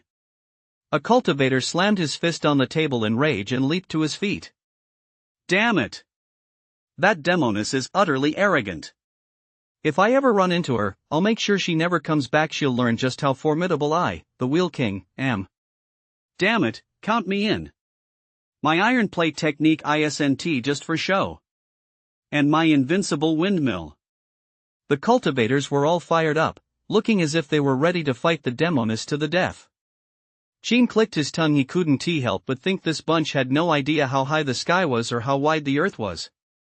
Even he, Yang Ding Tian, wouldn't he dare to brag like that. Where did Jewel King and the rest of you get the courage to challenge the Acacia Guild's demonis? That said, it seemed that the demon cultivators rumored to practice the harvesting in to supplement Yang technique were all exceptionally beautiful and attractive. What if she came after him? Would he be able to hold his ground? After giving it some serious thought, Sheen decided he should be able to withstand her. It wasn't that his Taoist resolve was particularly strong. It was mainly because he was so afraid of dying. Inside the guest room, the lights were blazing. After dinner, Sheen returned to his room. He sat down at the table and took out Gu Yuan's storage pouch. Worried that his 3 senior brothers might be spying on him along the way, he hadn't dared to count his spoils in the carriage. It wasn't that he was judging others by his own low standards, he simply didn't want to break his own principle of caution. Once you cross the line of your principles, you'll have no limits going forward. That would be detrimental to his future development. That's why he held off until now. Demon cultivators often refine elixirs using their essence blood and fuse them with spiritual energy to enhance their power. It's a sort of shortcut. But doing so makes their spiritual energy impure, giving rise to inner demons. The difficulty of surviving the tribulation is several times greater than for cultivators of the righteous path. There are pros and cons, but no matter what, the fundamentals remain the same. Whether you're a demon cultist or a cultivator of the orthodox path, you still can't do without proper cultivation resources. Opening the storage pouch, Sheen probed it with his divine sense and discovered that, aside from a large quantity of blood pills, it also contained tens of thousands of mana crystals, numerous second-grade elixirs, and various common spiritual herbs. The Blood Soul banner wasn't either. Such an evil magical artifact had already been destroyed by Senior Brother Tang, but the storage pouch did contain some decent, legitimate magical artifacts. Devouring mana crystals. So it's a gold-guzzling beast after all. Sheen's excitement instantly gave way to calm. He furrowed his brow. And then there's the birth cycle of the offspring. To be honest, it really isn't slow. 10 years to produce 10 million offspring. Provided there are enough mana crystals, that is. But the amount of mana crystals consumed is truly substantial. It takes roughly 1 low-grade mana crystal for every 10 offspring. For 10 million offspring, wouldn't that require 1 million low-grade mana crystals? Moreover, the spirit insects need to be regularly replaced. The amount of mana crystals consumed is directly proportional to the mother insect's cultivation level. The gathering stage consumes 1 million, the foundation stage would likely require over 100 million. Although it does provide a significant boost to one's strength. When you do the math, it's truly unaffordable for the average person. No wonder its rank is so low. If we're being strict about it, given just how terrifying the mana crystal consumption is, ranking it dead last wouldn't be an exaggeration. Ranking it 72nd is already relatively fair. After all, it's an entity capable of fighting across multiple realms. If it were an ordinary cultivator, they'd probably toss the queen worm aside the moment they finished reading this insect rearing manual. However, what a coincidence. He just happens not to be that ordinary cultivator. It's just mana crystals. It's simply a matter of selling a few more elixirs. A minor matter. As for the maturation cycle, at this stage, there is no rush to put the queen insect to work. Once his cultivation reaches the core stage and his cultivation pace slows down, it won't be too late to consider putting the queen insect to work. By then, the need for replacements shouldn't be so frequent. It's only 10 years at LL Pass in the blink of an eye. Not bad. This is like preparing a top-tier enforcer for my future self in advance. Sheen put away the insect rearing manual with satisfaction, then took out the brocade box containing the sword pellet. Although mid-grade is weaker than high-grade, it's still a top-tier item worth hundreds of thousands of mana crystals. I hope it won't let me down. Chapter 56, The Encounter at the Melodious Sound Pavilion. Fairy ladies, don't be afraid. He opened the brocade box, unwrapped the red silk, and revealed a perfectly round, flawless core stage. Intricate magical runes were engraved around the core stage, drawing an endless stream of mana from the heavens and earth. This was a hallmark unique to spirit artifacts. Unlike magical artifacts, they could actively absorb mana from the heavens and earth. This served to increase their power. If a spirit artifact reached the top-tier level, it would even possess a spirit of its own, at which point one would need to perform a blood-binding ritual to claim it as their own. The most crucial element in cultivating the immortal sword art is this sword pellet. With this sword pellet, one can condense the sword energy of an immortal weapon using golden spiritual power and store it within. Unfortunately, a mid-grade one can only be used up to the spirit transformation stage. Once one reaches the soul projection stage, the array patterns on the sword pellet will be eroded away by the sword energy. By then, this sword pellet will be nothing more than a relatively hard piece of spirit iron. However, that realm is still quite far from where I am now, there's no point in dwelling on it. The most urgent task is to first boost my current strength. Holding the sword pellet in his hand and examining it carefully, Qin did not hesitate. He decisively tossed it into his mouth and swallowed it, sending it into his dantian. Afterward, following the instructions on the jade slip of the immortal weapon sword art, he channeled his golden spiritual energy into it. Instantly, the sword pellet burst into a brilliant golden light, swirling like a tornado. Its power was so immense that even the 9 transformation true fire suspended high above the spirit sea was stirred, its flames flickering erratically. Hum. Just then, the sword pill began to vibrate violently, and within its interior, a dazzling strand of golden sword energy gradually emerged. The world, which had been pitch black, was instantly bathed in a blinding golden light. That fast? Qin couldn't help but be slightly taken aback. He had condensed the first strand of sword energy in less than a single breath.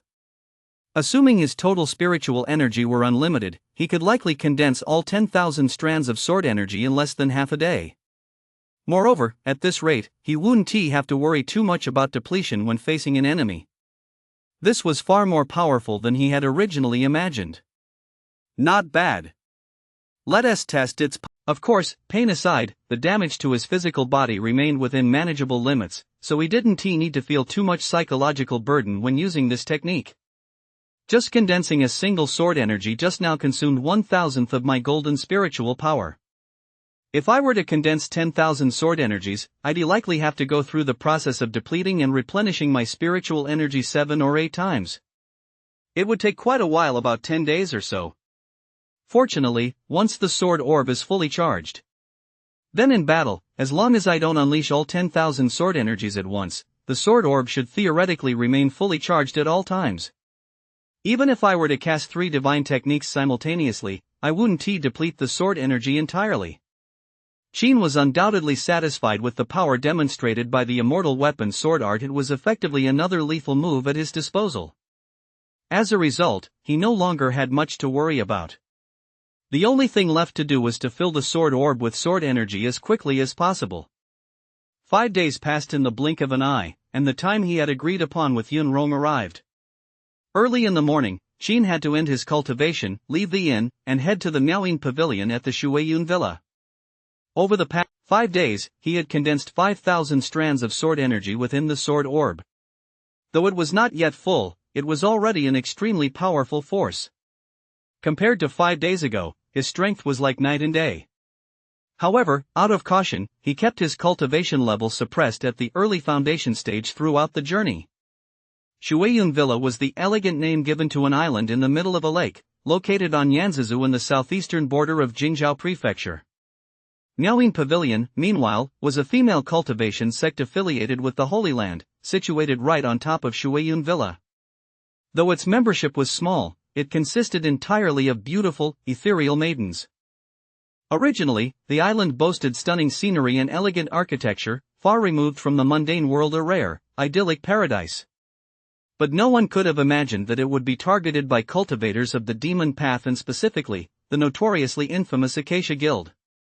Left with no other choice, Xin Haiyin, the head of the Miaoying Pavilion, had no option but to send a telepathic plea for help to the sacred land. Consequently, Yun Rong and her 2 companions accepted the mission and came here. The entire Miaoying Pavilion consisted of only a few dozen members, and its strongest cultivator was merely a foundation stage early-level cultivator, namely, the head, Xin Haiyin.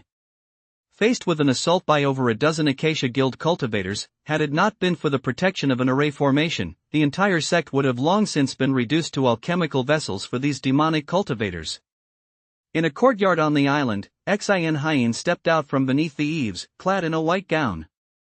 Her eyes, as clear as autumn water, gazed with deep concern at the aqua-blue light barrier enveloping the island. It's been a day and a night already. I wonder how the battle is going for fellow Taoists Yun Rong and the others. Behind Xin Haiyin, a young woman dressed in a ginger yellow gown approached. Master, are you worried that the 3 seniors won't be able to handle those demonic cultivators? This was her direct disciple, Su Cue. 15 Acacia Guild demonic cultivators, 1 at the mid-foundation stage, 1 at the early foundation stage, and the rest at the 11th or 12th layers of the gathering stage. Even though our 3 fellow cultivators are disciples of a sacred land, facing such a large number of demonic cultivators, I'm afraid they won't be able to handle it easily. Xin Hyene furrowed her brow slightly, her concern impossible to hide. Unfortunately, she had to maintain the formation to prevent any demonic cultivators from sneaking onto the island, otherwise, with her power to the fray, not a single one of them would have escaped. Didn't Senior Yun Rong say it would be fine? I think that since she said so, she must be extremely confident. Su Ciue mused as she spoke to Xin Hyene. That would be best, but I'm afraid something unexpected might happen. Xin Hyene sighed softly, not sharing Su Ciue's optimism. High above Yanzizu, Sheen looked down upon the crystal-clear mirror lake below and flew leisurely toward the island in the lake's center. He hadn't asked many questions about the mission involving Yun Rong and the others earlier, but now that he thought about it, it was likely related to exorcising demons. So he hurriedly extended his spiritual sense to probe, hoping to ascertain the stranger's true nature. Yet the moment his spiritual sense neared the carriage, it was as if an invisible wall blocked his path, preventing him from advancing even an inch. A formation to block spiritual sense? Sheen's expression quietly changed. He grew even more wary of the visitor. Without knowing the other party's true cultivation level, he was already at a disadvantage. The danger had greatly increased. No, I must leave this place. A gentleman does not stand beneath a crumbling wall, and Sheen was a gentleman among gentlemen. Even if there was only the slightest danger, he could not allow himself to be exposed to it. My fellow Daoist. After steadying his composure, Sheen politely but firmly declined the owner of the carriage. I have urgent matters to attend to and cannot linger. Should our paths cross again, I shall certainly drink this cup of wine with you to our heart's content. Farewell. With that, Sheen turned to leave. But just then, a whistling sound suddenly rang in his ears. Sheen's heart skipped a beat. He instantly summoned the fire rock shield. A crimson light barrier materialized, enveloping his entire body. The next moment, a loud boom echoed as a fireball exploded violently, as dazzling as fireworks. Whoosh! Under the immense force of the impact, Sheen was hurled 3 zhang backward, his back facing the carriage. Fortunately, thanks to his quick reflexes and the protection of the fire rock shield, he suffered no serious injuries. Mid-foundation stage. So you've been concealing your cultivation level, fellow Daoist. Very good indeed. The owner of the carriage chuckled softly from within. Late foundation stage. Sheen's gaze also sharpened slightly. With that earlier strike, he had revealed his true cultivation level, yet his opponent had not escaped unscathed either. His cultivation level had been probed, as well. As a result, the tension he had been feeling eased somewhat.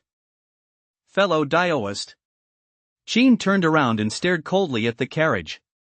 I wonder what you meant by that action just now. Could it be that you intended to kill me and steal my treasures? Kill someone? No. Fellow Daoist, you're so handsome and possess such solid cultivation, how could I possibly bring myself to kill you? The owner of the carriage smiled faintly as the gauze curtain of the golden imperial carriage slowly parted, revealing a young figure covered in a bright yellow silk quilt. As a disciple of the Acacia Guild, faced with such a top-tier alchemical vessel as you, I naturally must make full use of you. Of course, if you can serve me well, perhaps I might even grant you a proper status. Staring at that heavily made-up, flamboyant face, Sheen froze on the spot. You're a disciple of the Acacia Guild? That's right. Damn it, look at that fucking face you've painted on. You look like a ghost. How dare you call yourself a disciple of the Acacia Guild? If I were the leader of the Acacia Guild, you'd be the first one I'd kill to purge the ranks. With a face like that, you're nothing but a disgrace to the Acacia Guild. Ha! Tan Yu was dumbfounded. But he quickly snapped out of it, and rage flared up instantly. Gritting his teeth, he snarled, "How dare you insult this young master, you little punk? Have you had enough of living?" As a prodigy of the Acacia Guild's inner circle, when had Tan Yu ever endured such humiliation? Fuck you. You're even trying to snatch up ordinary men who's going to be polite to you? Come on, come on. Today, I'm going to beat you so badly your own mother won't recognize you. I'll take your last name today. Harassed like this and by such a despicable scumbag at that, Sheen was furious as well. He summoned the giant gate sword and, without a word, charged forward, in hand. Boom! As she reached the carriage, she decisively unleashed a golden streak of sword energy. A strike comparable to that of a late-stage foundation stage cultivator crashed into the carriage's formation barrier. With a loud bang, the terrifying shockwaves sent the lake water below churning and exploding. Feeling the power of that strike, Tan Yu's expression suddenly changed. Are you a sword cultivator? Who cares what this Taoist cultivator practices? If you've got the guts, come out of that turtle shell and have a proper duel with me. Qin Han Ti expected the carriage to be protected by a defensive formation, either his sword strike had failed, and the rage in his heart burned even more fiercely. Kid, you're pretty cocky. Faced with Qin's contemptuous provocation, Tan Yu's expression grew even icier. Cut the crap. Do you dare come out or not? If you don't, this master of the Tao doesn't have time to waste here with you. Fine, fine, fine. Tan Yu was thoroughly enraged in his fury. He burst into laughter, flung aside the silk quilt, and finally glided out from within. You little bastard, you've got some nerve. A mere mid-foundation stage cultivator, and yet you dare to act so brazenly in front of this young master. Once I've captured you, this young master will make sure you know exactly what hell on earth feels like. Qin sneered, as if you're worthy? Once you're defeated, this Taoist master will make sure you know exactly what it means when chrysanthemums bloom all over the mountain. Those who torment others will surely be blown to bits. You're asking for death. Fury blazed in Tan Yu's eyes. He clenched his fist, and a pitch-black soul banner instantly appeared in his hand. Another top-grade soul banner? Qin's eyelid twitched sharply. How could these demon cultivator disciples all possess such profound foundations, starting off with such high-grade artifacts? Boom! Boom! Boom! Tan Yu swung his soul banner, sending countless fierce ghosts howling toward Qin. Carrying overwhelming resentful energy, they obscured the sky and blocked out the sun, causing the surroundings to darken instantly. Immortal weapon sword chi. Realizing the soul banner's power, Qin dared not underestimate it. The giant gatesword unleashed several streaks of golden sword chi. A series of explosive booms rang out as the wraiths leading the charge were all sliced to pieces. Sword escape, flowing light. Seizing the opening, sword energy erupted from Qin's body as he surged forward with a thunderous roar. With just a single burst of sword energy, he teleported right in front of Tan Yu. His speed was so blindingly fast that no one had time to react. Slash! Without hesitation, Qin unleashed another golden streak of sword energy. Oh no! Tan Yu's pupils suddenly contracted. He hadn't expected Qin to possess such a formidable teleportation technique. Wukong! Acting on instinct, Tan Yu let out a low shout, and a slender, Qin furrowed his brow. You're a late-stage foundation stage fighter taking on a mid-stage one like me, and you even need a monkey to back you up. Isn't that a bit shameless? Battle beasts are part of one's strength. If you're so capable, go raise one yourself. Damn it, does he really think Master Dao has nothing to offer? It's not that the Black Deathworms haven't been mass-produced yet today. I'll make sure you know exactly what a dimension-lowering group beatdown feels like. Being mocked like this left Qin seething inside. But he had no way to refute it, so he could only flip him off. Master despises you, you piece of trash. Rage surged in Tan Yu's eyes as he gritted his teeth and snarled, you little bastard, do you really think I can't handle you? That was just a momentary lapse of judgment. From now on, I'll give you a proper taste of my power. Soulfire armor. With a furious shout, pitch-black flames erupted from Tan Yu's soul banner, engulfing him entirely and transforming into a menacing suit of armor that blazed fiercely all around him. Strangely, however, the flames didn't feel hot at all, as if they were merely shadows of fire. The next moment. Boom! Tanyu instantly charged at Qin, swinging his soul banner with a force capable of shattering mountains. Qin's heart sank. He dared not take this lightly and unleashed several sword energies in rapid succession.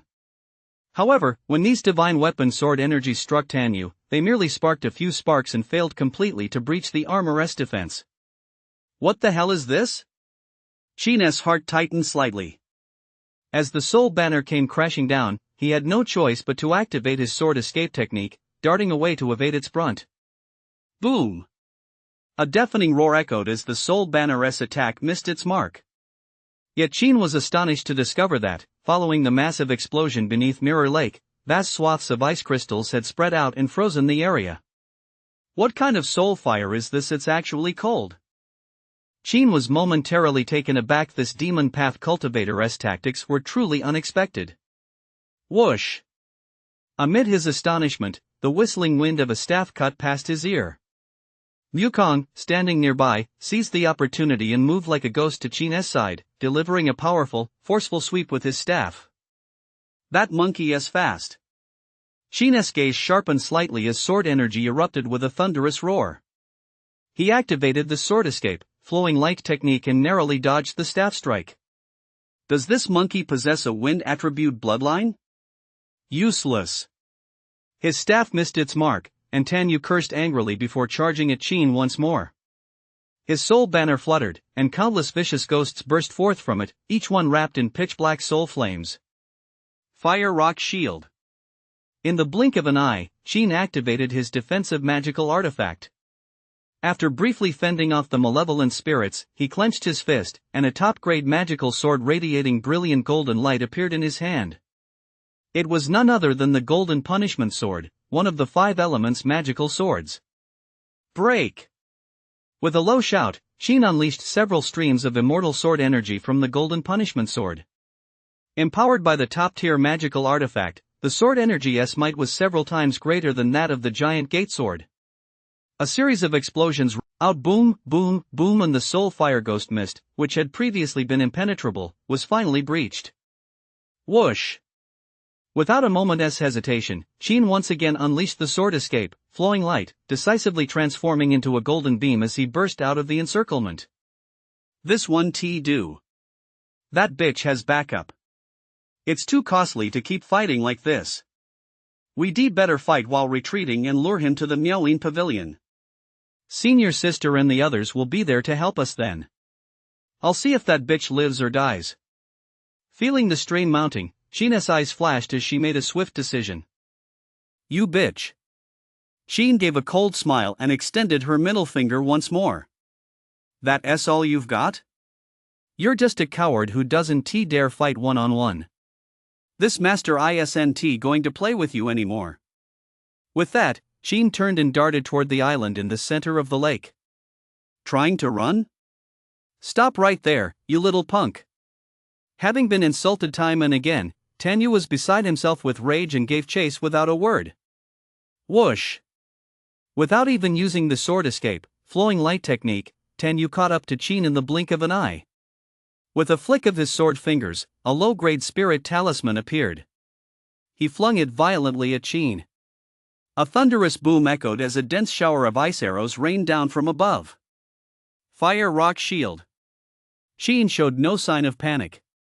He summoned the Fire Rock Shield after forming a hand seal. A brilliant red light erupted, enveloping his entire body as the sound of crashing collisions rang out incessantly. Although his movement was hindered, he emerged unscathed. Get lost. Just then, Qin's spiritual sense detected Wukong launching another sneak attack. His eyes turned cold as he spun around and struck with his sword. Boom! A golden sword aura slashed out. Wukong turned pale with shock and hurriedly raised his staff to block, producing a thunderous clang. The monkey let out a muffled groan and was sent flying backward in agony. This monkey's speed is almost as fast as my sword's streaking light. What kind of species is he, exactly? Qin furrowed his brow, finding the situation quite tricky. If he hadn't been on constant alert, the monkey might very well have succeeded. Whoosh!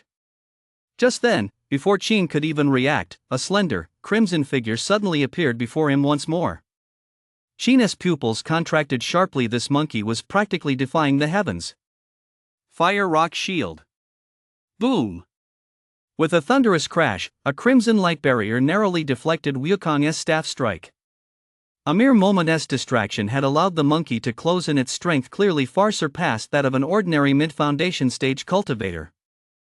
Damn it, I missed again. What a loser. Seeing Wukong repeatedly blocked, Tan Yu was so furious his teeth itched. He immediately donned his soulfire armor, charged at Qin, and unleashed a powerful punch. Boom! As the punch struck, the flames transformed into several massive, pitch-black pythons, which lunged ferociously at Qin, snapping and coiling around him. Great Five Elements Divine Light. Qin remained unflustered. A five-colored aurora shot up into the sky and then crashed back down, completely blocking all the soulfire pythons. 5 elements mana root? Who on earth is this kid? Not only are his divine abilities and magical artifacts all top tier, but he is also at the foundation stage of the 5 elements mana root. With such depth of cultivation, he has already surpassed me. Tan Yu's heart gave a sudden jolt. With such pathetic skills, you actually dare to covet this master's body? You're really making me laugh. Qin gave a scornful laugh, then turned and ran off again. That brat has gone too far. Tan Yu trembled with rage, his eyes red with fury. Boom! In a fit of rage, Tan Yu unleashed his full power, chasing after him with overwhelming killing intent. On the island in the center of the lake, inside the music of the Miaoying Pavilion, the harmonious sounds of Qin and Sa, along with the clatter of strings and bamboo flutes, filled the air as the entire sect performed a joint rendition of High Mountains and Flowing Water. But just as they reached the climax of the piece, a voice suddenly bellowed from above Swallow Isle. You demonic cultivator scoundrel of the Acacia Guild! No matter how formidable your skills may be today, I, Qin, as a righteous disciple of the Yaoguang sect, would rather shatter like jade than remain whole as a tile. I will fight to the death to eliminate this demonic abomination. Chapter 59, Outnumbered 1-2 and Killed. Do you even know how to play? Inside the Miaoying Pavilion, Xin Hien and the other female cultivators all paled. Has that demonic cultist from the Acacia Guild appeared again?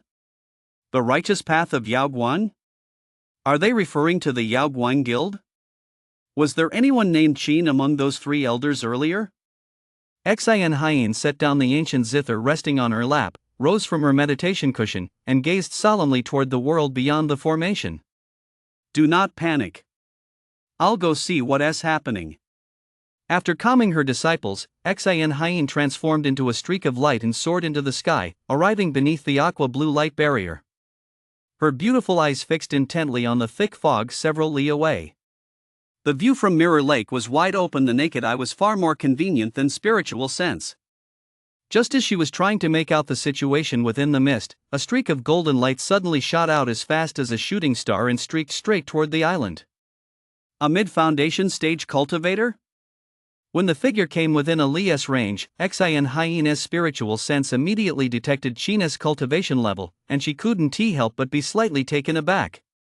But before she could react, in the very next moment, Tan Yu, a late-stage foundation stage cultivator, and Wukong, a mid-stage foundation stage cultivator, also emerged from the thick fog in hot pursuit, entering her field of vision one after another. Xin Hien's pupils suddenly contracted, and just then, Qin also spotted her figure, his expression freezing in surprise. It was a graceful, mature figure, clad in a white dress, so beautiful it was almost impossible to forget at first glance. For a brief moment, she even overlooked the fact that the woman was only at the early foundation stage. Fortunately, this moment of surprise lasted only a moment, as Tan Yu and Wukong were already closing in from behind. Are you by any chance Master Xin of the Miaoying Pavilion? Do you happen to know where my senior sister Yun and my 2 senior brothers are? That monster from the Acacia Guild is taking on 2 of us, and I can barely hold my own against him. Without the help of my senior sister and senior brothers, that monster will likely escape very soon. The sense of impending danger forced Qin to snap back to his senses, and he shouted at Xin Hien. On his way here, Qin had already learned a bit about the situation at the Miao Pavilion. It was said that the Pavilion Master's ancestors had a long-standing connection with a certain elder of the Holy Land, which was why the Holy Land had made an exception and allowed the Miao Pavilion to affiliate with it. Otherwise, the small sect probably wouldn't even know which direction the Holy Land's gates were in. A draw? Hearing this, Xin Hien was instantly stunned. Since when has such a figure emerged among the Holy Land's disciples? To take on two opponents across two realms and hold his own, how deep must his foundation? You wretched beast, this Tao Master will deal with you first. The first rule of handling a group fight: take out one opponent first. Boom! The fire dragon talisman exploded, and a fire dragon roared as it charged toward Wukong. Wukong was taken by surprise and quickly dodged to the side, but the moment he moved out of the way, the great five elements divine light had already descended upon him. Oh no! At this critical moment, Tan Yu's expression changed, and he immediately stepped forward to help. After all, once the rabbit is caught, the dog is cooked. If Wukong were gone, he'd be finished too. Soul Fire Shield. With a loud shout, pitch-black flames burst from the soul banner, forming a colossal shield that blocked out the sky and violently deflected Qin's great five elements divine light. Master! Wukong was stunned, then felt deeply moved. Master, you're still. You good for nothing. Hurry up and keep fighting. Tan Yu cursed angrily, then charged at Qin himself. Wukong! This fellow Daoist Qin is actually at the Five Elements Mana Root Foundation stage. No wonder he can fight across cultivation realms. Xin Hien was surprised once again. But after the initial shock, she realized she shouldn't just stand by and watch. She should do something. Whoosh! With a flick of her wrist, she produced an ancient zither, a mid-grade magical artifact. Fellow Daoist Qin, I'm here to help you. Xin Hien called out to Qin, then drew the strings back as if drawing a bow. The next moment, she released her grip, and the arrow flew. Boom! A deep blue arrow pierced through the mist, hurtling toward Wukong with a thunderous roar. Wukong was startled and hurriedly swung his staff to block it. With a bang, the deep blue arrow shattered instantly. Qin was slightly taken aback, but immediately gave Tan Yu a cold smile. Now that the monkey isn't interfering, I'll see how long you can hold out. With Wukong now occupied, Qin had no more reservations and could finally unleash his full power. Sword energy erupted with a roar. Wielding the golden punishment sword, he closed in on Tan Yu in the blink of an eye and struck with a single slash. Boom! A burst of golden sword energy shot straight toward Tan Yu. Tan Yu was taken aback and blocked the attack with his soul banner. With a loud boom, the sword energy instantly tore a hole in the soul fire on the banner. Master! Wukong immediately panicked and tried to rush forward to help, but just as he started to move, an arrow flew toward him from behind. Wukong's expression tightened as he swung his iron staff to deflect the arrow once more. Although the arrow posed no real threat to him, he couldn't afford to let his guard down. If it had actually hit him, he would certainly have been injured. Furious, Wukong glared fiercely at Xin Hien and charged toward her with his staff raised. But just as he neared the island in the center of the lake, a water-blue light barrier appeared before him. With no time to stop, there was a loud thud as his monkey head slammed heavily against the formation's barrier, causing him to wince in pain on the spot. This protecting Grand Formation isn't something a wretched beast like you can break. Xin Hien sneered coldly and plucked the strings of her zither once more. On the other side, now free from his restraints, Qin fought with unbridled ferocity, unleashing the full might of his immortal sword art. With the aid of his top-grade magical sword, he forced Tan Yu into a continuous retreat, pressing him so hard he could barely catch his breath. The Acacia Guild was never particularly skilled in combat. If not for a top-grade soul banner, Qin would likely have severed Tan Yu's head long ago. Something's wrong, we need to retreat immediately. At that moment, Tan Yu felt the urge to flee and was unwilling to stay any longer. Without another word, he turned and fled down the path he had come. But Qin wasn't about to let him get away. With a flash of his sword, he was already hovering above Tan Yu's head. Immortal weapon sword chi.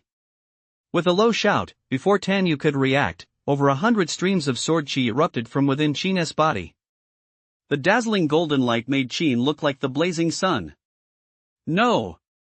Tan Yuan Ti expected Qin to have such a devastating move in reserve. He hurriedly raised his soul banner to block the attack. However, the combined force of these hundreds of sword energies was equivalent to multiple late-stage foundation stage cultivators attacking at full strength. How could Tan Yu possibly withstand it alone? His blazing soul fire was extinguished in the blink of an eye, and the soul fire armor surrounding him shattered with a thunderous crash. Under his terrified gaze, his entire body was instantly riddled with holes by the 100 sword energies. With a series of puff, puff, puff sounds, countless spatters of blood bloomed. Finally, with a boom, he plummeted into the depths of Mirror Lake, churning up towering waves and staining the entire lake surface red. Chapter 60, The Spirit Transmitting Formation, Wukong's Fear. Once the wind had died down and the waves had settled, Tan Yu's mangled corpse floated up from beneath the water, his eyes wide open, looking as though he had died with a look of terror on his face. Having finally dealt with this nuisance, Qin was able to breathe a sigh of relief, but the moment he relaxed, a pain as if his meridians were being torn apart surged through his entire body. The pain contorted his entire face into a grotesque grimace. Ugh, this hurts like hell. Whoosh! Just then, a slender, crimson figure suddenly appeared on the lake's surface, snatched up Tan Yu's corpse, and attempted to flee. But just as he was about to take off, a gust of wind swept past his ear, and the sky above him suddenly darkened. What are you trying to do? An icy voice rang out. Wukong's hair stood on end trembling. He looked up to see Qin gazing down at him without a trace of emotion. I don't know. I'll give you two choices, either go into my spirit beast pouch, or die alongside your old master. Thud. Wukong's expression turned serious. He promptly knelt on Tan Yu's corpse and clasped his hands, saying, Wukong pays his respects to his master. Bang! Bang! Bang! A series of loud knocks sent blood spurting from Tan Yu's corpse. I'll give you credit for knowing your place. Come in. Qin opened his spirit beast pouch. Without a word, Wukong stowed his staff into his storage pouch and immediately transformed into a streak of fire, flying inside. With Qin's current cultivation level, he was still unable to erase the spiritual imprint in Wukong's mind, but that wasn't a major issue. Once he returned to the Holy Land and cultivated for a few months, breaking through to the late foundation stage, this monkey would be completely his. After this battle, Qin finally understood just how important it was to raise a battle beast. Although raising a battle beast consumed a considerable amount of cultivation resources, that wasn't a problem for him. After all, he had the entire Holy Land backing him up. After claiming Wukong, Qin casually took the storage pouch as well. Just as he finished, Xin Hyene happened to fly over from the island. Landing nearby, she thanked Qin in a soft voice, "Thank you, Taoist Qin, for stepping in to vanquish the demon and saving everyone at the Miaoyin Pavilion from certain doom. Master Xin, you flatter me. Without your divine abilities and profound techniques, I'm afraid I wouldn't have been able to defeat that man either." Hearing Qin's polite response, Xin Hyene felt even more favorably toward him and took the initiative to invite him. "Fellow Taoist Qin, you must have expended a great deal of spiritual energy. If you don't mind, please come to the island to rest for a few days. Though our Miaoyin Pavilion is small, we've still managed to stockpile some elixirs that can help you recover." "Master Xin, you're too kind. I came here too." Buzz, buzz. Qin was just about to ask about his senior sister's whereabouts, but before he could finish, his storage pouch at his waist suddenly began to exhibit strange activity. It trembled uncontrollably. Qin paused for a moment, then opened the pouch and probed it with his spiritual sense. But the moment he looked, his expression changed instantly. Whoosh! With a flick of his wrist, he decisively pulled out his inner sect disciple token. A red light flickered across it, and a line of small, blood-red characters appeared. 1,000 li east of the Miaoyin Pavilion, a late foundation stage demon cultivator has appeared. Disciples of Taiching Peak are calling for help. Taiching Peak, does this mean Senior Sister Yunrong and the others are in danger? Did someone activate the spirit transmitting array using their essence blood? Qin's heart clenched sharply. Sending a distress signal with essence blood was a measure rarely taken unless an inner sect disciple of a sacred land was in mortal danger. After all, a single Xin hyena's eyes were filled with worry. What she feared most had finally come to pass. But what could she possibly do? Faced with the overwhelming forces of the entire domain, a low-level cultivator like her was powerless. The only thing she could do was to survive. The undulating Qingyan mountain range stretched from east to west, coiled like a dragon at rest, its dense forests so thick they blocked out the sun. In addition to the spiritual herbs that grew there, powerful demon beasts also roamed the area, which is why nearby cultivation sects dared not venture into the region lightly. Upon entering the mountain range, Qin immediately suppressed her aura to avoid attracting demon beasts. She glided low through the forest while extending her divine sense to search for traces of Yunrong and her two companions. As she flew eastward, she encountered numerous mature spiritual herbs along the way, but, concerned for the safety of Yunrong and her group, she had no choice but to ignore them for the time being. Boom! Boom! Boom! Half a shurchen later, a relentless series of explosions suddenly rang out. Qin's expression shifted as he looked in the direction of the sound and spotted flickering flames several dozen li ahead. Found them! Qin's gaze sharpened, and without delay, he swiftly flew toward them. Knowing that the enemy included a late foundation stage cultivator, Qin dared not get too close. He landed just within the range of his divine sense to avoid detection. He then hid behind a large tree and, peering through the gaps in the trees, strained his eyes to scan the area ahead. The view wasn't entirely clear, but fortunately, he could make out the general scene. It was a clearing in the woods. Several corpses lay on the ground, presumably all disciples of the Acacia Guild. Not far from the bodies, two late-stage foundation stage cultivators were leading over a dozen junior disciples as they relentlessly attacked the blue light barrier ahead. Inside the barrier, Yunrong and Yunchen gritted their teeth and held their ground, sitting cross-legged on the ground and channeling spiritual energy into the surrounding formation flags. It was immediately apparent that this formation was no ordinary affair. The surrounding area had been pounded to a depth of 3 feet, with dust swirling through the air and the ground riddled with craters, yet the formation itself remained utterly unmoved, as steady as a rock. However, judging by the 3 practitioners' deathly pale complexions, it was clear that once their spiritual energy was exhausted, the formation wouldn't hold out for much longer. 2 late-stage foundation stage cultivators and a dozen or so gathering stage cultivators, not bad. It shouldn't be too difficult to handle, provided I can lure one of them away. Facing 2 late-stage foundation stage cultivators at once, Qin could at best hope for a draw. Thinking he could take them both down was nothing short of a pipe dream. After some thought, Qin quickly came up with a plan and decisively summoned Wukong. Master, do you need something from me? Wukong looked at Qin with a hint of fear, unconsciously backing away until he was pressed against a tree trunk.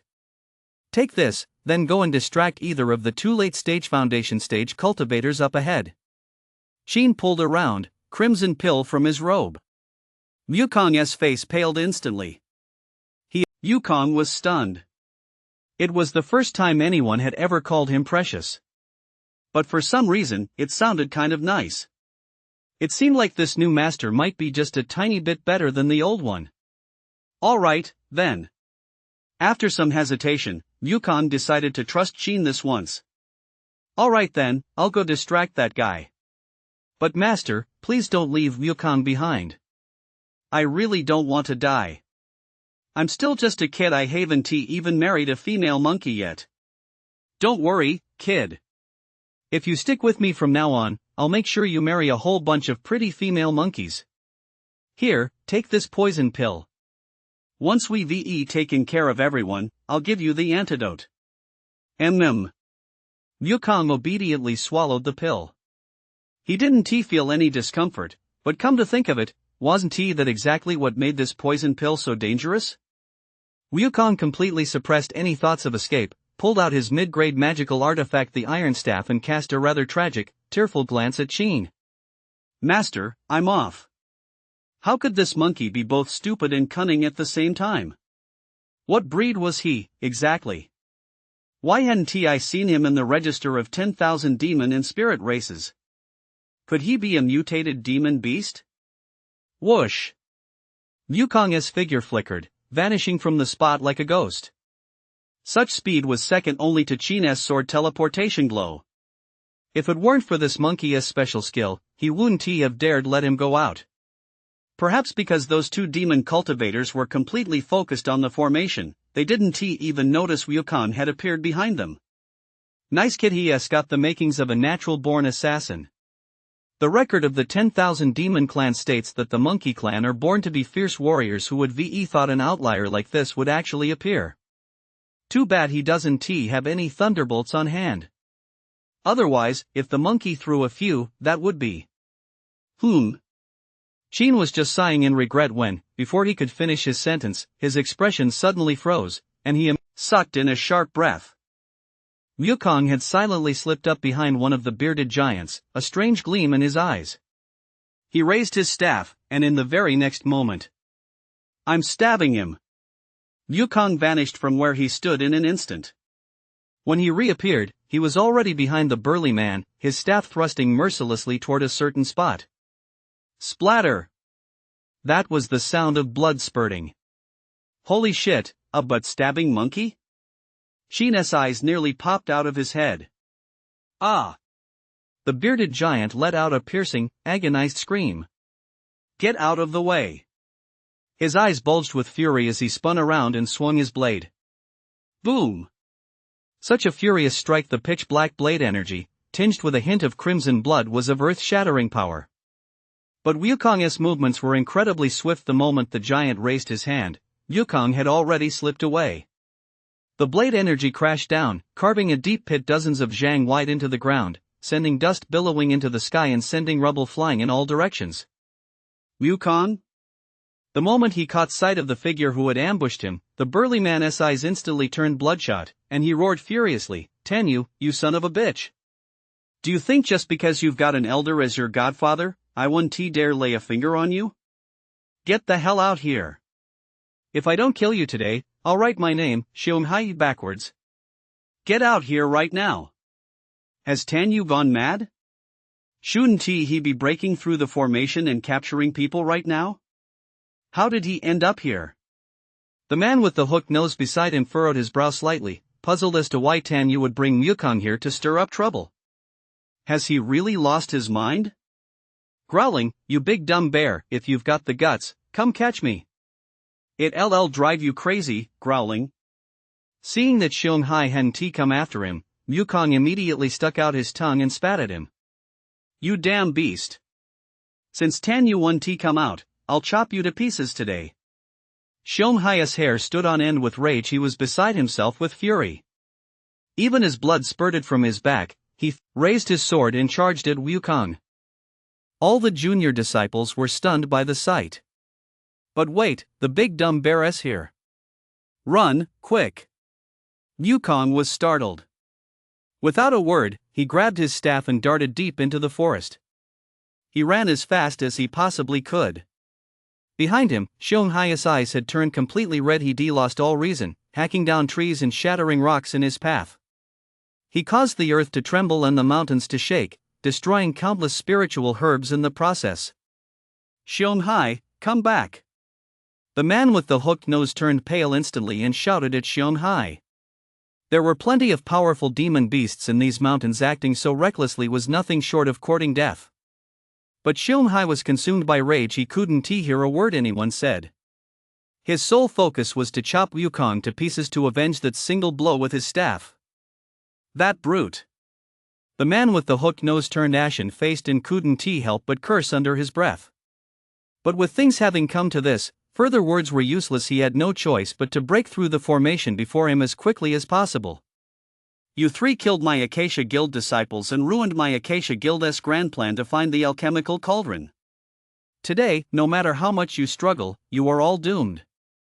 The man with the hooked nose fixed his gaze intently on the formation. A long whip made of blood-red scales appeared in his hand. As soon as he finished speaking, he raised his arm and lashed it toward the blue light barrier. "Oh no, he's using a magical artifact." Yun Fugue turned pale with shock, then decisively pulled out 2 vials of elixirs and tossed them to Yun Rong and Chen Xiaoning. Earlier, the enemy had played cat and mouse with them, relying solely on spiritual power to clash head-on, but now they had unexpectedly resorted to a magical artifact. Hold on a little longer, who knows, maybe a senior brother from the spirit transmission array can only communicate with disciples within Jingzhou Prefecture, but the Qinyan Mountains lie on the border of Jingzhou Prefecture. Even if someone comes to save us, I'm afraid we won't be able to hold out that long. Chen Xiaoning gave a bitter smile and said rather pessimistically. How will we know unless we try? Stop talking nonsense, hurry up and hold the array in place. Yun Fugue reminded Chen Xiaoning impatiently. Chen Xiaoning sighed softly. Though pessimistic, his movements were swift. But just then, all three seemed to sense something. Their expressions changed simultaneously as they turned their heads to look up at the sky not far away. Whoosh! At that moment, a streak of golden light sliced through the sky, like a falling star from beyond the heavens, moving with astonishing speed. Upon closer inspection, it turned out to be a high-grade magical artifact, a spike that glowed golden from head to toe. Who's there? The man with the hooked nose suddenly paled and swung his blood-red whip toward the sky. But the very moment he struck, a mid-grade, deep blue magical sword suddenly streaked in from the side. As it flew, hundreds of golden streaks of sword and Yun Rong and her two companions stared in utter disbelief at the scene before them. Dust swirled through the air, and flesh and blood flew everywhere. The group that had been nothing but villains just moments ago had, in the blink of an eye, been reduced to a pile of mangled corpses. The situation had turned on a dime, so quickly that their minds could barely keep up. Just then, the golden yuan cone curved through the air and landed in the hands of a figure clad in a green robe. The figure's sleeves fluttered as he walked slowly out of the shadows among the trees. It was none other than Qin, who had been lurking in the shadows to launch a surprise attack. Despicable! Shameless! Half kneeling in a pool of blood, the man with the hooked nose had bloodshot eyes and was seething with rage. If you're weak, just train more. Don't make excuses for your failure. That's a sign of incompetence. Do you understand? Qin cast a casual glance his way and spoke indifferently. You. At those words, the hawk-nosed man's face flushed crimson. Overwhelmed by rage, he coughed up a mouthful of congealed blood with a pft. Your state of mind is too unstable, fellow Daoist. I suggest you start over from scratch. In your next life, don't be such a loser again. Wasting no more time, Qin pointed his sword finger. The golden yuan cone transformed into a golden light and instantly sliced across the man's throat. Whoosh! A stream of blood spurted out. The man with the hooked nose stared wide-eyed as the defiance in his eyes gradually faded, and he finally collapsed to the ground with a thud. Not far away, within the formation, Yun Rong and the other two were startled awake by the sound and stared at Qin in utter astonishment. Qin, junior brother Qin? Yun Rong was speechless, unable to believe that the person before her was the familiar junior brother Qin. Me, Qin said with a light chuckle, nodding. But your cultivation level. The path to immortality is full of serendipity. I was accidentally favored by the heavens and, by sheer luck, broke through to the mid-foundation stage. Serendipity? Yun Rong and the others were visibly moved. To successfully cultivate the 5 elements mana route to the foundation stage and to break through from the 6th layer of the gathering stage to the mid-foundation stage in such a short time. That kind of serendipity was no small matter. However, with my 5 elements mana root talent, each realm presents a new hurdle. Barring any surprises, I'll likely remain at the foundation stage for the rest of my life. Chen Xiaoning spoke hesitantly. Qin's mouth twitched slightly, and he immediately raised his hand to politely decline. Senior brother Chen has expended a great deal of energy. If you stay here, I'm afraid I'll end up having to look after you. Please go ahead and leave first. Chen Xiaoning sighed softly. You're right, junior brother. In that case, take good care of yourself. The 3 of them cast a teleportation spell and departed. Qin breathed a sigh of relief. Senior brother Chen was truly a pain. Once they reached Miaoyin Pavilion, he'd better split up from them. Boom! Boom! Boom! Suddenly, the earth shook violently.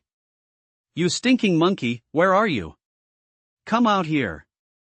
Shonghai's furious roar echoed through the forest once more, startling countless birds and beasts.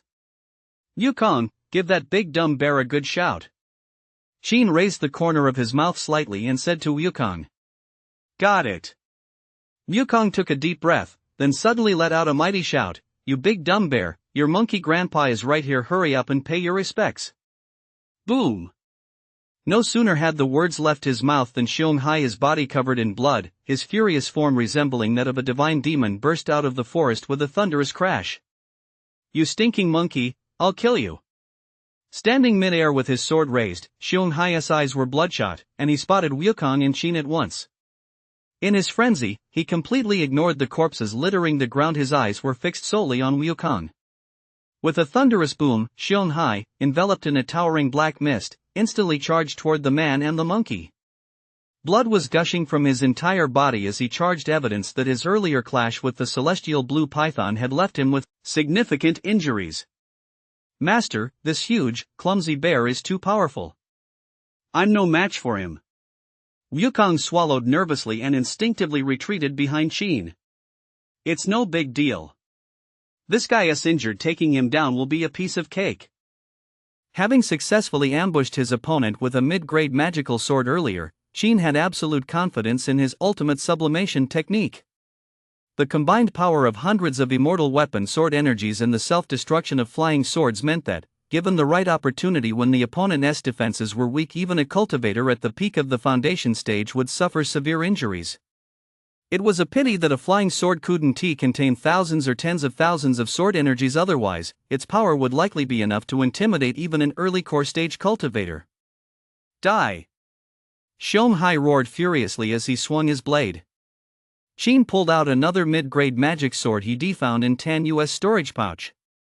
His expression was grave as he braced himself for battle. Wukong gripped his staff tightly, a hint of panic in his eyes, but he forced himself to stay put. But just then, whoosh! A streak of golden light sliced across the sky. "Who's there?" The terrifying sense of pressure closing in snapped Xiong Hai back to his senses, leaving him pale with shock. His movement came to an abrupt halt. He yanked his blade back with all his might and swung it with full force at the golden light. With a boom, the tens of thousands of golden needles merged into one, reforming into a top-grade magical sword, which whizzed back into its master's hand. The figure stood suspended in midair, clad in a long, dark robe. He was a young man of striking good looks, his expression utterly serene. He was, to Qin's surprise, a cultivator at the peak of the foundation stage. This sudden intervention made Qin's heart lurch. His expression changed instantly, his eyes brimming with wariness. But before he could even open his mouth to ask, the young man had already turned to look at him, his brow twitching slightly, his expression seeming somewhat surprised.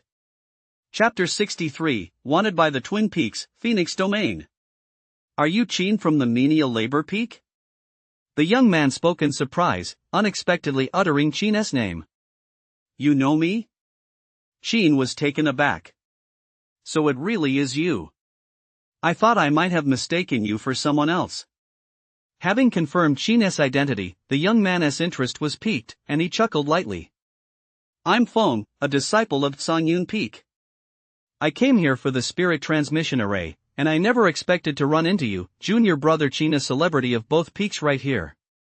"A celebrity?" Qin froze. What kind of celebrity was he? Wasn't he that just a name? "I'm not sure what you mean by that, Feng. What do you mean by a famous figure in the two peaks?" Qin frowned in confusion. He, I figured you wouldn't know. Otherwise, you'd surely have been hiding somewhere, too afraid to show your face." Qin's heart skipped a beat, and he hurriedly asked Feng, "May I ask, Feng, what exactly has happened?" Feng smiled with his hands behind his back and explained to Qin, "The so-called two peaks refer to Ziyun Peak and Sanyun Peak. On both of these peaks, senior brother Jiang Qingdu and senior brother Zhang Xiao have issued orders to all foundation stage cultivators on their respective peaks that whoever encounters you, Qin, must beat you up and beat you until you bleed. If they can beat you so badly that you can't get out of bed, in addition to a reward of mana crystals, they'll also earn a favor from each of them." Starting about a month and a half ago, roughly 70 to 80% of the disciples at the mid-foundation stage and above from both peaks went out to the sacred land on missions, looking for you along the way. I'd estimate there are about 100 or so of them. I have to say, Junior Brother Chin, your current situation is exceptionally dangerous. After hearing all this, Chin was completely dumbfounded. Disciples from both peaks were all coming to beat him up? And they wanted to beat him so badly that he'd be unable to take care of himself and couldn't he even get out of bed? How could this be? Hadn't the misunderstanding with Zhang Xiao been cleared up long ago? Why was she still hounding him? Wait a minute. A month and a half ago, around this time, could it be that Snow wanted to restore the Yin family's honor, so she enlisted that sycophantic senior brother to help her take her revenge? That's it. It must be that. Damn it, this woman is way too ruthless. Calling so many people to beat him up this isn't revenge, she is clearly trying to kill him. Besides, it was clearly you and your sister Snow who kept causing trouble. It was your Yin family that resorted to force first. I only gave you a single warning. How dare you have the nerve to call people to get revenge? You've really put yourself in the victim's shoes, haven't you? That's just fucking ridiculous. Chin was seething with rage right now. He'd really learned something new. He never imagined there could be such a shameless person in this world. Junior Brother Chin. His fury, Feng suddenly spoke up. Hearing this, Chin jolted and instantly snapped back to his senses. Oh no. He'd forgotten that senior brother Feng was also from Xianyun Peak.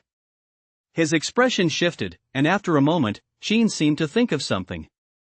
He suddenly looked up, his expression serious as he turned to Feng and said, Feng, to be honest, I too have a master, and my master is actually one of the great elders of our sacred land.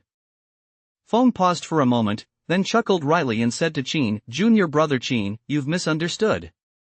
I had no intention of attacking you. Chin was slightly taken aback. Feng, do you mean that? Of course. Why? Could it be that Feng isn't interested in mana crystals or favors? Chin was puzzled. Surely this wasn't just a ploy to lull him into a false sense of security? It's simply because I am benevolent. Feng gave a soft chuckle. Feng smiled and said, I'm not joking with you. As the saying goes, the way of heaven has no favorites, it always favors the virtuous. The path I cultivate is the way of supreme goodness. If you do enough good deeds, heaven will naturally bestow its protection. If you don't believe me, just think about it. When the disciples of Taiching Peak used the spirit transmission formation to call for help, if they weren't kind-hearted people, who would have come all the way here just to save a few strangers from their own sect for no reason? On the path of cultivation, there isn't much room for sentiment. There are plenty of heartless people. Chin couldn't help but be slightly moved. These words sounded strangely reasonable, but upon closer reflection, it made sense. If not for that damned conscience of his, he wouldn't have come at all. Junior Brother Chin, I actually wanted to ask earlier, did you handle all those Acacia Guild disciples down there by yourself? Hearing Feng's question, Chin snapped back to reality and nodded. I killed them all by myself. Tisk, Junior Brother Chin, you're truly extraordinary. No wonder 2 core stage senior brothers are looking out for you like this. And seeing this, I realize I'm definitely on the right path with my way of supreme goodness. Feng said with some emotion. What do you mean by that, senior brother? Chin asked curiously. The spiritual energy of the person down there hasn't dissipated yet, so I can tell he's in the late foundation stage. Junior Brother Chin, with your mid-stage cultivation, you killed a late-stage demon cultivator without a scratch. It's clear you must have a powerful magical treasure protecting you.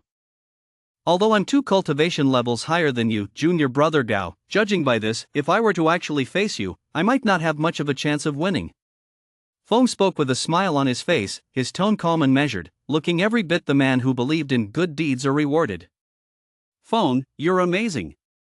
Upon hearing this, Chin couldn't help but give him a thumbs up. Feng was a smart guy. Dealing with someone like him was a pleasure.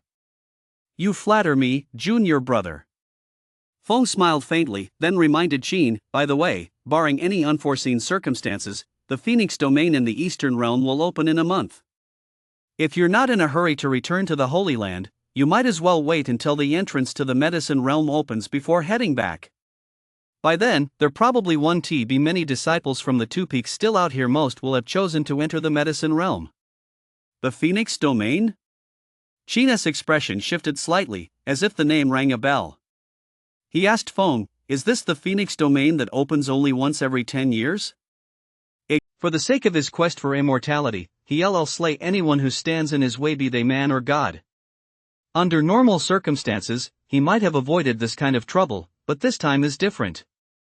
Whether it's 100 or 10, or even thousands or tens of thousands, he'll fight to the end."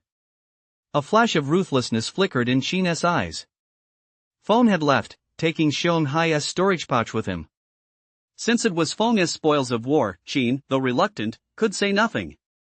Of course, the most crucial factor was that Feng was far too powerful. A fight against him would be too unpredictable.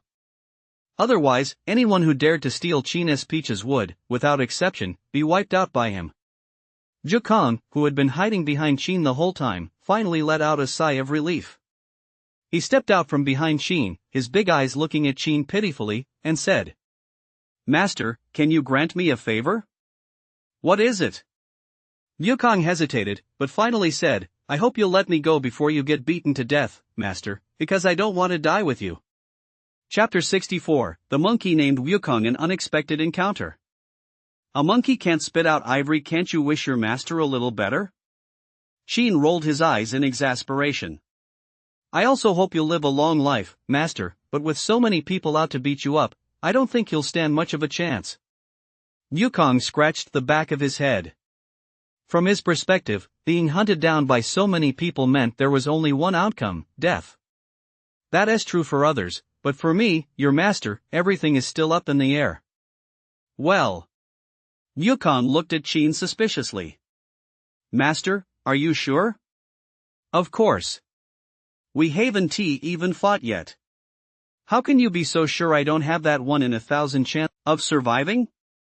By the way, it's not right for me to keep calling you monkey all the time. Do you have a name?" Qin suddenly asked Wukong out of curiosity. "Yes, I chose one myself. It's Wukong." "Wukong. Okay, Wukong. From now on, I'll call you Wukong." "Alright, there is nothing for you to do here. Go back to the spirit beast pouch and wait." Wukong was baffled. "Master, haven't you forgotten something? What about my antidote?" "Antidote? What antidote?" Wukong's face instantly turned deathly pale, and he slumped to the ground in despair. "It's over. I'm done for. I'm going to die. I'm still so young. I haven't even married a female monkey yet. I am still just a kid." "Wha?" A row of black lines instantly appeared on Qin's forehead. "All right, stop wailing. What I gave you wasn't a poison pill. It was just an ordinary healing pill." "Ha?" The crying stopped abruptly, and Wukong stared at Qin in utter astonishment. "A healing pill? What else would it be? Have you ever seen a righteous cultivator carrying around something like a poison pill?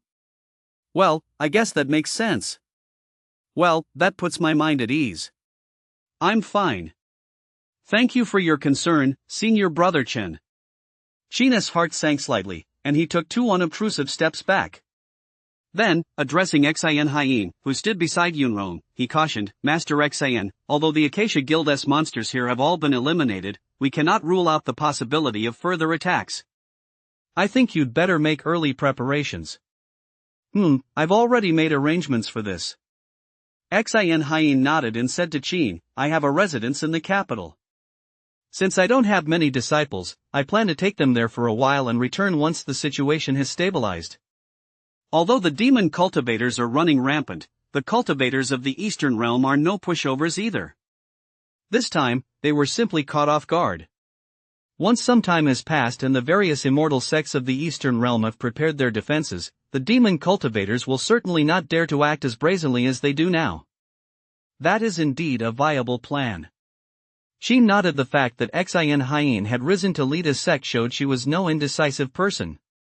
After a brief conversation, Yunrong and her 2 companions prepared to return to the sacred land, but Qin had no intention of accompanying them. There was no guarantee he wouldn't run into trouble if he went back now. Given his current strength, dealing with so many foundation stage cultivators would still be too much of a stretch, especially since there were undoubtedly experts among them at the peak of the foundation stage. Therefore, Qin planned to find a cultivation room in the marketplace and stay there for a month, using that time to boost his strength as much as possible. That way, once he arrived in the Phoenix domain, even if he did encounter disciples from the two peaks, he wouldn't be at a complete disadvantage. Of course, Qin didn't tell Yunrong much about the disciples from the two peaks, so as not to make her worry too much about him. He simply made up an excuse about having other business to attend to, and Yunrong, naturally, didn't suspect a thing. And so, the three of them parted ways with Qin on Lake Heart Island. After they split up, Qin flew straight back to the capital-S market district on his sword. There was also a Lingxiao pavilion in the capital-S marketplace. Qin knew his way around well. After paying the deposit, he entered an empty first-tier spirit-gathering cultivation room on his own. Actually, given his current cultivation level, he should have used a second-tier cultivation room, but his talent was truly lacking for him. There wasn't much difference between the two tiers. Neither would be of much use anyway, so he might as well choose a cheaper option. Cultivation, after all, is just like living life. You have to spend your money wisely. As for the Acacia Guild, apart from Tanyu, who is relatively well off, the rest are one poorer than the next. They only have a handful of mid-grade magic swords. It's utterly disappointing. Seated cross-legged on his meditation cushion, Qin surveyed the pile of storage pouches before him. Not a single one met his standards. The only thing worth taking was the Acacia Guild Disciples Essential Travel Kit. 100 bottles of Union Pills, 50 bottles of Union Powder. Since these are elixirs from the Acacia Guild, their effects should be even more potent than those of Yang Jing Tian. Destroy them. These must be destroyed. Such filthy substances that harm others without benefiting oneself must be completely destroyed at the first opportunity. We absolutely cannot let them fall into the wrong hands and harm the common people. We cultivators are sworn enemies of gambling and drugs. After leaving Lingxiao Pavilion, Qin headed straight for the Divine Weapons Hall. When it comes to buying alchemy furnaces and mid-grade magical swords, there's no better place than the Divine Weapons Hall. This place may be shady, but their craftsmanship is top-notch. Of course, on this return visit, Qin had another very important matter to attend to. That was to spend every last one of those 100 generation spirit cards. To make the Shinbing Hall, that shady shop, take a hefty loss. But just as Qin was on his way to the Shinbing Hall, passing by a nearby stall, his gaze swept over the area and he suddenly froze in surprise. He had unexpectedly spotted an acquaintance on the street. Chapter 65, Standoff Peak Foundation Stage, Oppression and Resistance. Feng? Qin paused slightly. The figure in black robes setting up a stall ahead, who else could it be but Feng? Junior brother Qin? Feng also spotted Qin, his expression betraying a hint of surprise. Soon, as if he just realized something, his expression suddenly changed, and he hurriedly warned Qin via spiritual sense. Junior brother Qin, this isn't a place to talk. You must leave here immediately. Senior brother Jiang Yan from Purple Cloud Peak is nearby. He is the younger cousin of senior brother Jiang Qingdu Jiang, and like me, he is at the peak of the foundation stage, but his strength far surpasses mine. Hearing Feng's words, Qin's heart sank, and the step he had just taken came to an abrupt halt. This is bad. He'd been so preoccupied with coming to the capital S marketplace that he'd forgotten disciples from both peaks would likely be in this vicinity. They must have known about their mission long ago, so they would certainly have come to the capital to wait for him as soon as possible. Although he hadn't encountered them yet, that didn't mean they weren't here. Hurry up and leave. But just as Qin was about to turn and leave, a fiery red beam of light suddenly landed on the street. This sight was nothing out of the ordinary for the surrounding cultivators and passers-by, but when Qin saw it, his expression changed instantly. The figure was clad in deep purple robes and, peering through the crowd, was staring right at him with a cold, mocking smile. Kid, I've finally found you. It's over. It was senior brother Jiang Yan. Feng gave a wry smile and transmitted to Qin, Junior brother Qin, take care of yourself. Senior brother Jiang Yan has spotted you. Cold sweat beaded on Qin's forehead. He didn't need Feng to remind him he could guess as much. After all, the other's divine sense had already locked onto him. Even if he were as clueless as they come, he did know the other party was definitely after him. Sigh. Junior brother Qin, it seems this ordeal is written in your fate. Feng let out a helpless sigh. The main player had arrived. Even if he wanted to help now, he was powerless to do so. He cultivated the path of supreme goodness, not the path of reckless altruism. Doing good deeds was the right thing to do, but he couldn't risk his own life in the process. After all, heaven wasn't yet generous enough to let him risk his life for the sake of doing good. Kid, you must be Qin. Jiang Yan crossed his arms, walked forward slowly, and scrutinized him from head to toe with an amused expression. Fellow Taoist, I'm afraid you've mistaken me for someone else. Qin forced himself to stay calm and replied to Jiang Yan with gritted teeth. Mistaken identity? I've looked at your portrait more than a dozen times. Unless you've taken on a new body, even if you've disguised yourself or covered your face, my spiritual sense can still recognize you. Jiang Yan gave a cold chuckle. Qin couldn't help but twitch the corner of his mouth slightly. Damn it, looking at a guy's portrait over a dozen times, what the hell is wrong with you? Don't tell me you think I'm handsome and are lusting after my body? Judging by your expression, do you know that disciples from both peaks are looking for you? Jiang Yan raised an eyebrow slightly and suddenly asked Qin. My fellow Taoist, I think you might actually be. Boom! Just as Qin was about to continue denying it, Jiang Yan suddenly unleashed a powerful punch. Oh no! Qin's pupils contracted sharply, and he hurriedly summoned his fire rock shield to block the attack. The next moment, a thunderous thud echoed as the fire rock shield was instantly sent flying backward, slamming squarely into Qin's chest. Boom! Another muffled thud followed. The sheer force of the impact made Qin's face pale. Instantly his body was sent reeling backward uncontrollably, retreating several zhang. Finally, he planted his feet firmly, shattering the floor tiles with a crack, and only then was he able to fully absorb the force. Humph! Qin instinctively let out a muffled groan. A metallic taste rose in his throat, and a trickle of blood trickled from the corner of his mouth. A punch from the peak of the foundation stage. If he hadn't taken it head on like that, and if his reaction hadn't been quick enough and his spiritual power reserves deep enough, he would likely have been severely injured and lying on the ground by now. This sudden turn of events left the surrounding cultivators stunned. How had they suddenly started fighting out of the blue? You've got some skill. No wonder even Zhang Ping fell at your hands. A hint of surprise flashed in Jiang Yan's eyes.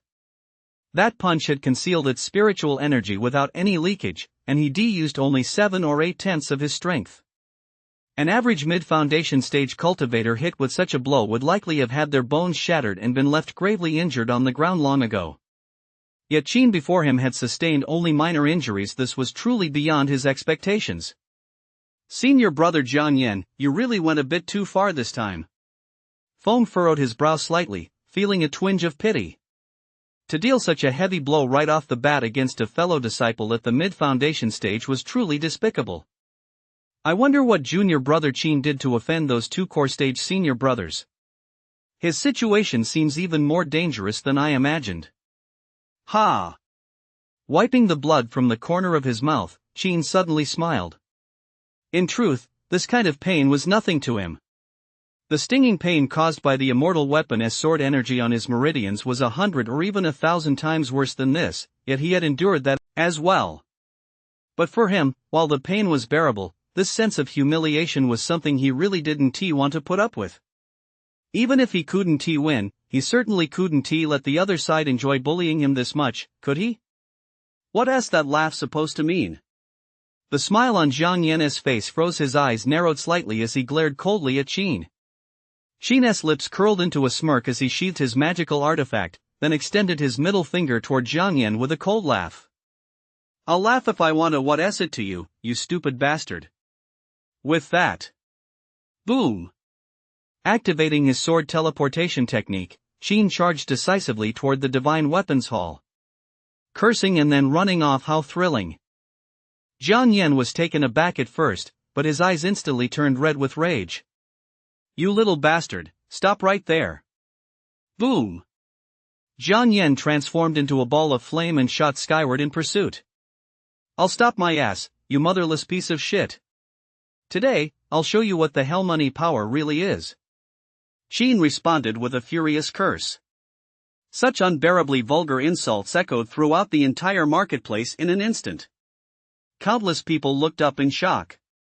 Feng was completely dumbfounded. Had junior brother Qin always been this bold and this refined? One in front, one behind, one golden and one red, the two chased each other relentlessly through the skies above the marketplace. Fueled by rage, Jiang Yan closed in faster, while Qin unleashed his sword energy with all his might. In the blink of an eye, the two had crossed the entire marketplace. Just as Qin was about to be caught, the towering structure of the Divine Weapons Hall finally came into view. Coincidentally, the familiar shop assistant had just escorted a customer out of the store. Qin's heart leapt with joy. Without a word, he landed right in front of the clerk, causing a thunderous crash that nearly sent the clerk tumbling to the ground. Young Master Wang? But upon recognizing Qin's face, the clerk froze in shock. 1 million mana crystals. Get Master Hu to come out and meet me and do it within 5 breaths. 1 breath late, and 20,000 mana crystals will be deducted. Do you understand? Qin pulled out a storage pouch, shoved it into the clerk's arms, and threatened him fiercely. The clerk's pupils contracted sharply, then he turned and ran back into the Divine Weapons Hall. Boom! Not long after the clerk ran into the Divine Weapons Hall, Jiang Yan arrived in hot pursuit, his figure flashing as he appeared right before Qin. Die! Hold on! Just as Jiang Yan was about to throw up, Qin was startled and hurriedly shouted to stop him. However, Jiang Yan paid no attention at all, looking as though he'd gone completely berserk. At that critical moment, a colossal aura burst forth from behind Qin, crushing down on Jiang Yan like a mountain in an instant. Creak! Under the crushing weight of such overwhelming and domineering pressure, Jiang Yan's knees buckled suddenly. With a loud boom crack, he fell to his knees right in front of Qin, shattering the blue stone pavers in front of the Divine Weapons Hall into pieces. Chapter 66, One man takes on 2 peaks. Pick a fight, whether one-on-one or a brawl. Causing a disturbance right in front of the Divine Weapons Hall. Young man, you're being a bit too presumptuous. An aged voice rang out. Amid the astonished stares of the guests inside the Divine Weapon Hall, Master Hu, clad in a loose black robe, walked out slowly from within. With gray-white hair and a beard, his appearance was as kind and approachable as that of a neighborly elder, provided, of course, that one ignored his terrifying cultivation at the peak of the core stage. Young Master Wang, this is Master Hu, the person you wish to see.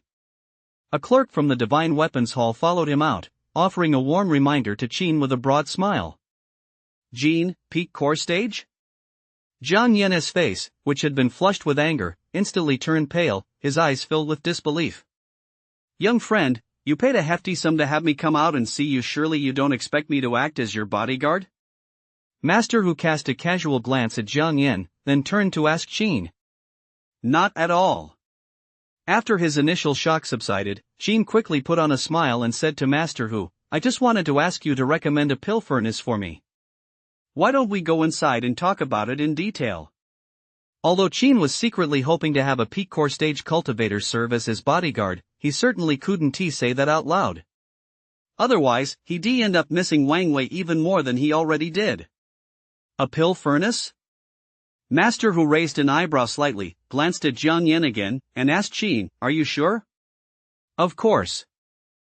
Just that once I've purchased the pill furnace, it would be absolutely wonderful if you, Master Hu, could accompany me back to my cultivation room at Lingxiao Pavilion to guide me on how to use it. 1 million mana crystals may seem like a lot, but to a master artisan capable of crafting spirit artifacts, it's merely a drop in the bucket. So in front of Master Hu, one absolutely mustn't overthink things, otherwise, one might end up losing more than one gains. All right. Qin's request wasn't excessive, nor was it particularly troublesome. Considering the mana crystals and his status as a long-time customer, Master Hu felt it wouldn't hurt to lend a hand. All right, then. Let us go inside and discuss this in detail. Master Hu nodded, then turned and walked back into the Divine Weapons Hall. The very moment he left, the pressure weighing down on Jiang Yan vanished in an instant. Humph. With the pressure gone, Jiang Yan's qi and blood surged violently. He couldn't help but let out a muffled groan as drops of blood trickled from the corner of his mouth. Young Master Wang, I acted just in time, didn't I? The gray-clad clerk smiled at Qin with narrowed eyes, looking as if he were seeking praise. No one was a fool. The situation before them was crystal clear at a glance. You handled it well. You deserve a reward. This stage pill is yours. Although their last encounter had ended on a sour note, Qin had to admit that this time, the assistant had indeed given him a hand.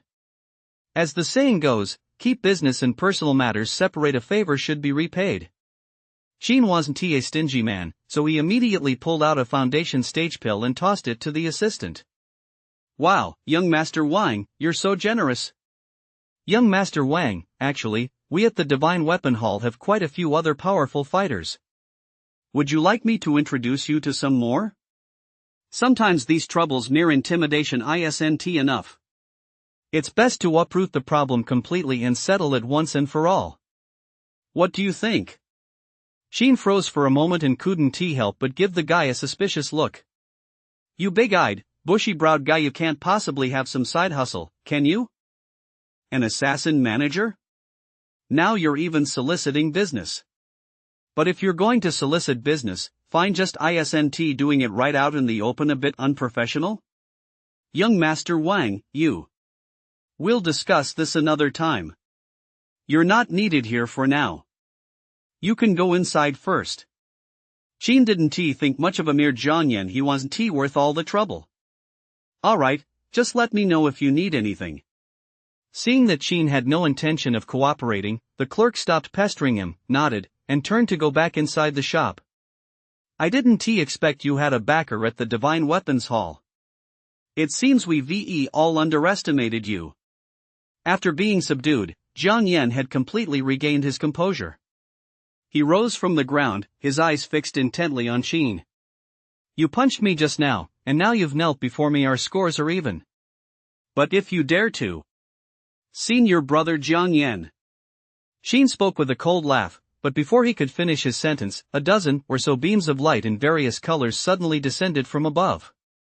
Such a commotion immediately startled all the surrounding cultivators and passers-by. With so many people rushing over to fight, could it be that they discovered a demon cultivator? Senior brother Jiang Yan, what just happened? Why were you kneeling on the ground? A group of disciples from the Two Peaks stepped forward in unison. One of them, a late foundation stage disciple, furrowed his brow as he asked Jiang Yan. So many of them? Qin's heart sank, and his eyelid twitched violently.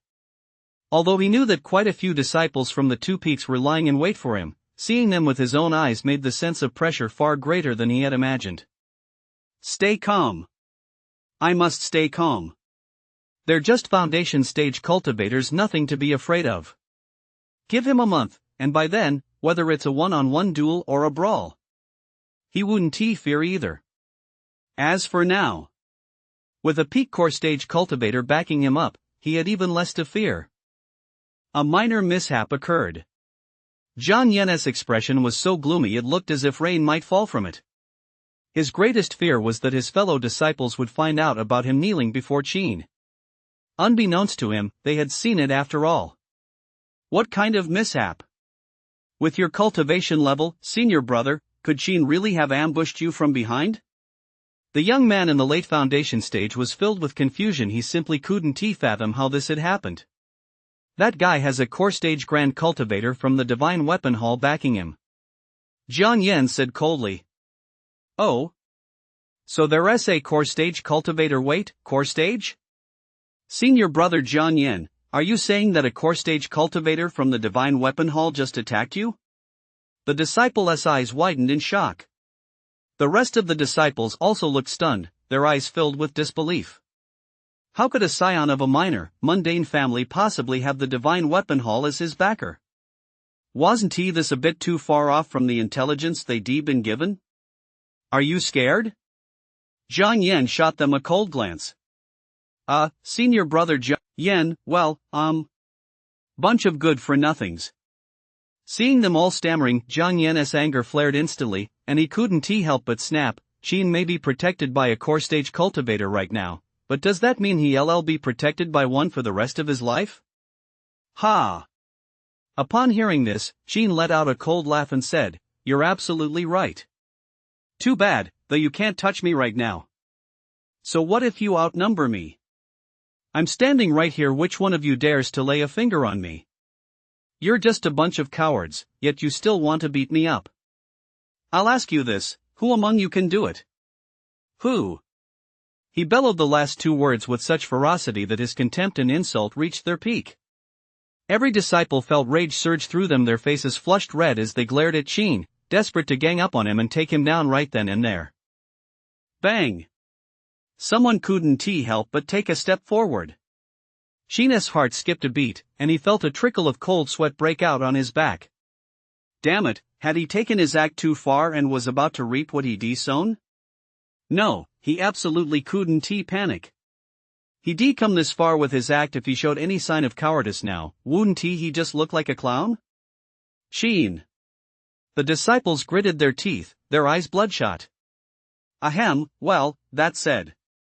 Seeing that things were taking a turn for the worse, Qin's heart tightened slightly.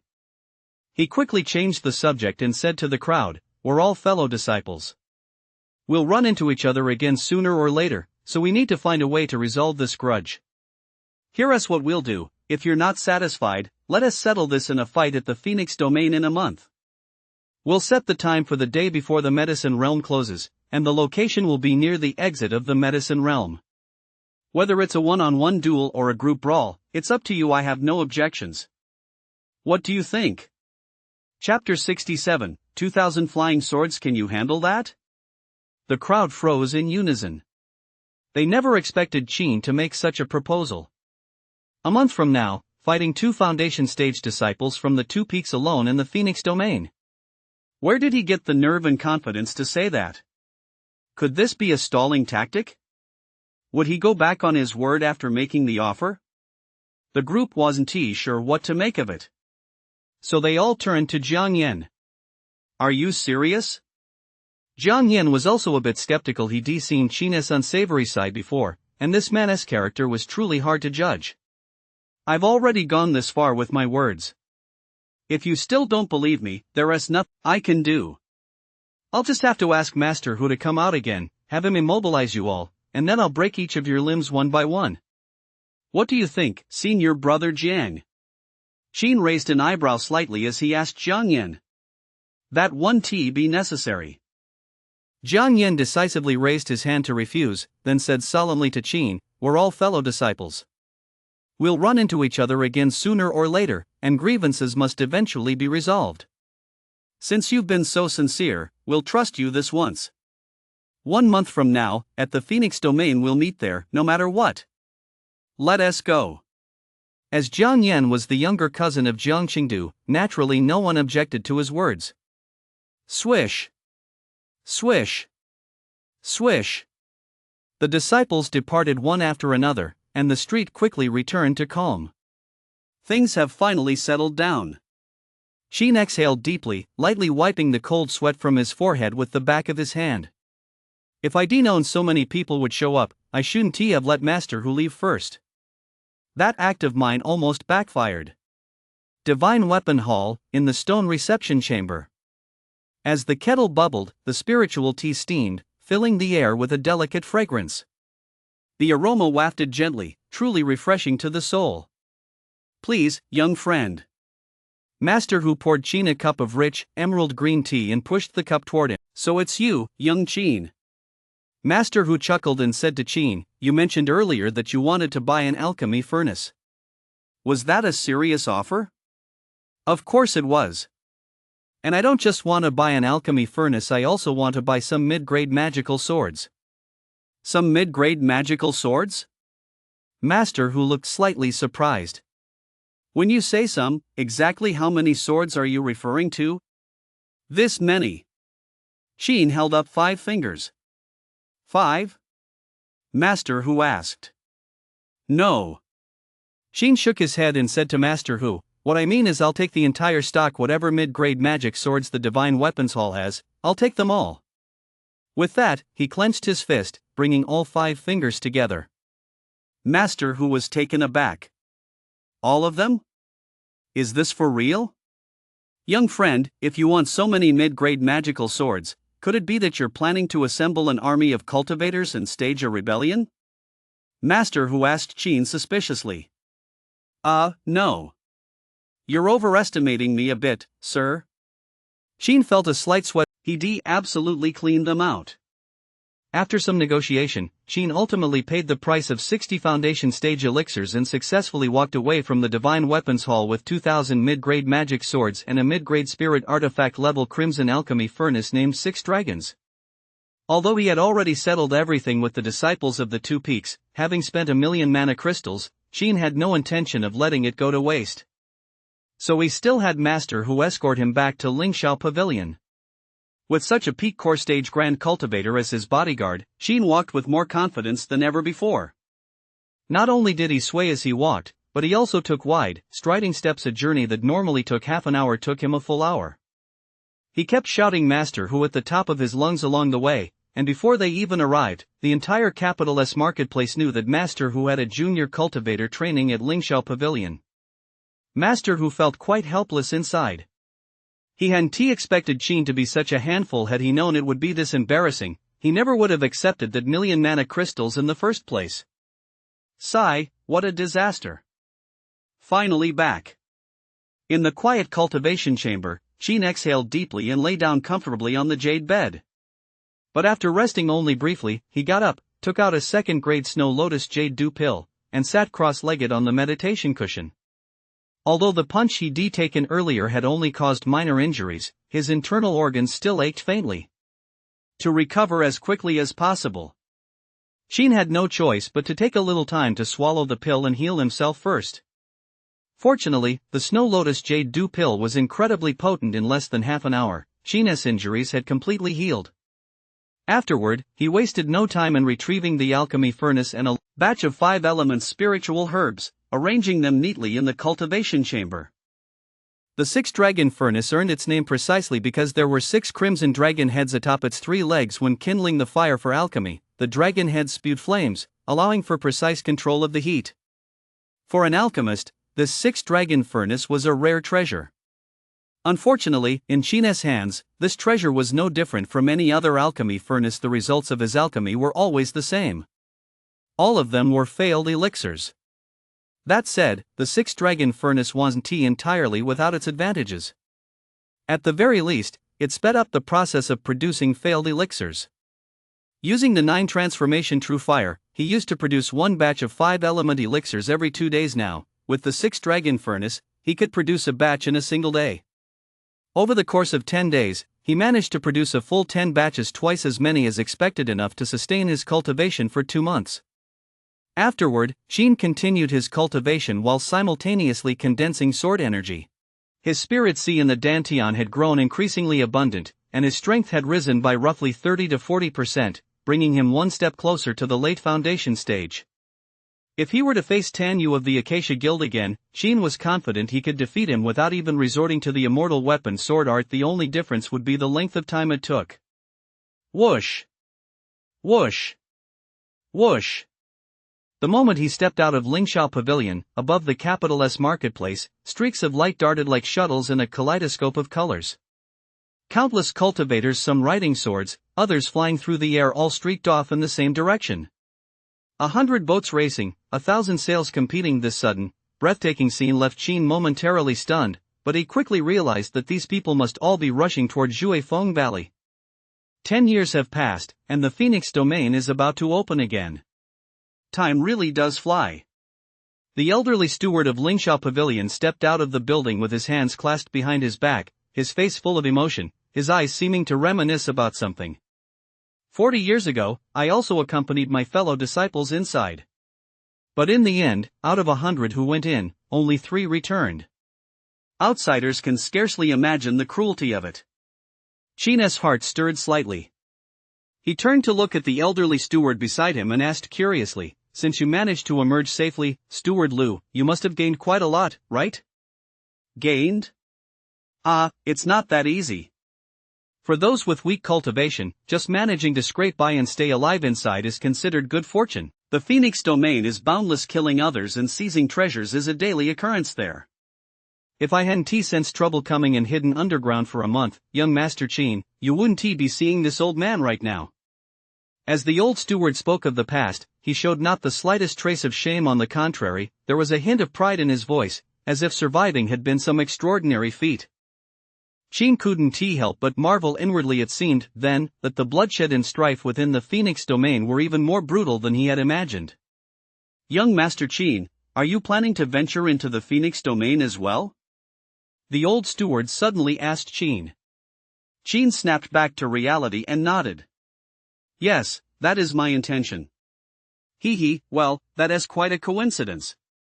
An old friend of mine has left a jade slip map with me for consignment that details conditions in certain areas of the Phoenix domain. If young Master Cheen needs it, I can offer it to you at a discounted price. What do you think, young Master Cheen? A jade slip map? Cheen's expression shifted slightly. He had been worried about not knowing the conditions inside the Phoenix domain, and if he had this jade tablet map, it would be a tremendous help. That sounds excellent.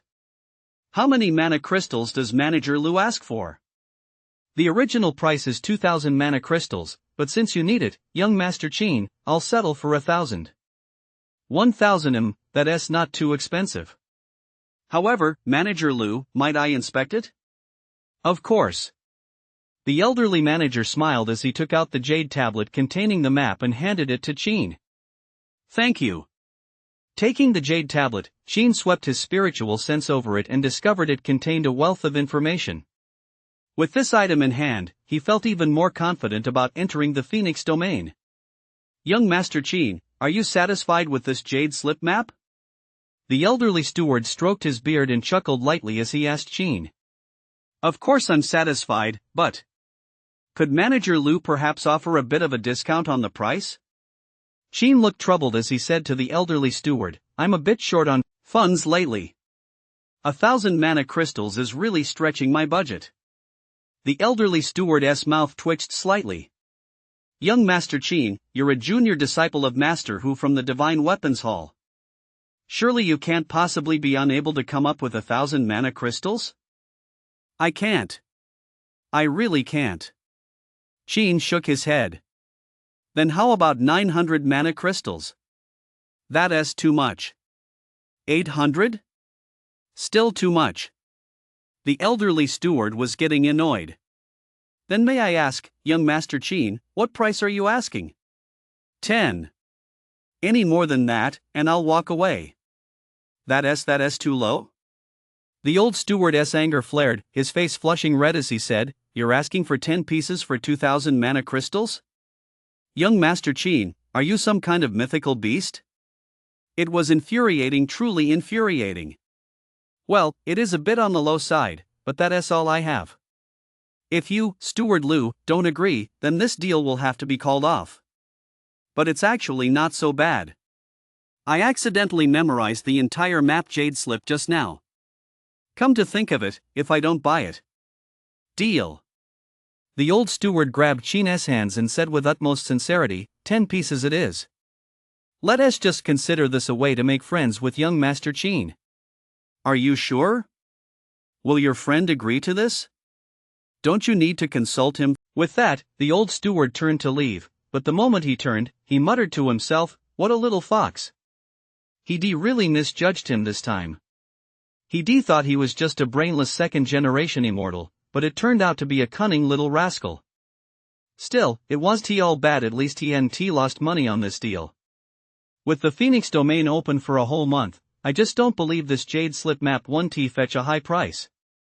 These days, there is a shortage of everything except fools.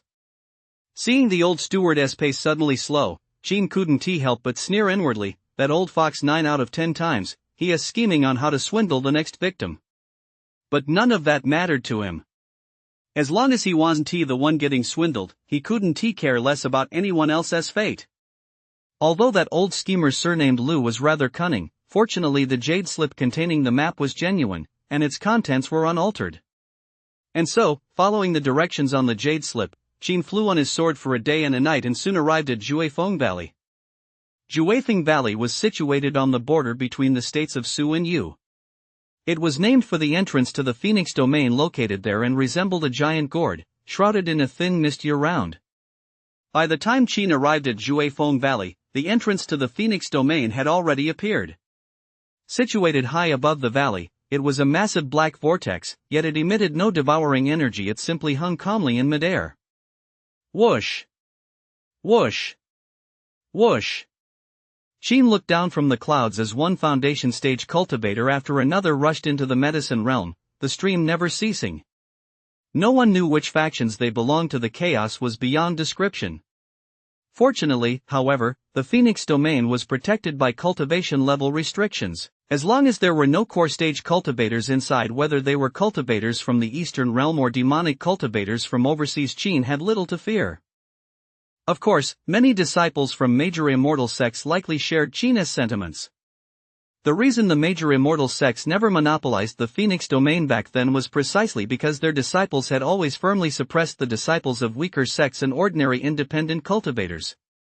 Even if they didn't harvest any spiritual herbs within the Phoenix domain, simply killing others to seize their treasures would ensure their trip wasn't in vain. And precisely because of this, for a long time now, the Phoenix domain has served as a battleground for certain immortal sect disciples and a few independent cultivators. Though few in number, each possessed both strength and cunning. Chapter 69, Yi Qiufeng, the top foundation stage cultivator, a gathering of celestial talents. Mana is abundant within the Phoenix domain. Spiritual herbs that take 10 years to grow here are equivalent to those that take 100 years to grow in the eastern region. However, no matter how plentiful the spiritual herbs are, they cannot withstand the scramble of so many people. Missing the opening of the entrance already puts us a step behind. If we hesitate even a moment longer, we might not even get a chance to catch a whiff of the wind. Whoosh! Without a moment's hesitation, Qin summoned his fire rock shield and affixed over a dozen captured low-grade Vajra talismans to his body. Layers of defense formed, with golden and crimson light screens intertwining to envelop him completely, leaving no gaps. According to the records in the map Jade tablet, there were often people lying in wait behind the entrance to the medicine realm. One careless misstep could easily lead to disaster, especially since his cultivation level was considered lower middle in this realm, making him an easy target for others to pick on. With everything ready, Qin wasted no more time. He transformed into a streak of blue light and instantly charged into the entrance of the medicine realm on his sword.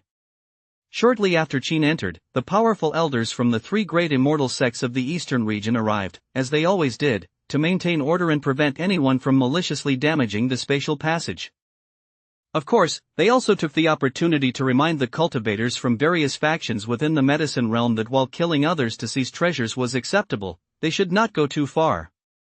In particular, they were warned not to go too far against the disciples of the three great immortal sects. Whoosh! A flash of white light flickered as Qin shot out of the entrance passage. The moment he entered the Phoenix domain, mana almost solid enough to touch swept toward him. Contrary to expectations, although the Phoenix domain bore the name of the Phoenix, this realm was not dominated by fire attribute mana. Standing atop the clouds, the first sight to catch his eye was the backs of hundreds, even thousands, of cultivators looking further ahead. The entire Phoenix domain lay spread out before him. The sky was azure, dotted with billowing white clouds. Below lay an endless sea of forests and open plains where the mist was thickest. Towering mountains loomed faintly in the distance. Furthermore, on the central plain of the domain stood the most striking sight of all, a colossal tree reaching to the heavens. As the saying goes, the phoenix perches on the Polonia. This was none other than the legendary Polonia phoenix nest. Upon the Polonia phoenix nest, fire attribute mana had condensed into dense clusters of flames, flickering and burning on the tree like maple leaves. For cultivators practicing fire attribute techniques, this phoenix nest was undoubtedly a uniquely blessed cultivation haven. However, though the phoenix nest was striking, at this very moment, what the surrounding cultivators cared about most. It was the countless precious spiritual herbs below of every element, where even the lowest grade ones could be used to refine second-grade elixirs. Qin cast a quick glance with his divine sense and saw that the cultivators' breathing had grown heavy, their eyes gradually turning red. Just then, Don't you dare snatch my damn share. Boom. Boom. Boom. A single roar instantly ignited all the cultivators. Their teleportation lights roared, churning the clouds and mist as they charged off in all directions. I'm from the Skyblade sect. All of you, get the hell out of here. Fuck you. What the hell is so great about your Tian Dao sect? I'm from the Yao Guang Guild. Everyone, get the hell out of here. The Yao Guang Guild may be powerful, but as one of the three great immortal sects, my Tian Ni Palace isn't one to be messed with either. Count me in for the Luo Yun sect.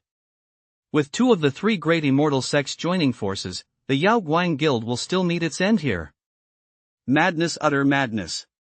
The moment they entered the Phoenix domain, the fighting had already reached a fever pitch. This place really is dangerously dangerous. Qin watched with his heart pounding below. Blood mist exploded continuously like fireworks. The casualty rate was likely sky high. Junior brother Qin? Just then, a familiar voice suddenly rang out in surprise from behind him. Qin's heart skipped a beat. He turned to look and saw Tang Zhong and a group of fellow disciples from the Holy Land flying over from the entrance passage. Senior brother Tang? Qin was somewhat surprised. He hadn't expected Tang Zhong to enter even later than he had. Junior brother Qin, did you come here alone? Seeing that no one else was around Qin, Tang Zhong couldn't help but be a little taken aback. Qin nodded. A late foundation stage disciple standing beside Tang Zhong, noticing how familiar Qin and Tang Zhong were with each other, couldn't help but feel curious. He asked Qin, this junior brother looks quite unfamiliar. You're not a disciple of our Taiching Peak, are you? No, I don't cultivate on any of the inner sect peaks. Qin shook his head.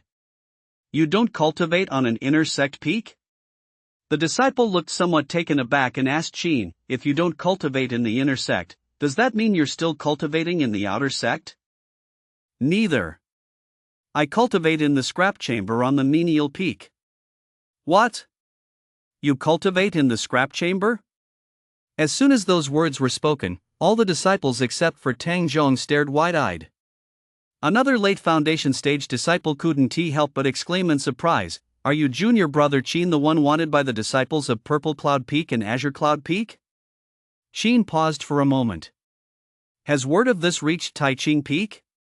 It's gone much further than that. The late foundation stage disciple shook his head and said, by now, I'm afraid the entire Holy Land knows about this. Junior brother Qin, how did you get yourself into such trouble? Tang Zhong furrowed his brow slightly and asked Qin with a look of confusion. Qin gave a bitter smile. It's a long story. I'll tell you about it another time, senior brother. This medicine realm really isn't a good place for a conversation.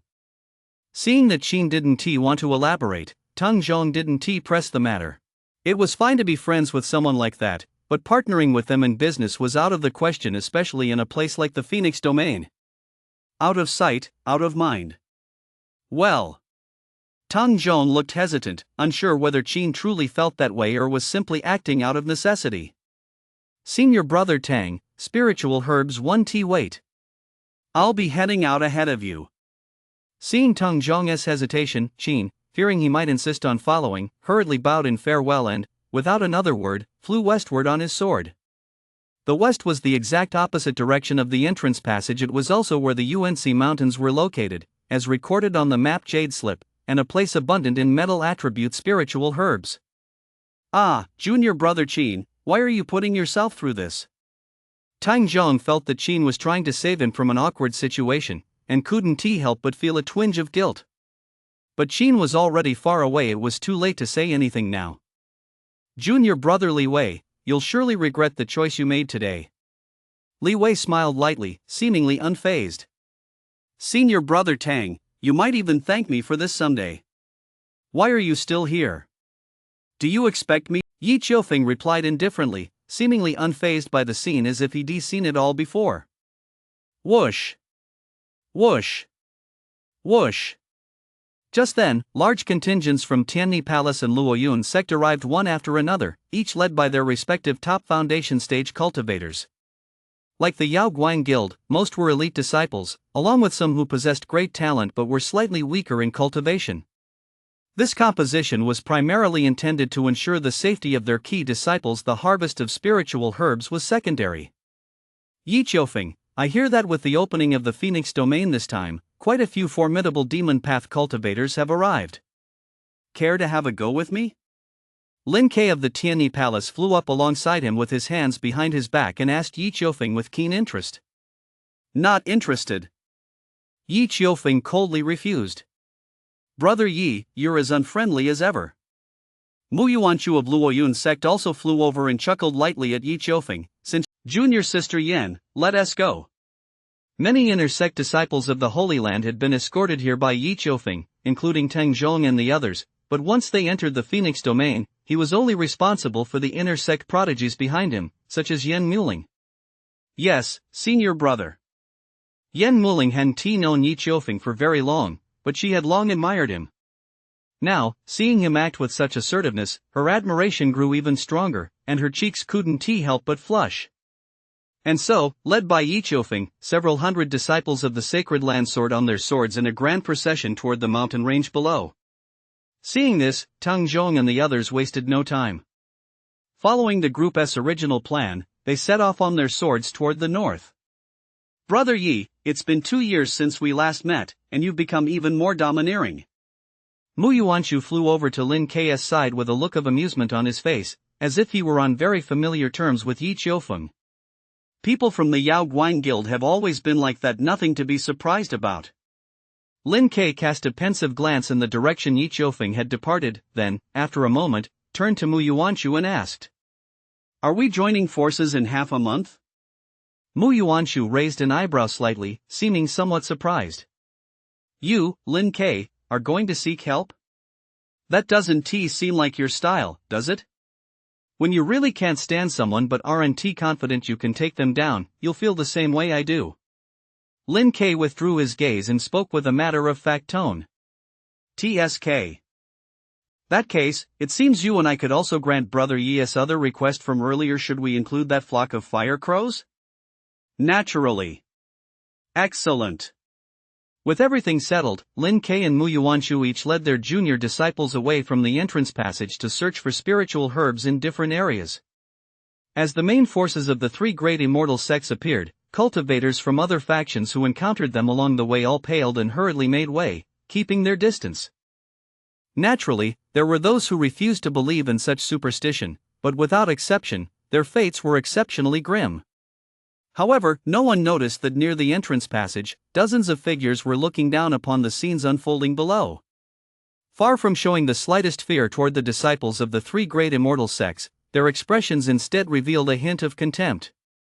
With the three great immortal sects holding sway over the eastern realm and the six great demon sects holding the line in the overseas demon realm, these dozens of figures were none other than foundation stage powerhouses from each of the six great demon sects. The so-called six great demon sects are Tianma Mountain, the Acacia Guild, the Guxian sect, Yin Kuei Island, the Bone Demon sect, and the Ghost Path sect. Among them, Tianma Mountain is the most powerful, often claiming to be the #1 sect in the demon realm. Although the other 5 demon sects are extremely dissatisfied with this, they cannot refute it. I thought the three great immortal sects were formidable, but I never expected them to be this weak. The speaker was Xin Cha, the top. I have business to attend to. I'll be taking my leave. Before the others could react, Song Yan took a single step forward, instantly transforming into a fiery red streak of light as he shot straight toward the Wutong Phoenix nest. If a demon cultivator deliberately suppresses other forces within their spiritual energy, their actual strength will drop significantly, but outwardly, they appear no different from cultivators of the Eastern realm. What exactly is Tianma Mountain planning? Guyu of the Guxian sect furrowed his brow, puzzled as to why Song Yan had suddenly left. Shueshao of the Ghost Path sect gave a cold chuckle from the side. The people of Heavenly Demon Mountain have always been mysterious. Who knows what they're thinking? For all we know, they might even be afraid. Afraid? The others looked at each other in surprise.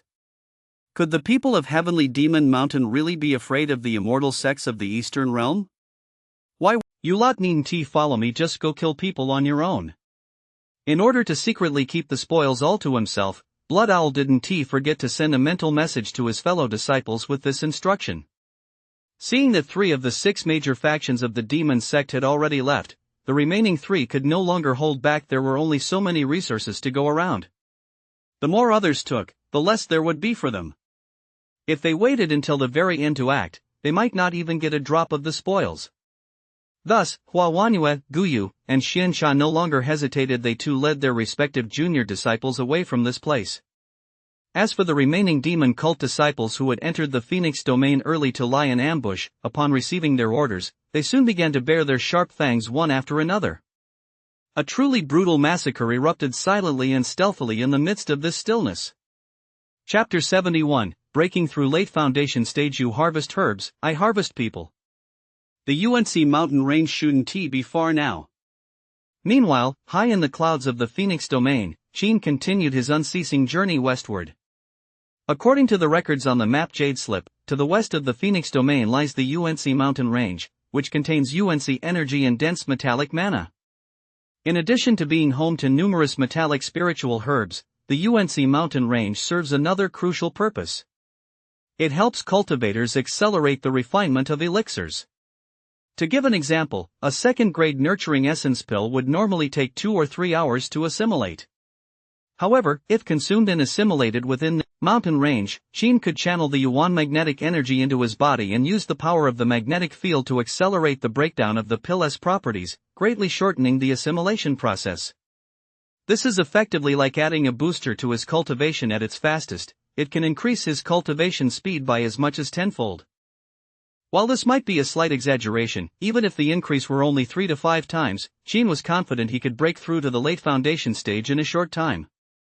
As the saying goes, sharpening the axe doesn't delay the woodcutting. If he could break through to the late foundation stage, the spiritual herbs he would harvest would surely be plentiful, if not more. Huff, huff. After flying for most of the day, an unusual sight finally appeared in the distance. Qin's spirits lifted, and he quickly strained his eyes to look ahead. Before him, the sea of trees suddenly gave way to a barren expanse, a sprawling mountain range, charred black, rugged, pitted, and strewn with jagged rocks. Deep within the range, a towering peak rose abruptly. Dark golden auroras flickered faintly around it, while whirlpools of metallic spiritual energy raged nearby, crashing against the mountain walls, producing a series of clang, clang, clang. The resilient sound of metal and even flashes of fire could be seen. The UNC mountain range is so named precisely because of this very Mount UNC before him, not because the entire range possesses UNC energy. I've finally found it. At first, Qin had thought it would take only an hour or 2 of flight to reach his destination, but to his surprise, he had flown for nearly half a day. This showed just how vast and boundless the Phoenix domain truly was. Whoosh! Without hesitation, Qin decisively descended into a mountain gorge. The area was rife with metallic mana running amok due to the Yuan magnetic energy, leaving the gorge completely barren. Not even a blade of grass was to be seen. As for people, forget about people. There wasn't even a single bird in sight, truly embodying the saying, a place so desolate not even a bird would defecate there. There are no spiritual herbs here, only primordial magnetic energy. Plus, with the Phoenix domain having been open for only a short month, aside from me, a woodcutter sharpening his axe, no one else would come to this place to waste their time. Qin extended his divine sense to scan the area and found not a single soul within a radius of over 10 li. It was practically a natural retreat for seclusion. However, he couldn't afford to be too careless. After all, there were still quite a few cultivators searching for metal attribute spiritual herbs on the outskirts of the mountain range. If he just picked a random spot to cultivate and happened to run into some clueless fool who showed up at a critical moment to disrupt him, wouldn't that be the end of him? I'd better carve out a cave residence and use an array to conceal it. 10 US Golden Palace Chariot was equipped with an array that blocked spiritual sense. Dismantling it and combining it with the mountain ceiling array would form a perfect protective array for the cave. But the rocks of UNC Mountain are incredibly hard. I can't carve out a cave residence with the water-cold sword. I'll need a spirit sword. Whoosh! Qin flipped his palm, drawing the green dragon and child swords. With a flick of his sword tip, they split into 2 streams of green light that simultaneously pierced the cliff face. SSSSH. Under the cutting edge of the mid-grade spirit sword, the hard rock wall split open as easily as tofu, and before long, a rudimentary cave dwelling had been carved out. Though called a cave dwelling, it was really just a cramped space large enough for 2 or 3 people to sit cross-legged. But for Qin, this was more than enough. Retrieving the green dragon mother and child swords, Qin instantly flew into the cave. Perched high on the cliff face of the canyon, the cave was about 100 zhang above the ground. The roar of mana vortexes and the sound of them crashing against the mountain walls filled the air without ceasing. Seal the entrance with rocks, then conceal it with an array. To prevent the mana vortices from entering and causing disruption, Qin used the green dragon mother and child sword to cut several large boulders from the side of the cave dwelling and block the entrance. Afterward, he set up the divine consciousness blocking array and the mountain sealing array to protect his spiritual sense. With all this done, Qin finally let out a sigh of relief. He immediately sat down in the lotus position, took out a 5-element pill, and swallowed it. Boom! Spiritual energy erupted instantly from Qin's body, then coalesced into a 5-colored vortex around him, devouring the surrounding primordial magnetic energy and drawing it into his body. The primordial magnetic energy was extremely unstable the moment it entered his body. Qin felt as if his physical form were about to be torn apart. Fortunately, the pain remained within his tolerance, and thanks to the profound reserves of his spirit sea, he was able to suppress this force quite quickly. Once he was able to harness the primordial magnetic energy, Qin decisively channeled it into his Qi-Si Dantian to assist in refining the elixir's potency. Under the dual impact of spiritual energy and primordial magnetic energy, the medicinal properties were broken down almost instantly, transforming into nutrients that settled into the spirit sea. So fast! Such a rapid refinement speed sent a jolt through Qin's heart. It was nearly 7 or 8 times faster than normal, if not more. With the help of primordial magnetic energy, breaking through to the late foundation stage is within reach. A fiery determination gradually flared in Qin's eyes. Ignoring the pain in his physical body, he decisively swallowed another 5-elements pill. At this rate, he was confident he could break through to the late foundation stage within half a month. And once he broke through, the remaining half-month would be more than enough time for him to acquire spiritual herbs. By then, even if all the spiritual herbs had been picked clean, he wouldn't worry if he couldn't harvest spiritual herbs. Couldn't he just harvest people instead? That would be far more efficient than gathering herbs, and the rewards would be even more substantial. On the outskirts of the UNC mountains, just as Qin was in seclusion attempting to break through to the late foundation stage, the slaughter wrought by the demon cult had also descended upon this area. Night had fallen, yet the air was filled with agonized screams and flashes of blood. In the woods, on the mountains, and in the night sky, scenes of relentless pursuit and slaughter unfolded one after another. It's demon sect cultivators. Run! Help me! I'm wounded. Ah, this third-grade golden scissors grass is mine now. Die. All of you, die for me. He. Crack. At the foot of a hillside, the blood hawk, clad in a black robe, brutally severed a cultivator's head. Blood gushed forth, and his eyes glowed with a bloodthirsty light. But that wasn't the end of it. He then produced a soul banner and, using his technique, extracted the cultivator's soul and sealed it within. Having finished all this, he stowed away his storage pouch and tossed the cultivator's corpse into the nearby bushes. That's the 10th one. I still haven't found that kid. Could he have already been killed by someone else? Blood Owl turned to look deep into the mountains, his brow furrowed. If someone else had beaten him to it, wouldn't he be the one losing out? 10 days later, a massive rumbling suddenly echoed from the makeshift cave residence in the UNC mountain gorge. Boom! At that very moment, a powerful aura erupted from the formation within the cave, causing even the mountain ceiling formation to shake and tremble. I've finally broken through to the late foundation stage. Qin opened his eyes, unable to hide his excitement. He sprang to his feet, stowed the formation array into his storage pouch, and instantly burst out of the cave. Boom! Boulders shattered as a golden beam of light shot straight into the sky.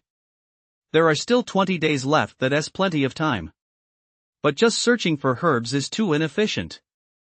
I'd better lower my cultivation level to the early foundation stage so I can gather herbs and fish while also hunting people. Boom! A deafening roar suddenly echoed through the UNC mountain gorge. On a peak on the outskirts of the UNC mountain range, the blood owl shrouded in black mist suddenly opened its eyes, transformed into a streak of black light, and instantly soared into the sky above the mountain range. Someone has actually gone to that godforsaken place, UNC mountain? Could a treasure have appeared? A gleam of determination flashed in the blood owl's eyes. Without further ado, it decisively flew off toward the UNC mountain gorge. Whether there's anything there or not, I'll take a shot in the dark. I'll go check it out first. High above UNC mountain, Sheen fully activated his divine sense, clearly surveying the situation within dozens of li. Just as he was about to head toward the outer rim of the mountain range, his expression suddenly shifted slightly as he looked down at the jagged stone forest at the foot of the mountain. Such dense golden earth mana, could it be a third-grade golden rock fruit? A hint of delight flashed in S eyes. He hadn't expected to find spiritual herbs even near UNC mountain. This was truly an unexpected bonus. Without hesitation, Sheen immediately flew down. Upon reaching the stone forest, he indeed saw a dark green vine winding through a crevice in the rock face. The vine was laden with bright yellow fruits the size of an infant's fist. Counting them carefully, there were exactly 12 each, plump, round, and of superior quality. A bountiful start. My luck is holding up. This is a good omen. Sheen certainly wasn't about to pass up such precious spiritual fruits, but just as he was about to step forward to pick them, a cloud of black mist crashed down. Is there a demon cultivator lying in ambush? Sheen's expression changed abruptly. He instantly summoned his fire rock shield and the golden punishment sword, retreating more than 10 zhang while staring warily at the intruder. Chapter 72, If one sword won't kill you, then two will. Ha. I've been lurking around the UNC mountains for so long, and I've finally run into you, kid. A strange, cold laugh rang out as Blood Kite, shrouded in a black robe, drifted out of the black mist, a bloodthirsty gleam flashing in his eyes. Peak foundation stage? Sheen's heart gave a slight jolt. Had this demon cultivator come specifically to ambush him? When had he set his sights on him? I thought a semi-spiritual artifact sword was the absolute limit for a kid like you, but I never expected you'd have a top-grade magical artifact as well. Looks like your background isn't as simple as it seems. Greed flashed in the Bloodhawk's eyes as he gazed at the golden punishment sword in Sheen's hand, unable to resist licking his lips. A semi-spiritual artifact sword? Sheen couldn't help but feel a bit taken aback. Had this guy been watching him all the way from the entrance passage? Damn it, if I'd known, I would kept a lower profile back then. Kid, if I'm not mistaken, you're at the mid-foundation stage, right? You've been deliberately hiding your cultivation level. Seems you're a sneaky one too. But too bad in front of me, hiding one do you any good? The gap in our strength is so vast that even if you ambushed me, you wouldn't be able to harm a single hair on my head. Bloodhawk grinned widely, clearly treating Sheen like a lamb led to the slaughter. Sheen paused for a moment. Far from showing any fear, he asked, surprisingly, are you sure? What? Bloodhawk raised an eyebrow. You said I couldn't hurt you even with a sneak attack. I don't really believe that unless you let me try. Ha! Bloodhawk stared at Sheen with a cold sneer. Kid, you've got some nerve, daring to play such a cheap provocation game with me. Do you think I'm dumber than you? Not at all. I just think that with your profound cultivation, even as a demon path cultivator, you should at least display some of the dignity befitting a master. When we fight, even if you don't go easy on me, shouldn't you at least let me strike first? Otherwise, wouldn't that tarnish your image as a master? Blood Kite's expression instantly darkened. Kid, I don't know if you're genuinely stupid or just playing dumb or if you're relying on some hidden advantage. Either way, now that I've set my sights on you, even if you had 3 heads and 6 arms, you wouldn't escape my grasp today. I'm taking everything: your semi-spiritual artifact, your top-grade magic sword, and your very life. Boom! With that, Bloodhawk snatched out with his massive hand, and a thick, ink-black mist coalesced into a gigantic ghostly hand that lunged violently toward Sheen. You can go to hell. A flash of murderous intent gleamed in his eyes as Bloodhawk's gigantic ghostly hand loomed over China's head, blocking out the sky and the sun. The light dimmed instantly. What a demonic cultivator, truly ruthless and shameless. But luckily, this Taoist master isn't one to be bound by the code of martial virtue either. Boom! Just as the ghostly hand was about to strike, the sword energy of his immortal weapon erupted. A flash of golden light erupted from Qin as he shot into the sky, dodging Bloodhawk's vicious attack. Boom! A thunderous roar echoed as the ghostly hand slammed into the ground, carving a deep crater that sent rocks flying and sent a cloud of dust billowing into the air. What a fast teleportation technique! This kid actually has some skills. A hint of surprise flashed briefly in Bloodkite's eyes. The speed Qin had just displayed was already on par with that of a late foundation stage cultivator. Watch out for the projectile! Just then, a sharp shout suddenly rang out from above Bloodkite's head. Whoosh! A streak of fiery light shot straight toward his head. A mere trifle. But Bloodkite showed not the slightest trace of fear. Instead, his eyes were filled with contempt. A measly mid-grade magic sword and you dare flaunt it in front of me? Almost the instant the fiery light struck, a black mist surged around the Bloodhawk, enveloping him completely. He didn't even bother to use a magical artifact, relying solely on his demon cultivator's spiritual power to defend against this attack. But just then, explode! Qin suddenly let out a cold laugh, uttering a single syllable. The next moment, boom! Hundreds of golden streaks of sword energy burst forth from the flames, exploding with a thunderous roar as they neared the black mist.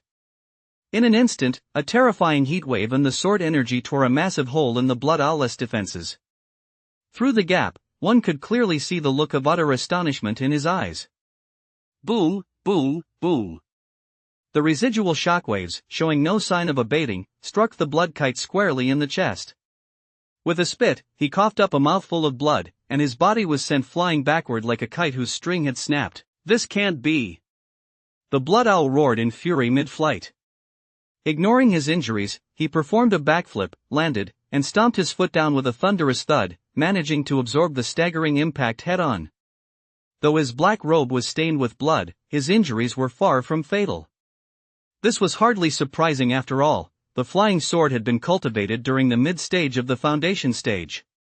Had it been cultivated during the late stage, this single strike would have sent the Bloodkite straight to the afterlife. Yet even if the injuries weren't fatal, they had still dealt a severe blow to his internal organs. What kind of divine ability is this? How can it be so powerful? Bloodkite's eyes were bloodshot as he glared intently at Qin and demanded an answer. Want to know? Then go ask King Yama. A cold gleam flashed in Qin's eyes. No longer concealing his cultivation level, he gripped the golden punishment sword tightly, unleashed a streak of swordlight, and charged toward Bloodkite with a thunderous roar. Whoosh! In the blink of an eye, he was already before the Blood Owl. He swung the golden punishment sword decisively, unleashing a howling golden sword energy. You shameless scoundrel! You actually concealed your cultivation level? The Blood Owl's eyes bulged with fury. Facing Qin's oncoming sword energy, he decisively produced his soul banner. A thunderous boom echoed as the soul banner barely managed to block the sword energy. Put! Another mouthful of blood spurted from his mouth. Since Qin had condensed the sword energy during his mid-stage cultivation, its power was inevitably somewhat weaker. Otherwise, with his opponent caught off guard, this single strike would have definitely sent the soul banner flying. Emerge, King of the Unchanging Ghosts. Kill this despicable, shameless bastard for me. With a furious roar, Bloodkite channeled black mist into the ghost-faced soul banner. In that very instant, as if the gates of the underworld had opened, a chilling ghostly aura burst forth from the banner. Whoa! A piercing, ghostly wail rang out from within the soul banner, followed immediately by a massive, red-eyed ghost king now solidified into physical form surging forth, carrying a torrent offers in full energy. Souls! I can smell the scent of souls. Roar! The ghost king roared, baring his fangs. Instantly, a malevolent gale swept through the air. Drool spattered in all directions, and as it hit the ground, it emitted a sizzling sound of corrosion. Holy crap, what the hell is this? Can a demon cultist's soul banner really breed such a vicious beast? Seeing that this Ghost King actually possessed peak foundation stage cultivation, Sheen's expression turned pale. He pushed off with his foot and hurriedly flew backward.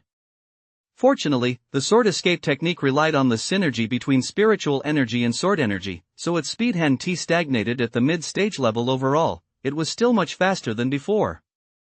With the Ghost King having intervened, the Blood Kite could finally breathe a sigh of relief, though he knew that, in his current state, trying to take down Sheen was nothing short of a pipe dream. For now, he can only retreat temporarily and wait until his injuries had healed somewhat before seeking revenge on Sheen. Kid, I'll let you off the hook this time, but the next time we meet, I'll make sure you taste the agony of 10,000 ghosts devouring the soul.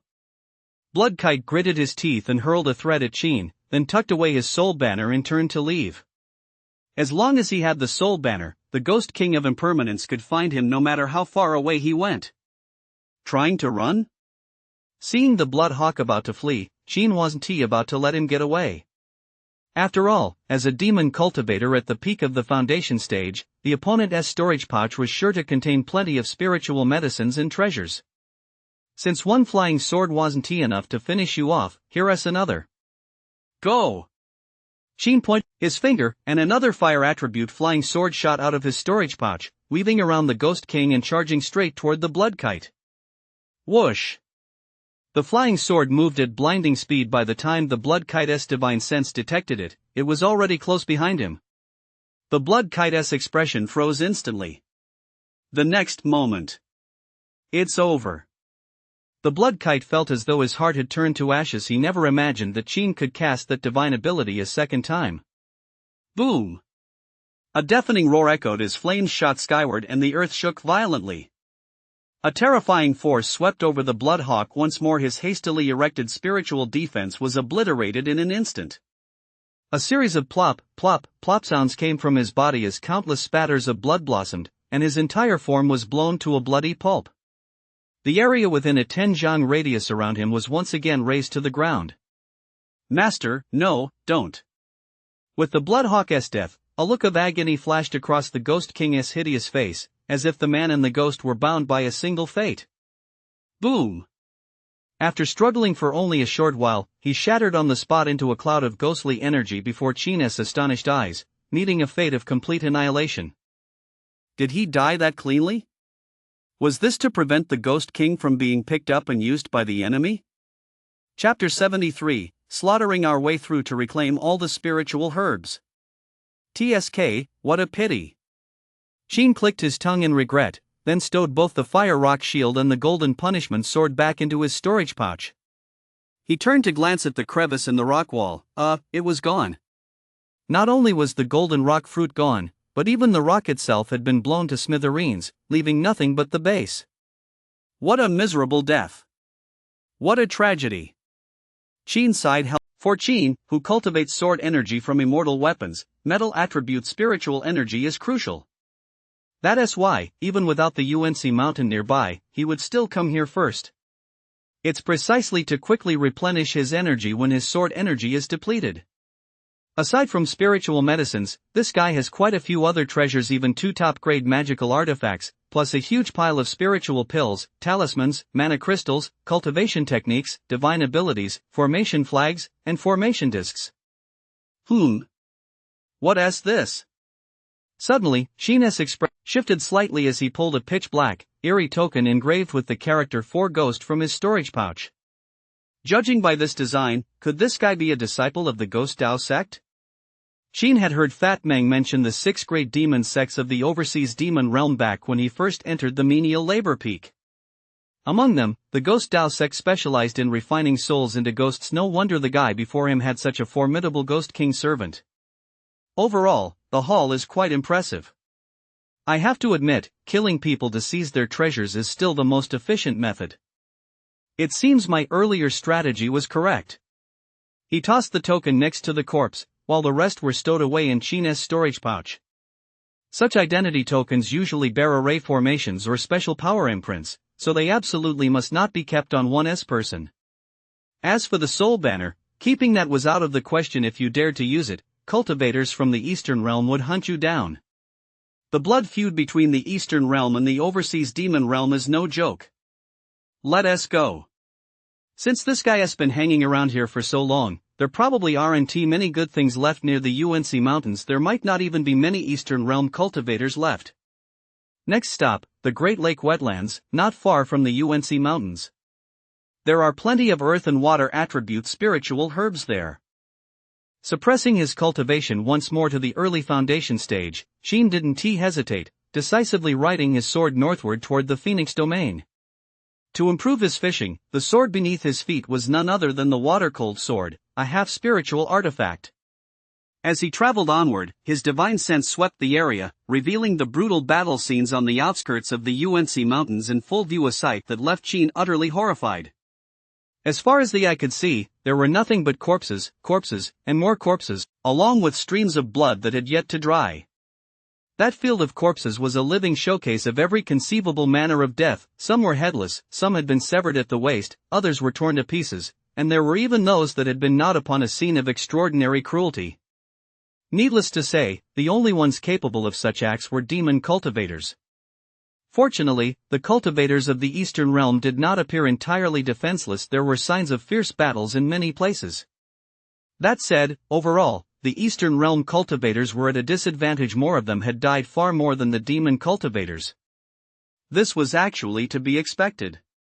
After all, with a century of peace, neither the disciples of the immortal sects nor the independent cultivators of the Eastern Realm could match the demon cultivators in actual combat, given that the latter frequently battled the demon beasts of the chaotic sea. The Great Lakes and Marshes, as the name suggests, is a damp land dotted with swamps and lakes. It's as if a pool of mud had been spilled across the wilderness, unwashable and unwipeable, firmly seeped into the earth's surface. The concentration of water mana here is so dense that it forms a thick mist even before stepping inside. Merely approaching it makes one feel as if they're submerged in water. Yet when Sheen arrived at the Great Lake Marshes, the first thing he noticed wasn't this strange sight, but the thick, pungent smell of blood in the air. This place has been slaughtered as well. It seems the number of demon cultivators in the Phoenix domain is even greater than I imagined. Sheen furrowed his brow slightly and swept his divine sense across the area. He saw that the marshes and lakes within a radius of several dozen li were all littered with corpses, most of which had been drained of their vital energy, leaving behind nothing but rotting, desiccated remains. Once again, he had witnessed the cruelty of the demon cultivators, but he felt no anger. After all, the cultivation world had always been this way: the strong prey on the weak. Even without demon cultivators, who knew when cultivators from the Eastern Realm might kill him to seize his treasures? Besides, entering a lawless place like the Phoenix domain, getting killed was the most ordinary thing in the world. The Great Lake and its marshes stretch endlessly. I imagine there must still be quite a few cultivators from the Eastern Realm here. But the prospects for spiritual herbs are likely not so promising. If he couldn't find many, then he'd have no choice but to fight his way through and seize them by force. He couldn't let this trip be in vain. Sheen flew into the marsh on his sword. Water mist obscured his vision. He couldn't see very far with the naked eye, so he had to extend his divine sense. But just as Sheen had traveled a short distance, a faint whistling sound suddenly reached his ears. Whoosh! It was a bean-sized golden insect with 2 wings, its speed matching that of a late foundation stage cultivator. However, Sheen's expression remained calm, without a trace of panic. Fire Rock Shield. With a wave of his hand, the Fire Rock Shield shot forth, and a crimson light barrier instantly unfolded, shielding him from behind. Boom! A massive collision echoed as the 2-winged golden insect slammed into the light barrier. The impact was so powerful that it left the insect dazed and reeling, teetering on the brink of collapse. A top-grade defensive magical artifact? Just then, a surprised voice rang out from the mist in the distance. Kid, you're just an early foundation stage cultivator, yet you're wielding a semi-spiritual sword and a top-grade defensive magical artifact. Looks like you're no ordinary figure, huh? A gaunt demon cultivator at the mid-foundation stage, clad in a white robe, drifted slowly out of the mist. He opened his palm to retrieve the insect, a hint of amusement flickering across his sinister face. You used an insect to launch a sneak attack, fellow Taoist. Could you be from the Gusian sect? Qin, with his hands behind his back, asked the newcomer in a detached tone. You're quite knowledgeable. That's right. I am indeed a disciple of the Gusian sect. Have you seen the corpses here? They were all killed by my gold cicada. Shut up. Before the gaunt demon cultivator could finish his sentence, Qin suddenly interrupted him. The demon cultivator froze for a moment, then sneered coldly, "Kid, I don't think you've grasped the situation yet. Do you realize that even if you had wings, you couldn't tee?" Boom! Before the word escape could even leave his mouth, a flash of golden light streaked past, and Qin instantly appeared right before him. He grabbed the gaunt demon cultivator by the throat. If you're here to kill and steal, just do it. Why all the nonsense? Are you trying to take the imperial exams or something? A murderous glint flashed in Qin's eyes as two streams of golden sword energy erupted from his palms, unleashing terrifying power in an instant. The demon cultivator's face turned deathly pale, his eyes wide with terror. You're in the late foundation stage? He finally managed to utter a complete sentence, but the very next moment. Boom! With a dull thud, his throat and head exploded simultaneously. The spray of blood and gore was blocked by Qin's protective spiritual energy, raining down upon the surface of the swampy lake. Chapter 74, A Brawl Between Two Sides. Stop it, I'll take them all. Thud. Flinging the blood-soaked, headless corpse aside, Qin expertly summoned his storage pouch into his hand. But the moment he opened it to inspect its contents, he was stunned. Where are my spiritual herbs? Why are there only a dozen or so? Didn't you kill so many cultivators from the Eastern Realm? And this is all I get? What the hell does that mean? So you were just blowing smoke up my ass earlier? Damn it. Qin's face turned as dark as the bottom of a pot. Gazing at the corpses below, his anger flared instantly. With a wave of his hand, he cast a fireball spell. Boom! A deafening explosion echoed out, and the young demon cultivator finally experienced a dazzling end to his life after death.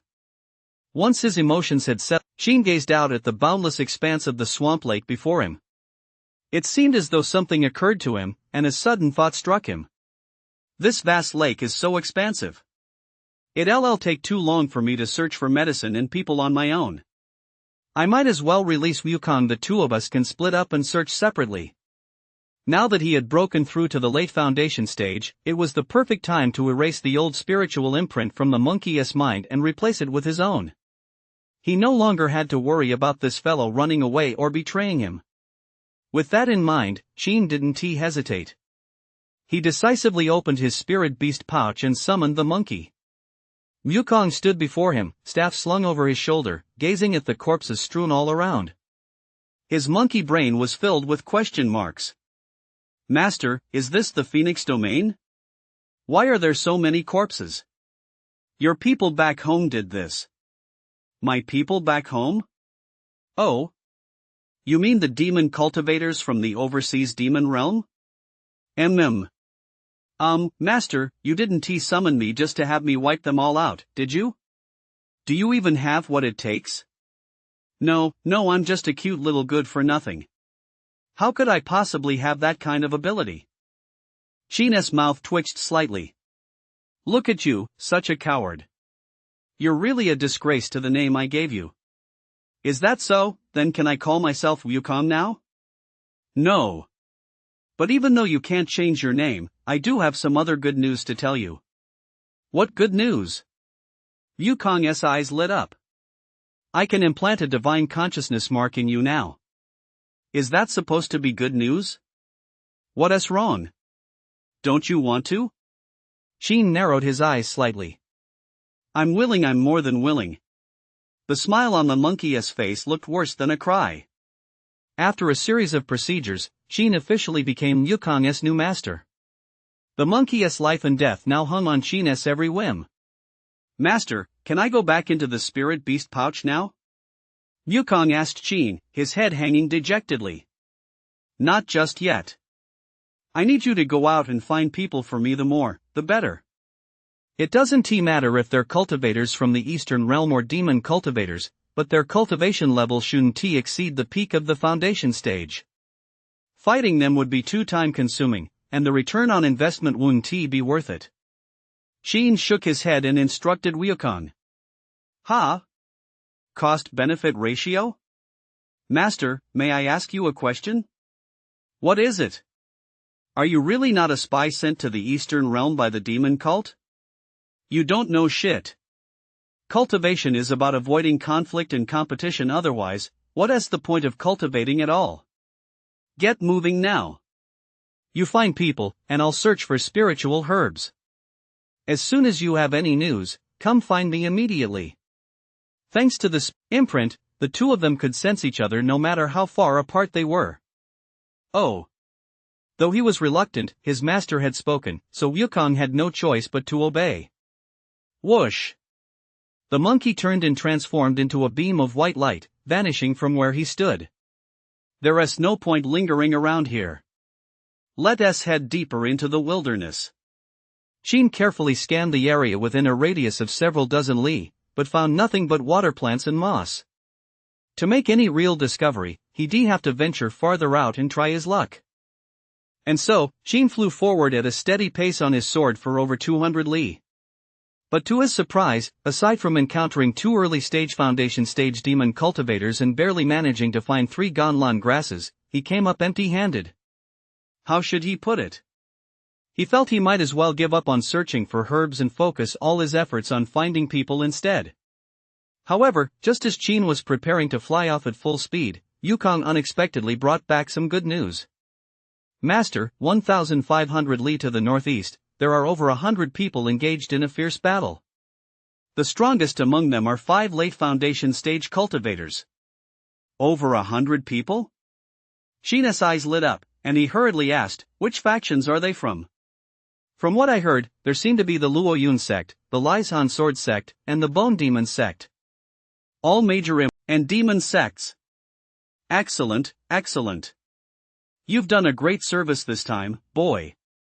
Once we reap the rewards, your master here will surely reward you handsomely. Thank you, master. Wukong didn't really care much about it, but on the surface, he remained all smiles. Alright, you go back to looking for people. I'll head over to the place you mentioned right away. Yes, master. After parting ways with the monkey, Sheen rode his sword at full speed. It took him half an hour to finally reach a location 1,500 li away. Mist still shrouded the surface of the swampy lake, and the sound of boom, boom, boom, the clanging of collisions echoed ceaselessly from the distance. Judging by the sound, it seemed to be just a few li away, but when Sheen probed with his divine sense, he discovered it was actually beyond the range of his perception. This meant he was still at least 100 li away from the battlefield, a clear indication of just how fierce the battle in the distance truly was. Whoosh!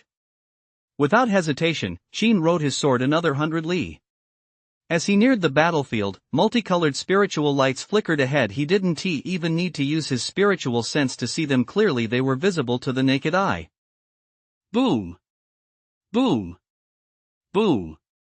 Above the surface of the marshy lake, disciples from 2 major immortal sects were locked in fierce combat against demon cultivators from the Bone Demon sect and the dozens of skeletal puppets they controlled. Both sides were fighting with blind fury below. Numerous corpses were already floating on the water. It would not be an exaggeration to say the blood flowed like a river. The Luoyun sect is one of the 3 great immortal sects, and the Blazing Sword sect is also a renowned major sect in the Eastern Realm. Their respective cultivation techniques and supernatural abilities were clearly distinct and easy to distinguish. Luoyun sect disciples specialized in spirit talismans, while the Blazing Sword sect focused on sword techniques and supernatural abilities. The Luoyun sect was led by a man and a woman, while the Blazing Sword sect was led by a young man. All 3 were at the late foundation stage. Although the Bone Demon sect was 1 late foundation stage cultivator short, their terrifying puppets more than made up for it. They possessed no fewer than 3 skeletal puppets with late foundation stage power, and another 30 or 40 at the early and mid foundation stage levels, meaning nearly every Bone Demon sect disciple had at least 1 puppet at their disposal. In a sense, the 6 demon sect factions, the Ghost Dao sect, Bone Demon sect, Puppet sect, and Bug Immortal sect, all followed the same approach. They relied on swarm tactics. Clang! Han Yang of the Blazing Sword sect struck back with a sword strike, forcing Luoxian of the Bone Demon sect to retreat. But before he could even react, a flame-enveloped skeletal golem roared and slashed at his protective spiritual energy. Boom! With a thunderous crash, the long, sharp, snow-white bone blade instantly shattered the dark golden light barrier surrounding him. Ha ha ha, after fighting this long, you've finally reached your limit, you bastard. Senior brother, have your great ape golem come help me kill this Han fellow. After his maniacal laughter, Luoxian decisively sent a telepathic message to his senior brother Fei Gang, asking for his help. The old ape is here. Fei Gang, a burly figure, let out a hearty laugh and, with a single palm strike, sent the giant ape bone golem beside him flying toward Luoxian. Chapter 75, I am Yaoguang Zhang W. Jian Yan is my eldest brother. Oh no, junior brother Han can't hold on much longer. Chen Xingha of Luoyun sect was startled by the scene and hurriedly said to Li Yunsha, junior sister, quickly send 2 mid-grade Vajra talismans to junior brother Han. Okay, I got it. Without the slightest hesitation, Li Yunsha took advantage of Fei Gang's momentary distraction and immediately darted over to Han Yang's side. Junior brother Han, use the Vajra talismans quickly. Li Yunsha swiftly produced 2 mid-grade spiritual talismans. Damn it! You bitch, get the hell out of my way. Luoxian flew into a rage. 18 bone spike magical artifacts materialized around him, and with a wave of his hand, he sent them all hurtling toward Li Yunsha. Whoosh! Whoosh! Whoosh! Senior sisterly, watch out! Han Yang's expression turned alarmed, and he hurriedly drew his sword to block the attack for Li Yunsha. Clang! Clang! Clang! Sparks flew as the clanging of metal echoed continuously. That is some intense fighting. Qin watched from the sidelines, whistling in amazement. Thud! Junior brother Zhang. Trying to save her? Come die with us then. I'll fight you demon cultivators to the death. Just then, another Luoyun sect disciple was fatally wounded and felt the situation was growing increasingly dire for the disciples of the 2 great immortal sects. If the fight continued, it seemed only 3 late-stage foundation stage cultivators would be left, barely holding the line. It's time for this old master to step in. If he didn't act now, and the disciples from the 2 major immortal sects found a chance to escape, Qin would be left with nothing but the spiritual herbs from the Bone Demon sect. That would be a massive loss. Of course, held back by that damned conscience, Qin wasn't yet capable of wiping out the disciples from both major immortal sects. He'd have to wait until the day his conscience was completely gone. Sigh, I'm still too kind-hearted. She let out a soft sigh, feeling that he still wasn't perfect enough. Those worthless human emotions kept getting in his way. What a complete failure. Put. Junior brother Wang. Seeing a disciple of the Blazing Sword sect injured and coughing up blood, Han Yang was overcome with shock and rage. Ha ha ha ha. Go ahead and hide in your talismanic turtle shells all you want. Once I've slaughtered your junior brothers and sisters, let us see how long you can hold out. Fei Gang laughed wildly and insolently, then instantly charged toward the injured disciple. Junior brother Wang. Han Yang's eyes bulged with fury. Li Yunsa and Chen Xingha were also seething with rage, but they were entangled by Fei Gang's other massive bone golem and giant ape golem. They were stretched too thin to come to his rescue. Just at this critical moment, 5 streaks of golden light suddenly burst forth from the mist, in all directions, darting like arrows leaving the bowstring toward Luoxian, Fei Gang, and the 3 bone puppets of the Bone Demon sect. Whoosh! Whoosh! Whoosh! Who's there? This sudden turn of events caused Fei Gang's expression to change drastically. Mid-grade magic swords? Luoxian's expression froze for a moment, but his face quickly darkened as he glared sharply toward a spot 10 li away. No, it's over there, it's a late-stage foundation stage cultivator. He's using a feint too. Boom! Before he could finish the word west, the 5 mid-grade magic swords exploded with a thunderous roar. Hundreds of terrifying golden streaks of sword energy and shards of the magic swords swept over Fei Gang, Luoxian, and the 3 bone puppets in an instant. Under the two men's horrified gazes, the sword energy from the immortal weapons and the shards of the magical swords violently tore through their protective spiritual energy.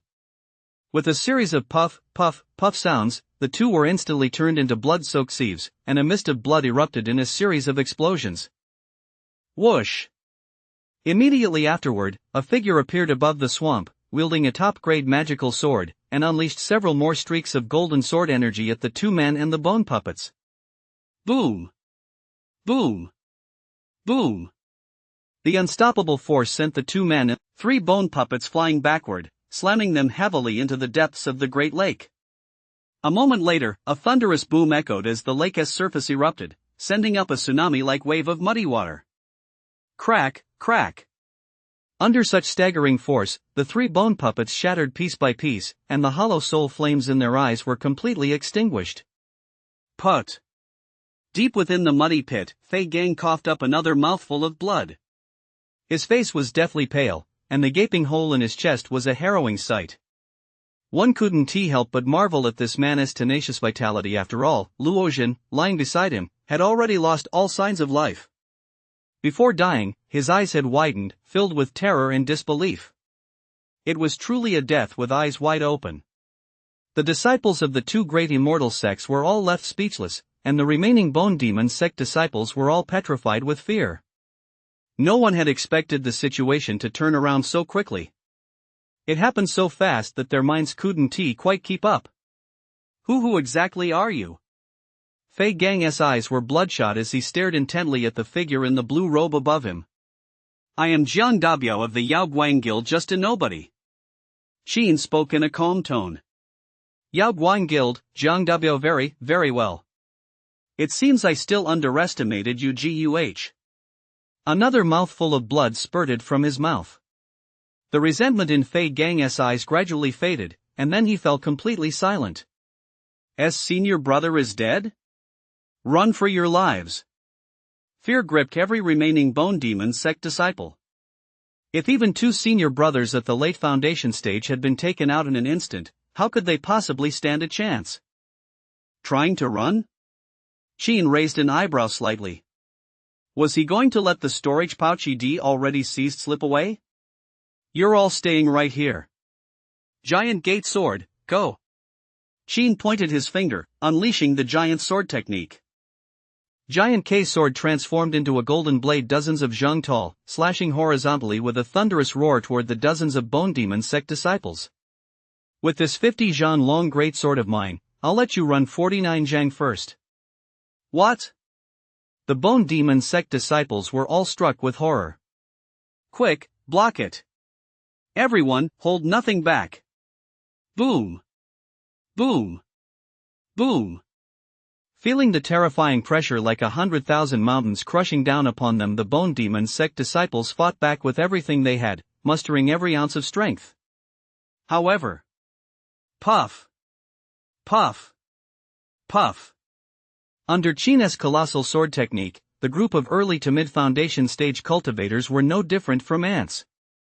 One after another, they were sliced in half at the waist and exploded into a mist of blood. Their bone puppets shattered as well. The scene was so bizarre that the disciples of the 2 great immortal sects felt as though they were watching fireworks. For a moment, everyone wore an odd expression. Since when have cultivators been so easy to kill?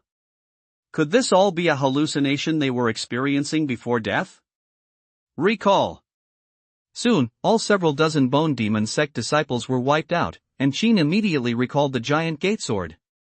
This giant sword technique drained spiritual energy too rapidly, especially when pushed to its limit. It was like opening the floodgates. No matter how deep his spiritual reserves were, he simply couldn't sustain it for long. Is that it? Han Yang looked utterly incredulous. Smack!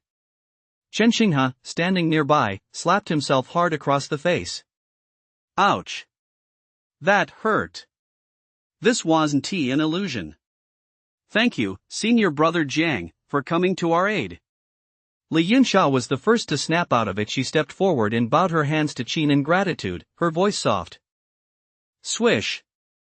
However, Qin paid no attention to her. Instead, he darted down to collect the storage pouches.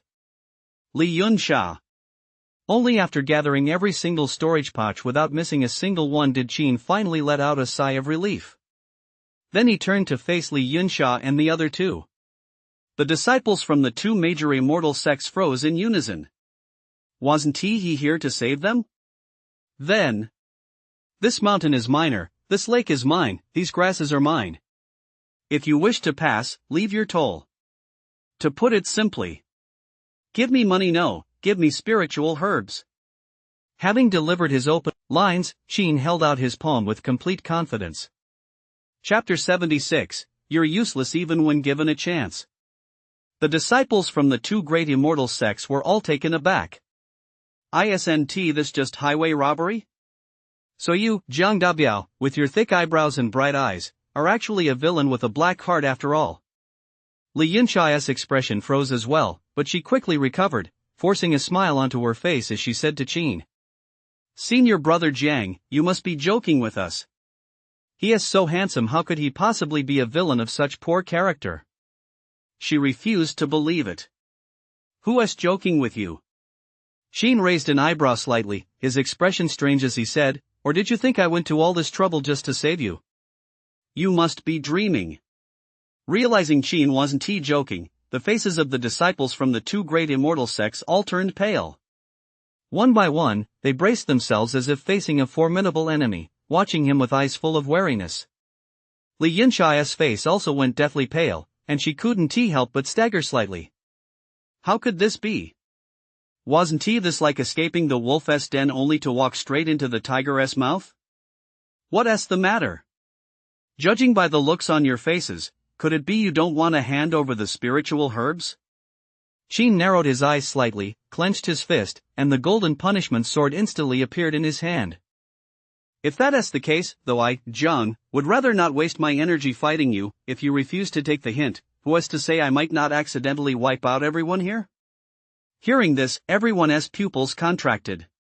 Hold on. Seeing tension rise, Chen Xinghe suddenly spoke up. He immediately flew to the front of the group and bowed his hands to Qin, saying, Senior brother Jiang, we are deeply grateful for saving our lives. Both in terms of duty and courtesy, we ought to show our appreciation.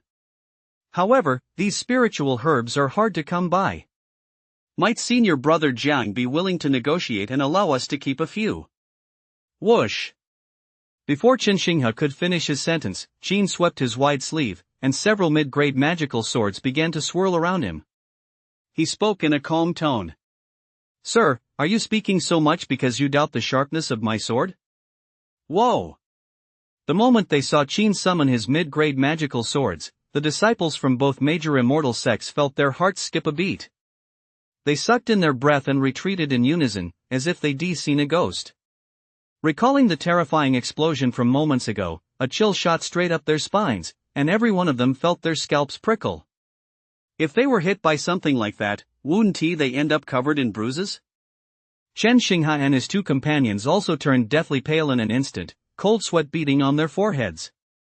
Although they were protected by mid-grade Vajra talismans, how many of those talismans could possibly withstand the explosive force of that flying sword as self-destruction? Not to mention, after fighting for so long, they were running on empty. How many mid-grade spirit talismans did they even have left to use? Senior brother Jiang, let us talk this out. It's just some spiritual herbs, it's no big deal. There is no need to resort to violence, it'll only damage our harmony, don't you think? Swallowing hard, Chen Xinghe forced himself to stay calm and managed to smile as he tried to reason with Qin. So, does that mean you agree to give us the spiritual herbs? I agree. I disagree. Chen Xinghe felt that, compared to his own life, the spiritual herbs didn't seem like much. But just as he was about to speak, a disciple from Luo Yun's sect flushed red and snapped at Qin. We're all disciples of immortal sections. With your Yao Guang guild acting so high-handed, aren't you afraid the crowd will rise up against you? That's right. Your power does far surpass ours, but we're no pushovers either. I don't believe you can kill us all before your spiritual energy runs out. Ha! The rest of the disciples all widened their eyes in shock. Damn it, bro, don't drag us into your showboating. Who the hell is going to risk their life with you? Whoosh! Without a moment's hesitation, the crowd all backed away from the Luo Yun sect disciple. Ha! You guys! The Luo Yun sect disciple was taken aback. Junior brother Chang, please don't say another word. Chen Xingha rubbed his temples, feeling utterly drained and with a pounding headache. Li Yunsha pressed her lips tightly together. Though she felt some resentment, she had no choice but to bow to the situation. Senior brother Jiang, our Luo Yun sect agrees to hand over the spiritual herbs. With the Luo Yun sect backing down, the Blazing Sword sect naturally had no reason to hold out. Han Yang then said in a deep voice, "We of the Blazing Sword sect also agree." Very well. You're all smart people. This saves me quite a bit of trouble. Open your storage pouches. As a sign of respect, I won't take the items myself. I'll simply oversee the process with my spiritual sense. Qin flashed a satisfied smile, then immediately withdrew all his magical swords. With his hands behind his back, he addressed the group. Upon hearing Qin's words, everyone breathed a sigh of relief. This was the best possible outcome, preventing the situation from escalating further. If even a few treasures had been pilfered, it would have been almost as bad as losing half their lives. What a disgrace! An absolute disgrace! Chang, the junior disciple from Luo Yun sect, had bloodshot eyes and was trembling with rage. Just then, Qin suddenly glanced at him and said indifferently, "What's the matter? Are you still not convinced?" Whoosh! A flash of golden light, and suddenly appeared right in front of junior brother Chang. What are you doing? This sudden turn of events startled junior brother Chang so much that he panicked and stumbled backward. Oh no! Chen Xingha's expression shifted slightly, and he hurried forward to intercede. "Senior brother Jiang, junior brother Chang is young and impetuous. Please be magnanimous and don't hold this against him." Qin paid no heed and said indifferently to junior brother Chang, "You're in the mid-stage of the foundation stage, and I'm in the late stage. I won't take advantage of you. I'll lower my cultivation level to fight you. If I win, you won't have to hand over the spiritual herbs. What do you say?" I think. Cold sweat trickled down junior brother Chang's forehead. His throat moved slightly now that it came down to a real fight. He actually began to hesitate. Ha! Qin let out a cold laugh, then whipped his hand around and slapped junior brother Chang across the face. Smack! The crisp sound left junior brother Na Chang stunned on the spot. Useless piece of trash. You couldn't even take advantage of the chance I gave you. Weren't you acting all tough just a moment ago? If I hadn't saved you guys just now, you'd all be dead by now, you know that? And you're still trying to act tough with me here? You idiot, don't you realize that what you're doing could get all our fellow disciples killed? Qin grabbed junior brother Na Chang by the collar, glaring at him fiercely as he berated him. The tirade left the latter red-faced, his anger nearly exploding from his chest. Seeing that the situation was about to spiral out of control, Chen Xingha broke out in a cold sweat. Just as he was about to speak up, junior brother Na Chang suddenly roared with bloodshot eyes. "Fine, I'll give it to you." Qin was at a loss for words. "Why are you yelling so loud? Do you realize you were wrong?" "I do." Junior brother Na Chang clenched his teeth. "Why don't you say thank you to senior brother Dabiao?" "Thank you, senior brother Dabiao. Now that's more like it." Then Qin turned to the rest of the group and reminded them in a calm tone, "Also, let me make one thing clear, don't even think about seeking revenge afterward. My older brother, Jiang Yan of Purple Cloud Peak, he is a legendary figure in the Holy Land. Even if you brought in a senior brother at the peak of the foundation stage, it wouldn't do you any good. Unless you trample over my older brother's corpse, no, over the entire Purple Cloud Peak and, alright, the corpses of all the senior and junior brothers and sisters from Azure Cloud Peak as well. Don't even think about harming a single hair on my head. Have you all taken that to heart? Jiang Yan of Purple Cloud Peak? And people from Azure Cloud Peak too? Does this Jiang Dabiao actually have that many backers? No wonder he is so arrogant he doesn't fear the consequences of offending both major immortal sects at the same time. The crowd's heart stirred slightly as they silently committed these names to memory, but on the surface, they remained impassive, merely nodding to Qin. Good, as long as you remember. Take out your storage pouches. Qin stood with his hands behind his back, looking down haughtily at the disciples of the two major immortal sects. As if having disciples from both sects as backing were some great achievement. Chapter 77, Zhang Duo's Infamy, the Unlucky Disciples of the Two Peaks. A quarter of an hour later, Qin collected several thousand spiritual herbs and departed with satisfaction. Counting those from the Bone Demon sect, his stockpile of spiritual herbs had reached nearly 20,000. Not only were there herbs of the 5 elements attributes, but also some with special attributes, evidence that the two groups had already traversed quite a few regions within the Phoenix domain. Senior brother Chen, we can't just let this slide. Once Qin had gone, Han Yang's expression immediately darkened as he said to Chen Xinghe. Of course we can't just let this slide. Chen Xinghe's gaze grew fierce as he replied, after all, our two great immortal sects are among the major powers in the eastern region, on par with the Yaoguang Guild. To be bullied like this if we don't restore our honor, people laugh at us when word gets out? But senior brother, that senior brother Zhang Duo just said he is protected by disciples from two peaks. How are we supposed to avenge this? Li Yunsha found the situation particularly daunting, not to mention Qin's own formidable strength, which was still a factor. Our two sects have plenty of senior brothers at the peak of the foundation stage. If we go there together to demand an explanation, I'm sure the Yaoguang Guild will have no choice but to comply. But what if the Yaoguang Guild covers for him? Then don't blame us for being ruthless. A mere 100 or so disciples from two peaks with the combined strength of our two sects, how could we possibly fail to handle them? Li Yunsha furrowed her brow slightly, as if sensing something amiss.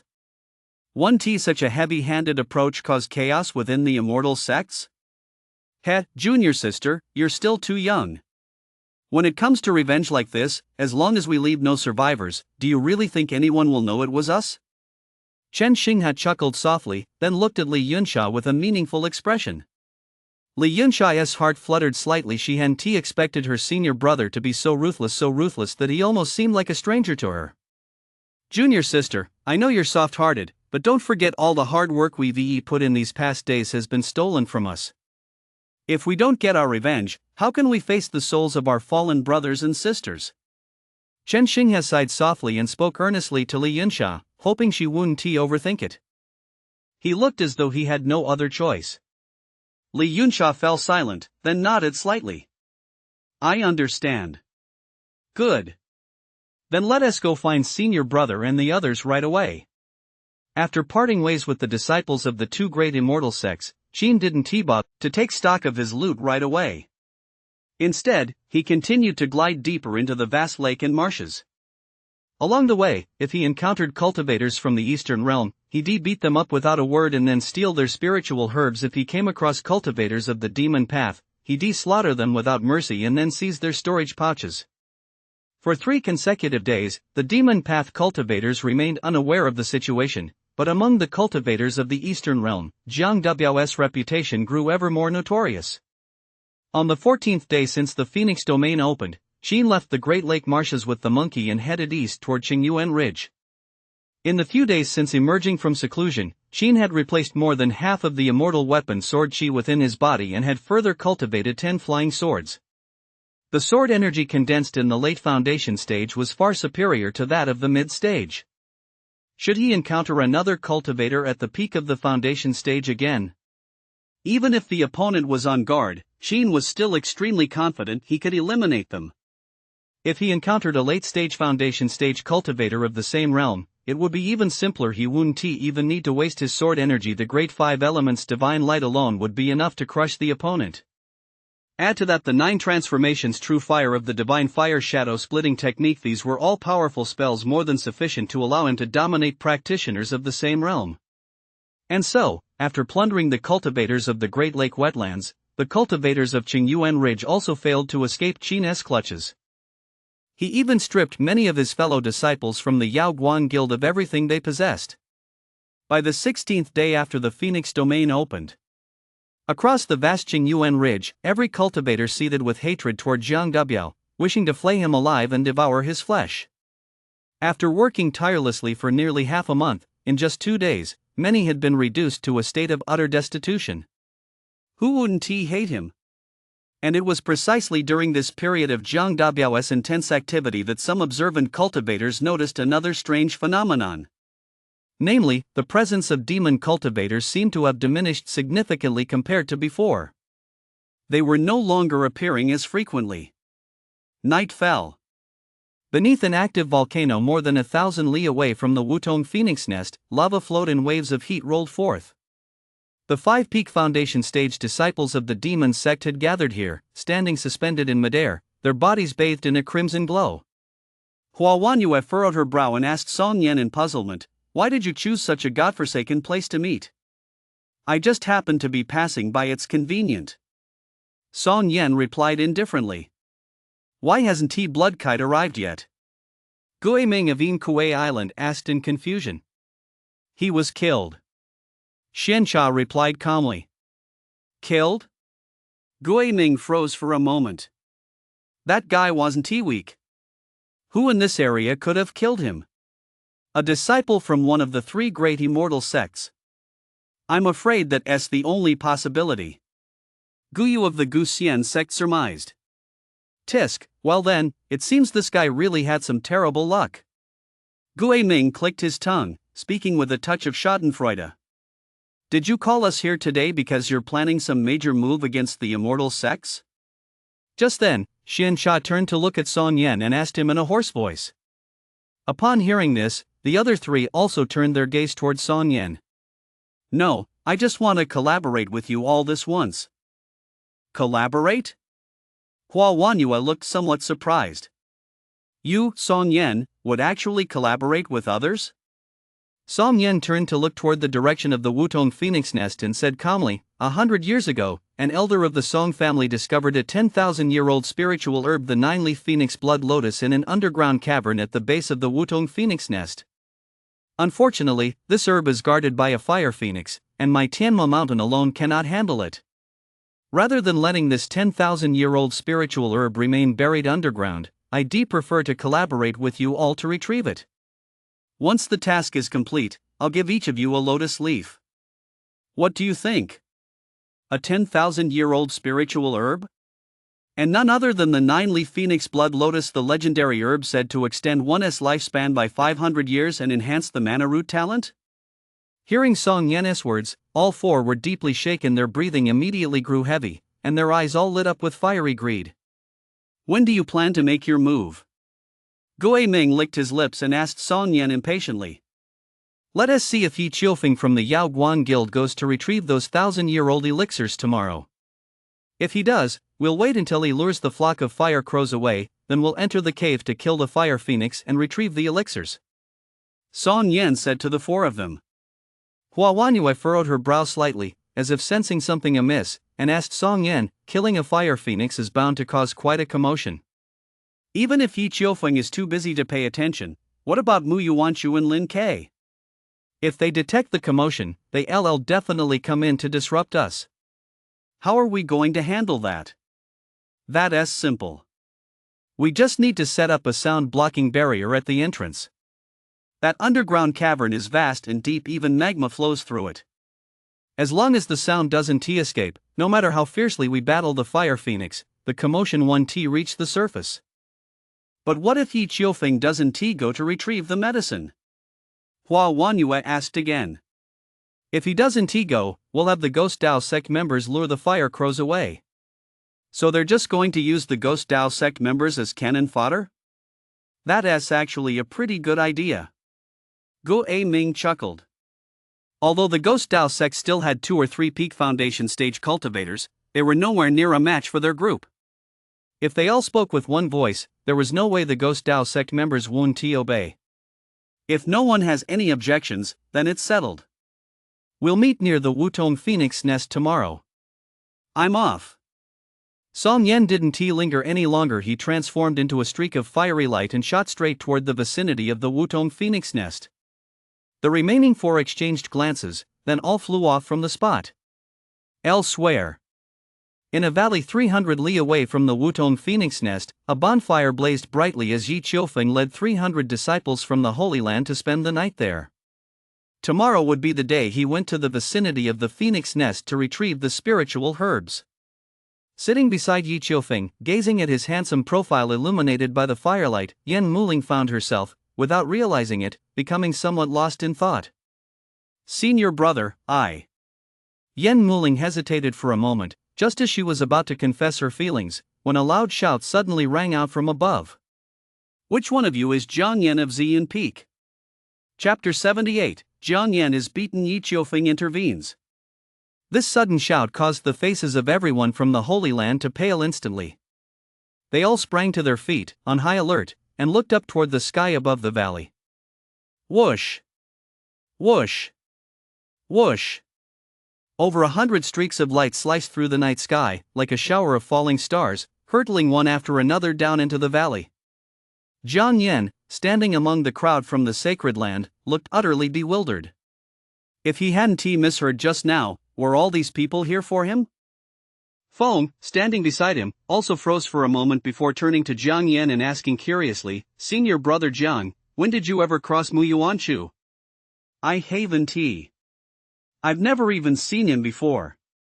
Jiang Yan was completely baffled. He couldn't fathom why the other party would suddenly come looking for trouble with him.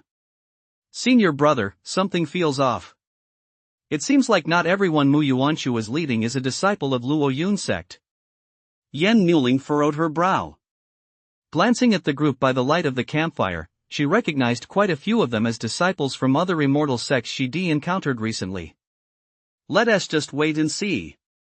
As long as I'm here, nothing will go wrong. Yi Qiufeng's expression remained calm, showing not the slightest sign of panic. Brother Yi, your Yao Guang guild sure does carry itself with great arrogance. Leading the group of immortal sect disciples forward to confront Yi Qiufeng and his companions, Mu Yuanshu snorted coldly and made the first move. Mu Yuanshu, what do you mean by this? Yi Qiufeng asked calmly. Nothing in particular. I just want your Yao Guang guild to give everyone an explanation. Mu Yuanshu replied coldly. An explanation? What explanation? Yi Qiufeng furrowed his brow slightly and asked in confusion. As fellow righteous immortal sects, competing for spiritual herbs within the Phoenix domain is perfectly normal, but your Yao Guang guild has been acting far too high-handed. Although our immortal sects never drew up a written agreement back then, the unwritten rule over the years has been that we all tacitly agree not to go too far. Yet the disciples of your Yao Guang guild not only seized a large batch of spiritual herbs from my fellow disciples of the Luo Yun sect, but also robbed disciples from other immortal sects, leaving not a single spiritual herb behind. They even acted with such viciousness that they left many cultivators disfigured. Their behavior is so heinous it's simply appalling. They're practically no different from demonic cultivators. Mu Yuanshu listed Qin's crimes with sharp, cold words, clearly positioning himself on the moral high ground. Finally, to corroborate Mu Yuanshu's claims, the disciples who had been robbed all stepped forward, each with a battered face and severe injuries. Whoa! Upon seeing this, every disciple of the Yao Guang guild couldn't help but gasp in shock. Wow! That was way too brutal. If you're going to rob someone, why target their face specifically? They're beaten so badly their own mothers wouldn't recognize them. Yi Qiufeng was also slightly taken aback. He hadn't expected something like this to happen. Still, it was fortunate that no one had been killed, otherwise, his Yao Guang guild would have been in serious trouble. No matter how powerful the Holy Land might be, it couldn't withstand a joint assault from so many immortal sects. Brother Yi, we now have both the witnesses and the evidence. If you don't want this to affect relations among our immortal sects, I advise you not to shield him. It would be best to have Jiang Yan of Purple Cloud Peak hand over Zhang Dabiao as soon as possible. Mu Yuanshu snorted coldly as he spoke to Yi Qiufeng. Ha! Jiang Yan was baffled. Zhang Dabiao? Who is that? What does this person have to do with him? Zhang Dabiao? Could he be a relative of junior brother Jiang Yan? Upon hearing the name, Yi Qiufeng's heart stirred slightly. He immediately turned to look at Jiang Yan. Junior brother Jiang Yan, do you know this Jiang Dabiao? No, I don't know him. I've never even heard of him. Jiang Yan shook his head. Ha! Mu Yuanshu let out a cold laugh. No wonder that Jiang Dabiao dared to act so brazenly. It turns out you, Jiang Yan, were the one covering for him all along.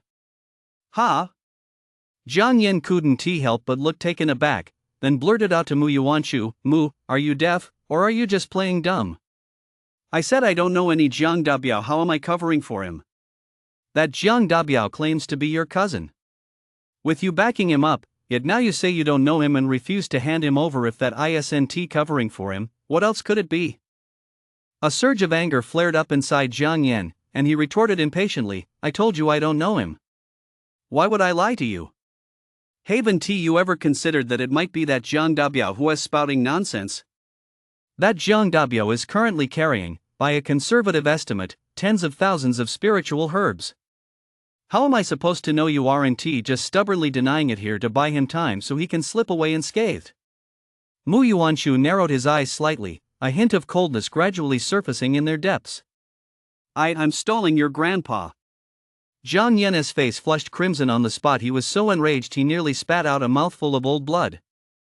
How dare you? Mu Yuanshu's expression instantly turned icy.